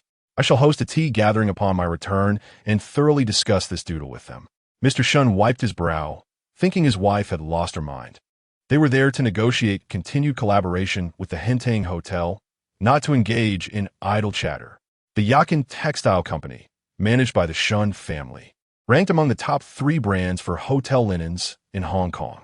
Once a supplier of linens for the Hentang Hotel, Yakin Textile had been replaced 3 months prior, resulting in a chain reaction that caused the Shun family to lose 2 major clients worth millions in annual purchases. Just as he feared Yakin Textile's demise, he suddenly heard Mr. Xie declare that the Hentang Hotel would continue its partnership with Yakin Textile and requested Mr. Shun to return on Monday to renew the contract. Mr. Shun was ecstatic and immediately texted his father and grandfather with the joyous news that Yakin Textile was saved. The following day, Mrs. Shun hosted a lively tea gathering, showcasing the invitation sealed with the Xie family crest, inviting everyone she could think of. Mr. Xie's doodle is now displayed in his office, while the old painting has been moved to the Vice General Manager's office. I asked Mr. Xie how long the doodle will be displayed, and he said until the end of time. I was utterly thrilled to hear that. Thanks to Mrs. Shun's enthusiastic promotion, everyone knew that Mr. Xie was a paragon of marital devotion. When the infamous photo circulated in their circles, it became a source of amusement, with everyone mocking the superficiality of the woman depicted. Tang Zhen. In a world where the lowly are often exalted, some sharply critique the photo-s leading lady, suggesting, if she wishes to act, she should do so thoroughly. Tang Zhen's skin is thicker than the Earth's crust. Why doesn't she hire paparazzi to capture her for headlines? Unbeknownst to all this, Shu Huan sat in a CAF facing Su Jiyu and her male companion, a dark-haired, blue-eyed model. Initially reluctant to meet Su Jiyu for coffee, she was provoked into joining by Su's taunt that she was afraid of the scandalous photo and of Tang Zhen. Thus, Shu Huan made a modest effort to dress up for the occasion, donning an exquisitely handcrafted lace-embroidered dress from a luxury brand, with a diamond waterfall necklace nestled in her raven hair. Her cat-like grace was both striking and elegant, the diamonds and dark locks shimmering with a dazzling radiance that left no room for anyone to breathe. Even after more than 20 years of navigating the world of fame and fortune, Su Jiyu found herself utterly astonished. How could one nurture a cash-guzzling canary like this? Is Xie Siyan's credit card still in good standing? Why did you seek me out? Shu Huan's Cantonese was far from standard. Her soft, lilting tone seemed almost deliberately flirtatious. She thought Xie Siyan's Cantonese was delightful and wished to learn a few phrases, regardless of her own proficiency, as it was meant for others' ears, not her own. Su Jiyu replied in clear and precise Mandarin, I want to be friends with you. You must join my sisterhood. Not that superficial kind, but rather... A dark-haired, blue-eyed male model interjected with a smile, the kind that steals Miss Su's clothes, knowing she won't mind. Su Jiyu affirmed exactly. Shu Huan scrutinized the alluring and fashionable male model. Are you also one of her sisters? The model laughed until tears brimmed in his eyes, performing a dramatic 45-degree gaze towards the ceiling to prevent the tears from falling. Shu Huan, affected by his mirth, chuckled as well. Unable to reach Shu Huan on her mobile, Xie Siyan resorted to contacting her personal driver. Upon arriving at the CAF where his wife was gathering, he was met with the sight of her animatedly engaged in conversation with another man. Lowering the car window, an icy demeanor enveloped him, his elongated, cold eyes betraying no trace of humor. An unfamiliar emotion surged within him, assailing the cultivated composure he had maintained for years, spiraling into an uncontrollable tempest. The most alarming aspect was his unwillingness to rein in this emotion. Instead, he secretly yearned to harness it to explore every lascivious and absurd thought that invaded his mind, to press against her, to bite her, ensuring she could no longer smile at any other man. Xie Siyan swung open the car door, his long legs clad in black trousers, striding into the CF, where he settled beside Shu Huan, familiar arms encircling her waist as he softly called her BB in a slightly hoarse yet refined Cantonese. Shu Huan responded, Are you out of your mind? Chapter 50. The half-eaten candy turned sour, feeding Xie Siyan a necklace shimmering with the brilliance of diamonds adorned her raven black hair, while Shu Huan's fair and radiant face blushed slightly, tinged with a hint of vexation. There was a trace of embarrassment mingled with fury. Xie Siyan, with his overly solemn and traditional demeanor, exhibited no trace of romantic inclination in private, yet before everyone, he dared to call her BB, as if he were endowed with profound affection and charm. This insufferable man was quite the actor.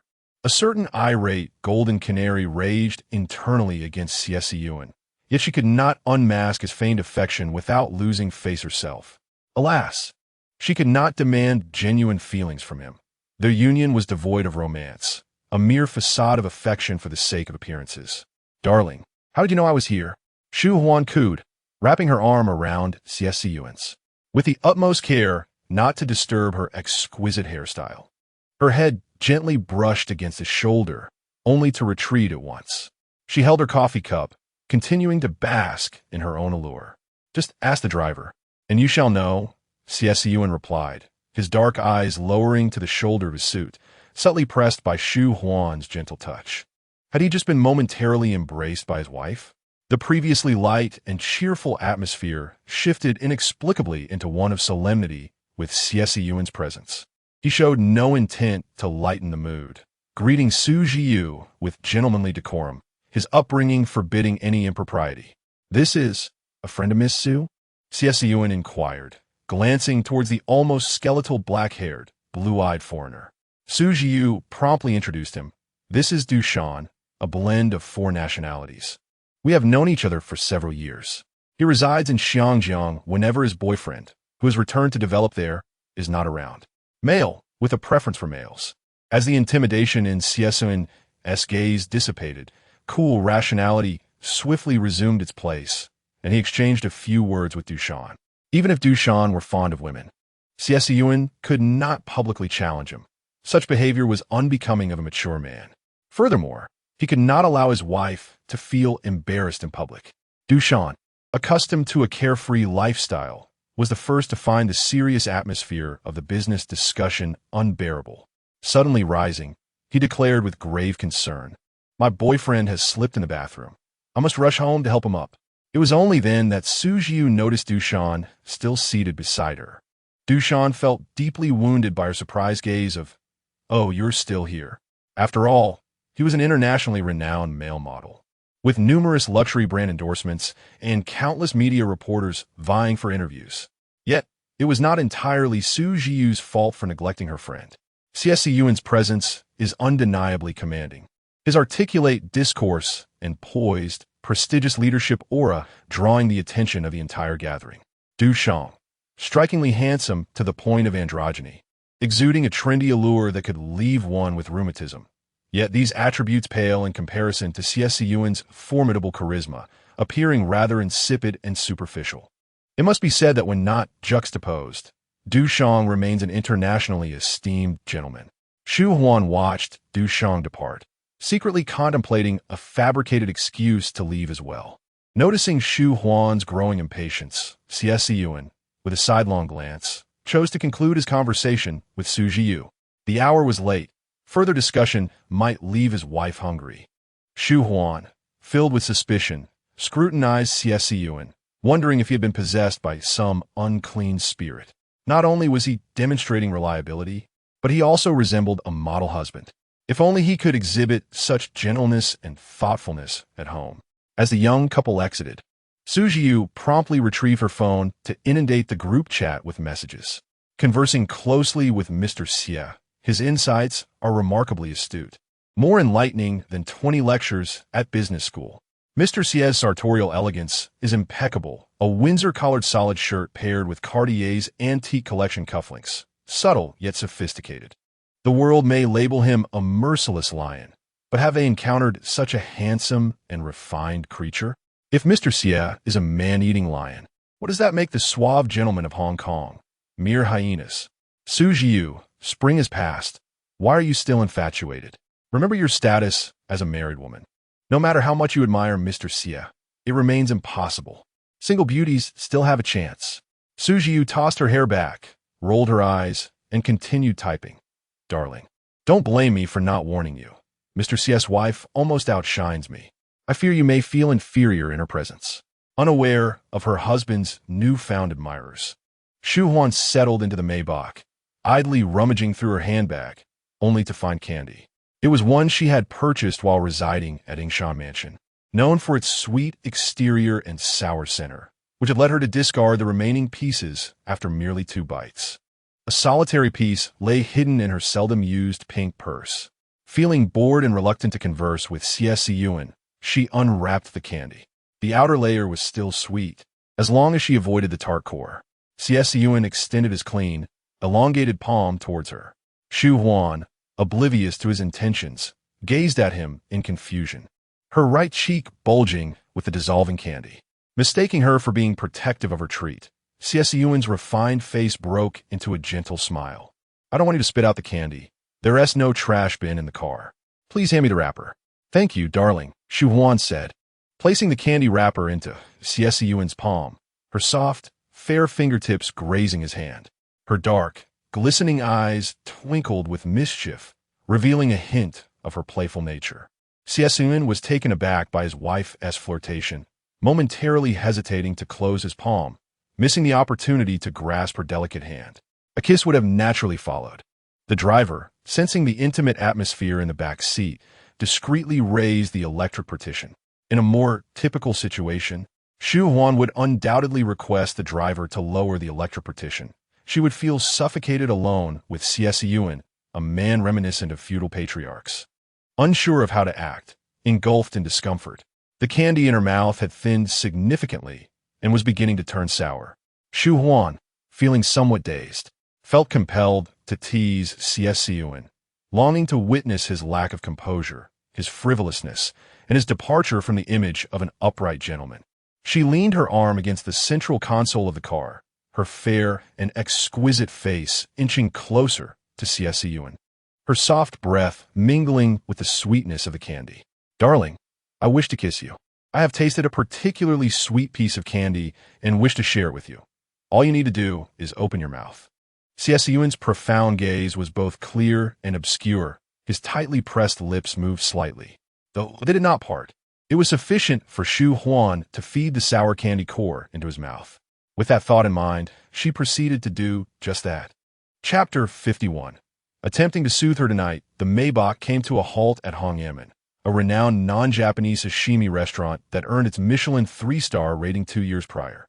As Shu Huan alighted from the car, her full, sensual lips glistened with a hint of moisture, exuding a subtle allure that could easily be mistaken for the sheen of lip gloss. She obediently allowed Xie Siyan to take her hand, following him into the private room of the restaurant, well aware that her previous antics had led to reprimands, and thus refrained from mischief for the time being. Xie Siyan's kisses were both calm and resolute, as if he intended to devour her very essence. Though she knew better than to provoke this seemingly virtuous older man, Shu Huan often found herself disregarding her own wisdom, forgetting the pain of past lessons, and playfully teasing him as if he were but a docile cat. Inside the private room, Xie Siyan had pre-ordered the meal, so upon their entrance, the staff promptly began to serve the dishes without waiting for his cue. Each presentation of sashimi was exquisite, luxurious, and served in modest portions. Aside from a few bites of salmon, Shu Huan found herself unable to acclimate to the other seafood offerings. However, Xie Siyan relished sashimi. After taking a few photographs with her phone, Shu Huan's slightly swollen, red lips parted. "I want to have hot pot." Xie Siyan, momentarily taken aback, halted his motion of extending chopsticks towards her. "What?" Shu Huan reiterated, "I want hot pot." Unlike the original female protagonist of the story, she shared only one trait with her, an aversion to sashimi. The original heroine had similarly been unable to stomach sashimi on her first dining experience with Xie Siyan, resulting in her retching after just one bite of salmon. Not wishing to dampen his spirits, she had suggested preparing hot pot for herself while accompanying him with sashimi. Xie Siyan had replied that Hongyamen did not serve hot pot, and after a mere few bites of sashimi, he took her to enjoy Cantonese cuisine instead. Their culinary escapade continued until 10:30 before they finally dined. Having become affluent after her literary journey, Shu Huan treated her existence as a nurturing game, focusing on her own self-care. Life in the original world had been arduous, and now she aimed to indulge herself in this new realm, luxuriating in her newfound wealth. Those who preferred hardship could have their fill. As for her, she would not partake. Disregarding Xie Siyan's astonishment, her deep, lustrous eyes glimmered with defiance. "If we cannot have hot pot here, I shall return to the ancestral home for a meal instead. By the time I return, Uncle Roan will likely have prepared the meal. I can have a warm bite by 8:30 at the latest. You need not persuade me to try sashimi. I have tasted it and do not enjoy it." Xie Siyan's dark, inscrutable gaze fell upon the marbled fat of the bluefin tuna, contemplating the culinary preferences of all his guests, who had grown accustomed to both cooked and raw dishes. Thus, he had assumed that Shu Huan would also partake in anything offered. He regularly engaged in self-reflection, striving to avoid being overbearing, impulsive, or quick to relinquish, determined to remain grounded amidst the whirlpool of power. However, having long been immersed in the art of flattery, he had become somewhat desensitized. Certain expectations had become ingrained in him, leading to a disturbing reality. Once he deemed something as a given, any dissenting opinion would strike him as jarring. Quickly regaining his composure, Xie Siyan pressed a gentle kiss upon the back of Shu Huan's hand, his voice low and soothing. "I apologize, my dear wife. I should have consulted you first. I assure you, Such an oversight shall not occur again. He summoned the chef, adopting a courteous yet assertive demeanor, and explained his reasoning, insisting with an air of humility that half of the sashimi be grilled. Altering the menu at Hongan Gate was a demand so audacious that even the most extravagant second-generation heirs of Xiangjiang would hesitate to make such a request. Yet, the heir of the Xie family dared to do so, wielding the authority to impose his will without the need for justification. Shu Huan's expression was nuanced. She had braced herself for a confrontation with Xie Siyan. However, to her surprise, he wore a refined and elegant smile, exercising his power with an air of superiority that rendered the chef compliant, akin to a dutiful wife, as he obediently retreated to the kitchen to grill the sashimi. Shu Huan opened her mouth, at a loss for words. Her earlier petulance and stubbornness evaporated without a trace. His magnanimity made her feel discourteous.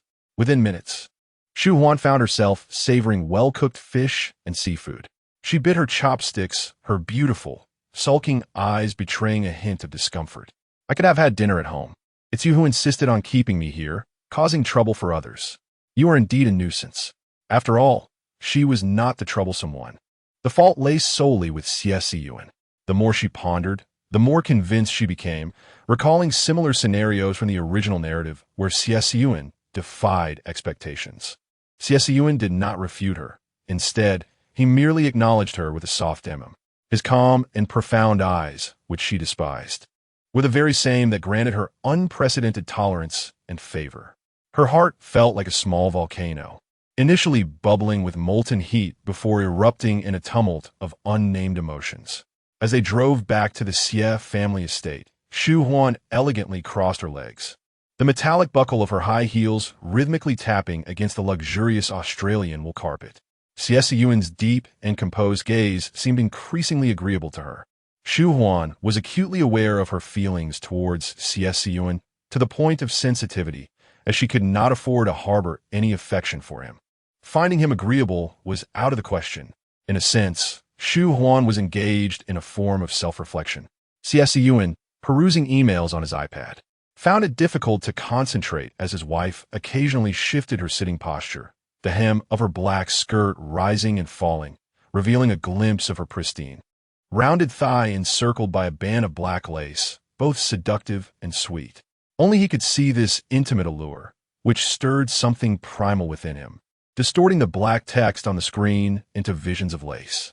The electric partition in the car slowly ascended once more, prompting the driver to steal a glance. The aloof and ascetic Xie Siyan had transformed in their eyes. Shu Huan trembled, uttering a soft, "What are you doing?" Xie Siyan's voice was low and husky. "Is there any candy?" "Boss, it's evident to everyone that you wish to kiss me." Such clumsy flirtation. It was clear that she could not expect this traditional-minded man to engage in playful banter. Shu Huan pressed her lips together, already sensing the damp warmth that lingered, an insistent feeling that she found most vexing. How annoying. If they were to divorce, she would be left with the memory of his kiss on her lips. How embarrassing. Should she indulge in the candy in the air? Shu Huan gradually leaned in, wishing to prove that she, as always, was unmoved by Xie Siyan's gaze, which remained chillingly calm even during a kiss. Her wife was entirely compliant. Xie Siyan, with remarkable patience, tucked the stray hairs behind her ear before cradling her delicate face for a kiss. He was not the type of man to be hasty or rough. His long, cool fingers merely caressed her waist gently. Shu Huan found herself overwhelmed by the sweet sensations, her heart racing, her head spinning, and her waist tingling, as Xie Siyan held her in his arms, softly patting her back, causing her to forget the very purpose of their kiss. A siren. Xie Siyan was indeed a siren. Shu Huan yearned to escape the warmth of his embrace, yet her body felt utterly devoid of strength. If only such an embrace truly belonged to her, she would nestle into Xie Siyan's arms, affectionately calling him my dear husband, and then unabashedly indulge in him. Why should she not be free to do so with her own husband? It was an outrageous notion to think otherwise. Alas, Xie Siyan's warm and broad embrace was but a temporary haven for her little vessel, destined to be cast away if she lingered too long. Xie Siyan sensed his wife's acceptance of him, a stark contrast to her previous reluctance during their kisses. This signal ignited the fervent blood coursing through his noble veins, urging him to entice her to explore further this very night. Chapter 52.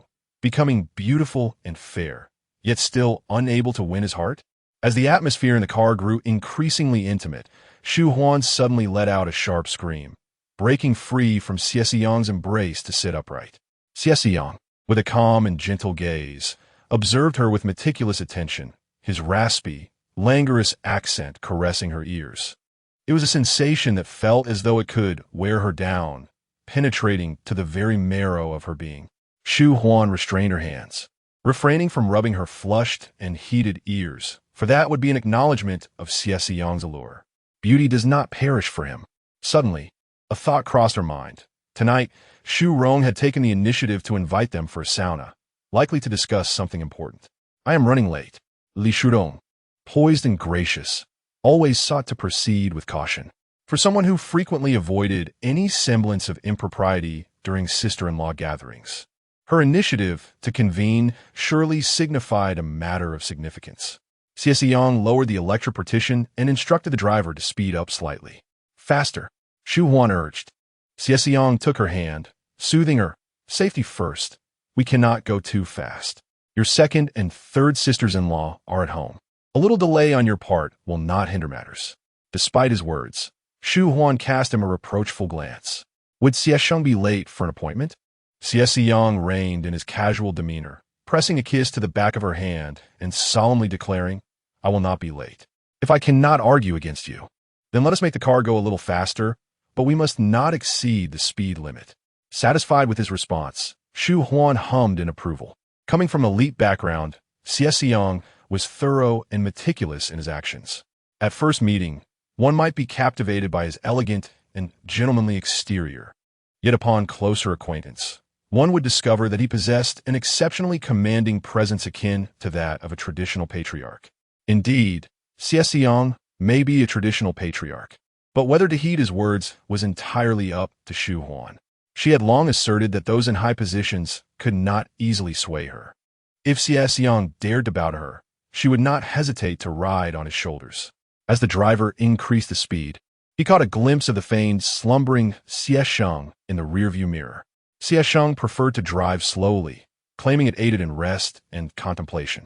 Having driven for him for several years, the driver understood that even while out on projects, Xie Siyan remained remarkably composed, as if nothing in the world warranted haste. Madame was merely being playful, and Xie Siyan had made an exception. It seemed he ought to show her even more respect in the future.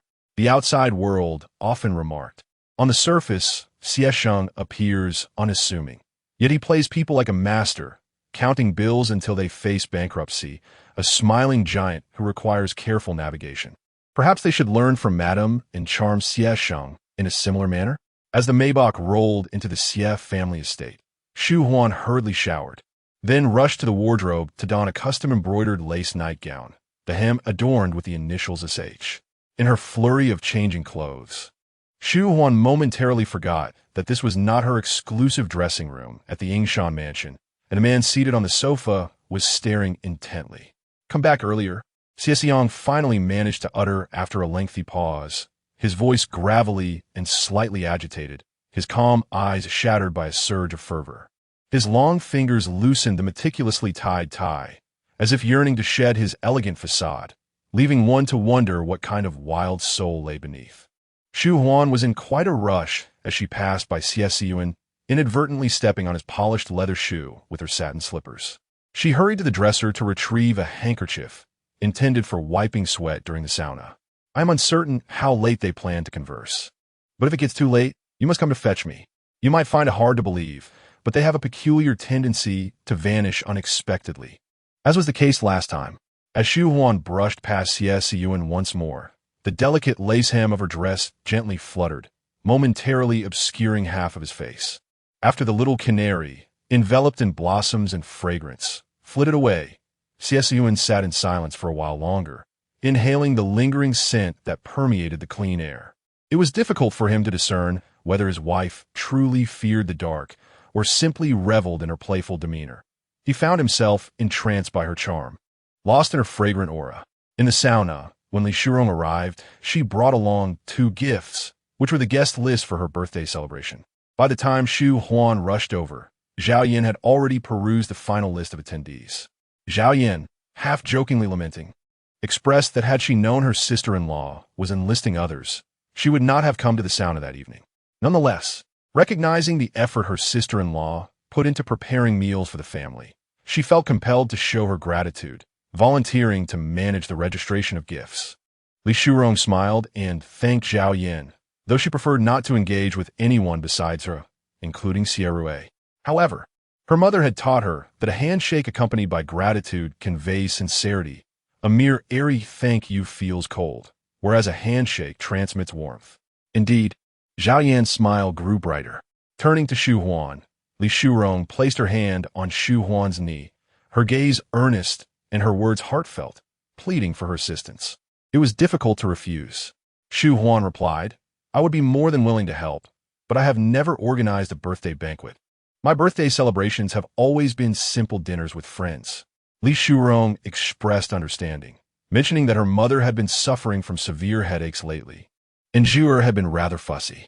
To be frank, she had little inclination to host any grand birthday festivities. There was no need for her sister-in-law to bear the burden alone on the day of her birthday. She only needed to accompany her mother-in-law in welcoming guests and engaging in conversation, which was not a daunting task. If her mother-in-law were not suffering too much on that day, her sister-in-law would not need to remain by her side. What did she think? If it was too much to ask, it would be fine. She could also invite her mother for assistance. Having reached this point in the conversation, Shu Huan felt compelled to acquiesce. This world resembled a vast makeshift stage, and here she was, a mere wage earner who had saved for years to afford a home, now tasked with orchestrating a birthday celebration for the daughter-in-law of the Qin family. Whether they felt anxious or not, Shu Huan felt somewhat numb to it all. After the sauna, Zhao Yan departed swiftly, muttering about dear Antler and seemingly persisting in her efforts to have Xie Siyan take his medicine. Shu Huan quietly inquired, "Did the second sister-in-law request my assistance of her own volition?" Li Shurong smiled without replying. Shu Huan understood then. It appeared that Mrs. Xie was up to her usual antics. Indeed, it seemed the heavens were unduly testing the clever and astute second sister-in-law. She neither emulated Mrs. Xie's scheming nor Zhao Yan's gossiping. Despite her remarkable lineage and education, she had married Xie Siyan. After Xie Siyan's descent into madness, Li Shurong had returned to her maternal home with her, severing ties with the Xie family. Despite Xie Siyan's shortcomings, after sharing a bed for so many years, Li Shurong harbored genuine feelings for him, while harboring deep resentment towards Xie Siyan and the Xie family for their persecution of her husband. After much contemplation, Shu Huan felt that she was the most pitiable, as there was no maternal family to support her in times of crisis. Her situation was nothing short of tragic.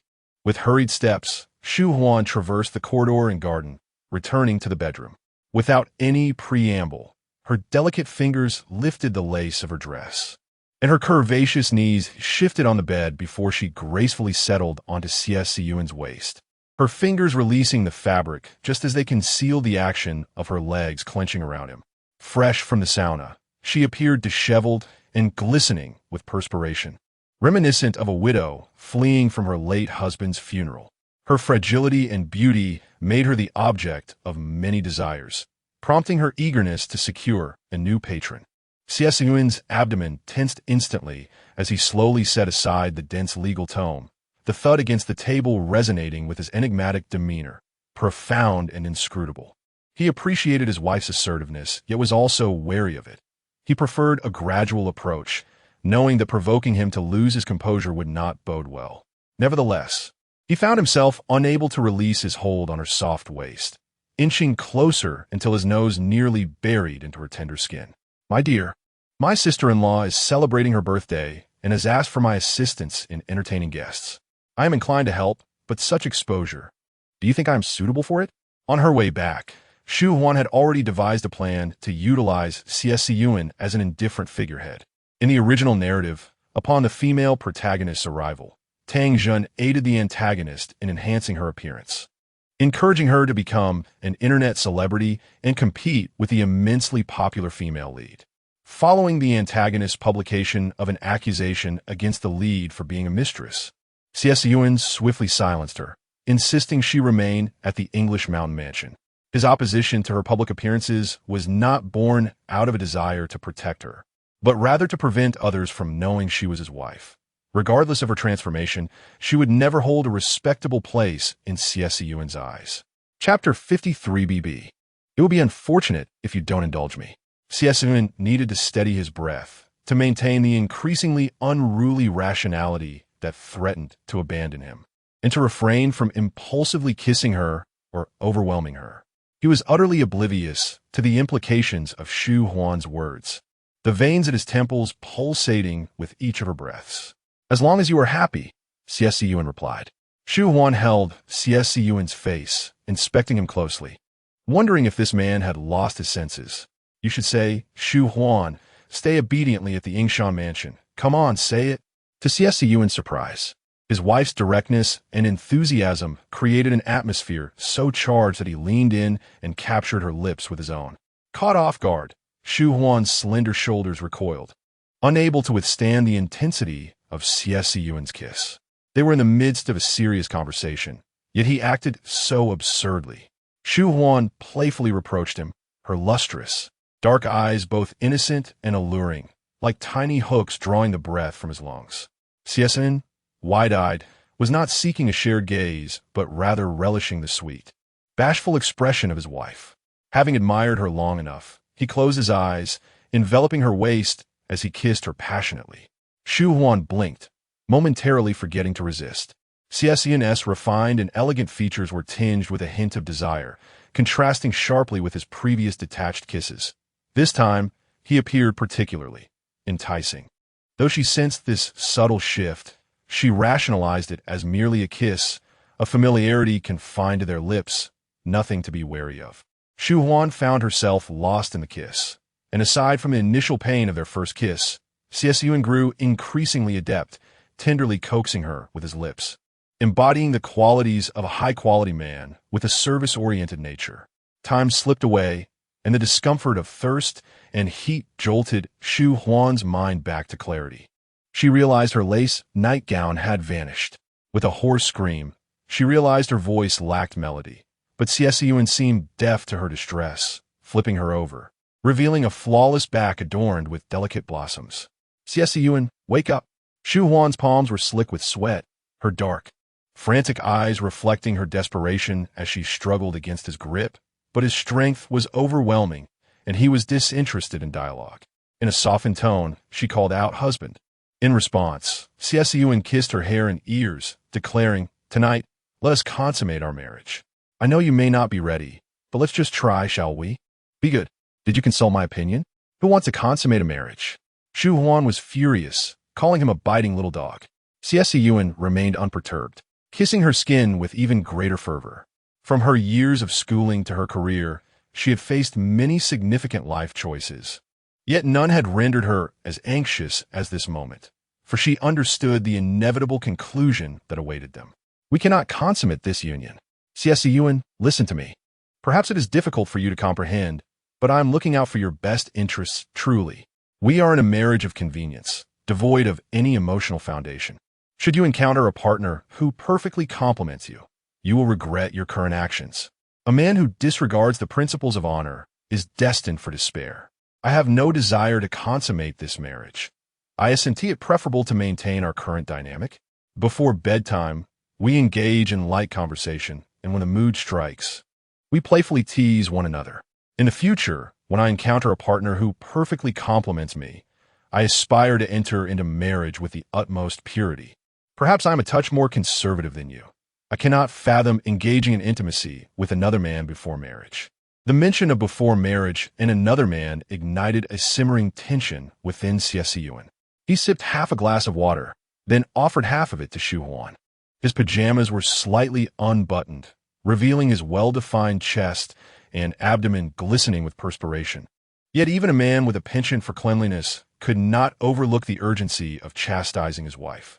Leaning against the headboard, Xie Siyan held the fragrant, perspiring form of his wife in his arms, harboring a growing ire while gently tucking away strands of hair that clung to her cheek. Shu Huan, lacking strength, spoke softly, her words delicate, "Thank you." It was polite, yet to Xie Siyan's ears, it felt like she was distancing herself from him. He endeavored to remain calm, pondering the implications of her earlier words. Did she desire him to seek out another woman, to initiate divorce proceedings, so that she could find a man she truly fancied? Who was this ex-boyfriend who had coaxed her into preserving her chastity? "My dear wife, I bear no grudges for the youthful mistakes you made, as long as you reveal his name." Shu Huan was perplexed by Xie Siyan's musings, and he seemed equally bewildered by her responses, conjuring an imaginary rival out of thin air. Yet, once the female lead makes her entrance, Xie Siyan will no longer need to fabricate an adversary, for he will face a genuine rival. "I have no ex-boyfriend," Shu Huan felt it best to clarify, to prevent any future misdirected blame from Xie Siyan should he stray emotionally towards the female lead. Xie Siyan reluctantly accepted her explanation, not out of belief, but because it brought him a modicum of comfort, dismissing the notion that his wife harbored feelings for someone else. He acknowledged that her reluctance for intimacy might stem from the neglect she experienced during their 6 months of separation post-marriage, an admission he was willing to concede. With her eyelids drooping, she resembled a canary whose feathers had been dampened, no longer proud or vibrant. Xie Siyan, however, preferred her fiery, tempestuous demeanor. "We will not divorce. Even during the 6 months of our separation, I never once contemplated it," Xie Siyan asserted with unwavering certainty. "Liar." Shu Huan's eyes widened. Akin to a beautiful feather being plucked away, her frustration prompting her to punch his chest lightly. "How can you be like this, you? You are nothing but a master of deceit." Unable to contain her indignation, she tugged at his skin. "You said during our registration that we would divorce after a year. I heard you clearly. The illustrious Xie Siyan of Hong Kong cannot go back on his word." Xie Siyan allowed her to express her ire without resistance. He had read extensively, understanding that the mind continually reshapes memories, sometimes even distorting them. This realization clarified why Shu Huan resisted intimacy with him. He had sown the seeds of discord himself. Could it be that Shu Huan, with a mindset of divorce, felt no affection for him? Pressing his forehead against hers, he felt genuine guilt, yet he could not grant her the freedom she sought. Lowering his stance, he nuzzled her nose and, with a hint of longing, captured her soft, supple lips in a kiss. "Without the prospect of divorce, you may trample my shoes, tug at my skin, sit upon me while hurling insults, and furiously swipe my card for extravagant purchases. Once divorced, however, everything belongs to others." He pressed his lips against Shu Huan's, silencing her impending retort. "My dear, do not be so quick to refute me. I am aware that other men are capable of such things. Yet you shall never find anyone with a physique or appearance superior to mine." After saying this, Xie Siyan's gaze faltered. The mere thought of competing with other men in terms of looks and form was almost laughable. Let them laugh, for his wife was seriously contemplating whether to remain married despite his physical attributes. He had never encountered a more fastidious little canary, one that was truly unique and a limited edition. Even if it meant sacrificing her own allure, he would go to great lengths to win Shu Huan's heart. "BB, if you do not consume me, what loss it would be." Chapter 54. How wonderful. She and he are incompatible. Shu Huan sat on Xie Siyan's waist, their breaths entwined in a chaotic dance. She certainly dared to lie with Xie Siyan, yet a singular dilemma loomed large.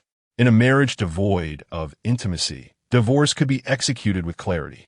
However, once they had crossed that threshold into closeness, what would Xie Siyan do to Shu Huan, the stain on his reputation, when he encountered the heroine?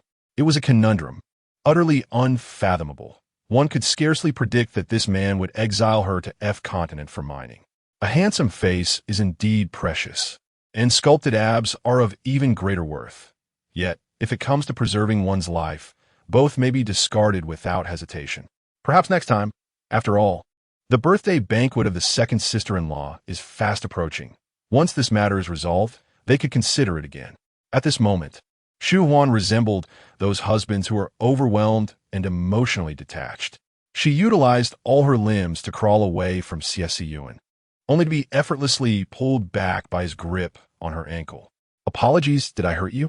Xie Siyan's voice was low and husky. In this moment, he was engulfed in a profound internal conflict. His deep-seated decorum forbade him from coercing his wife. Yet his primal instincts urged him to act in ways that contradicted his gentlemanly demeanor. "I will exercise restraint. Tonight, we shall merely experiment, and it shall not interfere with tomorrow's obligations, I assure you." Xie Siyan carried Shu Huan into the bathroom, her body warm and fragrant, a stark contrast to her resolute refusal. He was acutely aware of the adage regarding seizing the moment. Should his wife's fervent warmth diminish and her mind clear, her resolve would harden further against him. Thus he could not afford to delay. As they made their way to the bathroom, Xie Siyan kissed and nibbled at her ears, striving to maintain her body's excitement and sensitivity, preventing her from regaining composure. Ideally, she would be so dazed that she would yield to his whims. Xie Siyan's thoughts were anything but composed, bordering on frivolity and absurdity. Shu Huan's eyes shimmered with tears, the warm light of the room fracturing into a constellation of stars within her gaze. She had never realized how sensitive her ears could be. The bashful little canary in her found herself scratching at Xie Siyan's sturdy arms, blissfully unaware that such actions were inciting him. "Well done." Xie Siyan's low voice offered reassurance as he kissed her forehead and firmly closed the glass door of the bathroom. With his long limbs and considerable strength, he abandoned all notions of self-restraint. Even if Shu Huan remained lucid, her fate lay in being coaxed and manipulated by him. Before long, Shu Huan felt a whirlwind of panic, fear, laughter, and joy. How splendid it was that she and Xie Siyan were mismatched in size, utterly incompatible. Despite Xie Siyan's fervent attempts, he could not achieve his desires. Observing the scattered essentials on the floor, Shu Huan was oblivious to how long he had prepared for this moment. This scheming, hypocritical rogue. The facts bore out that those ill-suited for marriage from the outset would find themselves misaligned in every endeavor, rendering even the most thorough preparations futile. After a cleansing shower, Shu Huan dried her hair, indulged in skincare, and lay in bed scrolling through her phone, desperately seeking to divert her attention from the unseemly scenes that had transpired in the bathroom. It must be said that Xie Siyan possessed an exquisite physique. However, certain aspects were less than delightful. Thankfully, she rarely had to witness them, nor did she require to. Xie Siyan lingered in the fragrant bathroom, sitting in silence for several minutes. A man, draped in a bath towel, gazes down as he tidies up the litter scattered across the floor, disposing of discarded condoms into the trash bin.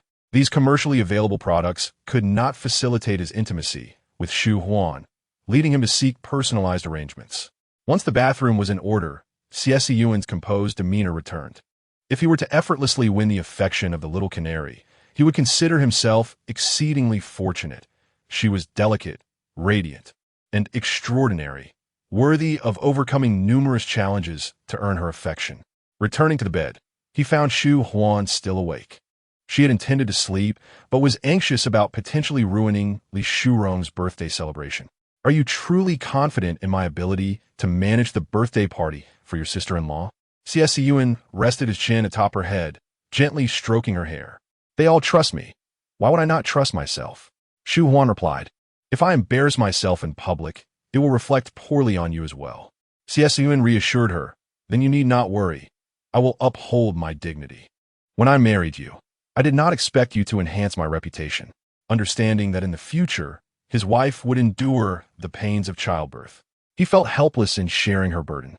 Shu Huan, turning her back to him, wore a beautiful yet melancholic expression. When he had promised her an everlasting bond, he had not anticipated that, during moments of indifference, he would regard her as a delicate beauty devoid of substance, incapable of elevating his standing. "Xie, you are truly transparent to me." As Shu Huan drifted between sleep and wakefulness, she heard Xie Siyan's serious tone. "The birthday party is a celebration. No one will seek trouble, but do be particularly wary of Mrs. Yang." The conflict between the Yang and Zhao families runs deep. Struggling to keep her eyes open, she responded with a muffled hum, which sounded soft and gentle to Xie Siyan's ears. The scratches on her shoulder began to itch again.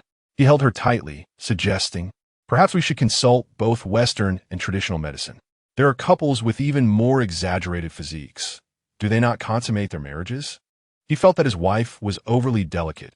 He did not mind if she scratched him until he bled, yet she refused to cooperate with him for another attempt, her tears falling and softening his heart. The next morning, as Shu Huan rose to wash up, she found the bathroom sink rather spacious. Xie Siyan stood beside her array of beauty products, and without a second thought, she nudged him aside. Previously, Shu Huan would reason with him, hesitant to be physically assertive. Yet inexplicably, her courage had surged overnight. Xie Siyan, calmly shaving, towered over her, even as the mischievous little canary pushed him into a corner, merely casting a languid glance her way. The previous night, she had tearfully refused intimacy, hiding from him, yet now she playfully swayed her hips against him, provoking him. "If you continue to tease me, you will be delayed by an hour," he warned, unable to suppress his voice against her antics. Shu Huan sighed, obediently completing her routine, aware of the busy day ahead. She could not afford to be late. The Xie family residence was already buzzing with activity that morning. In addition to flowers and perishable food items, the tablecloths and silverware could be arranged in advance. Despite the assistance of butlers and servants, as well as the orchestration of Madame Xie and Chu Wenxi, Shu Huan found herself exceedingly occupied. During lunchtime, she had to collaborate with Zhao Yin in guiding Li Shurong on her makeup and attire. With a 2-hour respite uninterrupted, it was then that Shu Huan received a video call from Li Mir. In the frame, Li Mir twirled with excitement, exclaiming, "Shu Zai, I am finally about to become the leading lady. An A-campus web drama has invited me to audition for the lead role. And both the director and casting director are quite fond of me." Shu Huan felt a surge of joy for her. "Mir, are there others auditioning for the lead role besides you?" If Mir were to indeed portray the heroine of this campus drama, seizing the opportunity meant for the original protagonist, would it not imply a potential alteration of the original storyline? Chapter 55. Purchase a little more. As long as my wife is happy if Li Mir holds the script of the campus heroine, altering the fate of a supporting character, then Shu Huan too can transform her destiny of leaving empty-handed. Shu Huan's delicate face, fair as snow, suddenly brightened. Li Mir, no longer darting about, sat earnestly before the camera and remarked, "There are quite a number of actresses auditioning for the leading role, yet most do not possess the suitable image I have. However, there is one girl whose appearance and acting skills rival my own. I have added her on WeChat." Shu Huan inquired, "Who is she?" "Her name is Jing Yueying," Li Mir replied innocently. "Initially, I intended to leverage my connections within the industry to investigate her background and any potential scandals. Yet after a few conversations on WeChat, I found her to be quite sincere. If she ultimately secures the leading role, I would accept it wholeheartedly." Shu Huan felt a slight dizziness, perhaps due to the weight of the 2 strands of Australian white pearl necklaces she wore. Rubbing her temples, her exquisite face took on a grave demeanor. "Aside from the unspoken rules, you must employ every means necessary to become the leading lady of this campus drama." Perhaps due to her prolonged association with Xie Siyan, Shu Huan, during serious discussions, emanated a profound aura. Li Mir, without much thought, simply felt that her dear friend was encouraging her to strive for success. "I will strive earnestly," she asserted. "My agent has also conveyed to me that having been in the acting industry for 5 to 6 years, if I do not secure a leading role soon, I will be pigeonholed as merely a supporting actress, and eventually, even those roles may dwindle. The principle that stagnation leads to regression resonates deeply with me. I shall stop at nothing to seize the lead role in this web drama." Shu Huan realized that this scenario bore a resemblance to a gathering of malicious supporting characters. One wicked supporting character issued commands while another executed them, vying for the opportunities that rightfully belonged to the heroine. After ending the video call, Shu Huan contemplated that if she could not alter her fate as a supporting character, then upon divorce, she would have to return to her former profession. Hong Kong was Xie Siyan's territory. She certainly could not seek employment there, as proximity to the male lead would only bring misfortune. Thus, she considered moving to Kyoto or Shanghai, Shenzhen would also suffice. If Li Mir flourished, she would not, as in the original story, seek refuge with her, disrupting Li Mir's life. Conversely, if Li Mir did not fare well, Shu Huan would persuade her to leave Hong Kong together, for the remuneration for actors in the mainland was significantly higher, with ample opportunities. Unbeknownst to Xie Siyan, who sat in his study designing a wedding ring, his wife was meticulously refining her escape plan, which had also evolved into a scheme for anonymity. Only by being completely forgotten by Xie Siyan, to the point of being untraceable, could she, this supporting character, find peace. That night, Shu Huan slept restlessly, awakening at the sound of the alarm. The Swiss Jägerlichkultur clock at the end of the corridor buzzed, reminiscent of peacock feathers whispering in her ear. At 4 a.m, the sounds of the old residents began to stir. Yuan Bao had been taken to the ancestral home by Uncle Rome. The De Beers diamond on the dog's collar clinking against the platinum bell, creating intermittent sounds outside the door. Every noise seemed to beckon Shu Huan, urging her to rise and prepare. Although guests would not arrive until afternoon, there was a family morning meeting, a gathering, and filming tasks to attend to in the morning. Shu Huan believed that after her divorce, she could author a book titled The Years I Spent in a Wealthy Household, which would undoubtedly be both captivating and realistic. Xie Siyan also awakened. He groped for the water cup on the bedside table and inquired if Shu Huan desired a drink. Shu Huan often felt parched at night, and when it became severe, it would lead to coughing fits. Reluctant to rise from bed for water, she would become irritable when he roused her. Employing the Cantonese expletives, she learned from Zhao Yin to scold him as a nuisance. Her voice, soft and almost coquettish, rendered Xie Siyan simultaneously exasperated and amused. He decided that since he could not persuade Shu Huan, he would prepare a bottle of water by the bedside each night, feeding her a few sips whenever he heard her cough. Now adept at this, he could even do it with his eyes closed. "I'm not thirsty. Don't shove a straw in my mouth." "Xie Siyan, you are so annoying. Why do you always insist that I drink water? I despise being forced to do anything. Can you please stop acting like a traditional father? I'm not demanding you drink water. I want to bother you. But do remember to stay hydrated."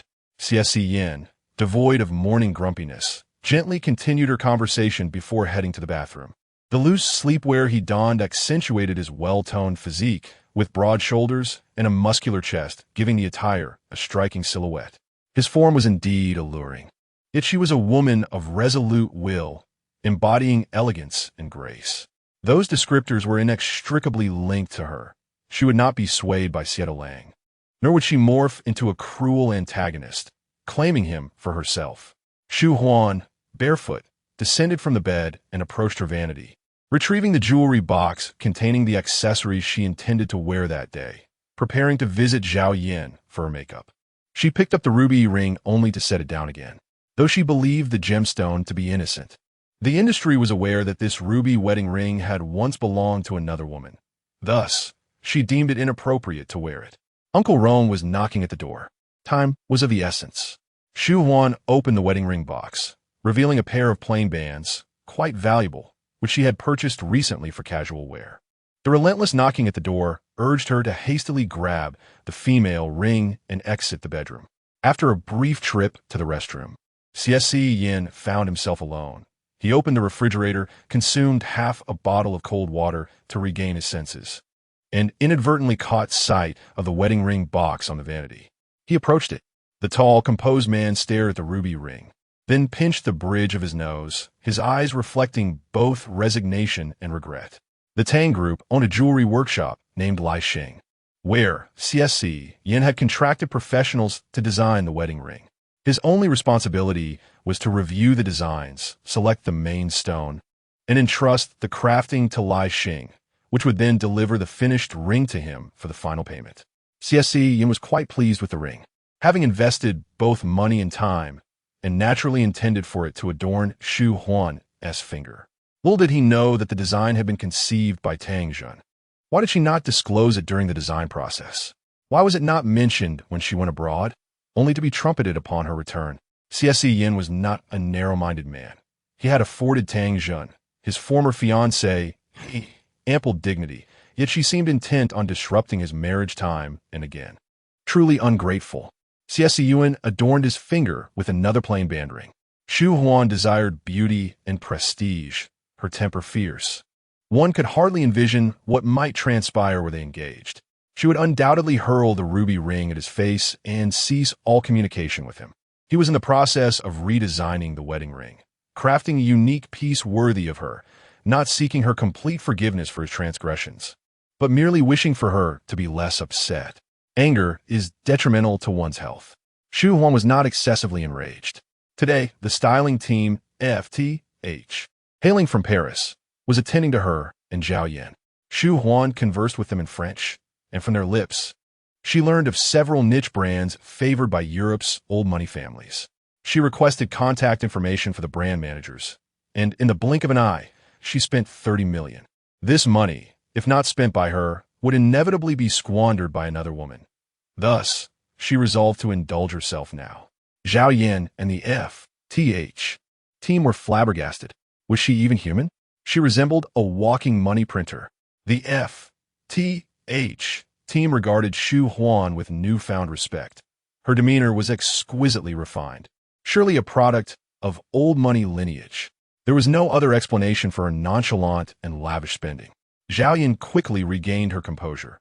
Her sister-in-law's extravagance bore certain advantages. At least the previously haughty FTH team now treated them with much more deference. In truth, most people operate this way. They do not revere the balance on a wealthy person's card, but rather the audacity with which they spend. Meanwhile, on the other side of the estate, Xie Siyan received an urgent text notification from UBS.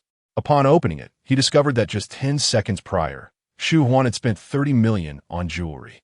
He quickly typed a reply, "Buy a little more, as long as my wife is happy." When Shu Huan received the message from Xie Siyan, her delicate and beautiful face broke into a smile, and she murmured softly, "At least you have a shred of conscience." After glancing at the note atop her phone, she hesitated for a few seconds before changing Xie Siyan to Xie Shao, the big pig hoof. Chapter 56. I am married now. Miss Tang, please conduct yourself with dignity. The flowers for the birthday banquet were flown in on the day itself. Madame Xie personally directed the butler and servants in arranging the blossoms, entrusting Shu Huan with the task of inventorying the silverware, a task she had already demonstrated to Shu Huan the previous day. It was not overly exhausting, merely somewhat bothersome. Madame Xie requested Shu Huan's assistance in setting up the birthday celebration, not out of a desire to see her embarrassed, but rather to prevent her from idling about too much. After finishing the inventory of the silverware, Shu Huan's peripheral vision caught sight of a staircase lacking the non-slip gold foil strips. She promptly summoned a butler to inspect all the steps. Everything was proceeding in an orderly and meticulous manner. Madame Xie had vanished somewhere, allowing Shu Huan to take a moment of respite on the sofa, elegantly showcasing her beauty in high heels. After a day of working in heels, she felt utterly exhausted. "Shu Huan," a familiar yet loathsome voice echoed, prompting Shu Huan to rise and behold Tang Zhen's smiling visage. Shu Huan concealed her weariness behind a facade of noble aloofness befitting a high-society daughter-in-law. The evening banquet commenced at 5, and Miss Tang was neither a relative of the Xie family, nor was it appropriate for her to arrive so early. Was the doorman dead? How dare he allow guests in at this hour? Or perhaps Tang Zhen, as Xie Siyan's former fiancée, possessed a unique status, granting her free access to the Xie family's ancestral home. Shu Huan furrowed her brows, perhaps too fatigued, her heart feeling heavy with unease. Tang Zhen's smile was gentle. "I am not here to attend the banquet, but rather to offer my apologies. The photo of the flowers that Siyan sent me was taken by a friend who found it beautiful. I did not anticipate it being misinterpreted by the outside world. Shu Huan, I'm truly sorry for any unnecessary troubles I may have caused you." Even in her apology, there was an insinuation of a connection with Xie Siyan. If she was so reluctant to part with him, why had she gone abroad in the first place? Shu Huan responded dismissively, "I accept your apology, but I do not wish to forgive your actions. Please leave now and return at 5. Tang Zhen pressed on. "Siyan has revoked the privileges that my father and I held within the Xie group. Could you persuade him to restore them?" Instinctively, Shu Huan countered, "Absolutely not." Tang Zhen's gaze fell upon the plain ring Shu Huan wore, a flicker of darkness crossing her eyes. It seems I must also apologize for the ruby ring incident. However, no one forced Siyan. He willingly placed that ruby ring on your finger. This relationship does not solely weigh on my heart. I am not the one sowing discord between you, she continued, but rather, you have encroached upon what is rightfully mine. With a resounding slap, Shu Huan could no longer contain her fury and struck Tang Jun. Heavens! What are you doing, sister-in-law? Exclaimed the gathered crowd, including Madame Xie, Chu Wenxi, Li Shurong, and Zhao Yan, who had all arrived unexpectedly. Shu Huan's exquisitely fair face remained impassive, her eyes cast down in indifference. Elder brother is here, someone gasped. Tang Jun clasped her face, glancing at the tall, handsome man, calling out plaintively, Siyan. She felt no pain, her heart swelling with a sense of triumph. Siyan was always composed, self-disciplined, and principled. He would not show favoritism in matters of justice. He treated all his kin with the same unwavering fairness. And Shu Huan was hardly deserving of exception. Shu Huan caught sight of Xie Siyan not far away. Upon meeting the man's cold and profound gaze, her pupils constricted momentarily, yet she stubbornly refused to yield. Xie Siyan surveyed the surroundings, his eyes resting upon Shu Huan. Her tenacity, pride, and fear resembled a divine stroke from a masterpiece, bestowing her flawless facade with a soul. With steady strides, Xie Siyan approached Shu Huan, gently placing his large hand on her waist. My dear, does your hand hurt? Shu Huan's clear eyes remained silent, her expression almost superficial, frozen in a beauty eternally captured within a frame. The onlookers exchanged bewildered glances, unable to comprehend the unfolding scenario. Zhao Yan's eyes sparkled like light bulbs, her hands clasped in excitement. Clearly, the situation was one where the elder brother supported his wife, utterly enamored. Tang Jun felt her face flush with heat, her body seemingly plunged into an icy abyss, disbelief filling her gaze. Why did Xie Siyan appear transformed? Just as Tang Jun was about to speak, Shu Huan gently leaned against Xie Siyan's shoulder, her pitifully tender eyes exuding warmth and affection, making it impossible for anyone to remain indifferent. Miss Tang said you gifted me a ruby wedding ring because you're still infatuated with her, even claiming I'm a homewrecker. Are we to divorce? The term divorce was a taboo for Xie Siyan, and Shu Huan, blissfully unaware, had struck a nerve. A cold glint appeared between Xie Siyan's brows as his gaze weighed heavily upon Tang Jun. I always believed that ruby ring was designed by Rong Shu on behalf of someone else. I have never associated it with Miss Tang, not once. When Miss Tang went abroad for further studies, I stated that we had no further connections. I never speak in anger. If I genuinely cared for someone, I would traverse any distance to be with her. Moreover, flying between Hong Kong and the UK is quite convenient. Had I not been able to move on from Miss Tang, I would have sought her out countless times over the past 5 years, yet we have never reunited. The Xie family is not an amusement park without entry fees. Miss Tang barged in, humiliating my wife, acting irrationally. How pained Uncle Tang must be to witness such behavior. Someone, escort Miss Tang home and ensure she is well taken care of by Uncle Tang. Zhao Yan discreetly stepped behind Xie Junshun. The elder brother was angry. Generally, they dared not chatter before him, and now they were even less inclined to challenge his decisions. Madame Xie and Chu when she remained silent. Unwilling to offend the powerful Xie Siyan for the sake of a disgraced former fiancé, Li Shurong became even more reticent, having thought that not inviting Tang Jun to perform would sidestep trouble. Yet she had underestimated Tang Jun's knack for creating chaos. Now, no amount of Tang Jun's antics mattered, for the elder brother had left her with no shred of dignity. Alas, he had shown her more than enough mercy.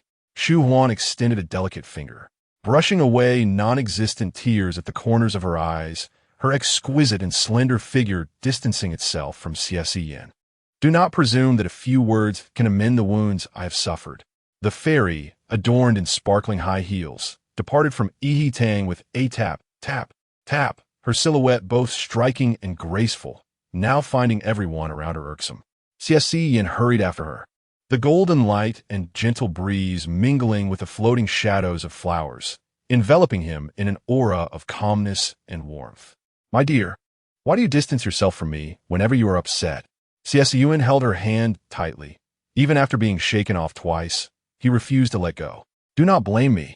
It is evident that Xie Siyan possesses great power and influence, making it daunting for a humble woman like me to aspire to him. Shu Huan's beautiful eyes glimmered with indignation. I am not an unapproachable person. It is solely your reluctance to draw near that renders me seemingly unattainable. Chapter 57. ISNT, it's supposed to be about establishing authority? Why is he coaxing his wife again? Shu Huan's heart inexplicably raced a couple of beats. She must still be harboring resentment towards Xie Siyan. However, her heart was relatively calm now, lacking the furious tempest from earlier. Devoid of emotional support, Shu Huan could only widen her eyes and feign ferocity. Mr. Xie Siyan, if you continue to have lingering ties with Tang Zhen, leaving me to face ridicule, then regardless of whether you are ensnared by her schemes, I shall seek a divorce. Xie Siyan's gaze sharpened as he captured Shu Huan's lips in a kiss. This was the second time she had broached the subject of divorce today. Feeling unjustly treated, she allowed herself a bit of caprice. Yet he did not wish to hear her utter the word divorce again. Shu Huan struggled, but did not dare to exert herself too forcefully, fearing she might ruin her meticulously crafted appearance.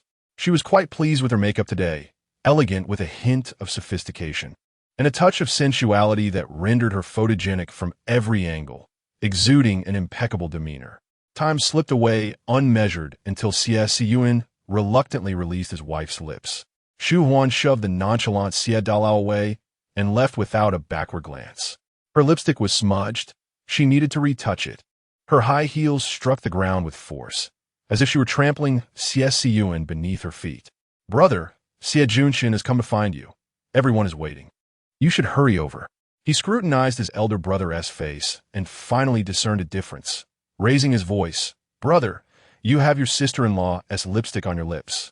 Xie Siyan produced a handkerchief to wipe his mouth, casting a sidelong glance at the astonished Xie Junshin. Do you require a velvet chaise lounge to better appreciate the sight?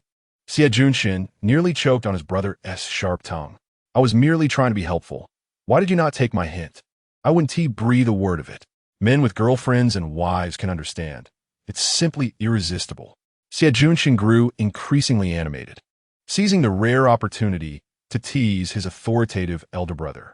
You and sister-in-law have been married for less than a year. It's the season of honeyed bliss. It's entirely normal to embrace in public. I can see how much you cherish her. Xie Siyan folded the handkerchief and tucked it into his trousers pocket, maintaining a calm demeanor. Most couples in the world are like this. The wife tends to the home while the husband protects her. What is there to be so astonished about? Xie Junshin fell into silence. He was merely 3 years younger than his brother. Yet he felt his brother's views on marriage were traditional and reserved, reminiscent of the previous generation.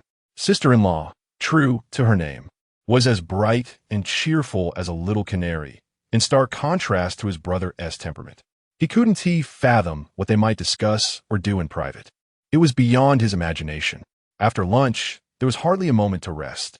A quick touch-up, and they were to take the family portrait. Madame Xie stood beside old Madame Xie, flanked by Chu Wenxi and Shu Huan among the other women.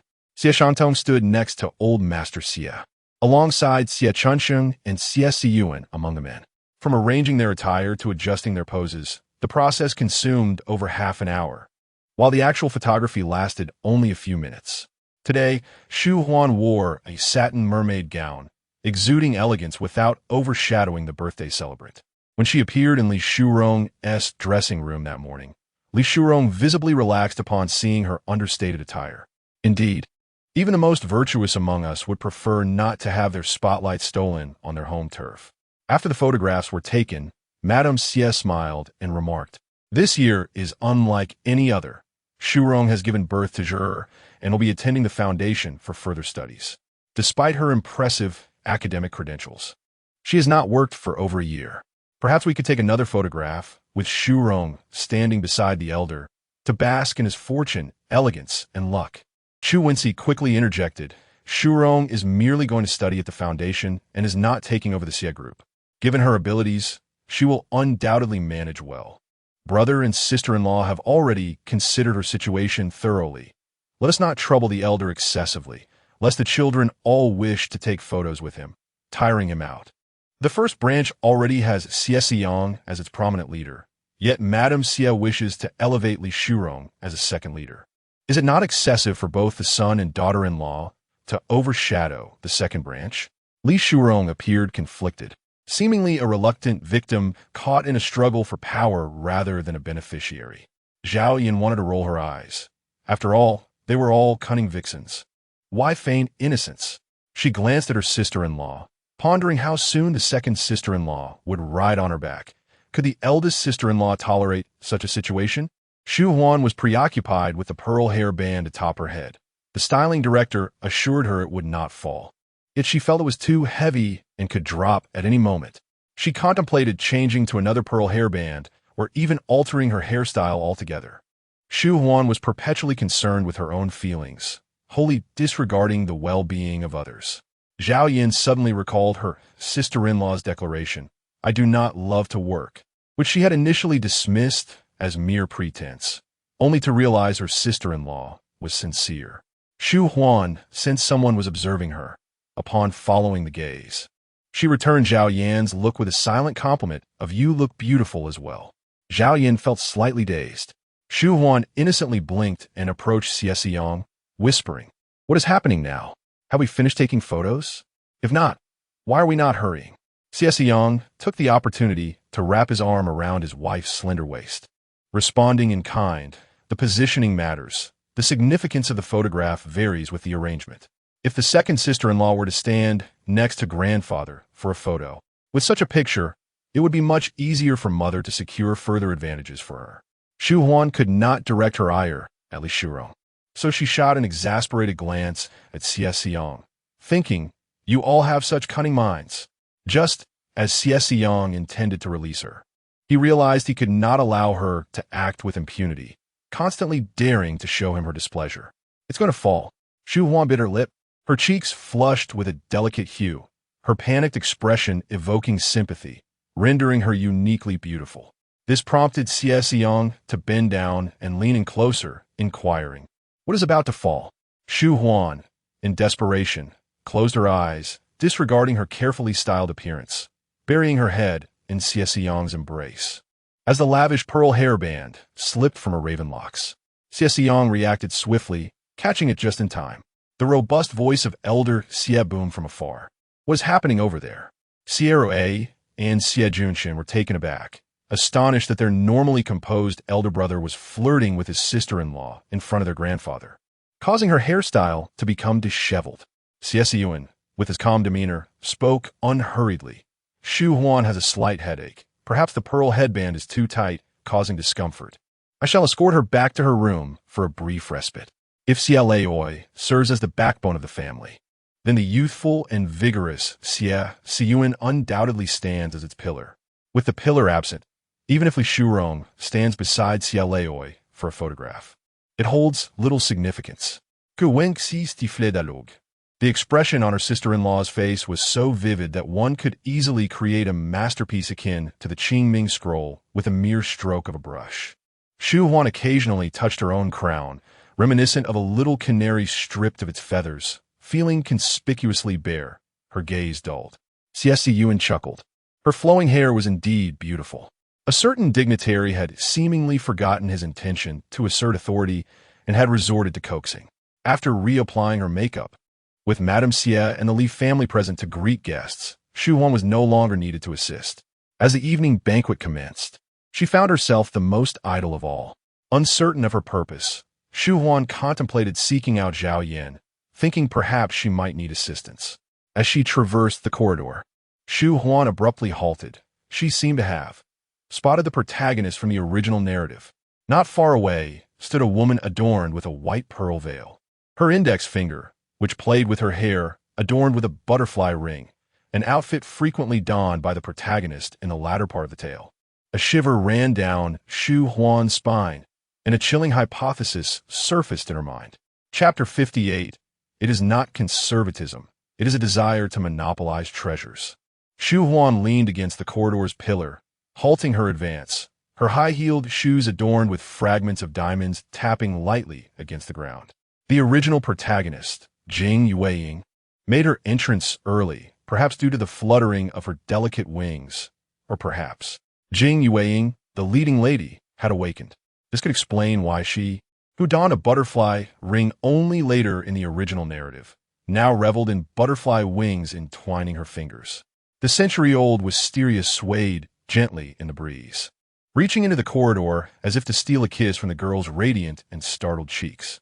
Shu Huan slowly turned, attempting to calm her tumultuous emotions, only to find Xie Siyan merely a few steps away. What was he doing here? Had Jing Yueying already made her entrance? And were Xie Siyan and Jing Yueying destined to meet prematurely? Shu Huan felt utterly powerless, capable of little more than offering applause. Xie Siyan interpreted his wife's flustered expression as guilt. Indeed, she ought to feel guilty, dressed so ostentatiously, revealing, and lacking in modesty. Due to a change in hairstyle, Shu Huan's gown had transformed into a form-fitting dark green dress. Beneath the glass wall lamps, her hair, adorned with a golden hairpin, framed her slightly parted crimson lips, her skin a precious porcelain white, with ample exposure of her front and back, accentuating a curvaceous silhouette that tapered into a delicate waist. She was breathtaking, evoking boundless imagination. Yet, Xie Siyan suppressed the desires flickering in his gaze, maintaining an air of dignified seriousness. Yet he unilaterally declared, "Wife, change this dress. It is too revealing and inappropriate." "I will not change." Shu Huan thought Xie Siyan had lost his mind, perhaps even his sight. Her form-fitting dress was conservative, devoid of a deep V neckline or high slits, merely exposing her shoulders and collarbone. Was traditionalism now dictating even her clothing choices? She had endured enough of being governed in her daily life, whether it be drinking water or dressing. She longed for the female protagonist to take the reins.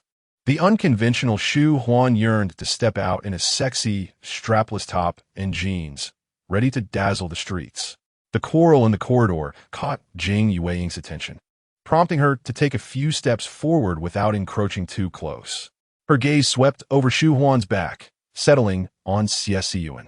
He appeared as he did in her dreams, strikingly handsome, exuding an air of cultured elegance yet oppressive authority. A proud son of heaven who would never bow or yield to anyone. Not even his wife's newfound beauty could elicit a favorable response from him, mirroring the dreams she had experienced. Xie Siyan had to feign profundity. Otherwise, the temperamental little canary, quick to assert her dominance, would surely mount his head. "You need not change your attire. I shall accompany you to a secluded place for a stroll before we return to the bedroom to rest." Xie Siyan pressed his lips together, resolutely obstructing her. No matter if she pinched his flesh, stepped on his feet, or scratched his back, he would not permit her to shine resplendently at the banquet, for she was to illuminate only his path. "I'm so annoyed with you, always meddling." Shu Huan huffed, pushing past Xie Siyan and walking away, clutching her dress. The fallen fairy was no match for the clumsy oaf. Once divorced, she would expose Xie Siyan's true nature in her memoirs about the elite. Jing Yueying involuntarily stretched her body, catching a glimpse of Shu Huan's face. A flicker of unrecognized crisis flashing in her eyes. A woman unloved, no matter how breathtakingly beautiful, cannot elicit even a glance from her husband. Jing Yueying smiled faintly, her gaze once again fixated on Xie Siyan. She refrained from approaching him to extend a greeting, as her sole purpose for being here tonight was to catch a glimpse of him. She did not wish to rely solely on dreams for their encounters. Now that she had seen him, it was time to depart. In her dreams, she had met Xie Siyan during a period when she was gaining some recognition in the industry, but his excessive interference had nearly driven her out of the entertainment world. Currently, she was merely a newcomer. Had she met Xie Siyan earlier, he might have obstructed her entry into the realm of acting. Xie Siyan considered the entertainment industry to be chaotic and perilous. Yet for Jing Yueying, it represented the sacred ground of her aspirations. Even if his intentions were protective, he ought to take a cue from Pei Majo, focusing solely on safeguarding her without hindering her performances. Once she became a leading actress or garnered sufficient fame, she could reunite with Xie Siyan at the pinnacle of her career. As Jing Yueying drove away from the Xie family estate in Pei Majo's Bentley, she suddenly slammed on the brakes. the radiant visage of Shu Huan flashing through her mind. Gripping the steering wheel tightly, she pressed the accelerator, leaving the Xie family home behind. Her destiny was intertwined with a man meant for her, and no one could take that away. The silent smoke of conflict dissipated, and the century-old wisteria remained indifferent to the gentle breeze. Upon learning that Shu Huan had returned to her room to change dresses, Xie Siyan rubbed his brow and sought out the F.T.H. team. When director Michael laid eyes on him, the admiration in his gaze was nearly palpable. Mr. Xie was the epitome of a man suited to wear a suit. The crisp, luxurious fabric and authoritative waistline harmoniously complemented his demeanor. Xie Siyan noticed the green cigar chair in the lounge area, and amidst the heavy greenery, he seemed to glimpse a glimmer of white. Michael, speaking in somewhat halting English, inquired, "Mr. Xie, do you need assistance with your hairstyle or attire?" Xie Siyan replied, "No. Has my wife taken any photos here?" It was Shu Huan's habit to photograph her outfits before stepping out, and tonight her ensemble was particularly dazzling. She would undoubtedly have captured the moment. Unaware of the gravity of the situation, Michael responded enthusiastically, "We took some photos of Mrs. Xie free of charge. They have been developed, and we can present them to her." Michael's assistant promptly handed Xie Siyan 5 photographs, each showcasing Shu Huan's beauty in its fullest glory. The emerald green dress appeared even thinner and more sheer, akin to a tattered cloth that could effortlessly envelop her fair form with a mere tug. Xie Siyan glanced at the first photograph before swiftly covering it. The veins on the back of his pale hand stood out, emanating an aura of low pressure. He informed Michael in French, "Please destroy all negatives and photographs. If these revealing images circulate, I will be quite displeased." Michael, realizing the seriousness of the matter, immediately instructed his team to delete the photos of Mrs. Xie.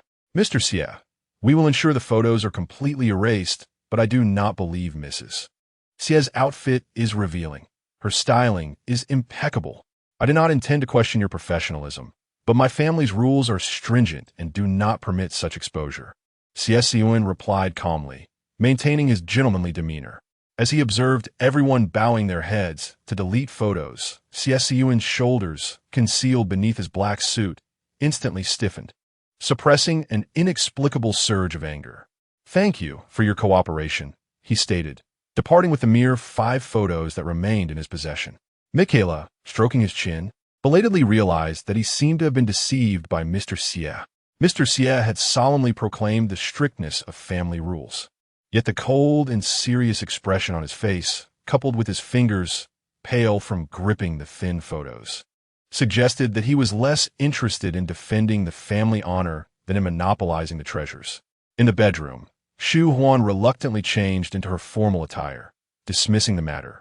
Believing that Xie Siyan's antiquated tendencies had flared up, unable to tolerate a young lady appearing elegant and poised. Had Shu Huan known that both old Master Xie and Madame Xie were indifferent to her wearing a strapless dress, they would have merely instructed the housekeeper to present her with a shawl. Xie Siyan's neck would surely bear the marks of Shu Huan's playful scratching. Chapter 59.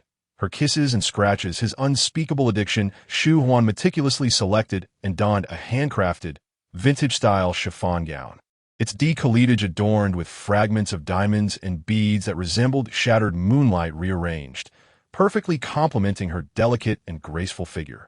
As Xie Siyan entered the bedroom, he beheld this enchanting scene.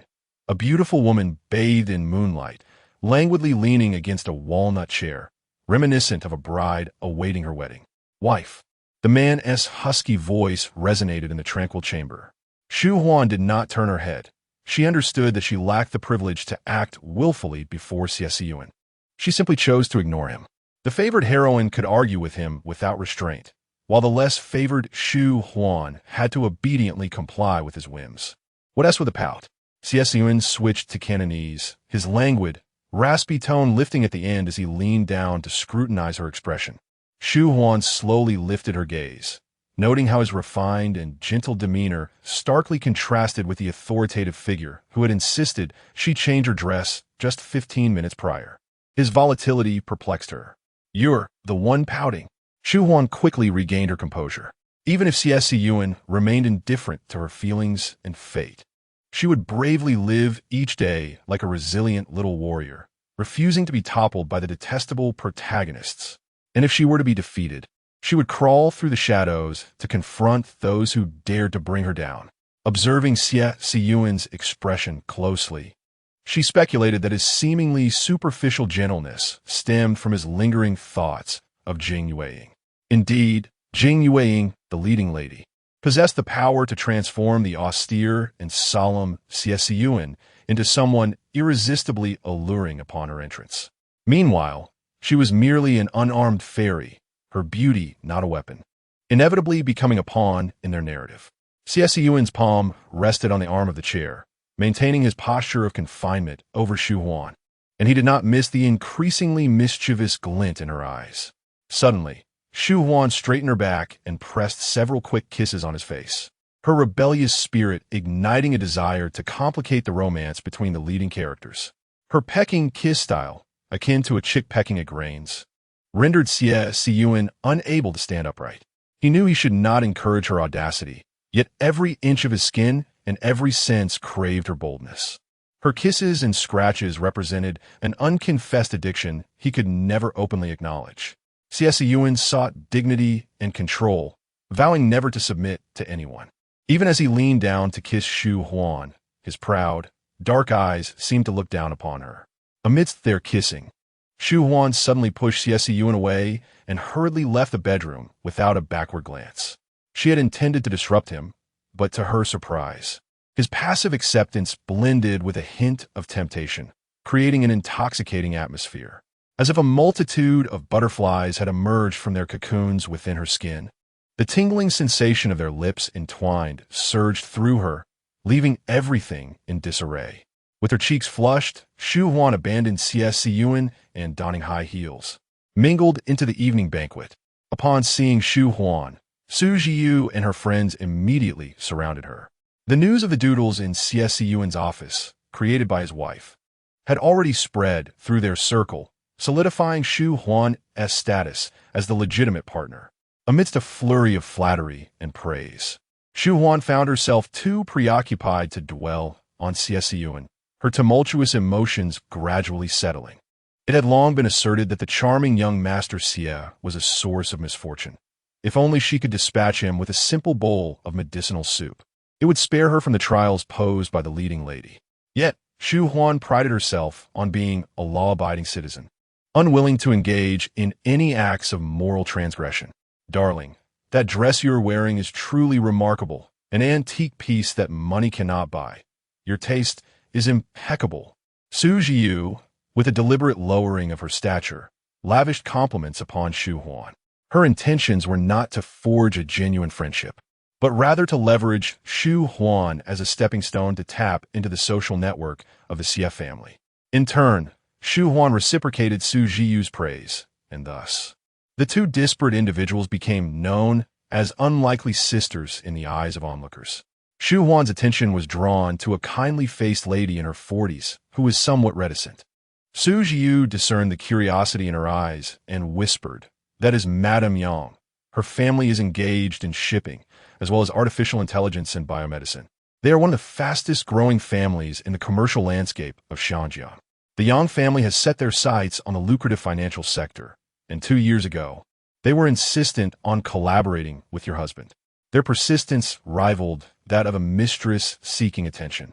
Earlier this year, your husband acquiesced to their partnership, which infuriated Zhao Yan, prompting her to confront him in his office. With the mention of the Xie family's affairs, Su Jiyu chose not to elaborate further. Shu Huan recalled that Xie Siyan had advised her to keep a close watch on Madame Yang, as there was a long-standing enmity between her and Zhao Yan's family. Both were prominent socialites. Thus, it was unlikely that they would engage in public altercations, yet Shu Huan remained vigilant. Every word exchanged among these ladies was laden with inquiry and subtext, demanding her utmost attention, far beyond her focus during the English listening portion of her college entrance examination. Sister-in-law, daughter-in-law, both Madame Chu Wenxi and Li Shurong had introduced numerous acquaintances to Shu Huan, and even the elder Xie had summoned her to present herself before various influential figures.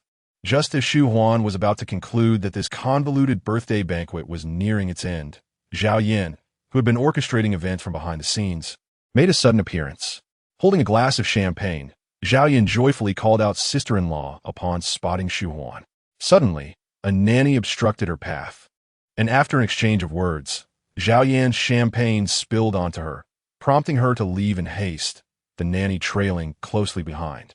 Madame Yang approached Shu Huan with a gentle demeanor, remarking, "It seems Zhao Yin has encountered some distress. She looks as though she might weep." Su Du, uncertain of the situation, offered a nonchalant response. "She does seem a bit upset." Shu Huan's expression remained placid, but internally, she was in a state of alarm. Something significant must have transpired with Zhao Yin, and Madame Yang continued her probing. Where had Madame Chu Wenxi and Li Shurong vanished to? They had been present just moments ago, and now they seemed to have disappeared in the blink of an eye. "Please do not leave me to deal with this mess," Madame Yang inquired. "Madame Xie, why the silence? Is there something amiss?" "Dear ladies, I urge you to tread carefully with your words." Due to her tense mental state, Shu Huan's cold, noble fox-like eyes conveyed an air of haughty disdain, far more audacious than merely sulking at others. Su Du, known for her biting glances, found herself unexpectedly on the receiving end of Shu Huan's scorn, questioning why she should be harmed when she had done nothing wrong. "I shall investigate the matter and return shortly," Shu Huan declared lightly before pursuing Zhao Yin. Mrs. Yang, also a victim of Shu Huan's facial bullying, was caught off guard. She remained silent, momentarily forgetting her intent to gather information, and turned to report to the elders of the Xie family, pondering the temper of this young mistress. Meanwhile, Shu Huan uncovered a shocking secret. The patriarch of the Zhao family had passed away. Zhao Yin, in tears, insisted on returning to her maternal home, while the nanny, in a state of panic, repeatedly reminded her, "The master and young master have instructed that you cannot return home." With tears streaming down her face, Zhao Yin expressed her fury. "Why can't I go home? I'm not vying for inheritance. I simply wish. I merely want. I never saw a grandfather one last time. I am the most unfilial granddaughter." Standing at the threshold, Shu Huan remained the calmest of them all. Nearly a century ago, after the assassination of General Zhang, a lady chose to keep the death a secret, and the mansion remained silent, safeguarding its interests against the watchful eyes of the enemy.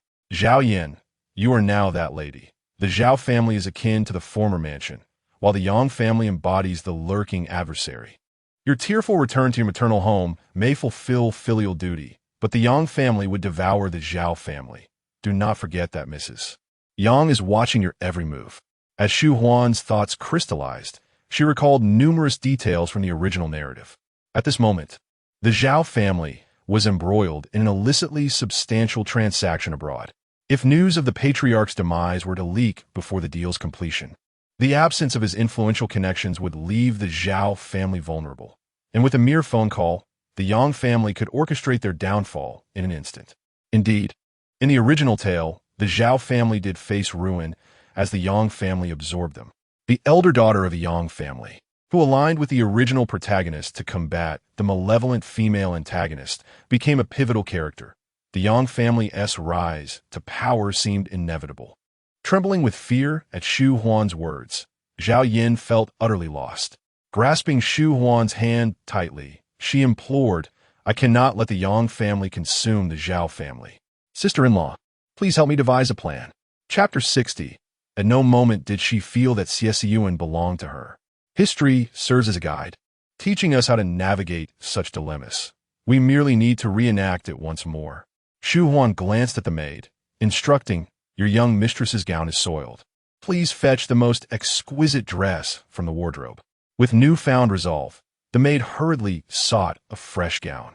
Once adorned in the elegant attire, Zhao Yin sat before the vanity, preparing her makeup anew, while the maid stood behind, deftly arranging her hair. The events had not transpired to Shu Huan, whose lashes remained composed, unwavering. She stood aside, observing Zhao Yan's transformation, her thoughts drifting to the calm and collected Xie Siyan.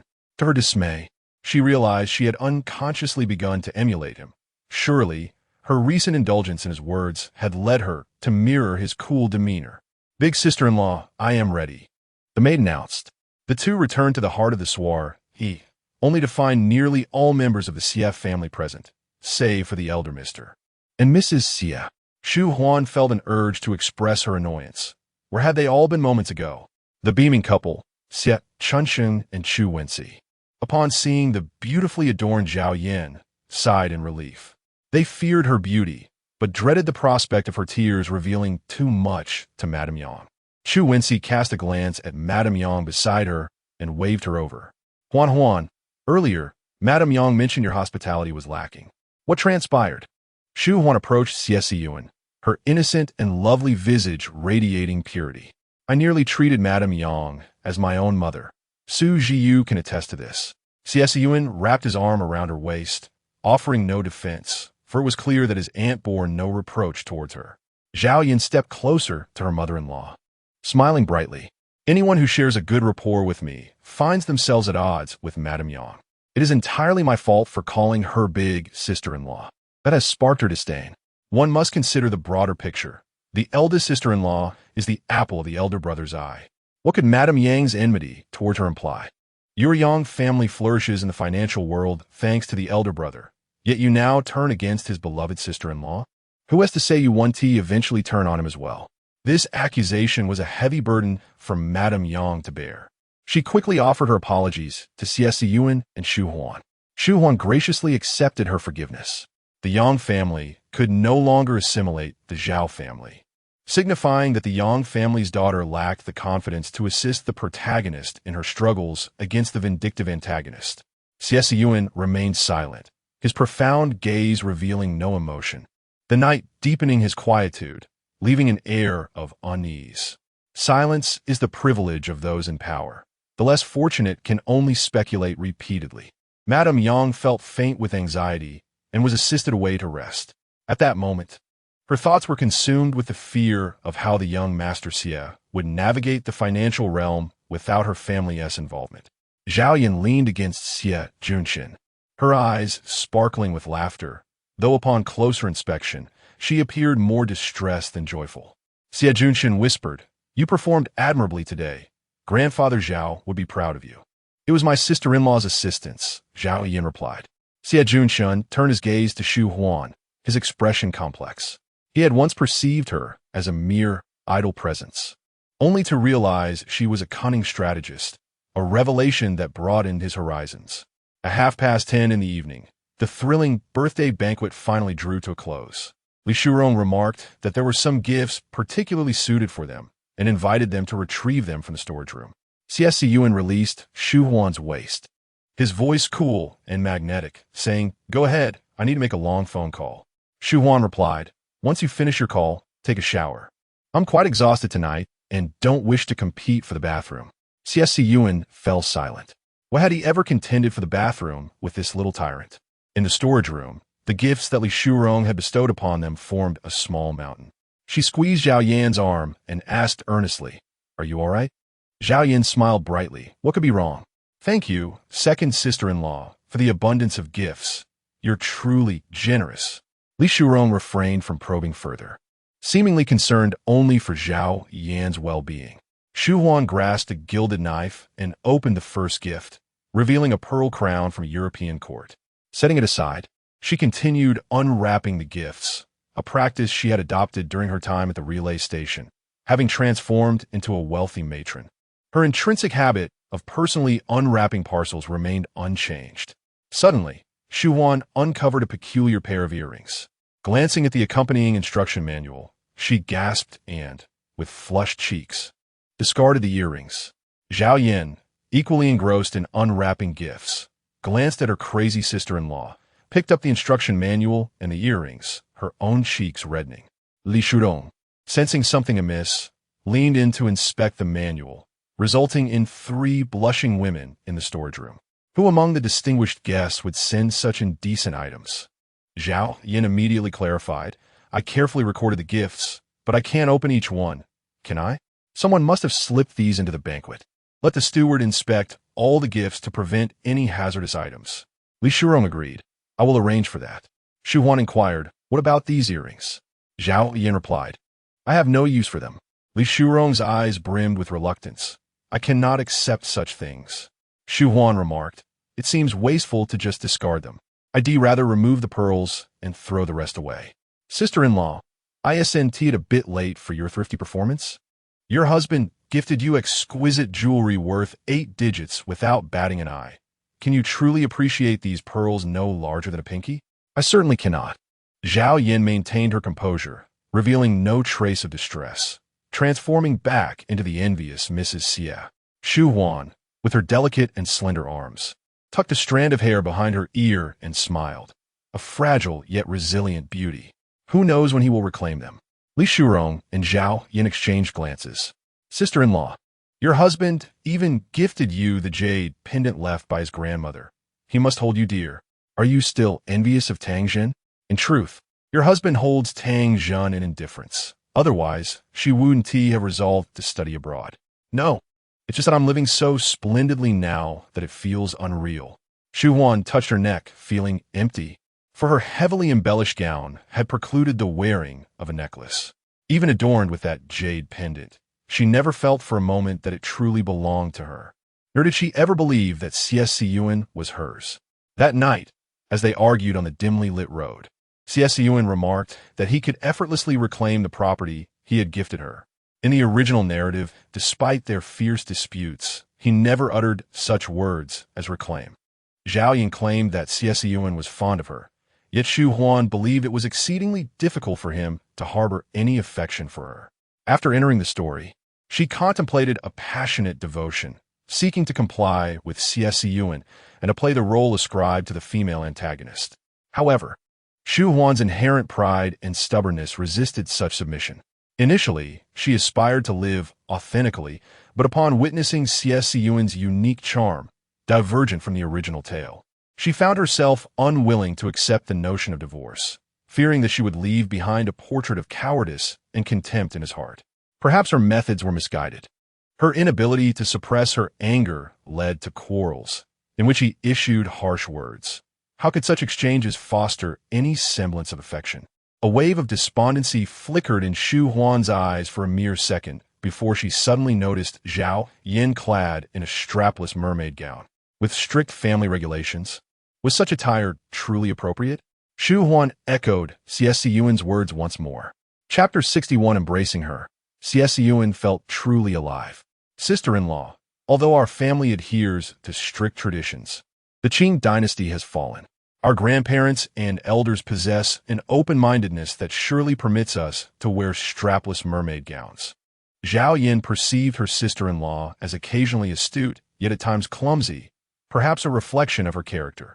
Careless about trivialities, but resolute in matters of significance. What then did Xie Siyan mean by compelling her to change her attire under the guise of family rules? Shu Huan stormed back into the bedroom, intent on confronting Xie Dalong.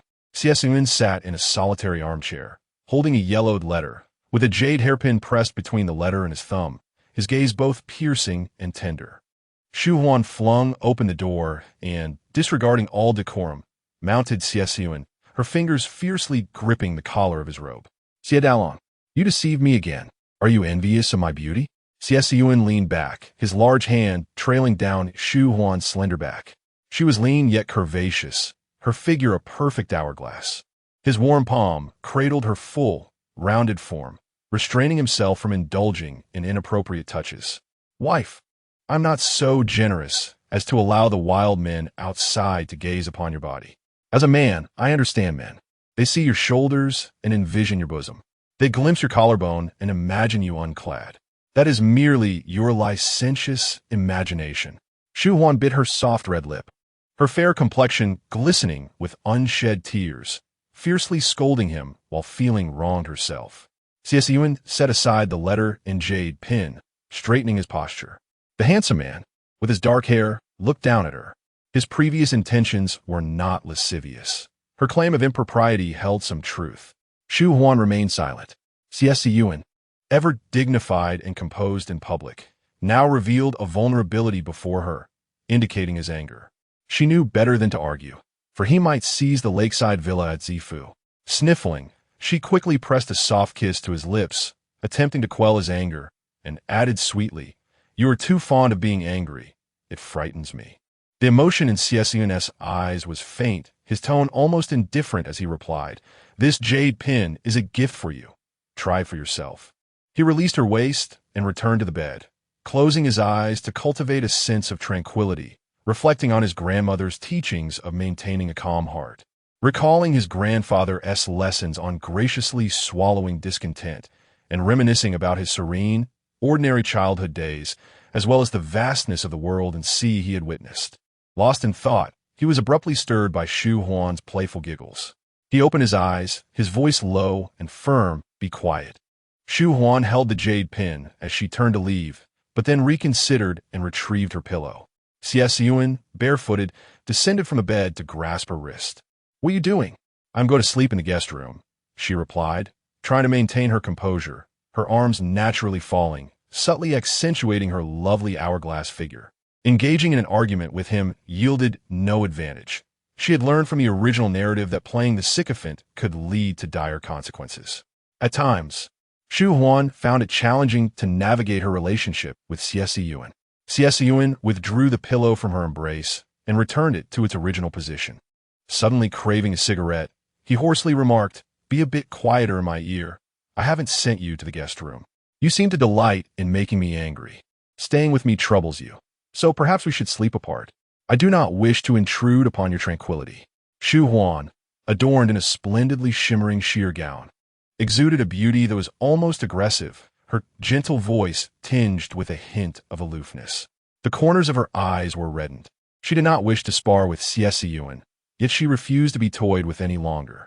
As the lead actress, she needed to expose her back for the film, and after quarreling with Xie Siyan, she proceeded to shoot, much like a proud rose. Xie Siyan engaged in a cold war, but the lead actress remained unafraid. Next time they disagreed, she would still argue, striding away with an air of pride. Her confidence stemmed from Xie Siyan's repeated indulgence. It was the foundation of love that allowed her to express her joys and anger freely in his presence. "Shall we engage in a cold war?" Shu Huan tentatively suggested.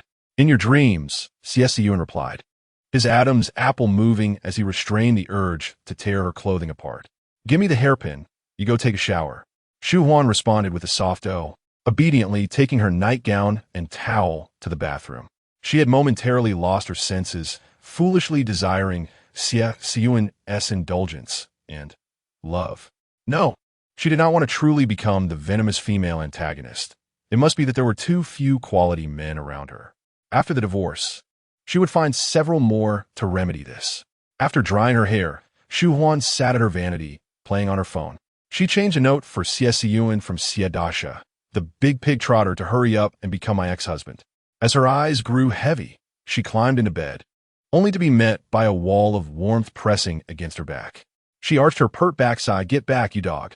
Xie Siyan let out a muffled grunt. As her gown rode up to her waist, he needn't touch her to know what she wore. A scanty lace panty, barely able to contain her full, rounded form. "Shu Huan, my wife, I want to deceive you again. You can wear your strapless gown. I will personally choose it for you." Xie Siyan shook her shoulders gently, his hand sliding down to grasp her waist, pulling her closer. It felt as if a part of his heart was missing, needing her entire weight to fill the void. Today he had been busy, accustomed to the rigors of high-intensity work. It was only upon embracing her soft form that he discerned the difference between fatigue and comfort, finally realizing what it meant to truly live. Shu Huan wished for a cold war, to sleep separately, to live outside. To Xie Siyan, however, such thoughts were utterly unacceptable. Inabaygonera. Simply harboring such notions would mean she could never step out the door again. Couples ought to share a bed, and a wife should rest in his embrace, unless he were to die or succumb to Alzheimer's, at which point he might consider her proposition. A cold war was permissible, but only while nestled in his arms. Xie Siyan pressed a kiss to Shu Huan's sleeping face, his fingers caressing her waist with tender affection, occasionally indulging in a gentle squeeze of her backside, yet still maintaining a sense of restraint. In the dead of night, Shu Huan awoke parched, her senses somewhat dulled. Comforted by Xie Siyan, she reluctantly sipped a few mouthfuls of water, murmuring, "Don't give me money." So mean.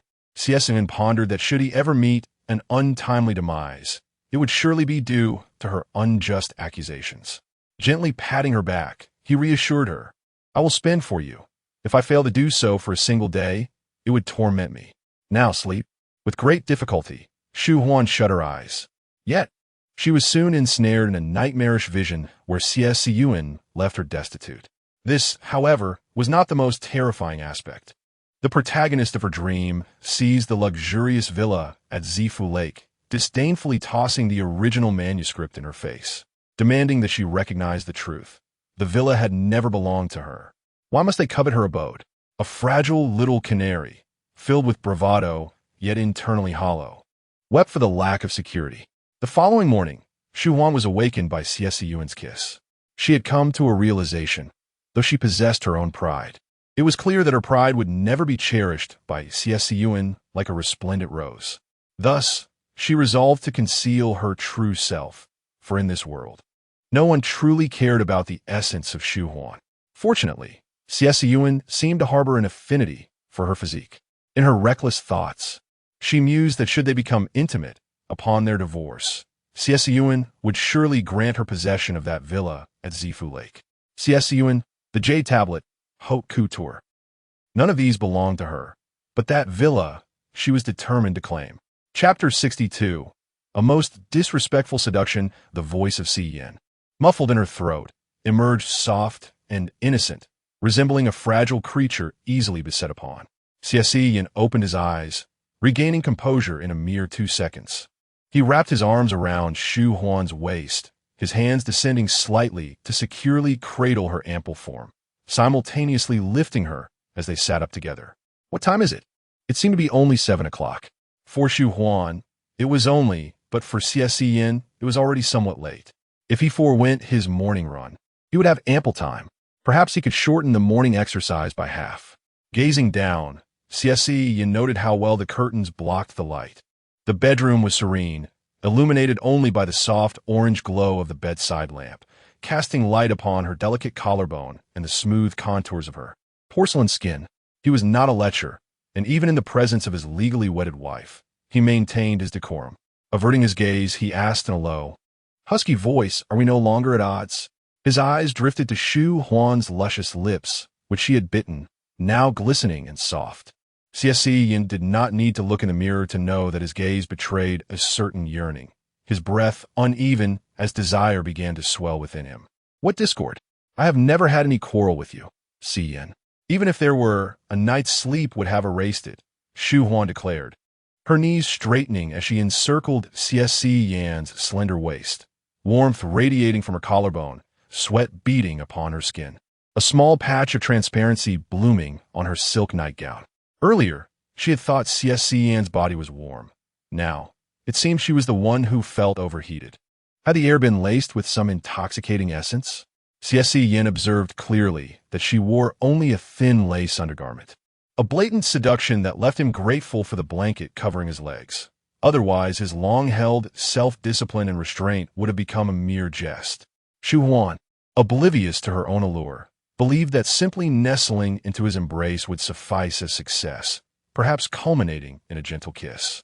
Unbeknownst to her, separated only by a layer of bedding, she was unaware of the transformations within Xie Siyan as she wrestled with her nightgown, yearning to escape the suffocating tension. The gossamer fabric, as light as a cicada's wing, was gripped tightly in her hand, and as she tugged at it, a heady fragrance enveloped Xie Siyan. He reached out to assist her, and in her astonished, panicked gaze, the delicate restraints of her attire fluttered away, pulling her into the warmth of the bed, where he held her close. The suffocating kiss was hardly pleasurable. Tears welled in Shu Huan's eyes, her anxiety manifesting physically. The enticing curve of her form trembled in his hands, and Xie Siyan loosened his grip slightly, exhibiting a calm generosity as he allowed her to quiver beneath his touch.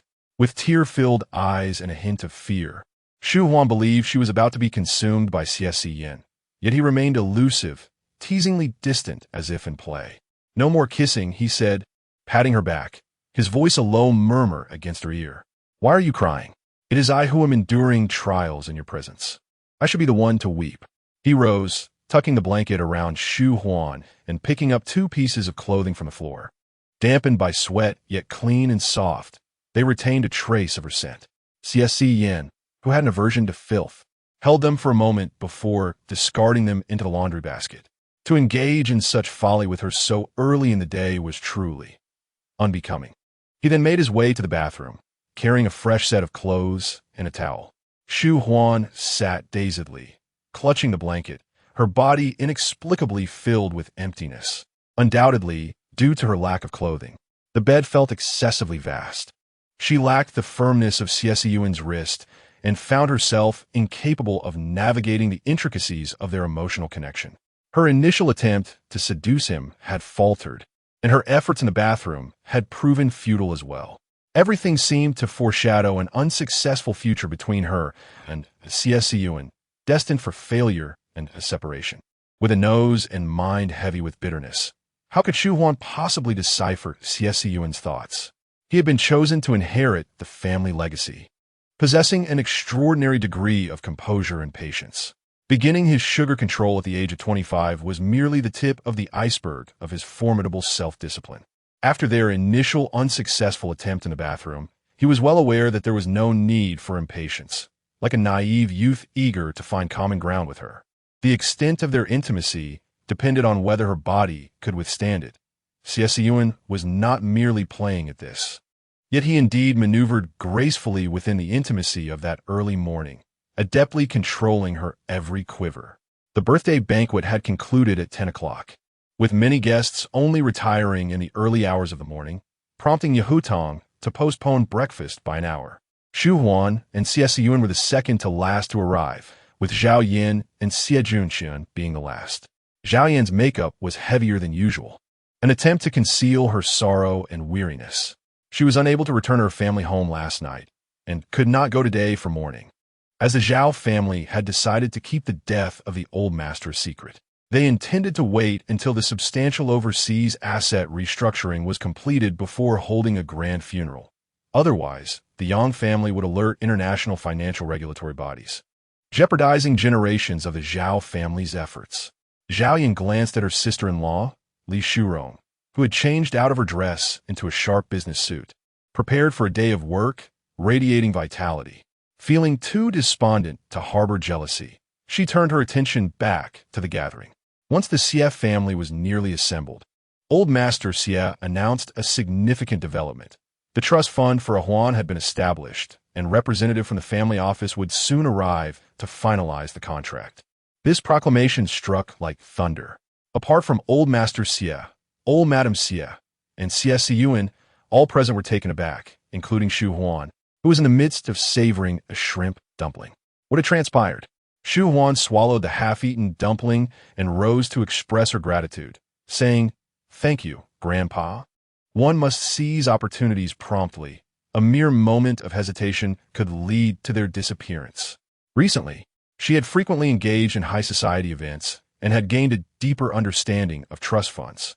In simple terms, she would receive a generous monthly stipend from the Xie family without having to work. She had a salary now. Old Madam Xie, witnessing the scene, covered her mouth with a handkerchief, finding her granddaughter-in-law utterly delightful. Xie Chunsheng and Chu Wenxi exchanged glances. Shu Huan had been married for less than a year, had not borne children, yet was to possess a trust fund. Old Master Xie was certainly favoring the eldest branch. It must be said, Old Master Xie was astute, choosing this moment to unveil such a revelation. Just yesterday, Shu Huan had aided Zhao Yin, and if the second branch of the Xie family opposed this, they would bear the unjust burden of repaying kindness with enmity. Madame Xie wore a smile that barely concealed her disdain. It had only been half a year since a Huan married in, and given her tender age, the establishment of a trust fund for her raised concerns. What if she squandered it? She is not a child anymore, spoke the elder Mrs. Xie, whose rare words commanded immediate silence. I find a Huan to be a commendable young lady. Establishing a trust fund for her at an early stage may instill a sense of responsibility. Shu Huan sprang to her feet, resembling a delicate butterfly fluttering to the elder's side, wrapping her arms around the matriarch. Thank you, Grandma. The elder patted her hand gently, encouraging her to be a good child. Overwhelmed by the expectations placed upon her by her elders, Shu Huan felt tears welling up. "I will, Grandma." Madame Xie seethed internally. Shu Huan was nothing but a cunning vixen, charming not only Xie Siyan, but now the elder as well. Returning to her seat, the misty blue straight-cut dress accentuated her graceful shoulders. She glanced at Xie Siyan, aware of his discreet support. She playfully hooked her finger around his pinky, a playful gesture reminiscent of youthful lovers. Xie Siyan remained impassive, allowing the charming little kitten to toy with his fingers. Despite her conflicting emotions, she thought to herself, let us relish the present moment. Chapter 63. My gift, dear wife. After the arrival of representatives from the family office, under the witness of Old Master Xie and Xie Siyan, Shu Huan signed numerous contracts. Copies were left at the ancestral residence, while the originals were taken back to the Yingshan mansion by Shu Huan. Uncle Rong returned ahead of her, unaware that Shu Huan had acquired a trust fund, and at that moment, she was sharing this delightful news with him. Xie Siyan leaned against the Maybach, delaying his departure to the company. As Shu Huan turned around, her gaze met Xie Siyan's. The Windsor knot at his throat appeared meticulously arranged, his demeanor calm and serious as ever. Suddenly, Xie Siyan extended a hand towards her from a distance of 2 to 3 meters, causing Shu Huan to instinctively retreat a step. She could not shake off the fear of being gripped by his cold, white wrist, the memory of his veins bulging in anger. Perhaps due to their intimate morning, Shu Huan found Xie Siyan particularly alluring. No, he was a charming rogue. The original trust fund document still clutched in her hand reminded her to remain grateful. Thus, she composed herself and took 2 steps forward to bid him farewell with a wave.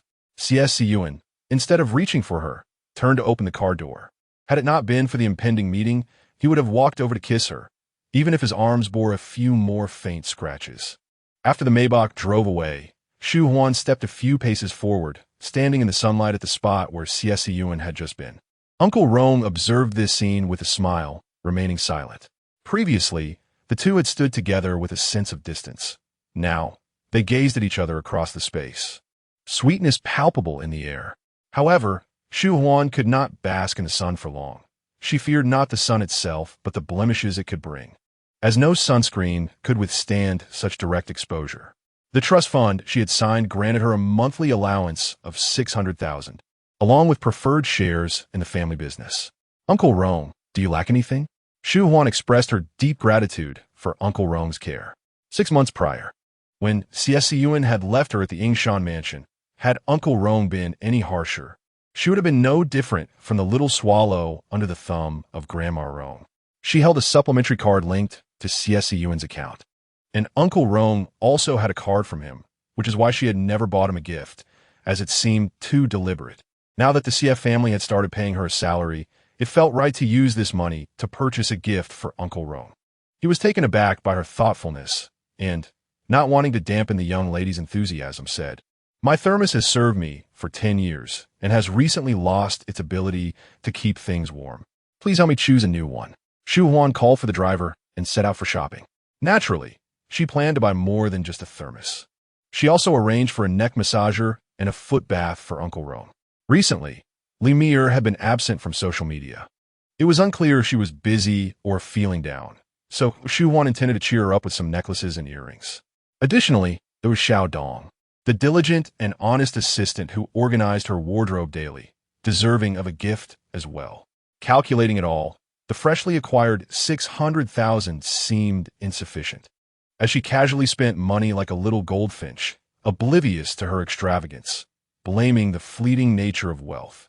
If bagged from the Ma family and the Donkey family were priced at 100 each, who would still waste money purchasing them, thus saving fortune? Shu Huan certainly did not forget about the worthy Xie Darling, but he was accustomed to luxury and would likely disdain gifts worth merely thousands. Moreover, it is unnecessary for Xie Siyan to require her to present gifts. If he desires something, he can simply reclaim it. Who possesses such extraordinary capabilities as he does? The driver, observing the young mistress through the rear-view mirror, noted her clenched teeth and evident anger.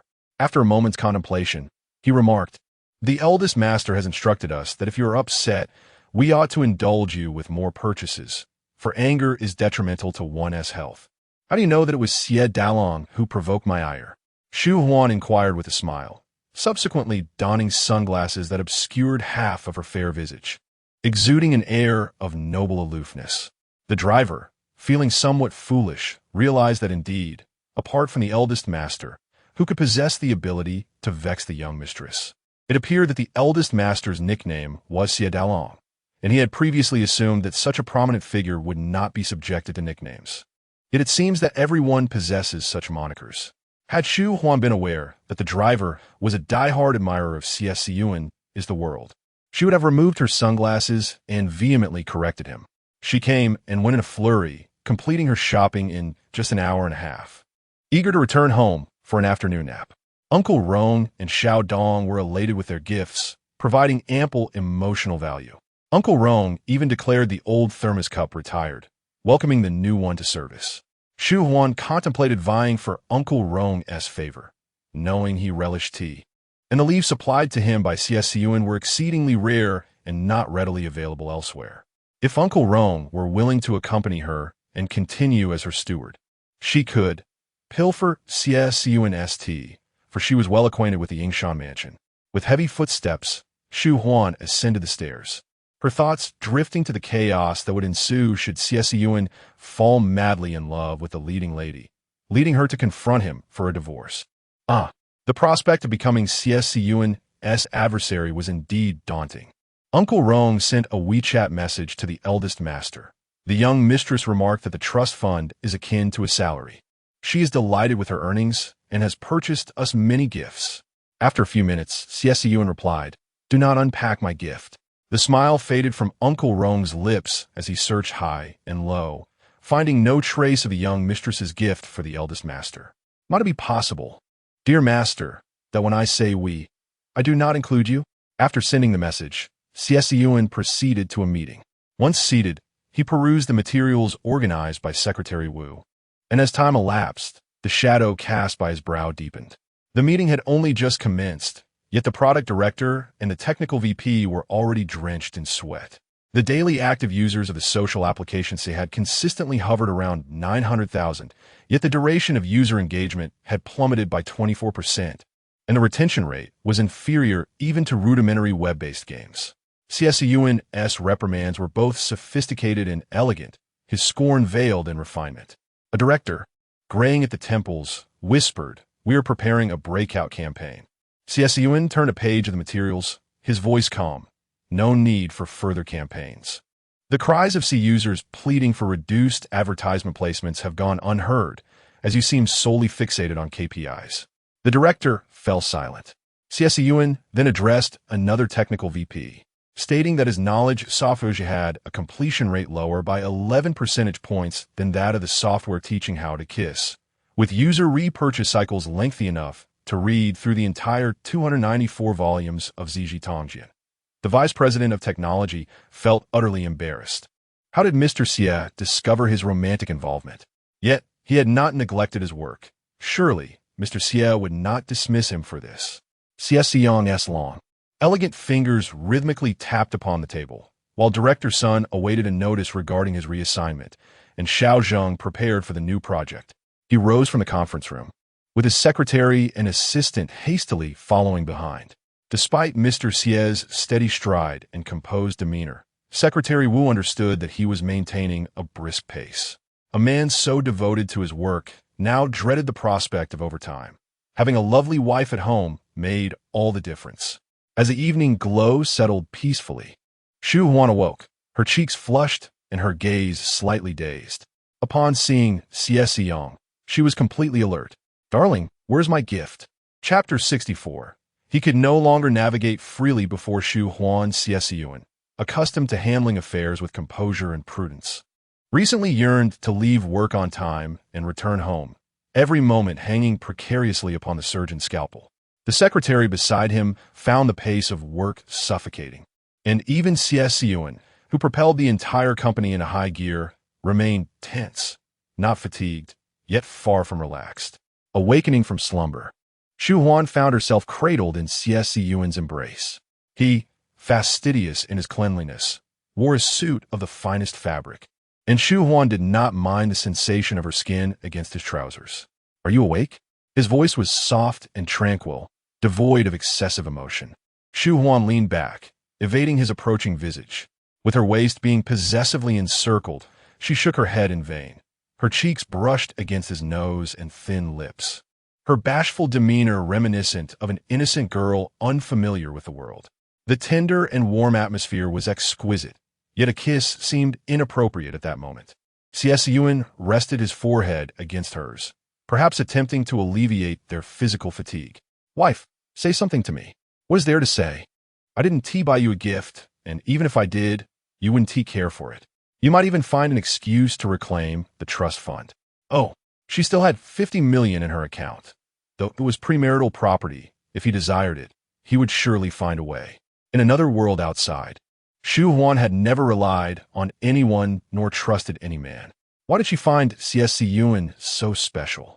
Surely, it must be his captivating, handsome visage that had shaken her resolve, making her question her belief that the most honest man is the one hanging on the wall. Xie Siyan leaned down and gently kissed Shu Huan's lips, his noble demeanor somewhat diminished as he lowered his head to engage in the kiss. He carried her a few steps, and unprepared, Shu Huan gasped. Her feet left the ground, leaving her feeling insecure. She tightly clasped his neck, her flustered eyes locking with his. "Xie darling, you lack martial virtue." Xie Siyan glanced at her, unfazed by the whimsical nickname she had given him, despite its unhealthy connotation. Shu Huan's dark eyes darted about, pretending she had said nothing. In the dimming light of the bedroom, her fair face, vivid lips, and clear eyes gradually succumbed to the twilight. Xie Siyan turned on the bedroom light, his arms still wrapped around her waist, and he leisurely inquired, "Why have I not received a gift? I only have 600,000, and that wouldn't be enough to buy you a gift. Let me save up a bit more to get you something grand." Her smile was obedient and demure, a facade she wore when dealing with outsiders. Xie Siyan lowered his head. The kiss was no longer a mere brush of lips, but a fervent embrace, his large hand securing the back of her head, forbidding her escape. In the tranquil room, the hurried sounds of their mingling breaths filled the air. All of Shu Huan's resistance was quelled, and Xie Siyan ended the kiss only when he noticed her struggling for breath. Turning away, Shu Huan covered her flushed cheeks, tears gathering at the corners of her eyes, sliding down her face. Though their kiss had been fervent, it hadn't coaxed a single tear from her. It was only during late nights that she found herself easily brought to tears. Having gazed into the mirror, she saw her weary state. Yet it did not diminish the beauty of her tears when they fell. As the online discourse suggests, there exists a chaotic yet hauntingly beautiful sense of fragmentation. Xie Siyan stood behind Shu Huan, assisting her in arranging the skirt that had slid down her waist, his palm grasping the soft silk, and inexplicably, his heart softened in tandem. Changing into another garment, they descended for dinner. Xie Siyan turned her around by gently holding her shoulders, only to behold a beautiful figure, tearfully pitiful. "Why are you crying?" he inquired, producing a handkerchief to wipe her tears, his fingertip delicately brushing her lips, his gaze deep and somber. "Are your lips injured?" he asked, urging her to open her mouth. Shu Huan found those 3 words rather irreverent. It was not her lips that were wounded, but her heart. Xie Siyan lowered his eyes, earnestly scrutinizing the place over her heart, noting the creases in the silk there. A wounded heart signifies a grave issue. With a low, magnetic voice, he elegantly tugged at the Windsor knot of her attire and discreetly questioned, "How did you sustain this injury?" Shu Huan pondered whether mentioning the Purple Mansion at this juncture was prudent, yet she had seldom encountered favorable opportunities before Xie Siyan. "That night we quarreled on the highway. If we were to divorce, would you truly reclaim the Purple Mansion?" she asked. "Is the mansion all you desire?" Her eyes brimmed with tears, the corners tinged with a rosy hue. Did Xie Siyan perceive her as greedy? Indeed, she was a woman of avarice, yearning not just for the Purple Mansion, but wishing to take everything she had acquired. Xie Siyan concealed the darkness in his eyes, cradling her face in his palm, tenderly stroking her cheek. "I despise discussing divorce, yet I uttered some misguided words that night. Please do not hold them against me. The Purple Mansion is yours. It belongs to you. Even in my most destitute state, I would not seize your property. suddenly reminded of a dream where the mansion was taken from her. Shu Huan's eyes stung, and she fought against her unease, speaking in a disordered manner. When one day you encounter a butterfly, captivated by her beauty at first sight, wholeheartedly protecting her pride, if your destined woman desires the purple mansion, would you resolutely declare, "The purple mansion is for Shu Huan"? Xie Siyan slowly gathered her into his embrace, resting his chin upon her soft hair, sighing, "BB, is it truly the purple mansion that you care about?" "Yes," Shu Huan responded without hesitation. If it were not the mansion she cherished, then what else could it be? Words may deceive, but the atmosphere speaks an unspoken truth. Xie Siyan remained silent for a long while, and for reasons unknown, he found himself at a loss in Shu Huan's presence, compelled to approach her with sincerity and reverence. "I have never favored others orchestrating my desires. Whatever I seek, be it possessions or companionship, I will strive for it myself, rather than passively awaiting fate's whim. What ensnares me is not the butterfly's beauty and pride. I yearn merely to hear the chirping of little birds." As the sound echoed, Shu Huan abruptly looked up, her gaze somewhat bewildered. He seemed to be articulating something profound, yet how did it relate to the purple mansion? Xie Siyan remained silent, forgetting that she was still young, a girl who relished the pursuit of materialism and beauty. "The Zifu villa shall be exclusively yours. Whatever you desire, I shall provide. My dear, you may indulge your cravings a little more." After dinner, Xie Siyan led Shu Huan to the study, presenting her with a stack of documents. Shu Huan's eyes shimmered with a mix of tension and anticipation, hoping it wasn't a divorce agreement. Instead, it was the commission contract signed between Xie Siyan and the Lisheng Jewelry Workshop. The exquisite ruby ring, from its blueprint to the final mold, was meticulously crafted by the workshop's esteemed artisans. Shu Huan inquired, "Is Tang Zhen an esteemed artisan?" Xie Siyan replied, "No." Shu Huan pressed on, "Then why does she claim the design of the ruby ring was her creation?" Xie Siyan remarked, "Perhaps she has lost her sanity." Shu Huan was taken aback by Xie Siyan's harsh judgment of a woman, particularly that of his former fiancée. "I wish to cease my grievances with Tang Zhen. Dwelling on a single matter is quite exhausting." Xie Siyan countered, "I shall hold on to it." Chapter 65. Wherever I go. I must share a blanket with my wife. After finishing her shower, Shu Huan lay on the bed, feeling drowsy, still contemplating whether to assist Xie Siyan. Her reluctance to confront Tang Zhen stemmed from her awareness of Tang Zhen's fate. Moreover, defeating this minor antagonist was the protagonist's responsibility. And since the heroine had only just made her entrance, Xie Siyan's eagerness to confront the minor boss would surely disrupt the subsequent narrative. Upon exiting the bathroom, Xie Siyan noticed 2 blankets on the bed. In the Xie family residence, it was customary to share a single blanket. He had almost forgotten that he and Shu Huan used to sleep separately in the Yingshan mansion. Previously, he had seen no issue with this arrangement, but now it felt different. Folding his own blanket and placing it on the sofa, he slipped into Shu Huan's cozy cocoon. Despite using the same personal care products, she emanated a distinctly alluring fragrance. As he lifted the blanket, he inadvertently inhaled her scent. Shu Huan was on the verge of slumber. Too lazy to shoo Xie Siyan away, she simply nudged him with her hips. Hearing his muffled groan, which hinted at discomfort, she smirked, feeling the warmth radiating from him, and pouted slightly. "Sleep in your own blanket," she mumbled, her words slurred with fatigue. "I'm sleeping in my wife's blanket." Xie Siyan mimicked her speech, his tone flat, yet laced with a hint of sarcasm.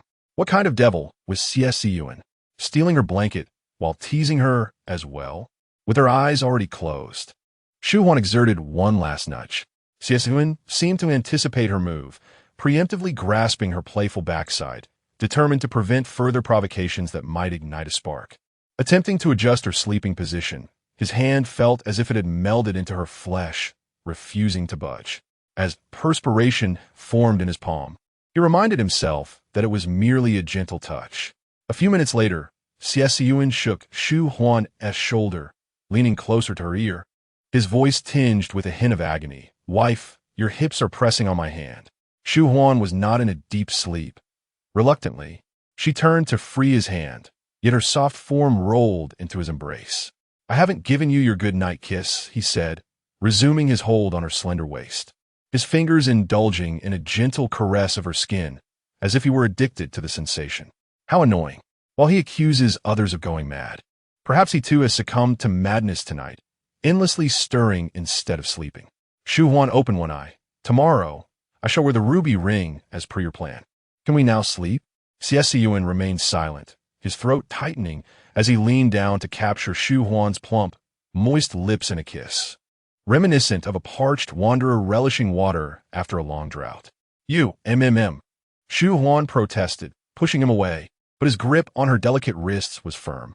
Turning her head to evade his kiss proved futile. There were countless places for him to bestow his affections, cheeks, collarbones, and more would surely bear the brunt. Resigned to her situation, Shu Huan took the initiative to kiss him, aware that if she allowed him to continue, sleep would be a distant dream. However, it soon became evident that her efforts to divert him were in vain. Xie Siyan's lips may have settled, yet his hands remained unrestrained, and there were still. My lips hurt. Shu Huan's voice trembled with emotion, her sweet tone playfully caressing his ears, exuding an air of delicate vulnerability. Xie Siyan buried his face in the soft comfort of the blanket, though it might not be the blanket's softness he craved. He inhaled deeply, as if to alleviate the insatiable longing gnawing at his very bones. After steadying his breath, he pinched her flushed little ear. "BB, aren't you tired? Hurry and sleep." When Xie Siyan met her accusing gaze, he instinctively covered her eyes, feeling a rare vulnerability as a sensual, mature man. His voice was hoarse as he thought, "I'm indeed a beast. Please do not regard me with such eyes." At 27, with a wife expecting, he felt an urgent need to control his desires, lest he face a significant problem. When had he ever been anything but noble and dignified? Yet tonight, he felt utterly unhinged, his self-deprecating voice rasping. If something truly goes awry and the media catches wind, it would be a public relations disaster. Do you know how the paparazzi would spin that? Shu Huan grasped Xie Siyan's nightshirt. A mix of dependence and annoyance reflected in her demeanor as she shook her head obediently. The air of billions appeared lethargic and unsteady, yet he was determined to confront the emergency room. Shu Huan couldn't help but chuckle, her well-formed figure causing her sleepwear to tremble with the movement, igniting a surge of blood within Xie Siyan. "You should rest first," he uttered in agitation, slipping into Cantonese as he tucked her into bed before abruptly leaving the bedroom. In the Yingshan mansion, devoid of elders and prying eyes, Xie Siyan found himself slightly relaxed, yet the respite was fleeting, leading to an uncontrollable urge. Shu Huan assumed Xie Siyan had lost his sanity for the night. Once the tranquility enveloped her, she fell asleep within moments, drifting into a deeper slumber than before, having exhausted some of her energy. The following day, Shu Huan rose at 10:30. Upon awakening, she glanced beside her, uncertain whether Xie Siyan had returned. After enjoying brunch prepared by Uncle Rong and the chef, she busied herself in the dressing room. Su Jiu and Qin Shizhu had orchestrated an intimate jewelry exhibition, nameless, held privately in a residence. At her brother-in-law's birthday celebration, Shu Huan received a handwritten, gold-embossed invitation from Su Jiu, which contained only the address and the invitee's name. Initially reluctant to attend, she reconsidered after Xie Siyan expressed his desire for her to go, wearing the ruby ring. "The gem bears no fault, yet adorned upon me. It invites guilt and ignites much idle chatter. Trust me, my dear. After tomorrow, when you wear it to socialize, no one will dare to speak ill of you." These were their exact words. Thus, she decided to trust Xie Siyan for once. Prior to her departure, Shu Huan called Su Jiu, who affectionately beckoned her. "Come along. I was worried you might not show up. It seems you have accepted me as a friend." 40 minutes later, the Bentley arrived at the villa nestled halfway up the hill. Su Jiu awaited her at the door, timing her greeting perfectly. Upon seeing Shu Huan, she embraced her, exclaiming, "Darling, your body is so soft. I have never held a woman as soft as you." Shu Huan thought to herself, has the world gone mad? Why does everyone seem to indulge in such flirtations? Su Jiu linked arms with Shu Huan as they entered. The second floor was adorned like a labyrinth of exquisite jewelry, showcasing both luxurious and antique pieces, each a marvel in its own right. Over the past 6 months, Shu Huan had broadened her horizons. A mere glance at each jewel sufficed, unlike her earlier hesitance to don even a necklace worth millions. Su Jiu presented her with a pearl brooch, a token gift, meant to be worn after the event. Just then, Qin Shizhu and Madame Fan approached, accompanied by several distinguished ladies, each adorned in understated yet elegant attire. Tasked with a mission, Shu Huan had little inclination for elaborate dressing. She opted for a simple, fitted dress. Modest yet graceful, it accentuated her voluptuous hourglass figure, radiating purity. Each observer felt an inexplicable sense of disdain directed at them by Shu Huan's mere presence, despite the absence of any prior conflict. Qin Shizhu, another host, embraced Shu Huan and exclaimed, "My dear, you are so soft." Shu Huan was rendered speechless. Madame Fan shook Shu Huan's hand, noticing the ruby ring adorning her finger. "Isn't this design by Miss Tang?" "Oh dear, I only heard from others." Qin Shizhu smiled. "Madame Fan, the birthday ring you wear and Mrs. Xie's wedding ring are crafted by the same designer." Madame Fan immediately retorted, "Impossible. My ring is not designed by Tang Jun." Qin Shizhu replied, "I am aware. Mrs. Xie's wedding ring is also not by Tang Jun, but by Mu Wansheng." Madame Fan insisted, "My ring is indeed designed by Mu Wansheng. Mrs. Xie's wedding ring, however, is not." Qin Shizhu added, "Mu Wansheng is here today as well." Chapter 66, Without Disdain. "I cannot sense you through the documents." Xie Siyan asserted that all he required was for her to don the ruby ring upon her arrival, without necessitating any additional actions on her part. His tone was languid, composed, and unwavering, as though everything lay within his dominion. Shu Huan remained silent and inactive, as tranquil as a mute beauty, allowing the situation to escalate. The original text did not contain any mention of the ruby ring, and Shu Huan was indeed curious about the secrets concealed within this jewel. At that moment, Mu Wansheng and Tang Jun approached. Mu Wansheng, a jewelry designer, was familiar with most of the esteemed ladies present, greeting each one in turn. She also exchanged a handshake with Shu Huan, her gaze lingering on the wedding ring for a brief 2 seconds. Tang Jun, with a warm smile, remarked, "Shu Huan, it has been quite a while since we last met." Despite having seen each other just yesterday, when tensions had flared, Shu Huan chose to ignore Tang Jun. Upon their first encounter at the Tailman Hotel, Shu Huan had perceived Tang Jun's smile as insincere. Now, it was clear that the facade of cordiality concealed a venomous serpent in human guise, ominous and foreboding. Shu Huan turned to Su Jiu and softly inquired, "Is there a seat available? My legs are weary, and my mouth feels parched."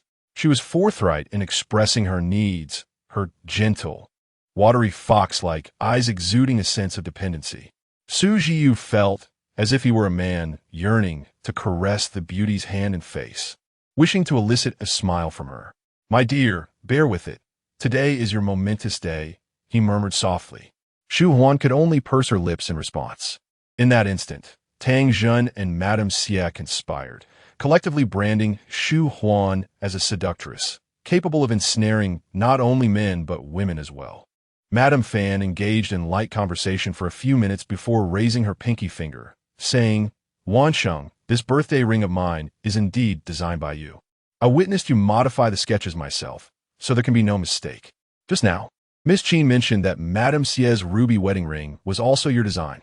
How could that possibly be? Everyone knows it was designed by Miss Tang for herself. Yet it has inadvertently found its way onto Madame Xie's hand." Shu Huan cast a glance at Madame Fan, pondering whether this woman was merely blunt or an actress hired by Xie Siyan. The fragmented whispers of gossip began to circulate, muffled yet all the more jarring. Tang Jun's smile grew more pronounced. Unable to wear the wedding ring herself, she relished the thought of Shu Huan wearing it with joy. After much contemplation, she had devised this clever ruse before returning home. If the circle were to discover that the ruby wedding ring was her design, it would be no different than having it adorn her own hand. She never forgot their shared past, nor would she permit anyone to forget the history between her and Xie Siyan. As long as Shu Huan stepped out wearing the ruby wedding ring, she would become the subject of ridicule, a consequence Tang Jun had anticipated and welcomed. The sole unexpected element was Shu Huan's resilience. despite the mockery and laughter directed at her.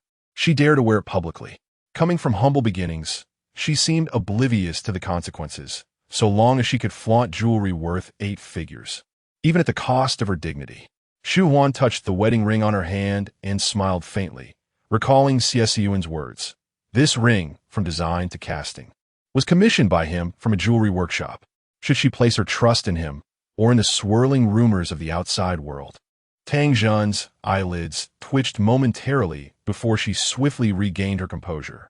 Although Mu Wanxing no longer served the Tang family's Lixing jewelry workshop, she was bound by a confidentiality agreement and dared not speak indiscriminately. As a jewelry designer who had ascended from humble beginnings, she could not afford to expose the grand deception woven by Mu Wanxing. If Mu Wanxing had possessed the courage, she would not have timidly signed a confidentiality agreement, nor would she have consented to design 20 sketches under another's name. Having spent considerable time abroad, Tang Zhen seemed oblivious to the ancient adage that fortunes can shift dramatically over the years. Mu Wanxing remarked, Madame Xie should trust your husband. The design of the ruby wedding ring you wear is indeed my creation. I have also caught wind of the gossip circulating outside. If it were truly designed by Miss Tang, why was it concealed back then, only to be revealed after Mr. Xie's marriage to claim credit? I find it perplexing why Miss Tang would act in such a manner. The straightforward Madame Fan shared her confusion, pondering whether Miss Tang had been indoctrinated during her studies abroad. Why claim credit for something that isn't yours? You used to shine brilliantly, yet now your features seem hardened.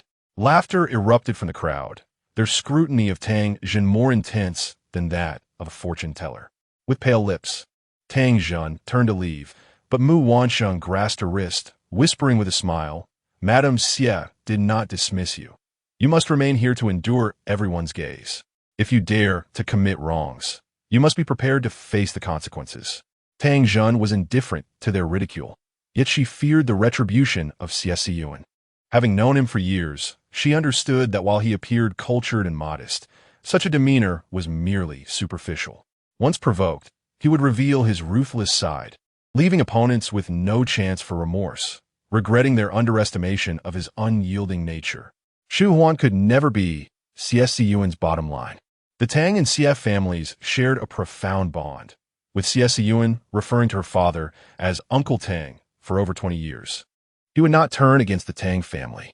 Shu Huan enjoyed tea in the lounge and sent Xie Siyan a WeChat message. Tang Zhen has brought misfortune upon herself. She was mocked today. I do not wish to thank you. This is what you ought to do. You should thank me, for I do not intend to hold this against you for a lifetime. Xie Siyan replied, Thank you, my dear. What time will it end? I will come to pick you up. Upon reading his response, Shu Huan felt a twinge of emotion. This sense of gain and loss first emerged the night Xie Siyan failed to meet her, and her body seemed to remember, evoking feelings at the mere sight of the words, pick you up. You are busy.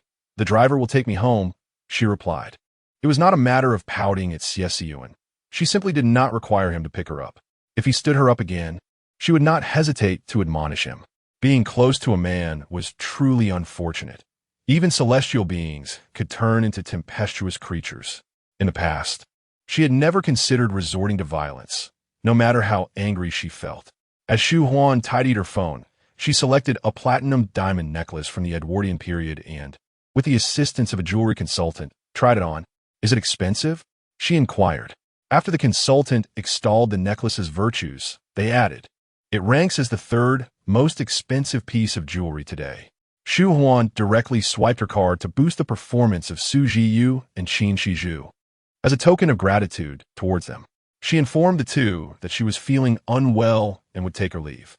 The consultant attempted to persuade her to stay, but Shu Huan, in her high heels, departed swiftly, disappearing in the blink of an eye.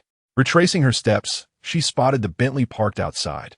Just as she was about to approach it, a Maybach obstructed her path, slowly gliding to her side. Xie Siyan lowered the car window. A hefty proposal spread across his lap, and his cold gaze seemed still ensnared in work. Get in. Was that a command directed at someone? Shu Huan's half-lowered gaze transformed from playful to obedient in an instant, signaling mischief. She swung open the door and, much to Xie Siyan's surprise, plopped down onto his lap. More precisely, her curvaceous form settled atop the supply chain optimization proposal. Xie Siyan, holding a pen between his fingers, shifted slightly, his hand hovering protectively over her rounded form. "Do not sit on the documents," he said, his demeanor calm, though his breathing had become slightly heavier. "Am I a bother?" Shu Huan inquired softly. "Not at all. I cannot perceive you through the papers," he replied, his tone articulate and refined, akin to that of a gentleman offering an explanation. Good heavens, what audacious words! The driver promptly raised the privacy divider. Chapter 67. Rising despite adversity, Shu Huan straightened her posture, attempting to extract the documents. While her rounded posterior was firmly grasped by Xie Siyan, his long, elegant fingers seemingly sinking into her flesh. "Do not rise. The documents are securely placed beneath. It is safer this way." Xie Siyan's voice was hoarse yet tender, his eyes striving to maintain composure. Why not indulge a little longer? Scandals in high society remain a perennial topic among affluent wives. While they deride Tang Jun for her self-indulgence, they regard Shu Huan with equal disdain.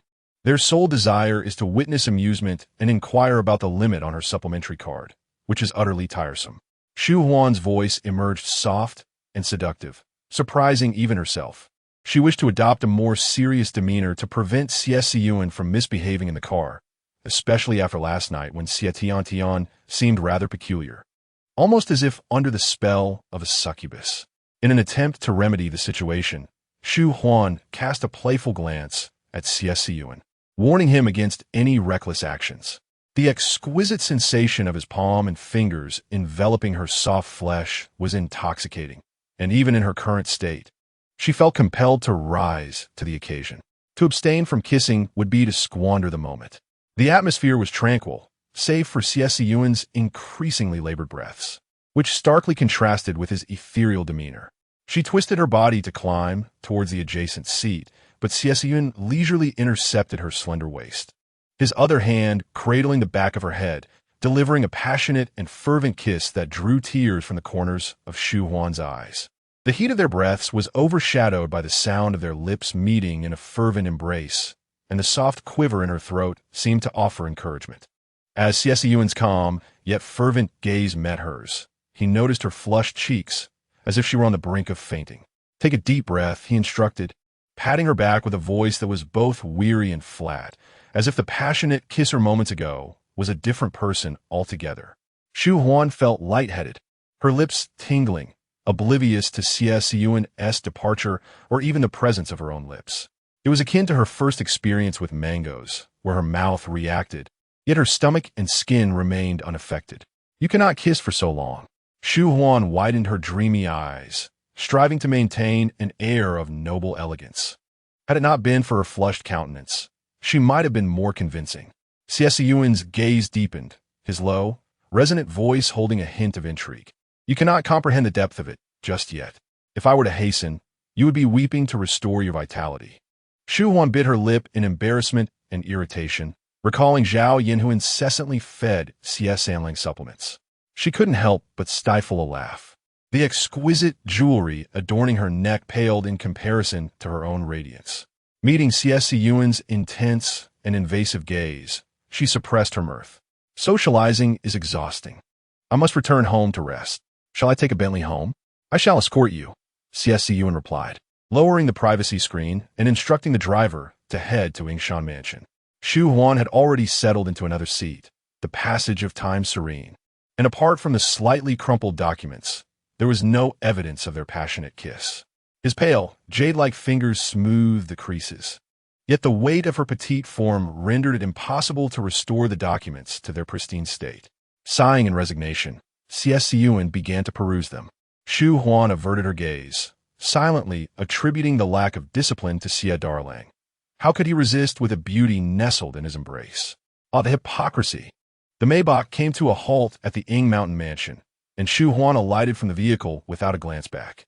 "Uncle Rome, could you kindly pour me a glass of ice water?" she requested, settling onto the sofa and freeing her neck from the necklace that had constricted it, revitalizing her appearance momentarily. Uncle Rome handed her a glass of warm water, remarking, "Madam, you returned in the eldest young master's car today." I noticed his schedule was quite packed. It seems he made time to escort you back. Shu Huan felt a pang of guilt, fearing that others might discern her indiscretions with Xie Siyan in the car. She deflected the conversation, asking, "Isn't my lipstick lovely?"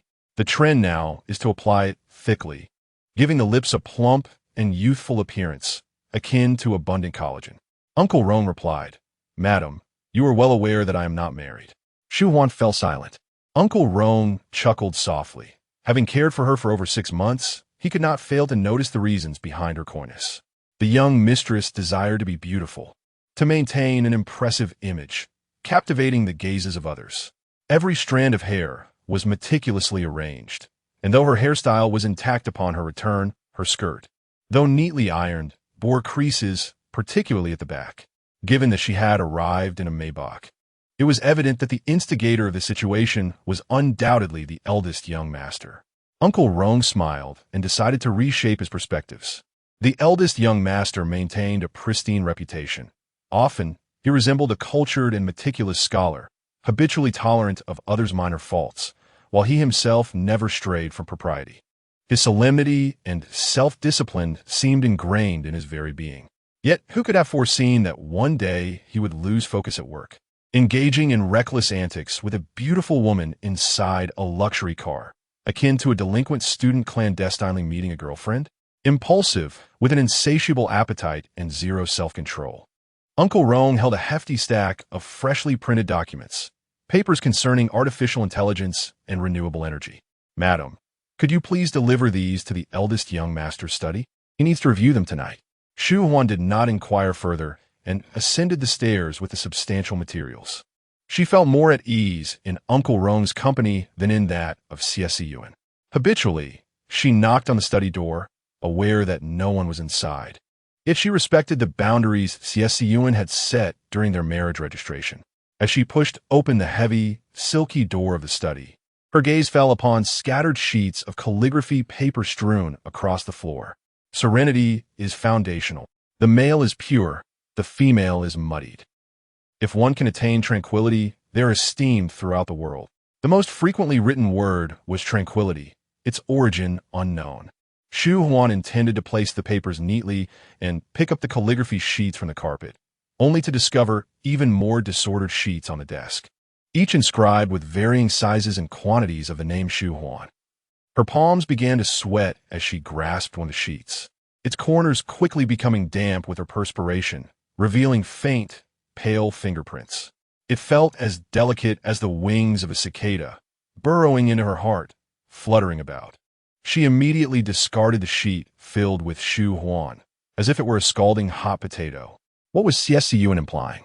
Was he determined to lead her down the path of a malicious supporting character? What had she stumbled upon? Unbeknownst to her, Xie Siyan stood at the doorway of the study, casually inquiring, his black trousers and white shirt complementing his refined demeanor, exuding an inherent allure even as he stood silently. As Shu Huan turned to see him, she felt no surprise. Instead, her eyes grew moist and her nose tingled with the urge to rub it. She trotted over, wrapping her slender arms tightly around his lean waist. Before Xie Siyan could inquire, Shu Huan softly articulated, "To be honest, I'm a little happy that you got my back today." Xie Siyan was momentarily rendered speechless, her seamless blend of arrogance and tenderness effortlessly disarraying his thoughts. "My dear," he thought, "I am merely atoning for my mistakes. You need not find joy in that. Your satisfaction leaves me uncertain of how to cherish you." Shu Huan felt her ears flush at his words, wishing to respond that simply valuing her during this time would suffice. The fair-skinned and beautiful Shu Huan, a celestial being in her own right, had no intention of entangling herself in a love triangle with Xie Siyan and the female lead. Such a notion would be a disgrace to her grace. "Why did you return so suddenly?" she asked. "I came back to retrieve my manuscript. It's needed for the meeting. I didn't mean for you to see the cluttered study. Uncle Rong will come in shortly to tidy it up, and I will escort you back to your room to rest." Perhaps she had not noticed the name on the rice paper. Xie Siyan closed his eyes, sighed, and understood that such a thing was indeed impossible. Chapter 68. Why does his wife smell so delightfully soft? The two shared an unspoken understanding. choosing not to mention the scattered papers filled with black ink in the study. Xie Siyan appeared to be preoccupied, yet he insisted on escorting Shu Huan into the bedroom, never releasing her hand, which was entwined with his. "My dear wife, your unwavering gaze upon me suggests you wish to convey something," he remarked. Were it not for those ominous sheets of paper, Shu Huan might have taken advantage of his affection, demanding more properties from him. Yet, his deep and earnest eyes compelled her to speak with substance, lest she seem frivolous. "I do not possess a calligrapher among my acquaintances. Many have penned my name, but you have crafted it with the utmost elegance," she confessed, lowering her gaze in modesty, bewildered by her own shyness. She then lifted her eyes to meet Xie Siyan's. Her gaze was exquisite, naturally imbued with myriad emotions. Just a glimpse was enough to drive one to madness. Xie Siyan released her hand, drawing her closer into his embrace. His large hand enveloping her pale cheek, and the kiss he placed by her ear was nothing short of tender. "Why do you seem so fragrant and soft?" he wondered. Had he encountered such a captivating enchantress in his youth, he might have concealed her away, even if he did not indulge in nightly revelries. Shu Huan ought to feel fortunate, having met the powerful and influential Xie Siyan during his intellectual maturity. "I practice calligraphy to cultivate tranquility and focus. Since our marriage, I have been preoccupied with orchestrating Xie's global electric charging endeavors. It has been over half a year since I last practiced, and I have had little time to return home. In the future, I shall practice regularly, and I will inscribe your name with increasing finesse." Did the big oaf regret neglecting her? Shu Huan scoffed inwardly, yet the atmosphere was too delightful for her to resist rising on her toes, playfully brushing her nose against his. "I trust you," she declared. Xie Siyan's pupils contracted slightly, and the veins on the back of his hand, resting on her waist, bulged ominously, as if they sought to escape his composed exterior. "Today's class is not a necessity," he replied. A sudden, untimely knock interrupted their moment. Uncle Roan was engaged in a phone conversation with Secretary Wu while rapping gently on the bedroom door. "Young master, have you located the manuscript? Secretary Wu is nearly frantic. A group awaits you in the conference room." Xie Siyan opened the bedroom door, responding succinctly with a non-committal hum. His tailored black suit remained impeccably sharp, though an air of somber restlessness surrounded him. Uncle Roan escorted the young master downstairs, reflecting upon the fact that the young man was approaching 30 before embarking on a rebellious phase, which seemed rather belated. Shu Huan, meanwhile, had been perusing Proust's Salzburg in its original French as a means of inducing slumber, and soon succumbed to sleep. In her dreams, a formidable black wolf relentlessly pursued her. With 2 legs, she could not outpace its 4. Ultimately, the beast caught up with her, enveloping her in its maw. It was a nightmare. Shu Huan wiped the fine beads of sweat from her forehead, startled by the fright, and was about to check the time on her phone when a video call from Li Mir came through. Upon answering, she was bombarded by Li Mir's exuberant exclamations. "Ah, Shu Zai, Shu Zai, I had to play the lead role." Shu Huan's drowsy eyes widened in astonishment. The lead character of that campus web drama? Li Mia nodded vigorously.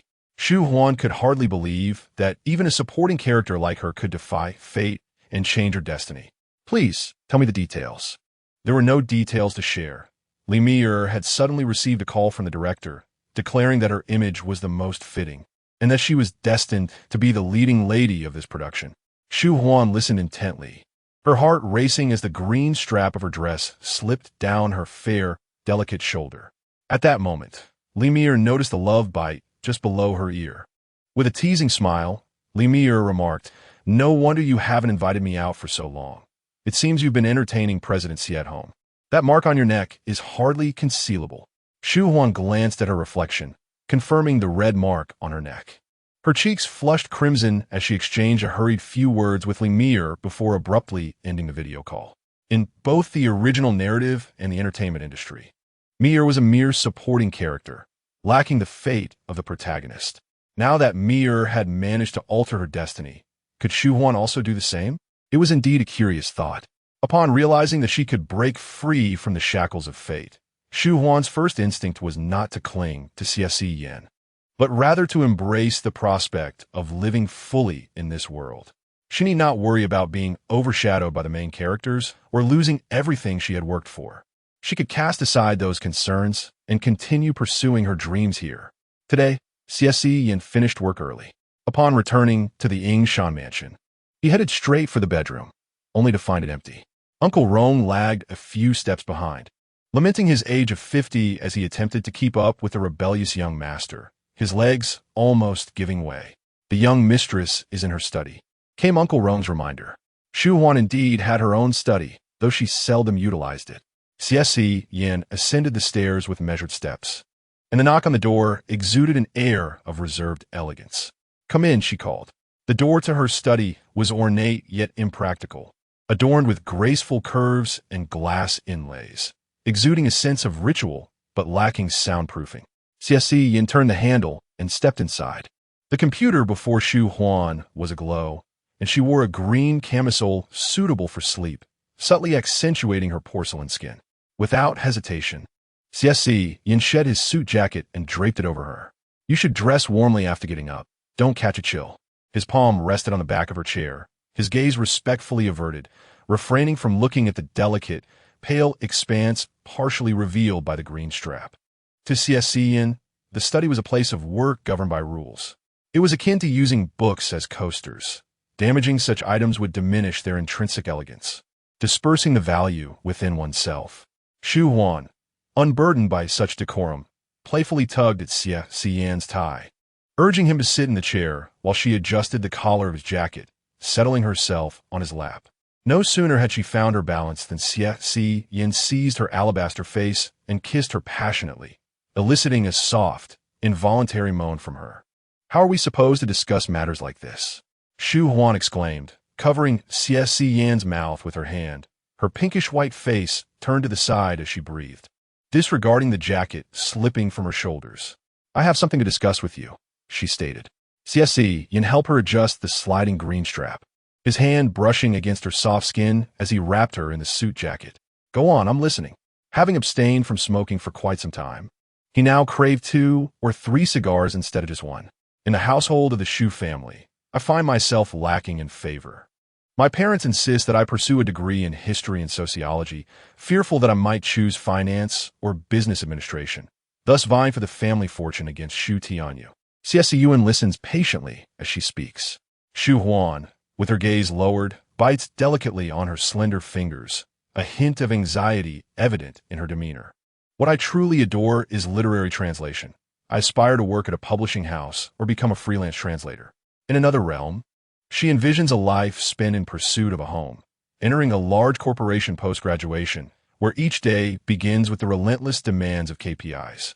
Engaged in work that does not ignite her passion, Xie Siyan, holding her fingers, notices a faint imprint left by her teeth. His voice, deep and resonant, drips with tenderness as he gently chides, "I have not forbidden you from seeking employment, yet biting your fingers is a habit befitting a child. However, after remaining at home for so long, the sudden transition to the workplace may prove jarring and could dampen your enthusiasm for job hunting. Perhaps it would be wiser for you to accompany me as an assistant for a few days, allowing you to acclimate to the professional environment." Though Shu Huan senses something amiss, she cannot quite articulate it, and under his coaxing, she reluctantly nods in agreement. Chapter 69. President Xie exerts every effort to prevent the male interloper. Career is a woman's pillar of strength. Shu Huan was filled with joy. Not only was she coaxed by Xie Siyan to be his assistant, but he also encouraged her to give it another try in the evening. The influence of the original narrative on Shu Huan had diminished significantly, yet was not entirely absent. "Is it too late? Can we not try again tomorrow?" Shu Huan, blushing, displayed a hint of innocence, believing such matters could be negotiated. In the brightly lit bathroom, her hair was jet black, her skin fair and flawless, and her soft red lips appeared inviting. Xie Siyan found it impossible to avert his gaze. He gritted his teeth, mocking himself for his impatience. After steadying his thoughts, he said, "Wife, you know I dislike forcing things. It is quite trivial and disheartening to put someone in a difficult position. I have never engaged in such behavior. We can leave it at that. You may call a halt at any moment." This intimate experience should be savored in silence. Shu Huan felt a profound shyness, her eyelashes clinging to tears at the corners of her eyes. She gave a barely perceptible nod. Half an hour later, the flushed Shu Huan exited the bathroom, resembling a startled kitten, quietly burrowing into the covers. The intoxicating blend of exhilaration and tension lingered in her body, occasionally sending shivers coursing through her. Her cheeks, still flushed from the earlier encounter, bore traces of confusion. Following the incident at the Xie family estate, this was the second time, and each time, it was Shu Huan who had called for a stop at the critical moment.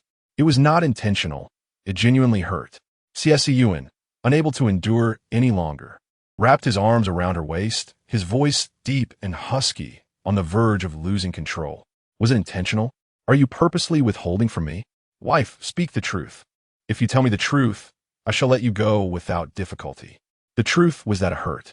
Unbeknownst to Shu Huan, if she dared to utter the word intentional, Xie Siyan would shatter the self-respect and composure he had cultivated over 27 years, employing every means to possess her. Refusing to heed her pleas of pain. After taking a cold shower to calm his emotions, Xie Siyan looked up to find that it was past midnight. Sensing Xie Siyan slip into bed, Shu Huan gravitated towards him, drawn by his warmth. She was frightened of him in the bathroom, yet now found herself relying on him. She permitted herself to make demands, yet forbade him from initiating anything. Indeed, it was a glaring double standard. Xie Siyan found it impossible to be angry. He drew her into his embrace, inhaling her faint, delicate fragrance. Suppressing his heated breaths, he kept his voice as steady as possible. Assistant Shu, accompany me out tomorrow. Shu Huan, feeling indignant, thought to herself how Xie Siyan, this fickle man, could turn his back after indulging his desires. I am not merely an assistant. Her fingers curled, and despite her blushing visage, she felt compelled to retort. Then what am I? With his eyes closed, Xie Siyan's large hand, unable to restrain itself, glided down her back, resting on the pronounced curve of her waist and hips. His long fingers, with veins of a noble hue beneath his skin, were now solely guided by desire. You are my wife. Shu Huan shifted Xie Siyan's hand away, her ears having already been thoroughly kissed by him. Before she could cover her ears, Xie Siyan, in a state of uncharacteristic restraint, repeatedly called out, wife, wife. Shu Huan, feeling flustered, covered Xie Siyan's mouth, uncontrollably yearning to share something with him. When I was young, I saw others enjoying lollipops larger than their faces, and I felt such envy, longing to rush over and take a lick. Later, I purchased a lollipop for myself. Though small, I perceived it to be the sweetest lollipop in the world. Xie Siyan, can you comprehend? The lollipop that graces my lips is the sweetest of all. Xie Siyan listened intently to her words, his gaze fixated on her lips, momentarily tempted to kiss her. His reaction slightly delayed. I understand. You are not greedy, focusing on your personal growth and the ebb and flow of fortune, which is a commendable mindset. To marry a fairy-like wife as splendid as one can afford to revel in foolish joy. Xie Siyan. Shu Huan stretched her limbs and succumbed to slumber. The following day, Xie Siyan rose early for a morning jog. While Uncle Rong prepared breakfast, he entered the bedroom to rouse Shu Huan. She playfully protested, reluctant to rise, burying her face into Xie Siyan's embrace, her nightgown failing to conceal her alabaster waist and hips. The scene defied description. She resembled a stunning beauty from outside, unwilling to part with her affluent partner, desiring material possessions while simultaneously rejecting emotional ties, embodying a beguiling and delicate allure that could provoke disdainful remarks from women. Labeling her green tea bitcher a little white-faced fox spirit, Xie Siyan cast a glance at the loosely drawn curtains. At that moment, all his prudence, meticulousness, and thoroughness were employed to shield his wife from the gaze of any potential third party. He tucked the covers snugly around her, allowing her to steal a few more moments of sleep. It was Saturday, and although he had social engagements, given the informal nature of the gathering hosted by a familiar elder, he fancied bringing Shu Huan along. If she chose not to attend, it mattered little. Wrapping Shu Huan in the covers, Xie Siyan manually tightened the curtains, ensuring not a sliver of light penetrated the bedroom. As he neared the completion of his breakfast, Shu Huan appeared nonchalantly in the dining room, seemingly oblivious to the earlier events, innocently inquiring, "Mr. Xie, when shall we depart for work?" Without needing Xie Siyan's instruction, Uncle Rong had already brought forth Shu Huan's breakfast, bird's nest porridge, shrimp dumplings, and a glass of Voss natural water. Noticing Xie Siyan's empty bowl, she felt a twinge of guilt, exclaiming, "I've already taken up so much time. I shall forego breakfast." Xie Siyan picked up his tablet to check the Hong Kong stock market and the news. Glancing at Shu Huan, he remarked casually, "Your absence for a moment is inconsequential." Seeing the time, Uncle Rong suggested, "Shall I call Mr. Tan and inform him that you are occupied and will arrive later?" Xie Siyan nodded slightly. Yet, he found it hard to focus on the news, as Shu Huan's cheeks were puffed, hastily consuming her meal in a bid to save time. "Eat slowly. It would be a significant loss for me if you were to encounter any mishap for the sake of an engagement." "We're late," Shu Huan mumbled. "They are waiting for us. A minute's wait is still a wait, just as an hour is. I could certainly arrange to meet them at another time." Shu Huan understood.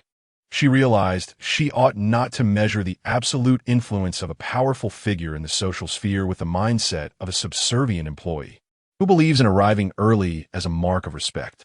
It is generally unkind to keep others waiting. After consuming another shrimp dumpling, she set down her chopsticks. "Mr. Xie, shall we set out? Where's your briefcase? Do you require my assistance in carrying it?" "There is no such item. Once in the car," Shu Huan finally asked, "What are we doing out on a Saturday?" Xie Siyan, with a subtle smile gracing his lips, earnestly reported to Assistant Shu. The market value of Yonghe Media, a subsidiary of the Xie Corporation, has been surging rapidly. The highly successful film Apocalypse Anthem, which Yonghe Media invested in, is set to produce a sequel, requiring an investment of approximately $350 million. This project has already passed the review at Yonghe Media and has been submitted to headquarters. The board will conduct an evaluation next Monday, and the director wishes to gauge my thoughts. Director Tan Yong, whom I refer to as Uncle, also attended the birthday banquet for my younger brother's wife. Xie, with articulate pronunciation and clarity, pleased Assistant Shu with his delivery. Having watched the first installment, I found a female lead to be both elegant and fierce, embodying a blend of cruelty and justice. Xiaoke portrayed her character exceptionally well. Shu Huan felt a flicker of anticipation as she pondered whether Xiaoke would reprise her role in the sequel. Xie Siyan smirked slightly, contemplating this trivial detail that hardly warranted his concern. It seemed Uncle Tan intended to cast a newcomer for the female role. Chapter 70. Is the ascetic tycoon ahead her brother? The Maybach glided deep into the park, finding its haven at the century-old mansion's long tea house, a place of seclusion and tranquility. The driver alighted and opened the door for Xie Siyan. However, Shu Huan, embodying the role of an assistant, swiftly opened the door herself. Today, she was in her element. The sound of her red-soled high heels clicking against the ground resonated as she stepped out, her ultra-thin black stockings gracefully enveloping her slender, straight legs. Above, she wore a knee-length double-breasted soft-wool blazer paired with a delicate white lace camisole. Clad entirely in attire devoid of logos, she emanated an air of elegance and competence. The four receptionists at the entrance were momentarily captivated. Was she a celebrity? She seemed somewhat different, her aura exuding a more refined elegance, reminiscent of a young heiress from an affluent family. Shu Huan considered herself quite understated, devoid of any jewelry or designer bags. With a blue folder cradled in her arm, her long, graceful legs were accentuated by her slender heels as she followed Xie Siyan at a leisurely pace. Snapping back to reality, the receptionist guided the pair to a private room. Noticing their covert glances, Shu Huan flashed a smile. Embodying the spirit of a diligent fairy descended to work among mortals. Although the long tea house forbade employees from discussing guests, the law does not hold the crowd accountable. The aura of the young lady in the tailored suit behind her was simply exquisite, surpassing even that of the glamorous woman in sunglasses ahead. Surely, the latter was a star, eliciting admiration and awe from those who witnessed their arrival. The young lady in the suit appeared regal and aloof, yet she offered a smile, a blend of grace and beauty that was simply captivating. If one were to assert that this sprawling park, covering hundreds of thousands of square meters, belonged to her family, I would not hesitate to believe it. Was the ascetic tycoon ahead her elder brother? The charming young heiress deliberately lagged behind her brother, clutching a blue folder as if to masquerade as a mere junior staff member. How delightful. Speculation about their relationship began to veer into whimsical territory. Upon entering the tea house's private room, Shu Huan braced herself to either stand or sit at the periphery. Once Xie Siyan took his seat, his pale fingers lightly tapped the table twice, beckoning her to join him. It seemed he had jested about her being his assistant, yet she had taken it to heart, standing there in a daze like a lost child. Taking her seat, Shu Huan clutched the blue folder, which, unbeknownst to her, contained encrypted documents intended solely for Xie Siyan's perusal. Finding it amusing, he adopted a demeanor of indulgence toward his playful little wife, leaving no room for others to speculate. The antique private room could comfortably accommodate over 10 people, yet today it was reserved for 5 distinguished guests. The young master of the long tea house personally attended to them, engaging in the delicate tasks of brewing and serving tea. As Shu Huan entered the private room, she spotted Jing Yueying, the radiant protagonist from the original narrative. She had anticipated feeling a whirlwind of emotions, yet she was unexpectedly calm. It seemed that Mi Er had seized the opportunity to step into the role of the campus drama's lead, a part evidently dismissed by Jing Yueying as beneath her. Shu Huan felt quite pleased. The campus web drama became a sensation, and after its release, both the leading actors and the director-writer experienced a rise in their careers. This time, Mi Er was also poised for a similar ascent. Even if Shu Huan had foreseen all of this, she would have encouraged Mi Er to pursue roles that Jing Yueying deemed unworthy. Neglecting opportunities would be foolish. Opposite Shu Huan sat Tan Yongxian, the director of Apocalypse Anthem. At 50, he was not only a highly regarded director in the industry, but also the production director of Yonga Media. Next to Jing Yueying was Zhang Feng, the general manager of Wanxi Media. Her management contract was with them, making Zhang her superior. Ideally, her agent should have accompanied Jing Yueying to the social gathering. But even the most esteemed agents would find it challenging to reach the significance of this event. Zhang Feng personally attended, hoping to make an impression on the heir of the Xie family, while recognizing Jing Yueying as a potential asset. The leading lady from home sought independence, yet wished to avoid exorbitant breach fees. Conflict was inevitable, either this year or the next. Those within and outside the industry relished such disputes, and Zhang Feng was no exception. However, he needed to meet the company's KPIs, and Jing Yueying was his next lucrative opportunity.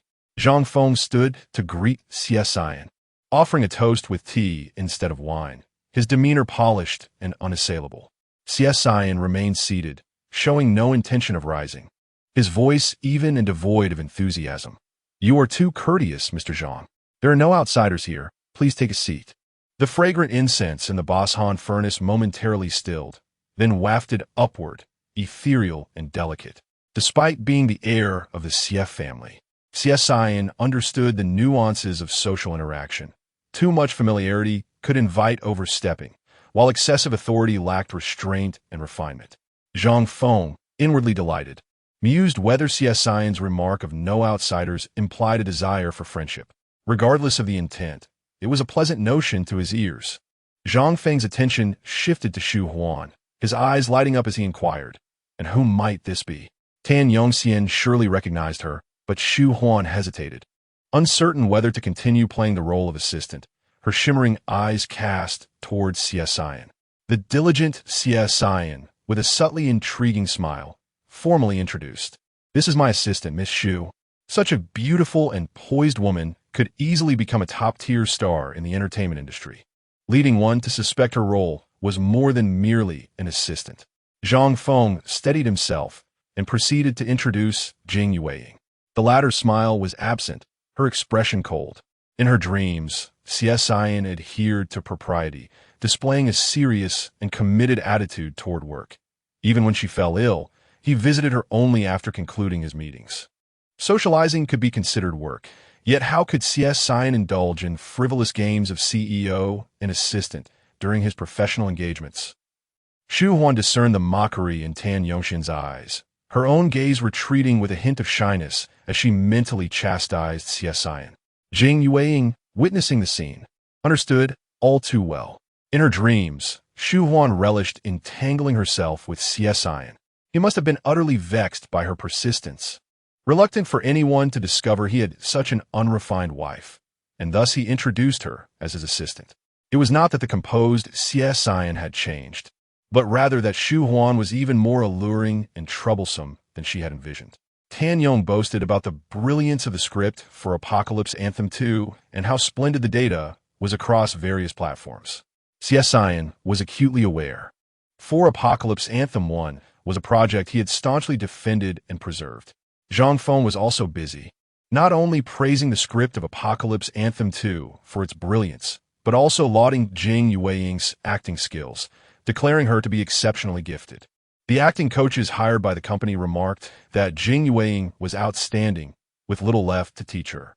At this juncture, Shu Huan felt powerless to alter anything.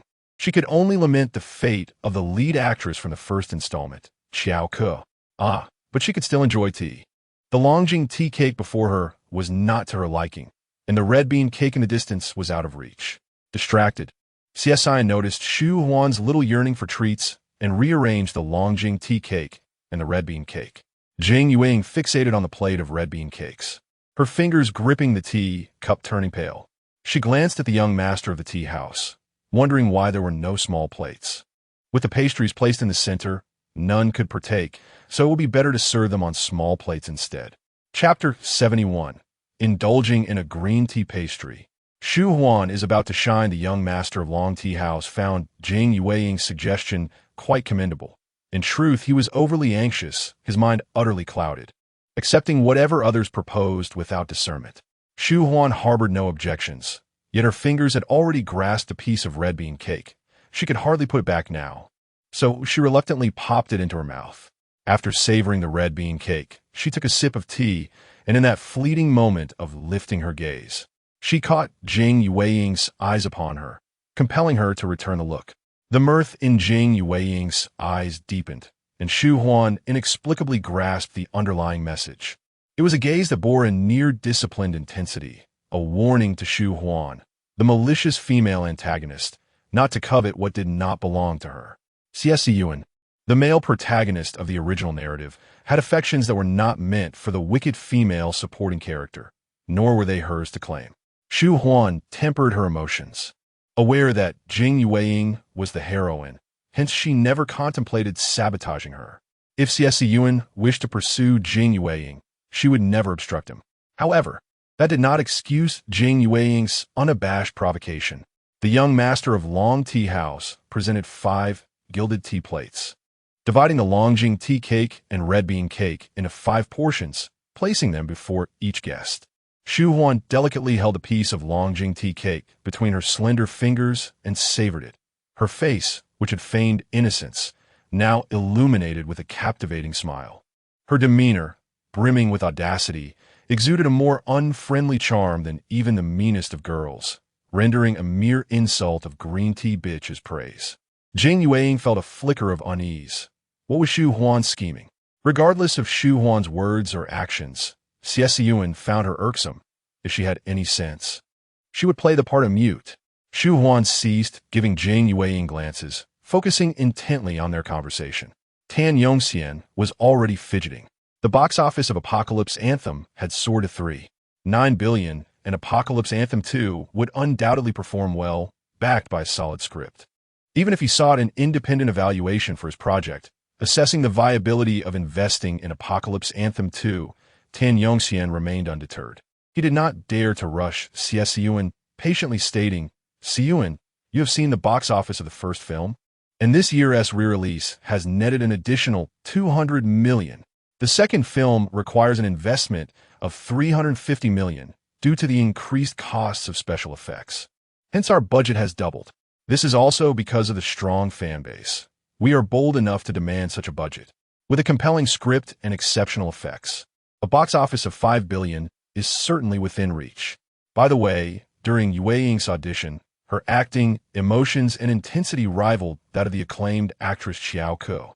I compiled her audition footage and shared it with over a dozen producers and filmmakers, all of whom provided positive feedback.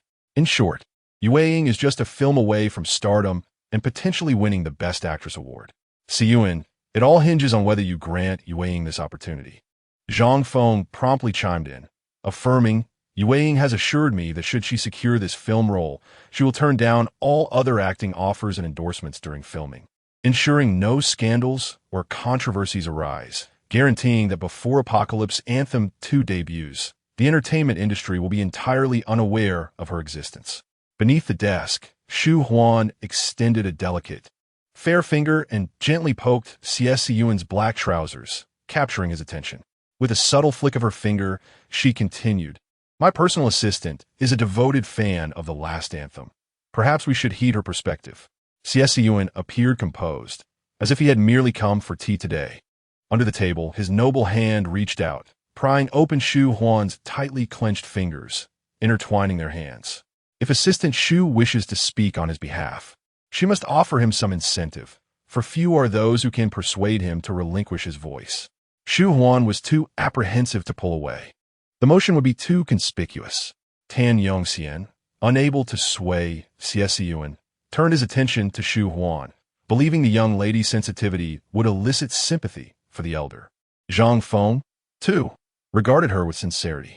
A smile danced on Shu Huan's lips as she spoke slowly. I eagerly anticipate the last anthem too, and have faith in Director Tan's capabilities. I trust that Mr. Zhang's judgment is equally sound. Upon hearing her words, the two middle-aged men felt reassured. Zhang Feng even pondered whether this stunning and graceful assistant might be Xie Siyan's romantic interest. He refrained from entertaining the notion of her being Xie Siyan's wife, as the rumor suggested that Mr. Xie's spouse was rather dark and slender, perhaps one day to be cast aside. Jing Yuing exhaled in relief.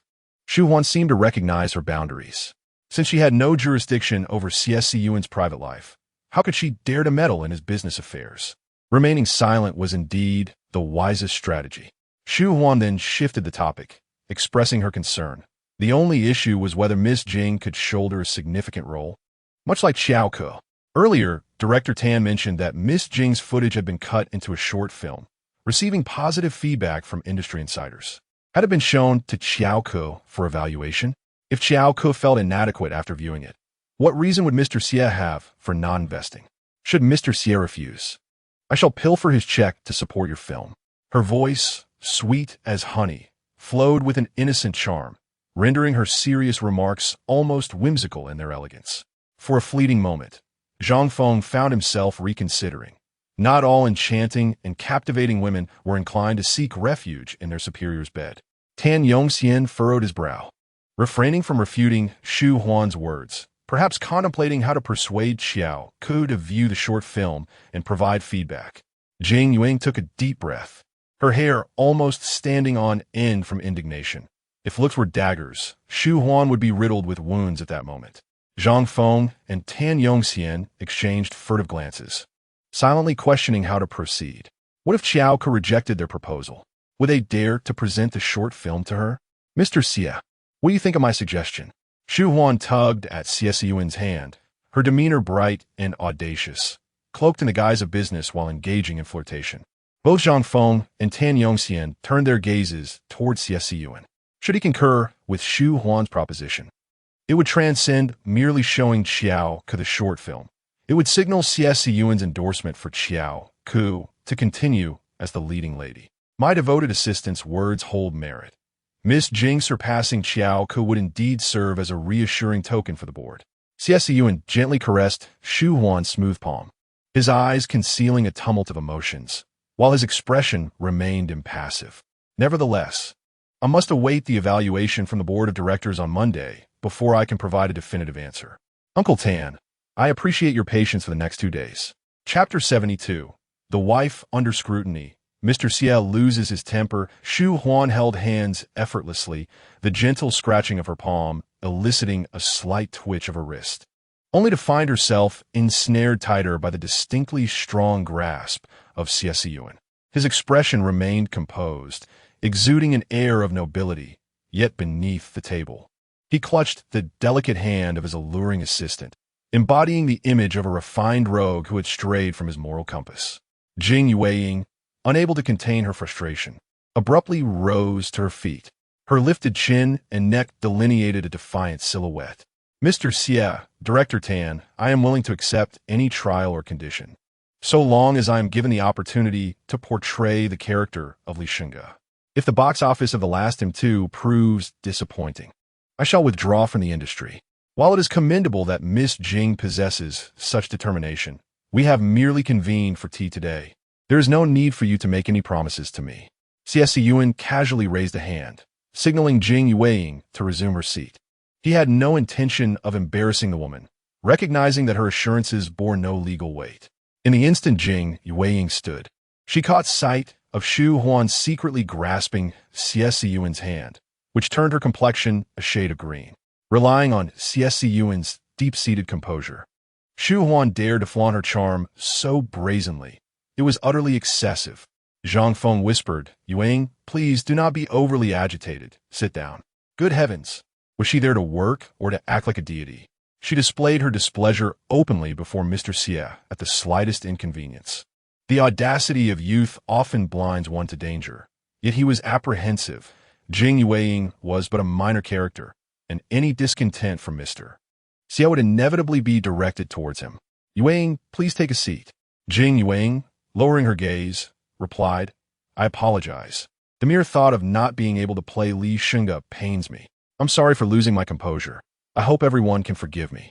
As she settled back down, the table and teacups resonated with a sound, and the toppled teacup sent a fountain of liquid surging toward Shu Huan. Shu Huan deftly dodged, her suit jacket unscathed, yet the stockings on her knee became dampened by the tea. The young master of the tea house promptly retrieved a towel, offering it to Shu Huan to wipe her attire. Jing Yueying, her eyes filled with panic and innocence, stammered, "I didn't mean to. I'm so sorry, Assistant Shu." Shu Huan perceived her performance to be lacking. "Where's the restroom? I need to take care of this." The young master of the tea house quickly escorted her. Jing Yueying again extended her apologies to Xie Siyan. His gaze remained indifferent, revealing no reaction, leaving her uncertain whether he was displeased or simply indifferent to Shu Huan's every action. "Perhaps I should assist Assistant Shu. After all, this incident was instigated by me."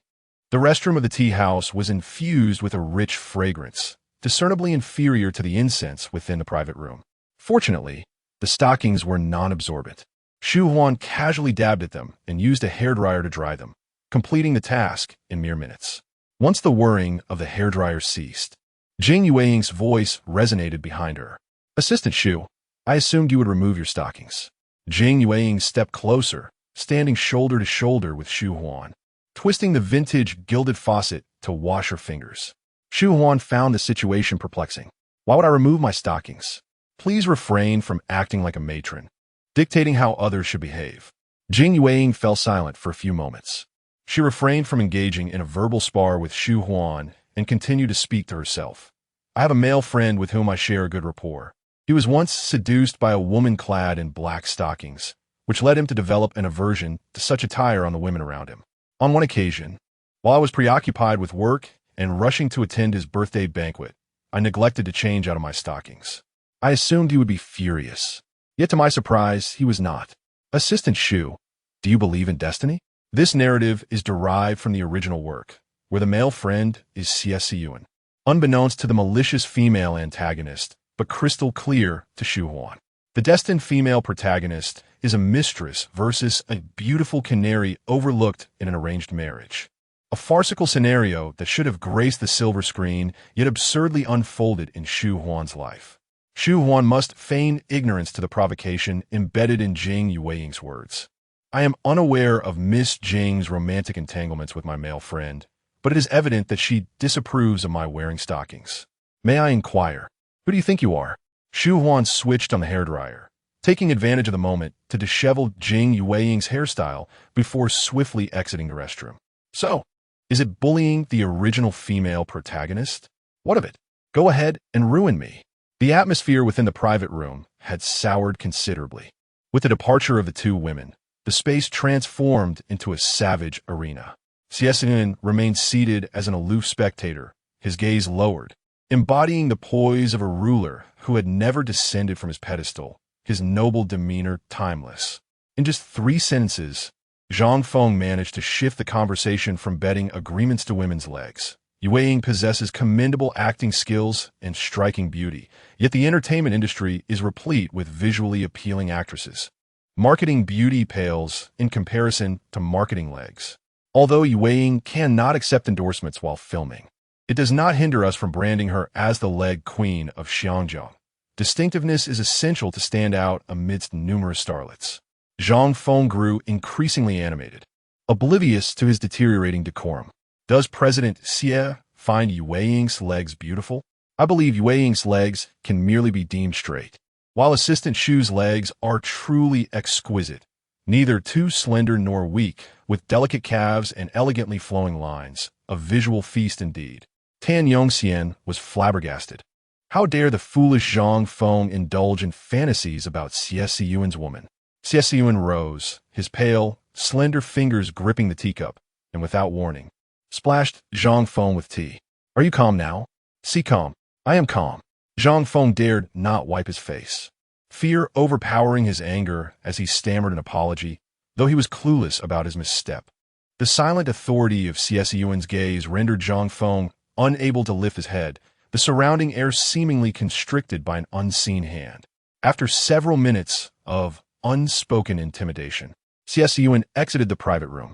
Zhang Feng collapsed onto his chair, unsure whether the liquid on his face was tea or cold sweat. Is it forbidden to praise the 2 beautiful ladies? Why is President Xie so enraged? Tan Yongxian, filled with sympathy yet exasperation, remarked, "Do you think a beauty with such grace and allure is merely an ordinary assistant? She is no other than Shu Huan, the wife of Xie Siyan, the esteemed lady of the Xie family." Zhang Feng, with a morose expression, lamented, "Why didn't you mention this sooner?" Tan Yong first lit a cigarette, his demeanor indifferent as he remarked, "How was I to know she was posing as an assistant?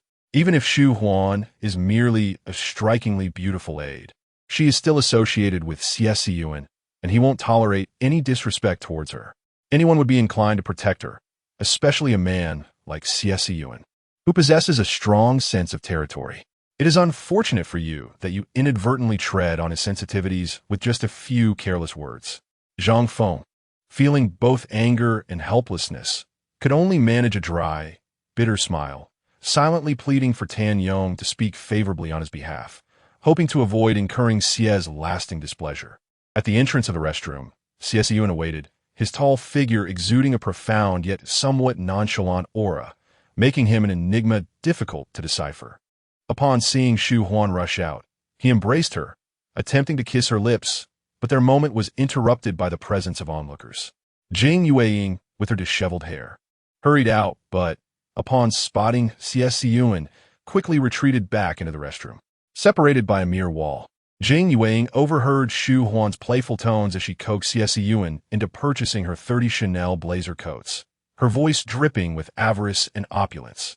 Although Jing Yue Ying did not hear Xie Siyan's reply, she could easily infer his disdain for Shu Huan. Xie Siyan had remained single for 27 years. His lack of romantic entanglements, stemming from the realization that women drawn to him were primarily captivated by his wealth. Had he been amenable to gold diggers, he would likely have had enough girlfriends to form 2 football teams. No wonder the Shu Huan of his dreams ended up leaving him with nothing. It turns out she was indeed a materialistic woman. Shu Huan's presence would only deepen Xie Siyan's aversion, a realization that lightened Jing Yue Ying's mood considerably. Xie Siyan's voice faded into whispers as he pressed his lips against Shu Huan's, embracing her as they departed from the long cha shi. His demeanor now starkly contrasting the serene elegance he once possessed, revealing a man decidedly indulgent and unstable. Chapter 73. Not every temptation can be resisted. The charming hostess at the tea house smiled with a hint of intrigue as she watched the aloof gentleman and the beautiful young lady depart, immediately gossiping with her colleague. It seemed like a genuine affair. Inside the Maybach, a private screen rose. Xie Siyan tugged at the Windsor knot of his tie with a nonchalant demeanor, his emotions unperturbed, his lips pressed together as if provoked by some unseen force. Shu Huan hesitated, thinking better of asking. What if he unleashed his frustration upon her?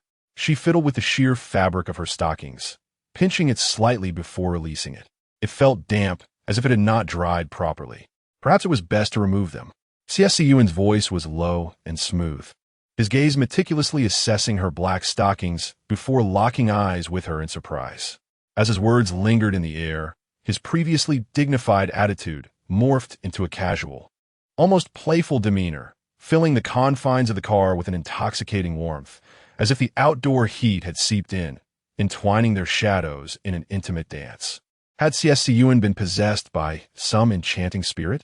I feel fine, Shu Huan replied, her ears flushed and tingling, resisting the urge to rub them. Her fair cheeks feigning calmness. No need to force yourself in my presence, Xie Siyan remarked casually, picking up a document. He wiped away the tea stains on the outside of her stockings and inquired, "Are your legs dirty?" At his inquiry, Shu Huan became acutely aware of a sticky sensation on her legs. It had dawned on her that Xie Siyan might indeed have transformed into a beguiling demon. She did not remove her stockings, but instead slid them down to her calves, meticulously inspecting her knees for any redness or stains. Unbeknownst to her, this scene was a blatant provocation in the eyes of others. The smooth, pale flesh of her thighs pressed against the car seat, the black stockings sliding down to reveal her elegantly rounded and rosy knees, her toes delicately gripping the brink of her stiletto heels, the soles glimmering with a seductive crimson, all of which captivated Xie Siyan's gaze. His hands, gripping the serious report, betrayed the tension of his body, as this vehicle was solely for transportation and work, not for indulging in the charms of a beautiful assistant. With a sharp snap, Xie Siyan closed the document, helped Shu Huan adjust her stockings, lowered the privacy screen, and instructed the driver to stop and purchase 3 pineapple buns. The driver complied, but, unfortunately, parked in the wrong location, with no bakery in sight. Unable to defy the young master's orders, the driver could only search as he walked, inadvertently straying from the street. Just as Shu Huan was about to suggest, "Uncle Rong can make pineapple buns," her words were cut short as Xie Siyan swept her into his embrace. "My dear, I am a normal, healthy man in my prime. I cannot resist your temptations every time, and I too have my moments of weakness. I apologize, but I must kiss you again." As Shu Huan gazed up at him, bewildered and innocent, Xie Siyan, with a commanding grip on the back of her head, captured her lips, their heated breaths intertwining, more fervent than the summer air outside. He felt compelled to savor her sweetness, to feel her flesh beneath his teeth, relishing in the delight it brought him.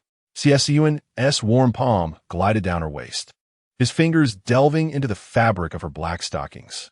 With restrained fingers, she delicately caressed her alabaster thighs, resisting the temptation to pull her stockings down past her knees. This act, seemingly indulgent, was in truth a testament to her self-control. Only a small patch of her skin was touched, yet Shu Huan felt an intense heat enveloping her entire being. She yearned to break free from Xie Siyan's grasp, but found herself unable to resist nudging his warm, calloused palm with her knee, craving more. All of this was instinctual. Shu Huan was wholly unaware of her actions. Sensing her teasing and compliance, Xie Siyan's heart contracted momentarily. Instead of feeling fulfilled, he found himself engulfed in an even deeper emptiness. His kisses grew more profound and insatiable, as if he had forgotten their surroundings. The car, the world outside, sweat dampening his shirt, was of no consequence. Shu Huan felt detached from herself, her body suffused with Xie Siyan's essence. Initially still possessing the strength to push against him, but now rendered limp in his embrace, surrendering entirely to his whims. Suddenly, the car door opened and closed. Shu Huan blinked her misty, dazed eyes open. Someone had entered. Panic surged within her, yet her body felt heavy and unresponsive. Gripping the hem of Xie Siyan's shirt tightly, her heart raced like a drum. In the fervor of their kiss, she had somehow managed to pull his shirt from his trousers, rendering it a crumpled mess, leaving her feeling apologetic.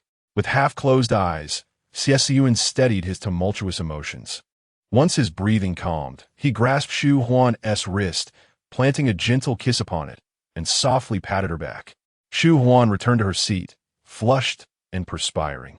Yet her attire remained intact, her stockings obediently clinging to her legs. Had they truly shared a passionate kiss? She glanced at Xie Siyan's crumpled white shirt, her eyes reflecting a shy embarrassment as they traced the suggestive creases upward to meet his calm, composed gaze, which bore no hint of their earlier intimacy. He had permitted himself a fleeting indulgence, but had no intention of wallowing in it. Xie Siyan straightened his shirt and lowered the privacy screen, succinctly instructing Drive. His voice, low and satisfied, sent a shiver through her heart. The driver, seemingly oblivious, steered them back to Shan Mansion. Shu Huan turned her head away from Xie Siyan, deliberately establishing a boundary. Xie Siyan smirked slightly, recognizing that it was rather too late for such demarcations. After all, kissing was an endeavor he could not undertake alone. "Assistant Shu," he called, eliciting a soft, obedient response from her. Noticing the peculiarity in his address, Shu Huan turned, her sparkling eyes glaring at the suave rogue. Xie Siyan's eyes darkened as he steadied his breath. Adopting the demeanor of an erudite professor, he stated with utmost seriousness, "Wife, do not look at me like that, or I may wish to ascend the privacy screen." The driver stiffened, having recently heard Uncle Rong mention that the young master was experiencing a rebellious phase. He had not comprehended the meaning until now. It was clear, indeed, a rebellious phase had arrived, and it was quite extravagant. Upon returning to Shan Mansion, Uncle Rong informed them that Zhao Xiaochuan, the young master of the Zhao family, intended to visit in the afternoon. Shu Huan was indifferent to the arrival time of Zhao Xiaochuan. All she longed for was a return to the bathroom for a soothing soak. Xie Siyan held her hand, his callous thumb gently massaging her fingers. Strangely, Shu Huan perceived a hint of reluctance in his eyes. Biting her soft lip, she obediently sat next to Xie Siyan on the sofa, listening to Uncle Rong discuss matters at hand. Her attire was relatively tidy, unafraid of Uncle Rong discerning any clues. Her gaze fell upon the delicate black stockings clinging to her legs, fragile enough that a mere tug from the girl could rend them asunder.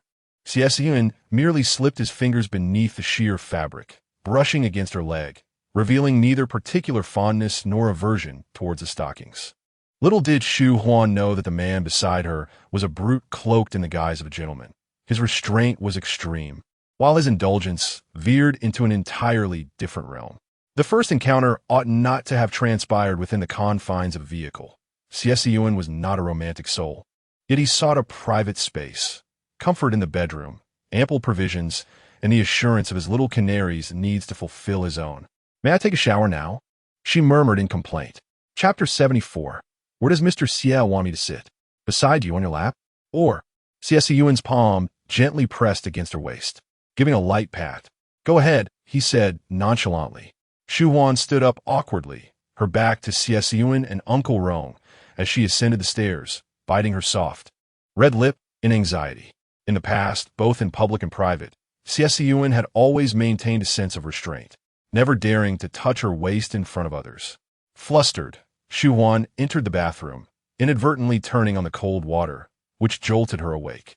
The situation had progressed to this point. Retreat was no longer an option, nor could she demand affection from Xie Siyan. She would just have to endure. After all, this phase was not temporary.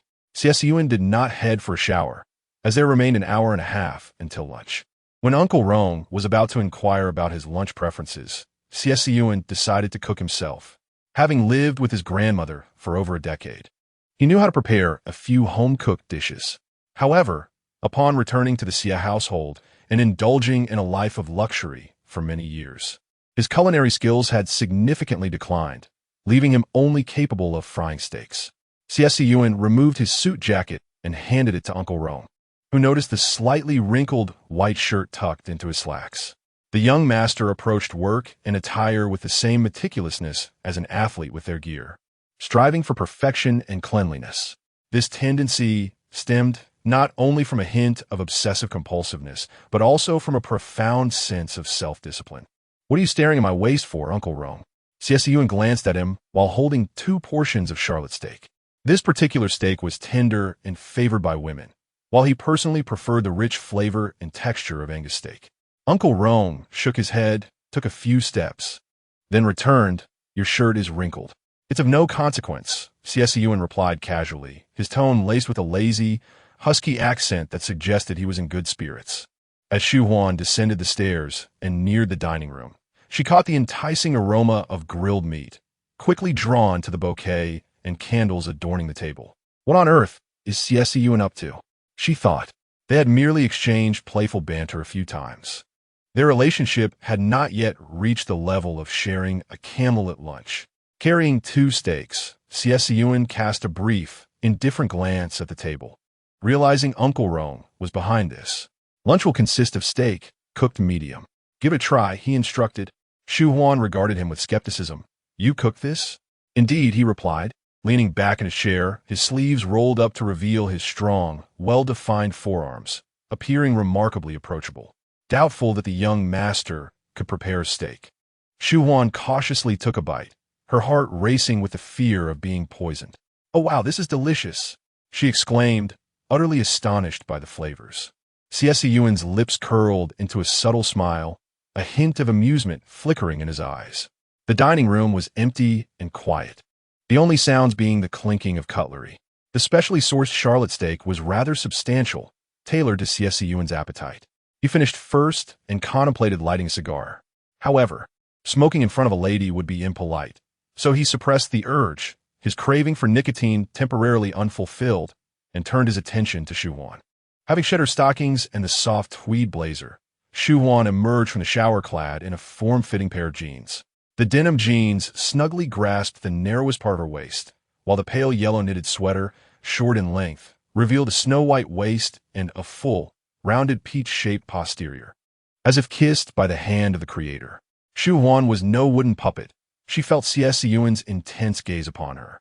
Her toes, clad in little white shoes, barely touched the ground as she shot him a reproachful glance, flustered and embarrassed.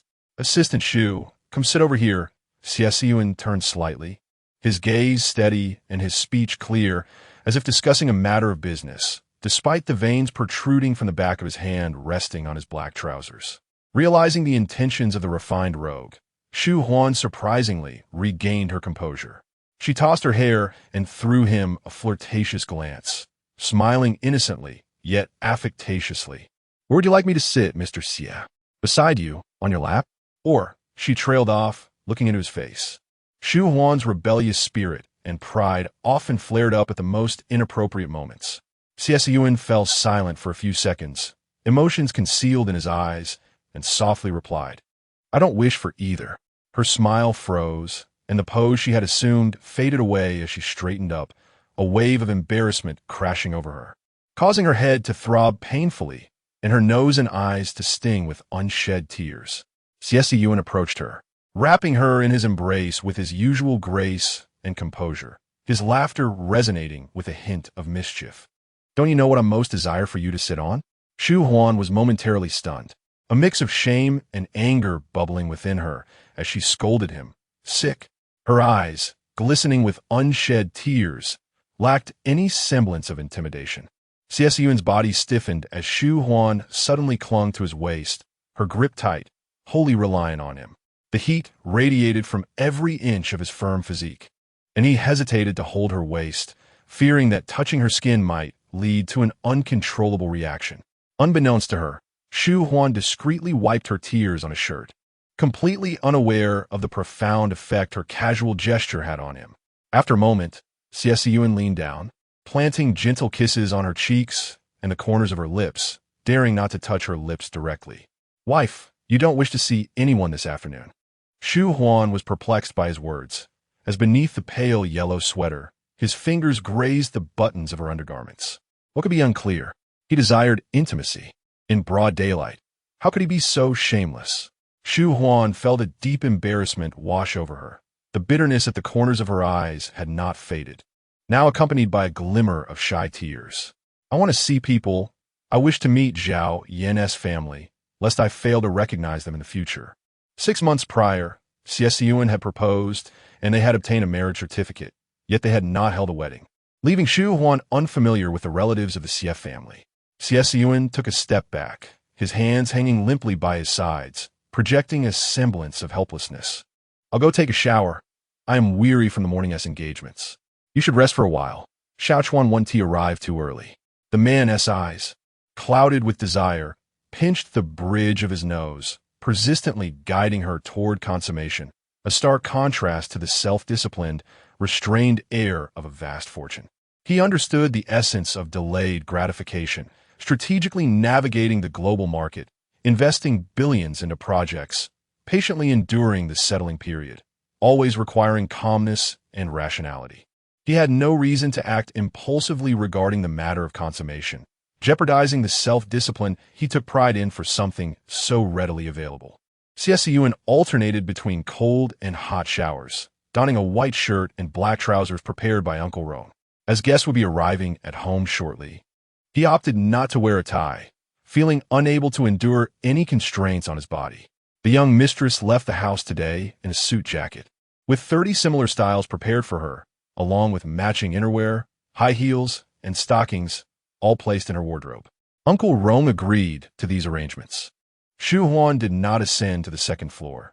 Instead, she stood outdoors, allowing the breeze to caress her, her eyes reflecting the stirrings of spring, while her earlobes, tinged crimson, gradually returned to normalcy.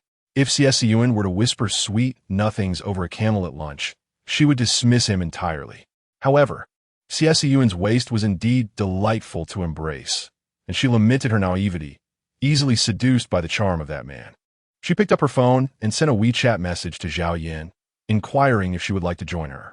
Zhao Yin replied promptly, "I have not been feeling well lately, and Haven T ventured out for a long time.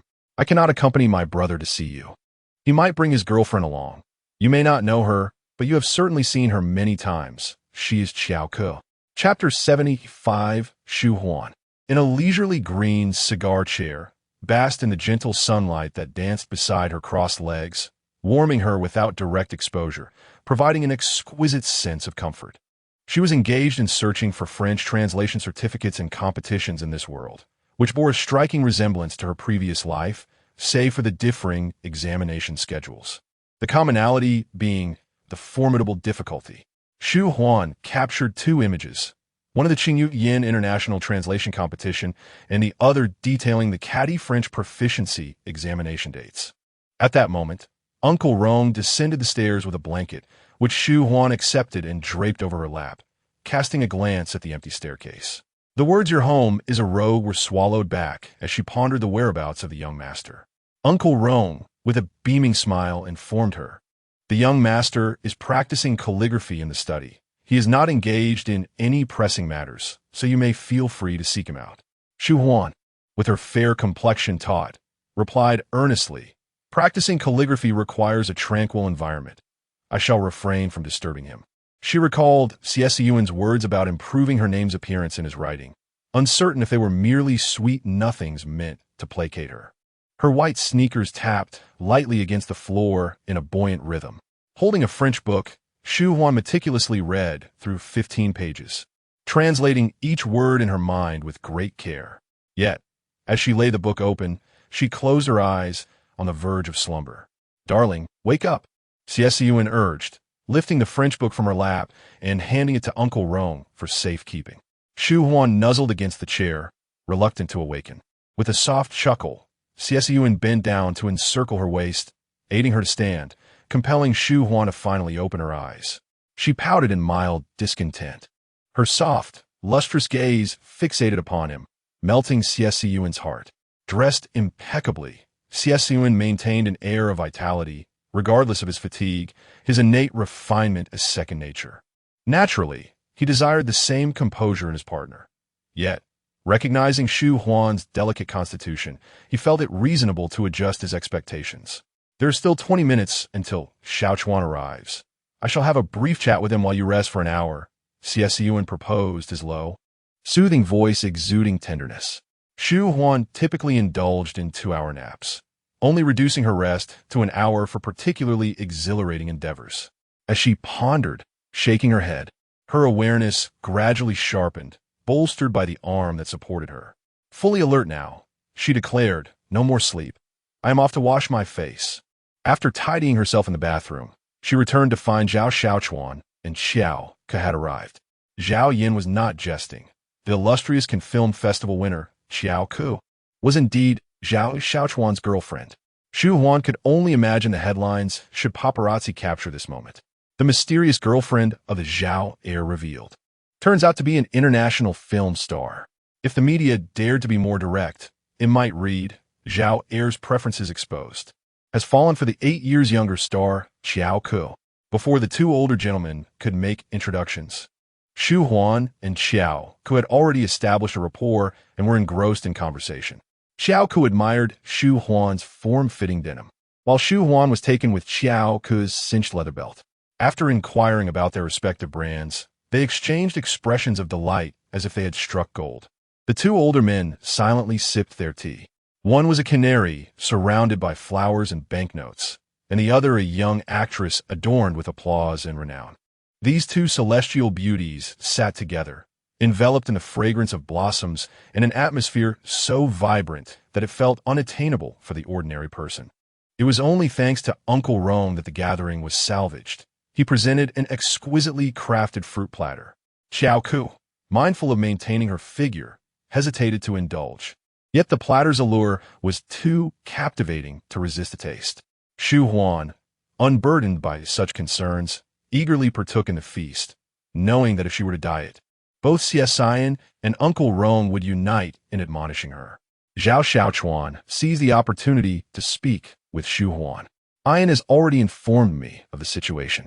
Your assistance to Ian is a boon to the Zhao family.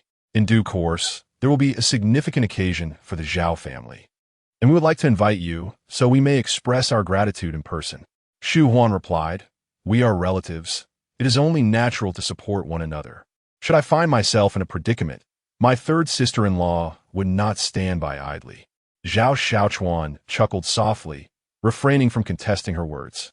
He was well aware of Ian's nature, always eager for drama and prone to jealousy. If she engaged in comparisons with her sisters at home, how could she refrain from doing so with her sisters-in-law? Though Shu Huan appeared delicate and harmless, her ability to maintain a good rapport with Ian was no small feat. After Zhao Xiaochuan conveyed his intentions, he fell silent, presenting an air of reticence even more pronounced than Xie Siyan's. Shu Huan turned her gaze to Xiao Ku, suspecting she had come for the audition of Apocalypse M2. Though everyone wore faint smiles, Xiao Ku's expression seemed almost welded to her face, unflinching even in adversity, a testament to her exemplary emotional control worthy of a textbook on artistry. With a fade of a polite smile, her eyes radiated sincerity. Mr. Xie, you championed the first installment of Apocalypse M, and your influence over the second is substantial. I have come today with Xiaochuan to seek an audition opportunity. Director Tan has been avoiding me, and my agent has urged me to relent. Out of desperation, I sought your assistance.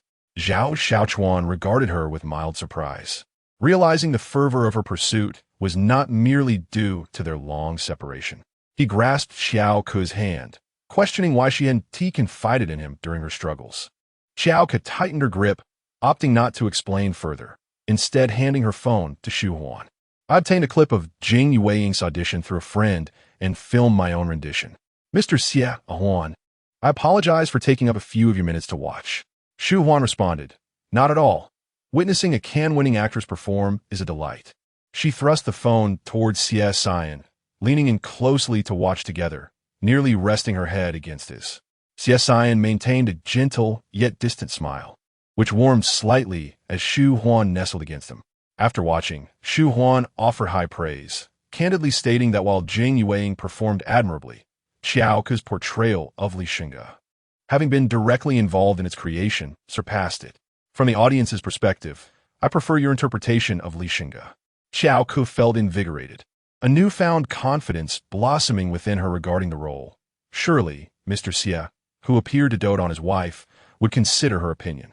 Xie Siyan lowered his gaze and remained silent for a moment before returning the phone to Xiao Ku. I am not well-versed in casting. The circumstances surrounding Doomsday Anthem 2 are unique, and I possess limited influence. If Director Tan believes you are suitable, I would gladly welcome your return for the sequel. Xiao Ku's eyes reflected no disappointment as she calmly replied, I appreciate your encouraging words, Mr. Xie. I shall strive to do my best. The one who felt lost and bewildered was Shu Huan. If Xie Siyan truly had minimal say, why did Director Tan and Zhang Feng fawn over him? Shu Huan inexplicably smiled. Perhaps the enchanting moonlight of the night clouded her judgment, making it difficult to hold Xie Siyan's cold detachment against him, as he remained strictly professional. After bidding farewell to Zhao Xiaochuan and Xiao Ku, the moonlight cast a hazy glow, creating a perfect atmosphere. Xie Siyan, feeling intrigued, leaned in to kiss Shu Huan, only for her to swiftly push his face away. I feel a bit nauseous. The current situation is rather peculiar. My lips do not wish to engage in a kiss, and I possess little authority over this matter. Should my lips find you suitable for a kiss, I would gladly welcome you to kiss them. Chapter 76. If she continues like this, her lack of propriety will only grow. In his lifetime, it is likely that apart from swatting the mosquitoes that dare to land on his own distinguished face, no one else has ever touched it. Shu Huan swallowed hard, her discontent ebbing away like the receding tide. She had succumbed.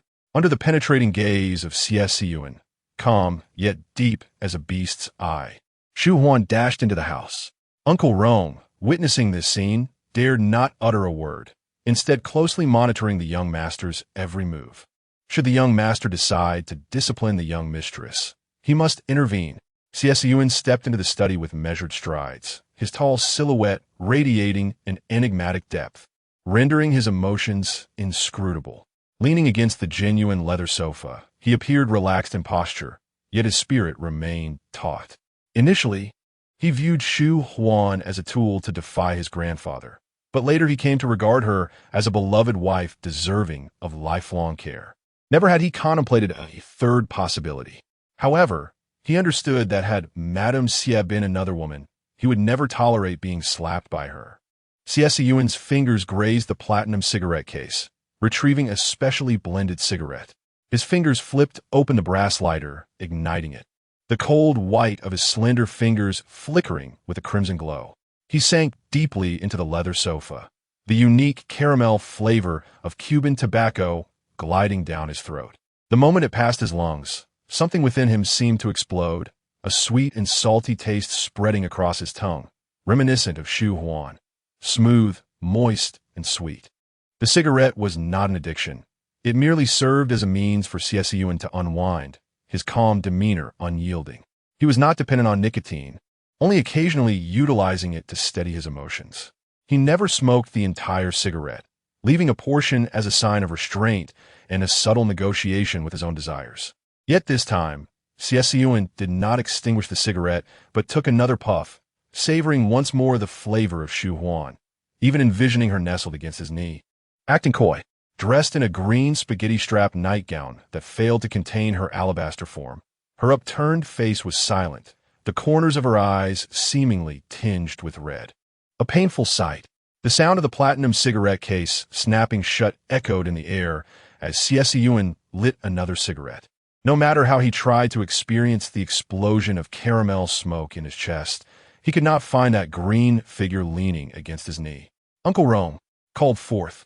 Uncle Rome pushed open the door and entered. Young master, how may I assist you?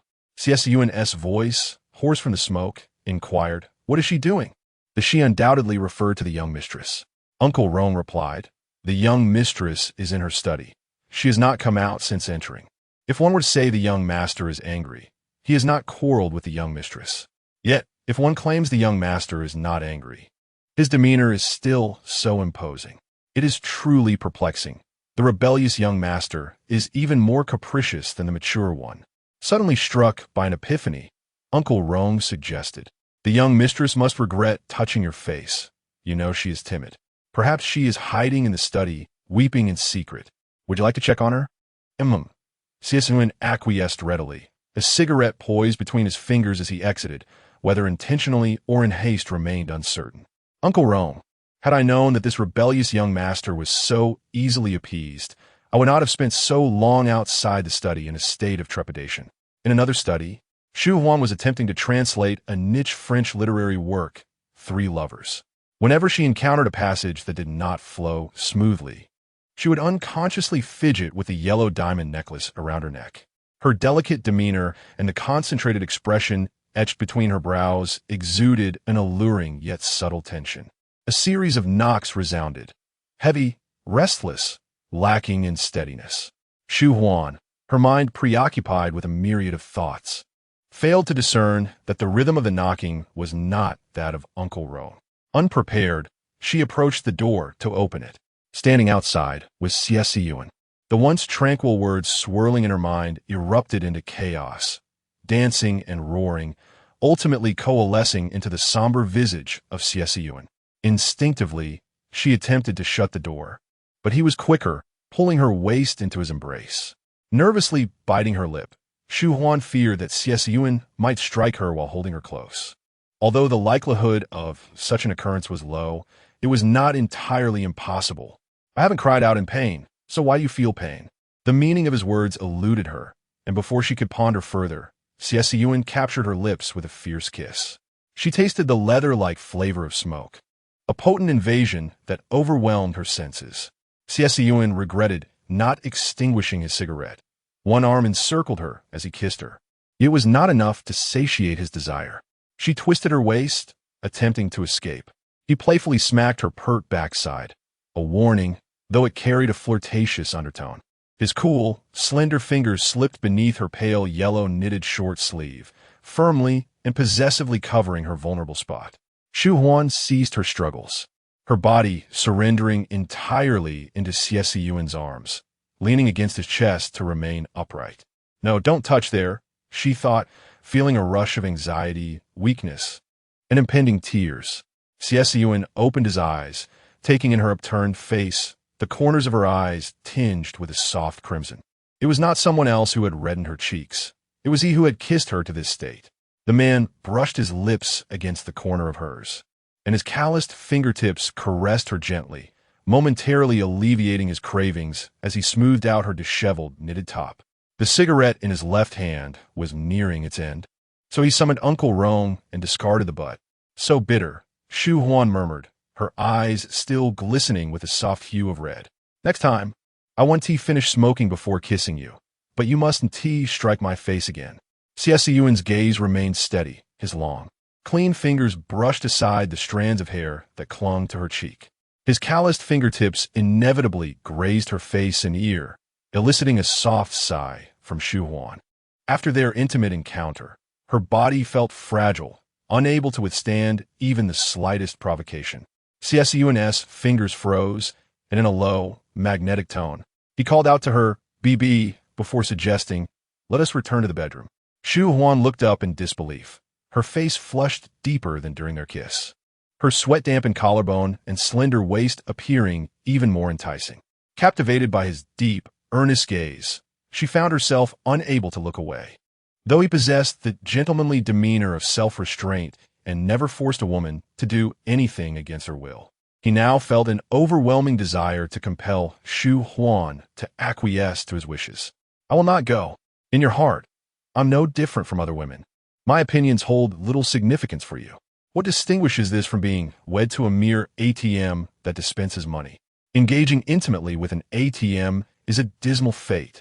Ignoring Xie Siyan's stern demeanor, Shu Huan seized the opportunity to close the study door, effectively shutting him out.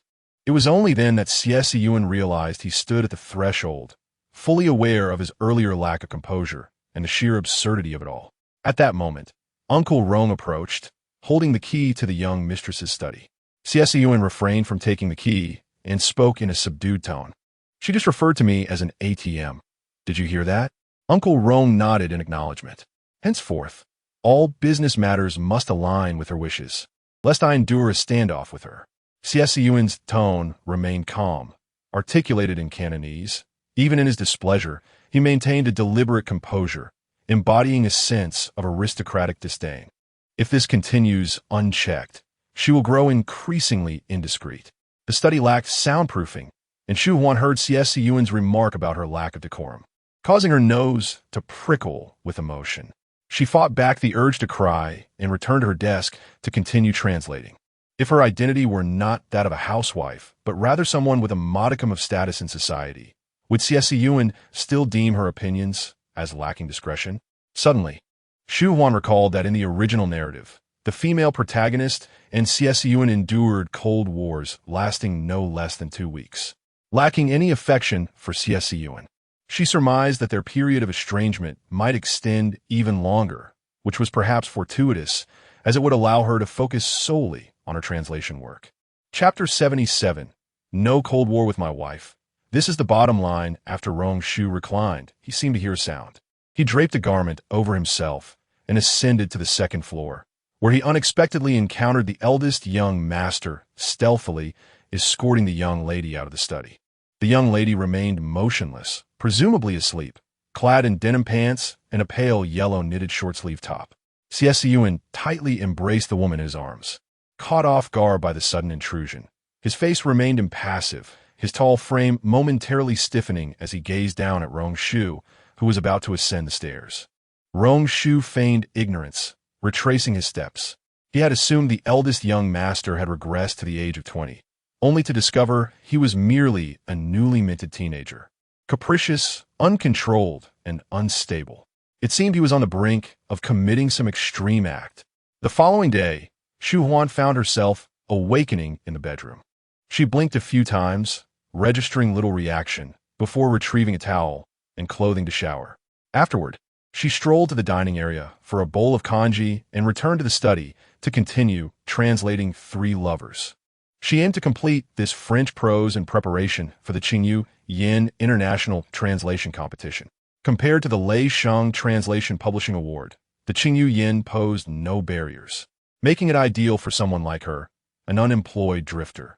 That night, Shu Huan did not sleep in the study. Instead, she wrapped herself snugly in a blanket. She had spent the past 6 months sleeping in the master bedroom, a space that rightfully belonged to Xie Siyan. In the middle of the night, she coughed a couple of times, and the person beside her picked up a water cup, positioning a straw against her lips. Shu Huan, with her eyes closed, sipped a few mouthfuls of water. Xie Siyan placed the cup on the bedside table and embraced Shu Huan, resuming sleep. The blanket draped over her had somehow slipped to the carpet. On Monday morning, when Shu Huan awoke, she glanced at the 2 blankets on the bed, then at the empty bedside table. She had dreamt of Xie Siyan feeding her water. Indeed, it was merely a dream. They were in a cold war, mere strangers bound by a loveless marriage. How could Xie Siyan, with such stature, deign to serve her, his indiscreet wife? After finishing breakfast, Xie Siyan cast a glance at the desolate staircase, lowered his eyes, and exited. An unsettling feeling gripped him, and his eyelids twitched a few times. During the morning meeting, he furrowed his brow frequently, his demeanor taking on a somewhat sinister air. The older executives exchanged glances, reducing their speaking time, fearful of inciting Xie Siyan's ire. The LED screen displayed real-time global market data, and apart from Xie Siyan, everyone wore a smile. The company's software thrived both domestically and internationally. What was there to frown about? The morning meeting could easily transform into a commendation session or an endless praise fest. The balding chief technology officer recited like a script, detailing their breakthroughs in multimodal and large models. In essence, it was all good news. As the meeting neared its conclusion, Xie Siyan revealed a hint of a smile, commending the chief technology officer. Not a single person noticed Xie Siyan's distraction. Even if they did, they would only wish for him to remain lost in thought, speaking less. Upon returning to the CEO's office, Xie Siyan attended to some affairs.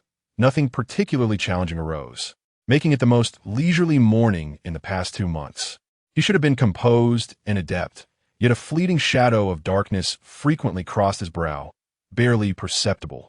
If Secretary Wu had not been waiting by the side for the boss to sign off on the research and development budget for the new project, he would not have noticed that President Xie was in an exceptionally foul mood today.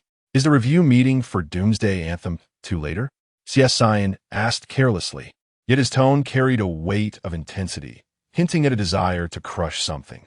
Yes, I will distribute these documents and then accompany you to the meeting.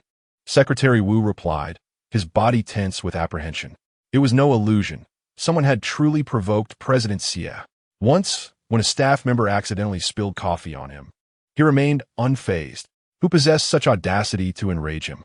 No one had truly angered Xie Siyan. If one had to attribute it, it would be to Shu Huan. The boundary for Xie Siyan was that couples should not live apart. Shu Huan, now refraining from causing a scene, had learned the art of the Cold War, and this 2-day standoff was affecting his work. Xie Siyan was not an obstinate ruler. He was reflective and solution-oriented. With the little canary at home being both proud and willful, he found himself unable to manage her.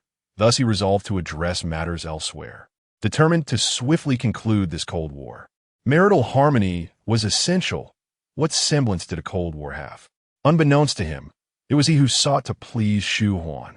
As the review meeting for Doomsday Anthem 2 commenced, before Xie Siyan could voice his thoughts, a junior director suggested reducing the investment amount to 200 million. This aligned perfectly with Xie Siyan's desires. He had done many uncharacteristic things today, becoming distracted during the serious meeting and exchanging messages on his phone. Investing 150 million to support your girlfriend. Is this deal feasible? No one dared to question Xie Siyan's casual chatting at work. His deep-set eyes suggested that he was engaged in a conversation with an influential figure who required his attention. Zhao Xiaochuan replied yes. Xie Siyan texted back, "Next time, please write more, so that others do not misinterpret our chat history." Zhao Xiaochuan then asked, "I am currently tied up. Should I send my secretary over?" Xie Siyan replied, "No need to rush." Putting his phone away, Xie Siyan appeared content, his black suit draping casually over his relaxed shoulders. After listening to several opinions, he concluded the meeting, informing Yonga Media that the headquarters would only allocate 200 million in investment funds, while he would recommend a generous investor to cover the remaining rigid shortfall of 150 million. The board raised no objections. After the meeting adjourned, Tan Yongxian promptly received notification from headquarters, confirming the allocation of only 200 million. Soon after, he received a call from Zhao Xiaochuan, and upon seeing the caller ID, Tan understood the nature of the conversation. Tan Yongxian stated, "Actually, I would also like Xiao Ku to continue playing Li Shunga. Shall I arrange her audition for tomorrow?" Zhao Xiaochuan responded, "The sooner, the better. Do not mention me. It is your recognition of her talent that matters, and I hope she returns for the sequel." After hanging up, Tan Yongxian immediately informed Zhang Feng that this collaboration would be shelved. When Zhang received the call, Jing Yueying was present and immediately inquired, "Is it President Xie who does not want me to act?" Tan Yongxian hesitated. It was not necessarily Xie Siyan's intention. Xiao Ke was not one to be trifled with, and the intricacies of the situation were not something he could disclose. In any case, he needed 150 million. If Xiao Ke were to play the female lead, he would be free of that burden. "Do you understand?" Jing Yueying suddenly declared, "I can also provide this sum of money." Tan Yongxian was momentarily taken aback. Even with 350 million, it is of no use now. Xiao Ke has powerful backing. Jing Yueying seemed to have anticipated this outcome, her voice calm and gentle. "So, despite all the twists and turns, ultimately comes down to Chairman Xie preventing me from performing, does it?" Tan Yongxian felt that reasoning with her was futile and decided to hang up the phone. Jing Yueying remarked, "I will persuade Chairman Xie to reconsider." Zhang Feng interjected, "The last time we managed to meet Chairman Xie was thanks to Director Tan. Where do you think you can find him? You might not even have access to his secretary. Just because Xiao Ke has support, does that mean I am without allies?" At the Yinshan mansion, Shu Huan had taken a 2-hour nap and had translated several pages of prose in her study when Uncle Rong informed her, "Young mistress, you must hurry to the forest manor. The eldest young master's rival, Pei Majo, is also there, and I fear a conflict may arise. Pei Majo is cunning and treacherous. The eldest young master suffered a setback the last time.